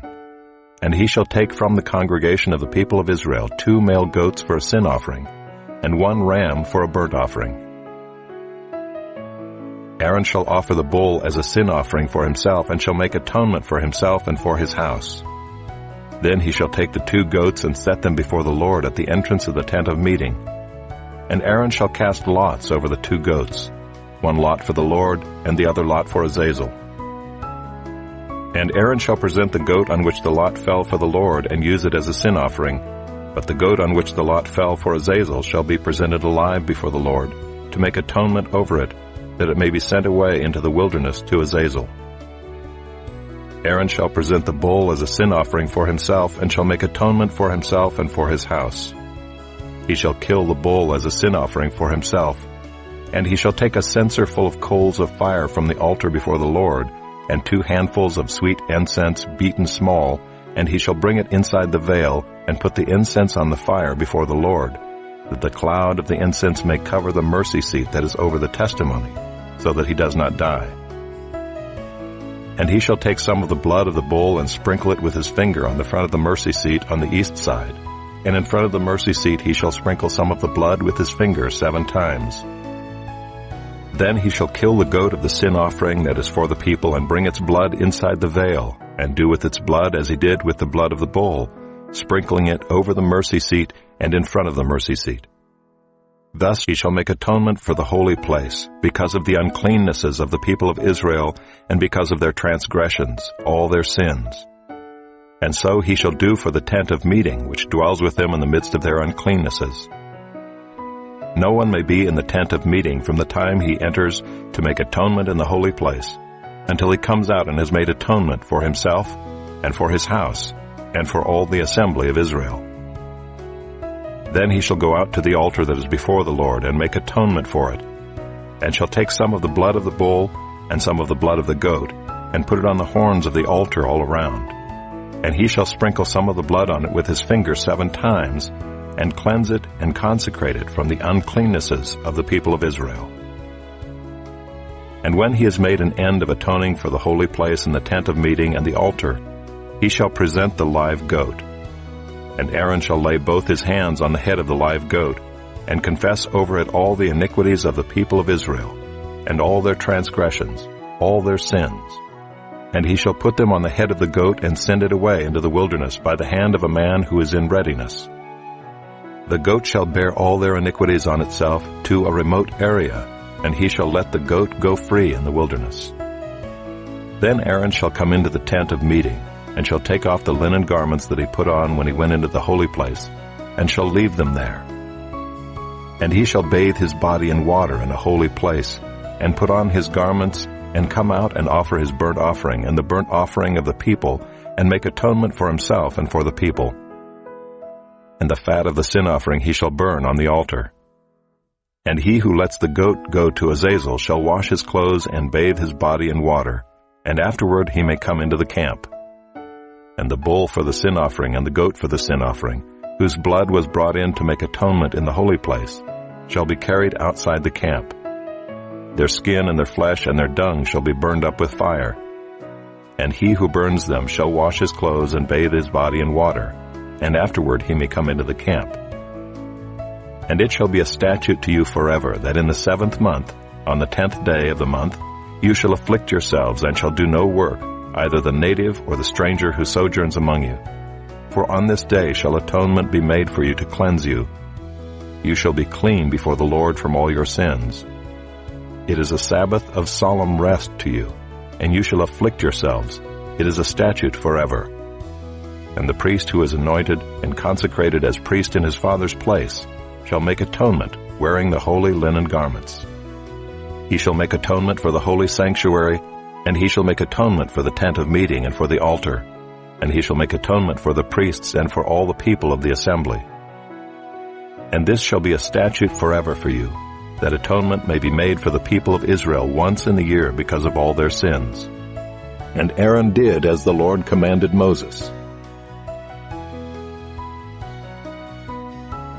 Chapter 17. And the Lord spoke to Moses, saying, Speak to Aaron and his sons and to all the people of Israel, and say to them, This is the thing that the Lord has commanded. If any one of the house of Israel kills an ox or a lamb or a goat in the camp, or kills it outside the camp, and does not bring it to the entrance of the tent of meeting to offer it as a gift to the Lord in front of the tabernacle of the Lord, blood guilt shall be imputed to that man. He has shed blood, and that man shall be cut off from among his people. This is to the end that the people of Israel may bring their sacrifices that they sacrifice in the open field, that they may bring them to the Lord, to the priest at the entrance of the tent of meeting, and sacrifice them as sacrifices of peace offerings to the Lord. And the priest shall throw the blood on the altar of the Lord at the entrance of the tent of meeting, and burn the fat for a pleasing aroma to the Lord. So they shall no more sacrifice their sacrifices to goat demons, after whom they whore. This shall be a statute forever for them throughout their generations. And you shall say to them, Any one of the house of Israel or of the strangers who sojourn among them, who offers a burnt offering or sacrifice and does not bring it to the entrance of the tent of meeting to offer it to the Lord, that man shall be cut off from his people. If any one of the house of Israel or of the strangers who sojourn among them eats any blood, I will set my face against that person who eats blood and will cut him off from among his people. For the life of the flesh is in the blood, and I have given it for you on the altar to make atonement for your souls, for it is the blood that makes atonement by the life. Therefore I have said to the people of Israel, No person among you shall eat blood, neither shall any stranger who sojourns among you eat blood. Anyone also of the people of Israel, or of the strangers who sojourn among them, who takes in hunting any beast or bird that may be eaten, shall pour out its blood and cover it with earth. For the life of every creature is its blood. Its blood is its life. Therefore I have said to the people of Israel, You shall not eat the blood of any creature, for the life of every creature is its blood. Whoever eats it shall be cut off, and every person who eats what dies of itself or what is torn by beasts, whether he is a native or a sojourner, shall wash his clothes and bathe himself in water, and be unclean until the evening. Then he shall be clean. But if he does not wash them or bathe his flesh, he shall bear his iniquity. Chapter 18. And the Lord spoke to Moses, saying, Speak to the people of Israel and say to them, I am the Lord your God. You shall not do as they do in the land of Egypt where you lived, and you shall not do as they do in the land of Canaan, to which I am bringing you. You shall not walk in their statutes. You shall follow my rules, and keep my statutes, and walk in them. I am the Lord your God. You shall therefore keep my statutes and my rules. If a person does them, he shall live by them. I am the Lord. None of you shall approach any one of his close relatives to uncover nakedness. I am the Lord. You shall not uncover the nakedness of your father, which is the nakedness of your mother. She is your mother. You shall not uncover her nakedness. You shall not uncover the nakedness of your father's wife. It is your father's nakedness. You shall not uncover the nakedness of your sister, your father's daughter, or your mother's daughter, whether brought up in the family or in another home. You shall not uncover the nakedness of your son's daughter, or of your daughter's daughter, for their nakedness is your own nakedness. You shall not uncover the nakedness of your father's wife's daughter, brought up in your father's family, since she is your sister. You shall not uncover the nakedness of your father's sister. She is your father's relative. You shall not uncover the nakedness of your mother's sister, for she is your mother's relative. You shall not uncover the nakedness of your father's brother, that is, you shall not approach his wife, she is your aunt. You shall not uncover the nakedness of your daughter-in-law, she is your son's wife. You shall not uncover her nakedness. You shall not uncover the nakedness of your brother's wife, it is your brother's nakedness. You shall not uncover the nakedness of a woman and of her daughter, and you shall not take her son's daughter or her daughter's daughter to uncover her nakedness. They are relatives, it is depravity. And you shall not take a woman as a rival wife to her sister, uncovering her nakedness while her sister is still alive. You shall not approach a woman to uncover her nakedness while she is in her menstrual uncleanness. And you shall not lie sexually with your neighbor's wife and so make yourself unclean with her. You shall not give any of your children to offer them to Moloch, and so profane the name of your God. I am the Lord. You shall not lie with a male as with a woman. It is an abomination. And you shall not lie with any animal and so make yourself unclean with it. Neither shall any woman give herself to an animal to lie with it. It is perversion. Do not make yourselves unclean by any of these things. For by all these the nations I am driving out before you have become unclean, and the land became unclean, so that I punished its iniquity, and the land vomited out its inhabitants. But you shall keep my statutes and my rules, and do none of these abominations, either the native or the stranger who sojourns among you. For the people of the land who were before you did all of these abominations, so that the land became unclean, lest the land vomit you out when you make it unclean, as it vomited out the nation that was before you. For everyone who does any of these abominations, the persons who do them shall be cut off from among their people. So keep my charge never to practice any of these abominable customs that were practiced before you, and never to make yourselves unclean by them. I am the Lord your God. Chapter 19. And the Lord spoke to Moses, saying, Speak to all the congregation of the people of Israel, and say to them, You shall be holy, for I, the Lord your God, am holy. Every one of you shall revere his mother and his father, and you shall keep my Sabbaths. I am the Lord your God. Do not turn to idols or make for yourselves any gods of cast metal. I am the Lord your God. When you offer a sacrifice of peace offerings to the Lord, you shall offer it so that you may be accepted. It shall be eaten the same day you offer it, or on the day after, and anything left over until the third day shall be burned up with fire. If it is eaten at all on the third day, it is tainted. It will not be accepted, and everyone who eats it shall bear his iniquity, because he has profaned what is holy to the Lord, and that person shall be cut off from his people. When you reap the harvest of your land, you shall not reap your field right up to its edge, neither shall you gather the gleanings after your harvest. And you shall not strip your vineyard bare, neither shall you gather the fallen grapes of your vineyard. You shall leave them for the poor and for the sojourner. I am the Lord your God. You shall not steal, you shall not deal falsely, you shall not lie to one another. You shall not swear by my name falsely, and so profane the name of your God. I am the Lord. You shall not oppress your neighbor or rob him. The wages of a hired worker shall not remain with you all night until the morning. You shall not curse the deaf or put a stumbling block before the blind, but you shall fear your God. I am the Lord. You shall do no injustice in court. You shall not be partial to the poor or defer to the great, but in righteousness shall you judge your neighbor. You shall not go around as a slanderer among your people, and you shall not stand up against the life of your neighbor. I am the Lord. You shall not hate your brother in your heart, but you shall reason frankly with your neighbor, lest you incur sin because of him. You shall not take vengeance or bear a grudge against the sons of your own people, but you shall love your neighbor as yourself. I am the Lord. You shall keep my statutes. You shall not let your cattle breed with a different kind. You shall not sow your field with two kinds of seed, nor shall you wear a garment of cloth made of two kinds of material. If a man lies sexually with a woman who is a slave, assigned to another man and not yet ransomed or given her freedom, a distinction shall be made. They shall not be put to death, because she was not free. But he shall bring his compensation to the Lord to the entrance of the tent of meeting, a ram for a guilt offering. And the priest shall make atonement for him with the ram of the guilt offering before the Lord for his sin that he has committed, and he shall be forgiven for the sin that he has committed. When you come into the land and plant any kind of tree for food, then you shall regard its fruit as forbidden. 3 years it shall be forbidden to you. It must not be eaten.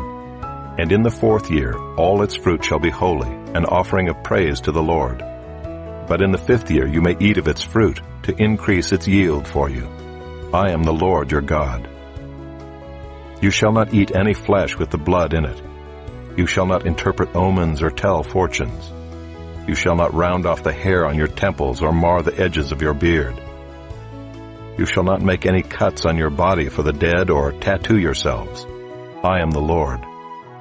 Do not profane your daughter by making her a prostitute, lest the land fall into prostitution and the land become full of depravity. You shall keep my Sabbaths and reverence my sanctuary. I am the Lord. Do not turn to mediums or necromancers. Do not seek them out and so make yourselves unclean by them. I am the Lord your God. You shall stand up before the gray head and honor the face of an old man, and you shall fear your God. I am the Lord. When a stranger sojourns with you in your land, you shall not do him wrong. You shall treat the stranger who sojourns with you as the native among you, and you shall love him as yourself, for you were strangers in the land of Egypt. I am the Lord your God. You shall do no wrong in judgment, in measures of length or weight or quantity. You shall have just balances, just weights, a just ephah, and a just hin. I am the Lord your God who brought you out of the land of Egypt. And you shall observe all my statutes and all my rules and do them. I am the Lord. Chapter 20. The Lord spoke to Moses, saying, Say to the people of Israel, any one of the people of Israel or of the strangers who sojourn in Israel, who gives any of his children to Moloch, shall surely be put to death. The people of the land shall stone him with stones. I myself will set my face against that man and will cut him off from among his people, because he has given one of his children to Moloch, to make my sanctuary unclean and to profane my holy name. And if the people of the land do at all close their eyes to that man when he gives one of his children to Moloch, and do not put him to death, then I will set my face against that man and against his clan, and will cut them off from among their people, him and all who follow him in whoring after Moloch. If a person turns to mediums and necromancers, whoring after them, I will set my face against that person and will cut him off from among his people. Consecrate yourselves therefore and be holy, for I am the Lord your God. Keep my statutes and do them. I am the Lord who sanctifies you. For anyone who curses his father or his mother shall surely be put to death. He has cursed his father or his mother. His blood is upon him. If a man commits adultery with the wife of his neighbor, both the adulterer and the adulteress shall surely be put to death. If a man lies with his father's wife, he has uncovered his father's nakedness. Both of them shall surely be put to death. Their blood is upon them. If a man lies with his daughter-in-law, both of them shall surely be put to death. They have committed perversion.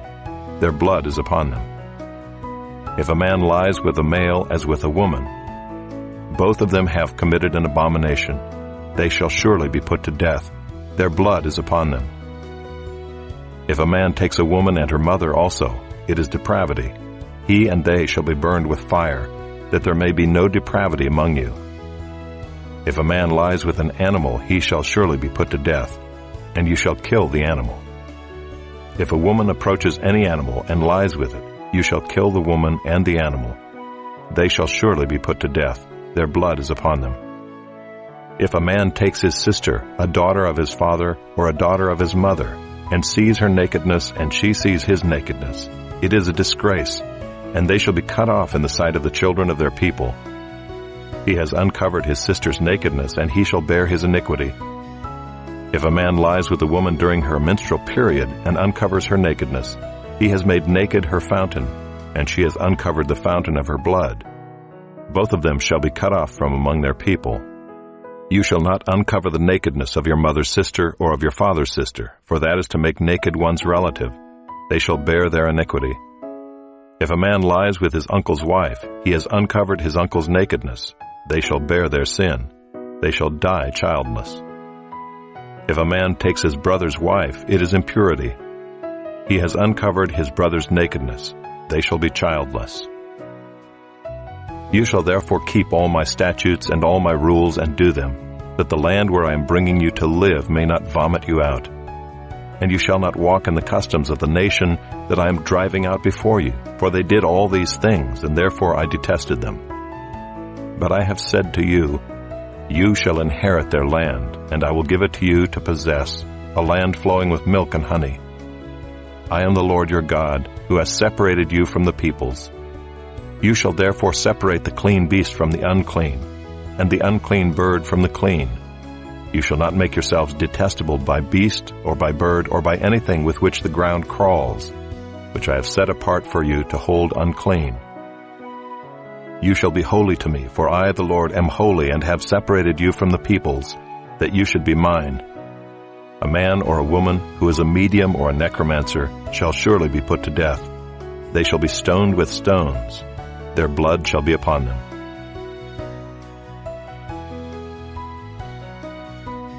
Chapter 21. And the Lord said to Moses, Speak to the priests, the sons of Aaron, and say to them, No one shall make himself unclean for the dead among his people, except for his closest relatives, his mother, his father, his son, his daughter, his brother, or his virgin sister, who is near to him because she has had no husband. For her he may make himself unclean. He shall not make himself unclean as a husband among his people, and so profane himself. They shall not make bald patches on their heads, nor shave off the edges of their beards, nor make any cuts on their body. They shall be holy to their God, and not profane the name of their God. For they offer the Lord's food offerings, the bread of their God. Therefore they shall be holy. They shall not marry a prostitute or a woman who has been defiled. Neither shall they marry a woman divorced from her husband, for the priest is holy to his God. You shall sanctify him, for he offers the bread of your God. He shall be holy to you, for I, the Lord, who sanctify you, am holy. And the daughter of any priest, if she profanes herself by whoring, profanes her father, she shall be burned with fire. The priest who is chief among his brothers, on whose head the anointing oil is poured, and who has been consecrated to wear the garments, shall not let the hair of his head hang loose, nor tear his clothes. He shall not go into any dead bodies, nor make himself unclean, even for his father or for his mother. He shall not go out of the sanctuary, lest he profane the sanctuary of his God. For the consecration of the anointing oil of his God is on him. I am the Lord. And he shall take a wife in her virginity, a widow or a divorced woman, or a woman who has been defiled, or a prostitute. These he shall not marry. But he shall take as his wife a virgin of his own people, that he may not profane his offspring among his people. For I am the Lord who sanctifies him. And the Lord spoke to Moses, saying, Speak to Aaron, saying, None of your offspring throughout their generations who has a blemish may approach to offer the bread of his God. For no one who has a blemish shall draw near, a man blind or lame, or one who has a mutilated face, or a limb too long, or a man who has an injured foot, or an injured hand, or a hunchback, or a dwarf, or a man with a defect in his sight, or an itching disease, or scabs, or crushed testicles. No man of the offspring of Aaron the priest who has a blemish shall come near to offer the Lord's food offerings. Since he has a blemish, he shall not come near to offer the bread of his God. He may eat the bread of his God, both of the most holy and of the holy things, but he shall not go through the veil or approach the altar, because he has a blemish, that he may not profane my sanctuaries. For I am the Lord who sanctifies them. So Moses spoke to Aaron and to his sons and to all the people of Israel. Chapter 22. And the Lord spoke to Moses, saying, Speak to Aaron and his sons, so that they abstain from the holy things of the people of Israel, which they dedicate to me, so that they do not profane my holy name. I am the Lord. Say to them, If any one of all your offspring throughout your generations approaches the holy things that the people of Israel dedicate to the Lord, while he has an uncleanness, that person shall be cut off from my presence. I am the Lord. None of the offspring of Aaron who has a leprous disease or a discharge may eat of the holy things until he is clean. Whoever touches anything that is unclean through contact with a dead, or a man who has had an emission of semen, and whoever touches a swarming thing by which he may be made unclean, or a person from whom he may take uncleanness, whatever his uncleanness may be, the person who touches such a thing shall be unclean until the evening, and shall not eat of the holy things unless he has bathed his body in water. When the sun goes down, he shall be clean, and afterward he may eat of the holy things, because they are his food. He shall not eat what dies of itself or is torn by beasts, and so make himself unclean by it. I am the Lord. They shall therefore keep my charge, lest they bear sin for it and die thereby when they profane it. I am the Lord who sanctifies them. A layperson shall not eat of a holy thing. No foreign guest of the priest or hired worker shall eat of a holy thing. But if a priest buys a slave as his property for money, the slave may eat of it, and anyone born in his house may eat of his food. If a priest's daughter marries a layman, she shall not eat of the contribution of the holy things. But if a priest's daughter is widowed or divorced and has no child, and returns to her father's house, as in her youth, she may eat of her father's food, yet no layperson shall eat of it. And if anyone eats of a holy thing unintentionally, he shall add the fifth of its value to it and give the holy thing to the priest. They shall not profane the holy things of the people of Israel, which they contribute to the Lord, and so cause them to bear iniquity and guilt by eating their holy things. For I am the Lord who sanctifies them. And the Lord spoke to Moses, saying, Speak to Aaron and his sons and all the people of Israel, and say to them, When any one of the house of Israel or of the sojourners in Israel presents a burnt offering as his offering, for any of their vows or freewill offerings that they offer to the Lord, if it is to be accepted for you, it shall be a male without blemish, of the bulls or the sheep or the goats. You shall not offer anything that has a blemish, for it will not be acceptable for you. And when anyone offers a sacrifice of peace offerings to the Lord, to fulfill a vow or as a freewill offering from the herd or from the flock, to be accepted it must be perfect. There shall be no blemish in it. Animals blind or disabled or mutilated, or having a discharge or an itch or scabs, you shall not offer to the Lord or give them to the Lord as a food offering on the altar. You may present a bull or a lamb that has a part too long or too short for a free will offering, but for a vow offering it cannot be accepted. Any animal that has its testicles bruised or crushed or torn or cut, you shall not offer to the Lord. You shall not do it within your land. Neither shall you offer as the bread of your God any such animals gotten from a foreigner. Since there is a blemish in them because of their mutilation, they will not be accepted for you. And the Lord spoke to Moses, saying, When an ox or sheep or goat is born, it shall remain 7 days with its mother, and from the 8th day on it shall be acceptable as a food offering to the Lord. But you shall not kill an ox or a sheep and her young in one day. And when you sacrifice a sacrifice of thanksgiving to the Lord, you shall sacrifice it so that you may be accepted. It shall be eaten on the same day. You shall leave none of it until morning. I am the Lord. So you shall keep my commandments and do them. I am the Lord.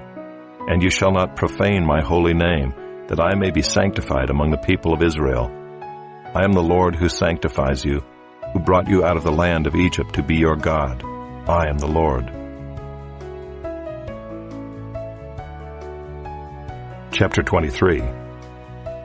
The Lord spoke to Moses, saying, Speak to the people of Israel and say to them, These are the appointed feasts of the Lord that you shall proclaim as holy convocations. They are my appointed feasts.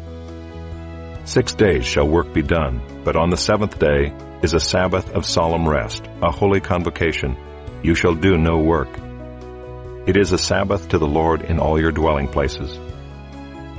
These are the appointed feasts of the Lord, the holy convocations which you shall proclaim at the time appointed for them. In the 1st month, on the 14th day of the month at twilight, is the Lord's Passover. And on the 15th day of the same month is the feast of unleavened bread to the Lord. For 7 days you shall eat unleavened bread. On the 1st day you shall have a holy convocation. You shall not do any ordinary work, but you shall present a food offering to the Lord for 7 days.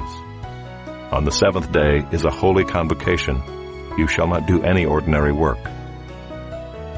And the Lord spoke to Moses, saying, Speak to the people of Israel and say to them, When you come into the land that I give you and reap its harvest, you shall bring the sheaf of the firstfruits of your harvest to the priest, and he shall wave the sheaf before the Lord, so that you may be accepted. On the day after the Sabbath, the priest shall wave it, and on the day when you wave the sheaf, you shall offer a male lamb a year old without blemish as a burnt offering to the Lord. And the grain offering with it shall be 2/10 of an ephah of fine flour mixed with oil, a food offering to the Lord with a pleasing aroma. And the drink offering with it shall be of wine, 1/4 of a hin.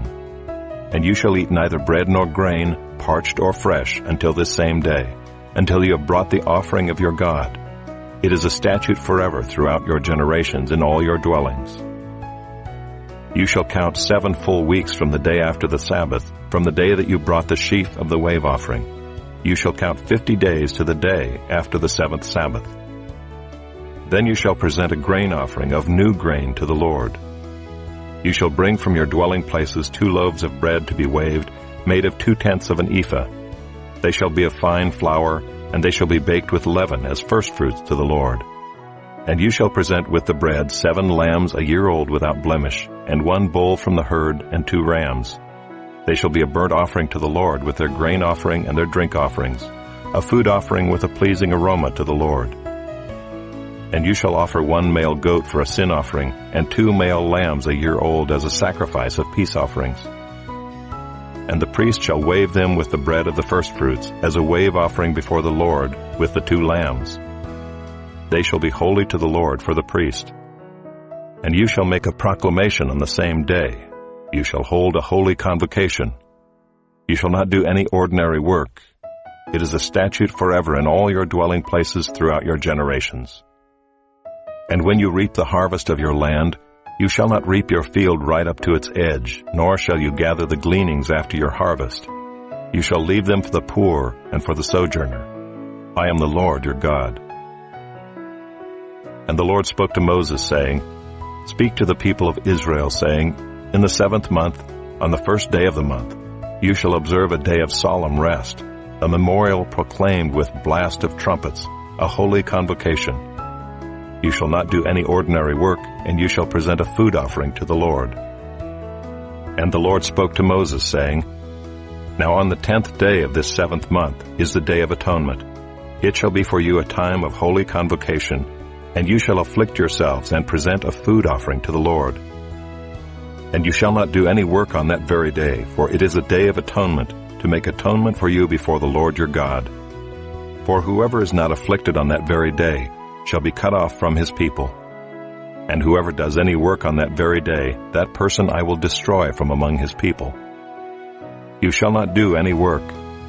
It is a statute forever throughout your generations in all your dwelling places. It shall be to you a Sabbath of solemn rest, and you shall afflict yourselves. On the 9th day of the month, beginning at evening, from evening to evening, shall you keep your Sabbath. And the Lord spoke to Moses, saying, Speak to the people of Israel, saying, On the 15th day of this 7th month, and for 7 days, is the Feast of Booths to the Lord. On the 1st day shall be a holy convocation. You shall not do any ordinary work. For 7 days you shall present food offerings to the Lord. On the 8th day you shall hold a holy convocation and present a food offering to the Lord. It is a solemn assembly. You shall not do any ordinary work. These are the appointed feasts of the Lord, which you shall proclaim as times of holy convocation, for presenting to the Lord food offerings, burnt offerings, and grain offerings, sacrifices and drink offerings, each on its proper day, besides the Lord's Sabbath, and besides your gifts, and besides all your vow offerings, and besides all your free will offerings, which you give to the Lord. On the 15th day of the 7th month, when you have gathered in the produce of the land, you shall celebrate the feast of the Lord 7 days. On the 1st day shall be a solemn rest, and on the 8th day shall be a solemn rest. And you shall take on the 1st day the fruit of splendid trees, branches of palm trees and boughs of leafy trees and willows of the brook. And you shall rejoice before the Lord your God 7 days. You shall celebrate it as a feast to the Lord for 7 days in the year. It is a statute forever throughout your generations. You shall celebrate it in the 7th month. You shall dwell in booths for 7 days. All native Israelites shall dwell in booths, that your generations may know that I made the people of Israel dwell in booths when I brought them out of the land of Egypt. I am the Lord your God. Thus Moses declared to the people of Israel the appointed feasts of the Lord.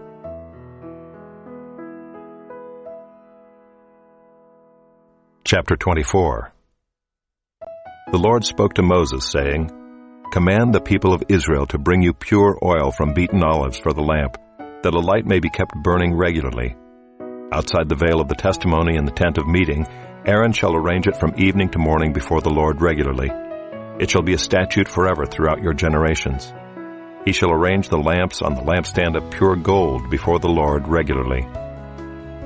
You shall take fine flour and bake 12 loaves from it. 2/10 of an ephah shall be in each loaf. And you shall set them in 2 piles, 6 in a pile, on the table of pure gold before the Lord. And you shall put pure frankincense on each pile, that it may go with the bread as a memorial portion, as a food offering to the Lord. Every Sabbath day Aaron shall arrange it before the Lord regularly. It is from the people of Israel as a covenant forever. And it shall be for Aaron and his sons, and they shall eat it in a holy place, since it is for him a most holy portion out of the Lord's food offerings, a perpetual due. Now an Israelite woman's son, whose father was an Egyptian, went out among the people of Israel. And the Israelite woman's son and a man of Israel fought in the camp, and the Israelite woman's son blasphemed the name and cursed. Then they brought him to Moses. His mother's name was Shelomith, the daughter of Dibri, of the tribe of Dan. And they put him in custody till the will of the Lord should be clear to them. Then the Lord spoke to Moses, saying, Bring out of the camp the one who cursed, and let all who heard him lay their hands on his head, and let all the congregation stone him. And speak to the people of Israel, saying, Whoever curses his God shall bear his sin. Whoever blasphemes the name of the Lord shall surely be put to death.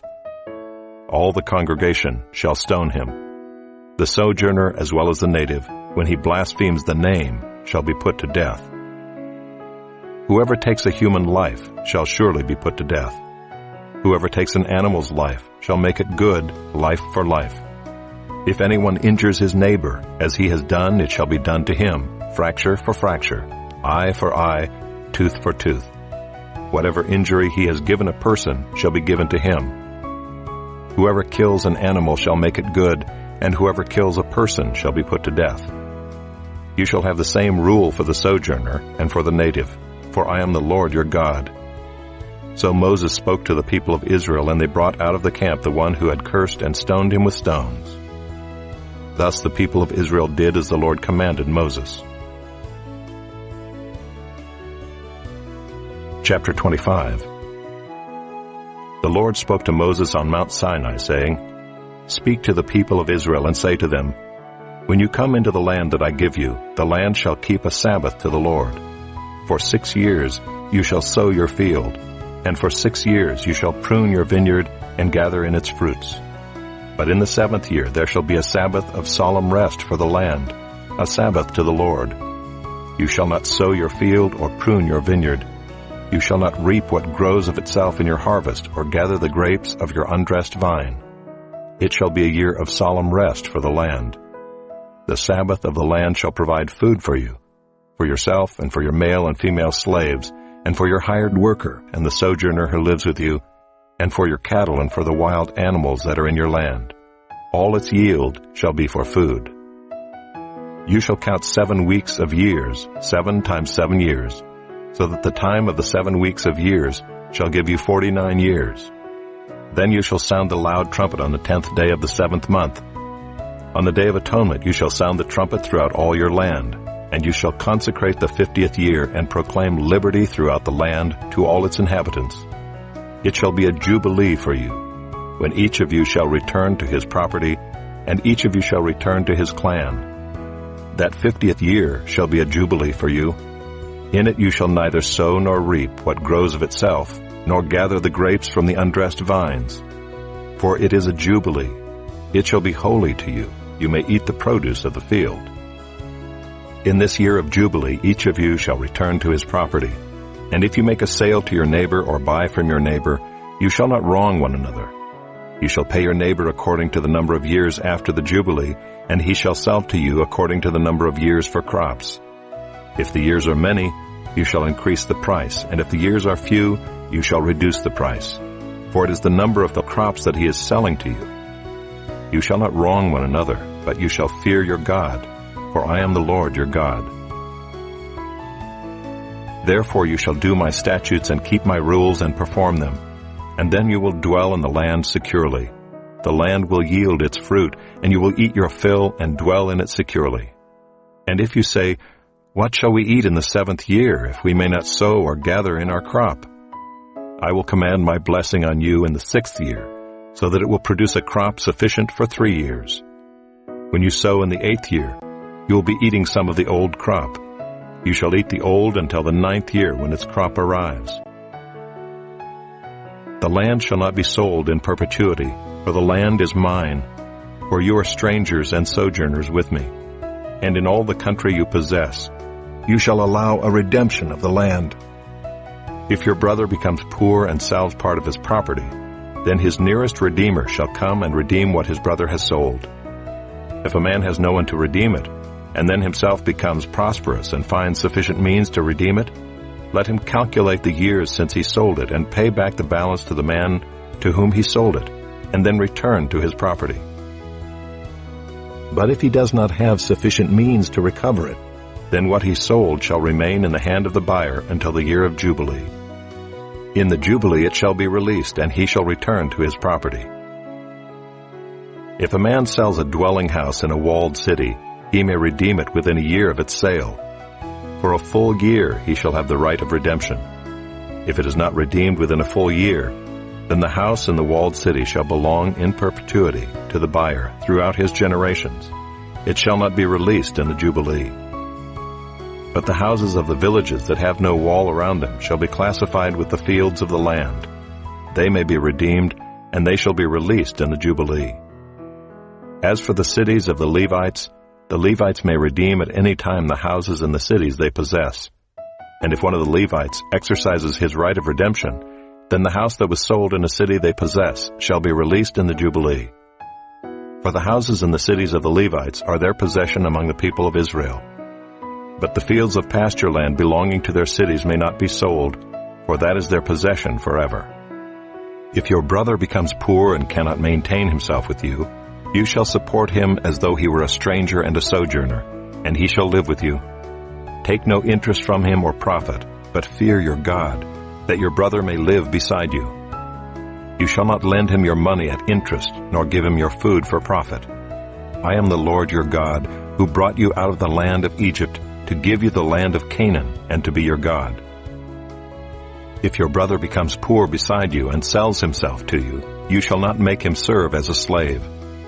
He shall be with you as a hired worker and as a sojourner. He shall serve with you until the year of the Jubilee. Then he shall go out from you, he and his children with him, and go back to his own clan and return to the possession of his fathers. For they are my servants, whom I brought out of the land of Egypt. They shall not be sold as slaves. You shall not rule over him ruthlessly, but shall fear your God. As for your male and female slaves whom you may buy male and female slaves from among the nations that are around you. You may also buy from among the strangers who sojourn with you and their clans that are with you, who have been born in your land, and they may be your property. You may bequeath them to your sons after you to inherit as a possession forever. You may make slaves of them, but over your brothers, the people of Israel, you shall not rule one over another ruthlessly.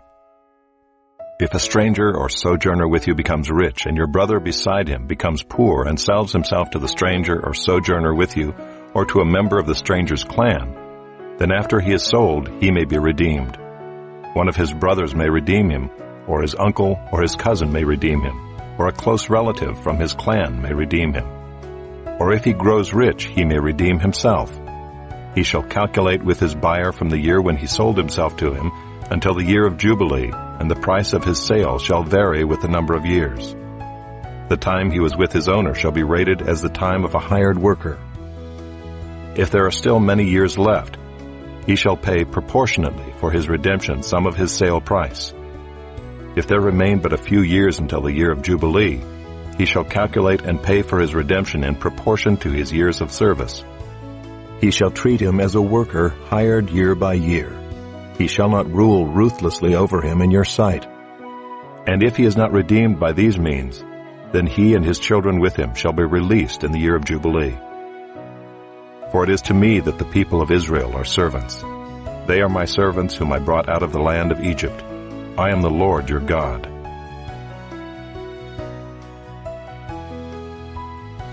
Chapter 26. You shall not make idols for yourselves, or erect an image or pillar, and you shall not set up a figured stone in your land to bow down to it. For I am the Lord your God. You shall keep my Sabbaths and reverence my sanctuary. I am the Lord. If you walk in my statutes and observe my commandments and do them, then I will give you your rains in their season, and the land shall yield its increase, and the trees of the field shall yield their fruit. Your threshing shall last to the time of the grape harvest, and the grape harvest shall last to the time for sowing. And you shall eat your bread to the full and dwell in your land securely. I will give peace in the land, and you shall lie down, and none shall make you afraid. And I will remove harmful beasts from the land, and the sword shall not go through your land. You shall chase your enemies, and they shall fall before you by the sword. 5 of you shall chase 100, and 100 of you shall chase 10,000, and your enemies shall fall before you by the sword. I will turn to you and make you fruitful and multiply you, and will confirm my covenant with you. You shall eat old store long kept, and you shall clear out the old to make way for the new. I will make my dwelling among you, and my soul shall not abhor you. And I will walk among you, and will be your God, and you shall be my people. I am the Lord your God, who brought you out of the land of Egypt, that you should not be their slaves. And I have broken the bars of your yoke, and made you walk erect. But if you will not listen to me and will not do all these commandments, if you spurn my statutes, and if your soul abhors my rules, so that you will not do all my commandments, but break my covenant, then I will do this to you. I will visit you with panic, with wasting disease and fever that consume the eyes and make the heart ache. And you shall sow your seed in vain, for your enemies shall eat it. I will set my face against you, and you shall be struck down before your enemies. Those who hate you shall rule over you, and you shall flee when none pursues you. And if in spite of this you will not listen to me, then I will discipline you again 7-fold for your sins, and I will break the pride of your power, and I will make your heavens like iron and your earth like bronze. And your strength shall be spent in vain, for your land shall not yield its increase, and the trees of the land shall not yield their fruit. Then if you walk contrary to me and will not listen to me, I will continue striking you sevenfold for your sins. And I will let loose the wild beasts against you, which shall bereave you of your children, and destroy your livestock, and make you few in number, so that your roads shall be deserted. And if by this discipline you are not turned to me, but walk contrary to me, then I also will walk contrary to you, and I myself will strike you sevenfold for your sins, and I will bring a sword upon you that shall execute vengeance for the covenant. And if you gather within your cities, I will send pestilence among you, and you shall be delivered into the hand of the enemy. When I break your supply of bread, 10 women shall bake your bread in a single oven, and shall dole out your bread again by weight, and you shall eat and not be satisfied. But if in spite of this you will not listen to me, but walk contrary to me, then I will walk contrary to you in fury, and I myself will discipline you sevenfold for your sins. You shall eat the flesh of your sons, and you shall eat the flesh of your daughters. And I will destroy your high places, and cut down your incense altars, and cast your dead bodies upon the dead bodies of your idols, and my soul will abhor you. And I will lay your cities waste, and will make your sanctuaries desolate, and I will not smell your pleasing aromas. And I myself will devastate the land, so that your enemies who settle in it shall be appalled at it. And I will scatter you among the nations, and I will unsheathe the sword after you, and your land shall be a desolation, and your cities shall be a waste. Then the land shall enjoy its Sabbaths as long as it lies desolate, while you are in your enemy's land. Then the land shall rest and enjoy its Sabbaths. As long as it lies desolate, it shall have rest, the rest that it did not have on your Sabbaths when you were dwelling in it. And as for those of you who are left, I will send faintness into their hearts in the lands of their enemies. The sound of a driven leaf shall put them to flight, and they shall flee as one flees from the sword, and they shall fall when none pursues. They shall stumble over one another as if to escape a sword, though none pursues. And you shall have no power to stand before your enemies. And you shall perish among the nations, and the land of your enemies shall eat you up. And those of you who are left shall rot away in your enemies' lands because of their iniquity, and also because of the iniquities of their fathers. They shall rot away like them. But if they confess their iniquity and the iniquity of their fathers in their treachery that they committed against me, and also in walking contrary to me, so that I walked contrary to them and brought them into the land of their enemies, if then their uncircumcised heart is humbled, and they make amends for their iniquity, then I will remember my covenant with Jacob, and I will remember my covenant with Isaac, and my covenant with Abraham, and I will remember the land. But the land shall be abandoned by them, and enjoy its Sabbaths, while it lies desolate without them. And they shall make amends for their iniquity, because they spurned my rules, and their soul abhorred my statutes. Yet for all that, when they are in the land of their enemies, I will not spurn them, neither will I abhor them so as to destroy them utterly and break my covenant with them, for I am the Lord their God. But I will for their sake remember the covenant with their forefathers, whom I brought out of the land of Egypt in the sight of the nations, that I might be their God. I am the Lord. These are the statutes and rules and laws that the Lord made between himself and the people of Israel through Moses on Mount Sinai. Chapter 27.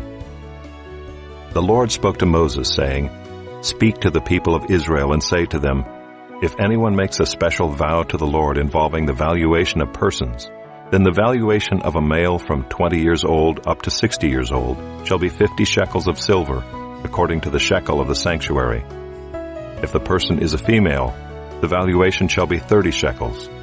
If the person is from 5 years old up to 20 years old, the valuation shall be for a male 20 shekels, and for a female 10 shekels. If the person is from a month old up to 5 years old, the valuation shall be for a male 5 shekels of silver, and for a female the valuation shall be 3 shekels of silver. And if the person is 60 years old or over, then the valuation for a male shall be 15 shekels, and for a female 10 shekels. And if someone is too poor to pay the valuation, then he shall be made to stand before the priest, and the priest shall value him. The priest shall value him according to what the vower can afford.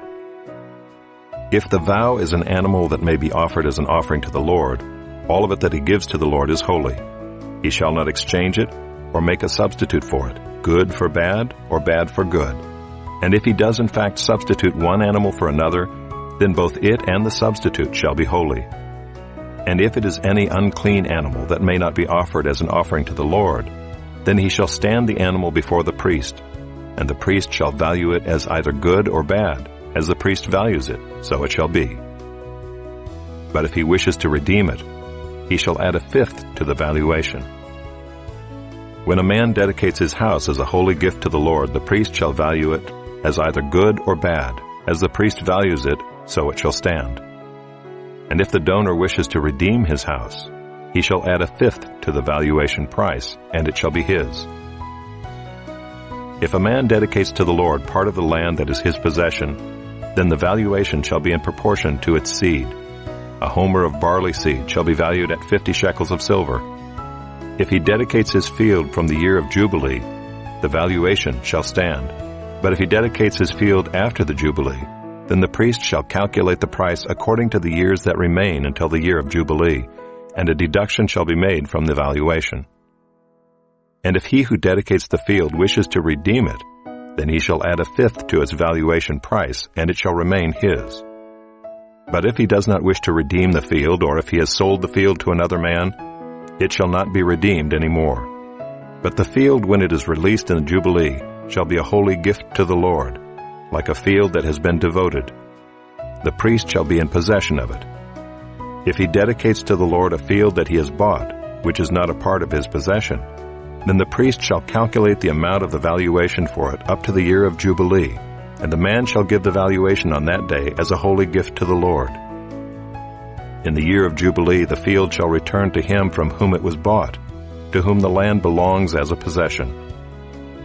Every valuation shall be according to the shekel of the sanctuary. 20 gerahs shall make a shekel.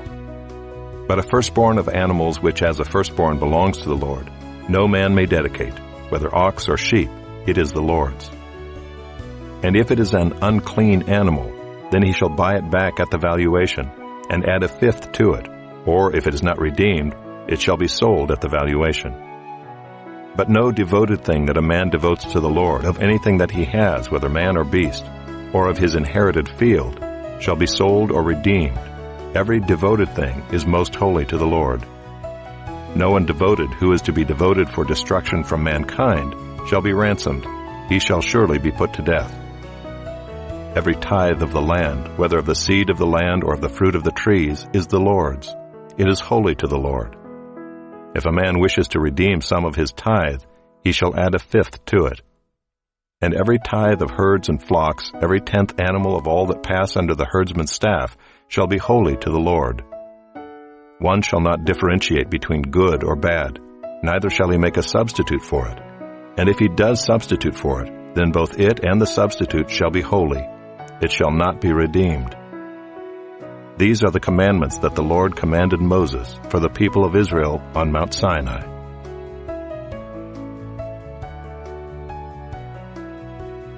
Numbers, chapter 1. The Lord spoke to Moses in the wilderness of Sinai in the tent of meeting on the first day of the second month, in the second year after they had come out of the land of Egypt, saying, Take a census of all the congregation of the people of Israel by clans, by fathers' houses, according to the number of names, every male, head by head, from 20 years old and upward, all in Israel who are able to go to war. You and Aaron shall list them, company by company. And there shall be with you a man from each tribe, each man being the head of the house of his fathers. And these are the names of the men who shall assist you. From Reuben, Elizur the son of Shedeur. From Simeon, Shelumiel the son of Zurishaddai. From Judah, Nahshon the son of Amminadab. From Issachar, Nathanael the son of Zuar. From Zebulun, Eliab the son of Helon. From the sons of Joseph, from Ephraim, Elishama the son of Ammihud. And from Manasseh, Gamaliel the son of Pedazur. From Benjamin, Abidan the son of Gideoni. From Dan, Ahiezer the son of Ammishaddai. From Asher, Pagiel the son of Ochran. From Gad, Eliasaph, the son of Duel. From Naphtali, Ahira, the son of Enan.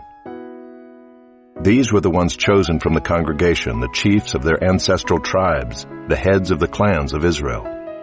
Moses and Aaron took these men who had been named, and on the first day of the second month, they assembled the whole congregation together, who registered themselves by clans, by fathers' houses, according to the number of names from 20 years old and upward, head by head, as the Lord commanded Moses.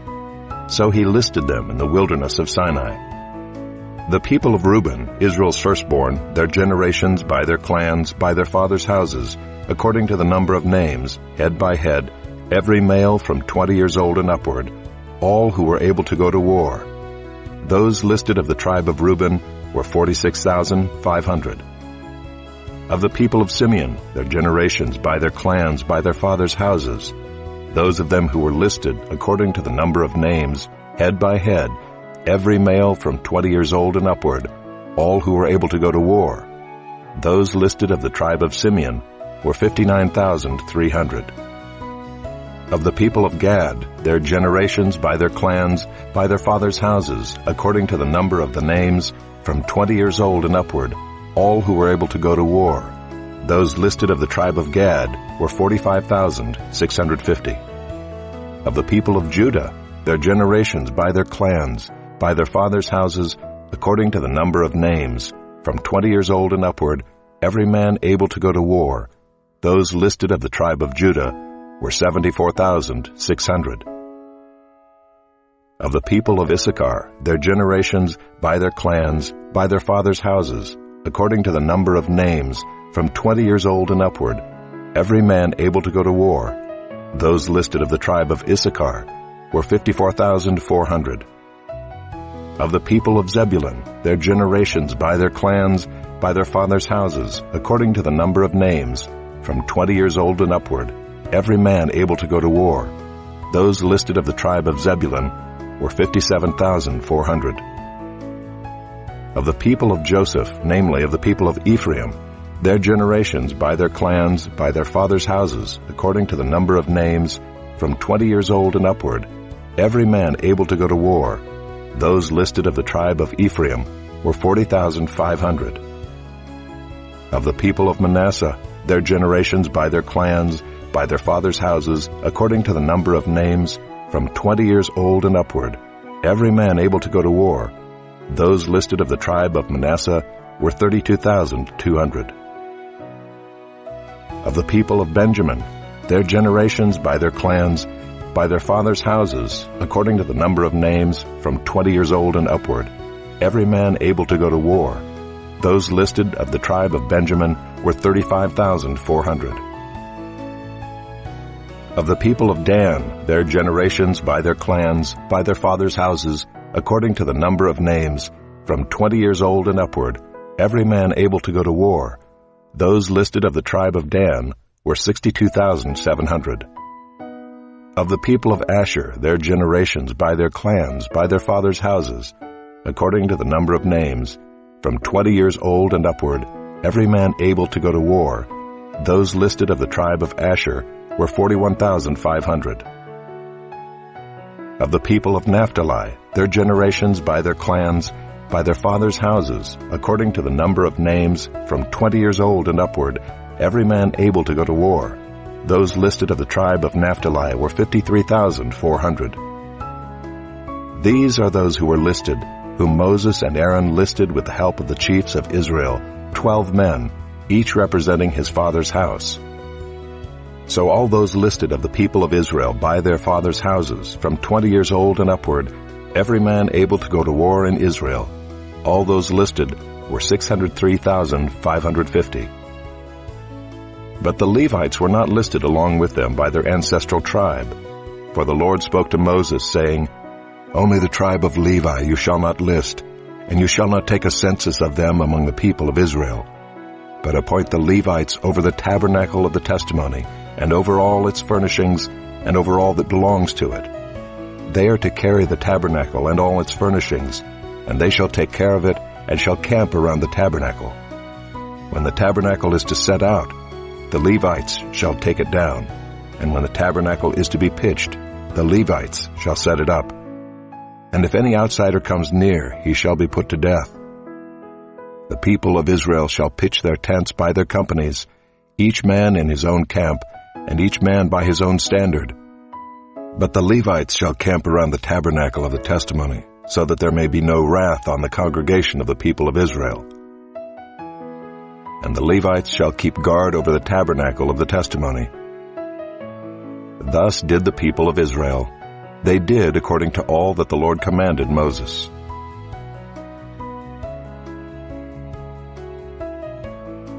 Chapter 2.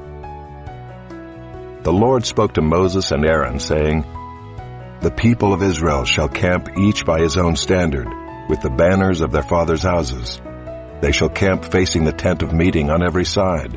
Those to camp on the east side toward the sunrise shall be of the standard of the camp of Judah by their companies, the chief of the people of Judah being Nahshon the son of Amminadab. His company as listed being 74,600. Those to camp next to him shall be the tribe of Issachar, the chief of the people of Issachar being Nethanel the son of Zuar. His company as listed being 54,400. Then the tribe of Zebulun, the chief of the people of Zebulun, being Eliab the son of Helon. His company as listed being 57,400. All those listed of the camp of Judah by their companies were 186,400. They shall set out first on the march. On the south side shall be the standard of the camp of Reuben by their companies, the chief of the people of Reuben being Elizur the son of Shedeur, his company as listed being 46,500. And those to camp next to him shall be the tribe of Simeon, the chief of the people of Simeon being Shelumiel the son of Zurishaddai, his company as listed being 59,300. Then the tribe of Gad, the chief of the people of Gad being Eliasaph the son of Reuel, his company as listed being 45,650. All those listed of the camp of Reuben by their companies were 151,450. They shall set out second. Then the tent of meeting shall set out, with the camp of the Levites in the midst of the camps. As they camp, so shall they set out, each in position, standard by standard. On the west side shall be the standard of the camp of Ephraim by their companies, the chief of the people of Ephraim being Elishama the son of Ammihud, his company as listed being 40,500. And next to him shall be the tribe of Manasseh, the chief of the people of Manasseh being Gamaliel the son of Pedazur, his company as listed being 32,200. Then the tribe of Benjamin, the chief of the people of Benjamin being Abidan the son of Gideoni, his company as listed being 35,400. All those listed of the camp of Ephraim by their companies were 108,100. They shall set out third on the march. On the north side shall be the standard of the camp of Dan by their companies, the chief of the people of Dan being Ahiezer the son of Ammishaddai, his company as listed being 62,700. And those to camp next to him shall be the tribe of Asher, the chief of the people of Asher being Pagiel the son of Ochran, his company as listed being 41,500. Then the tribe of Naphtali, the chief of the people of Naphtali being Ahira the son of Enan, his company as listed being 53,400. All those listed of the camp of Dan were 157,600. They shall set out last, standard by standard. These are the people of Israel as listed by their fathers' houses. All those listed in the camps by their companies were 603,550. But the Levites were not listed among the people of Israel as the Lord commanded Moses. Thus did the people of Israel, according to all that the Lord commanded Moses, so they camped by their standards, and so they set out, each one in his clan, according to his father's house.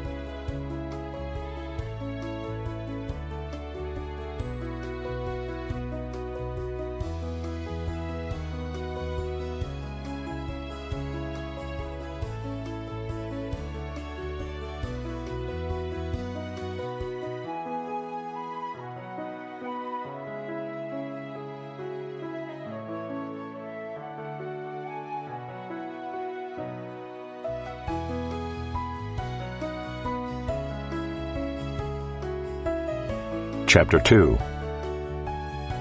The Lord spoke to Moses and Aaron, saying, The people of Israel shall camp each by his own standard, with the banners of their fathers' houses.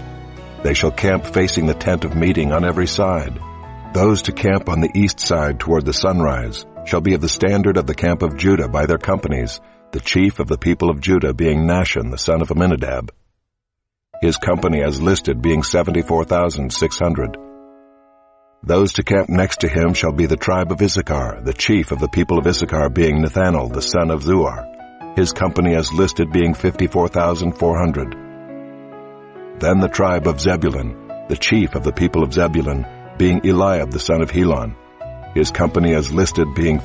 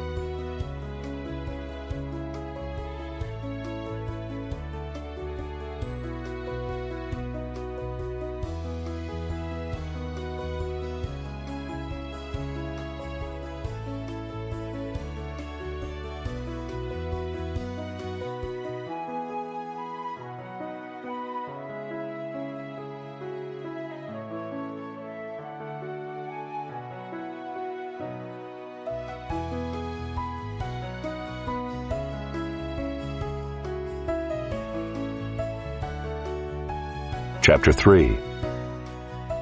These are the generations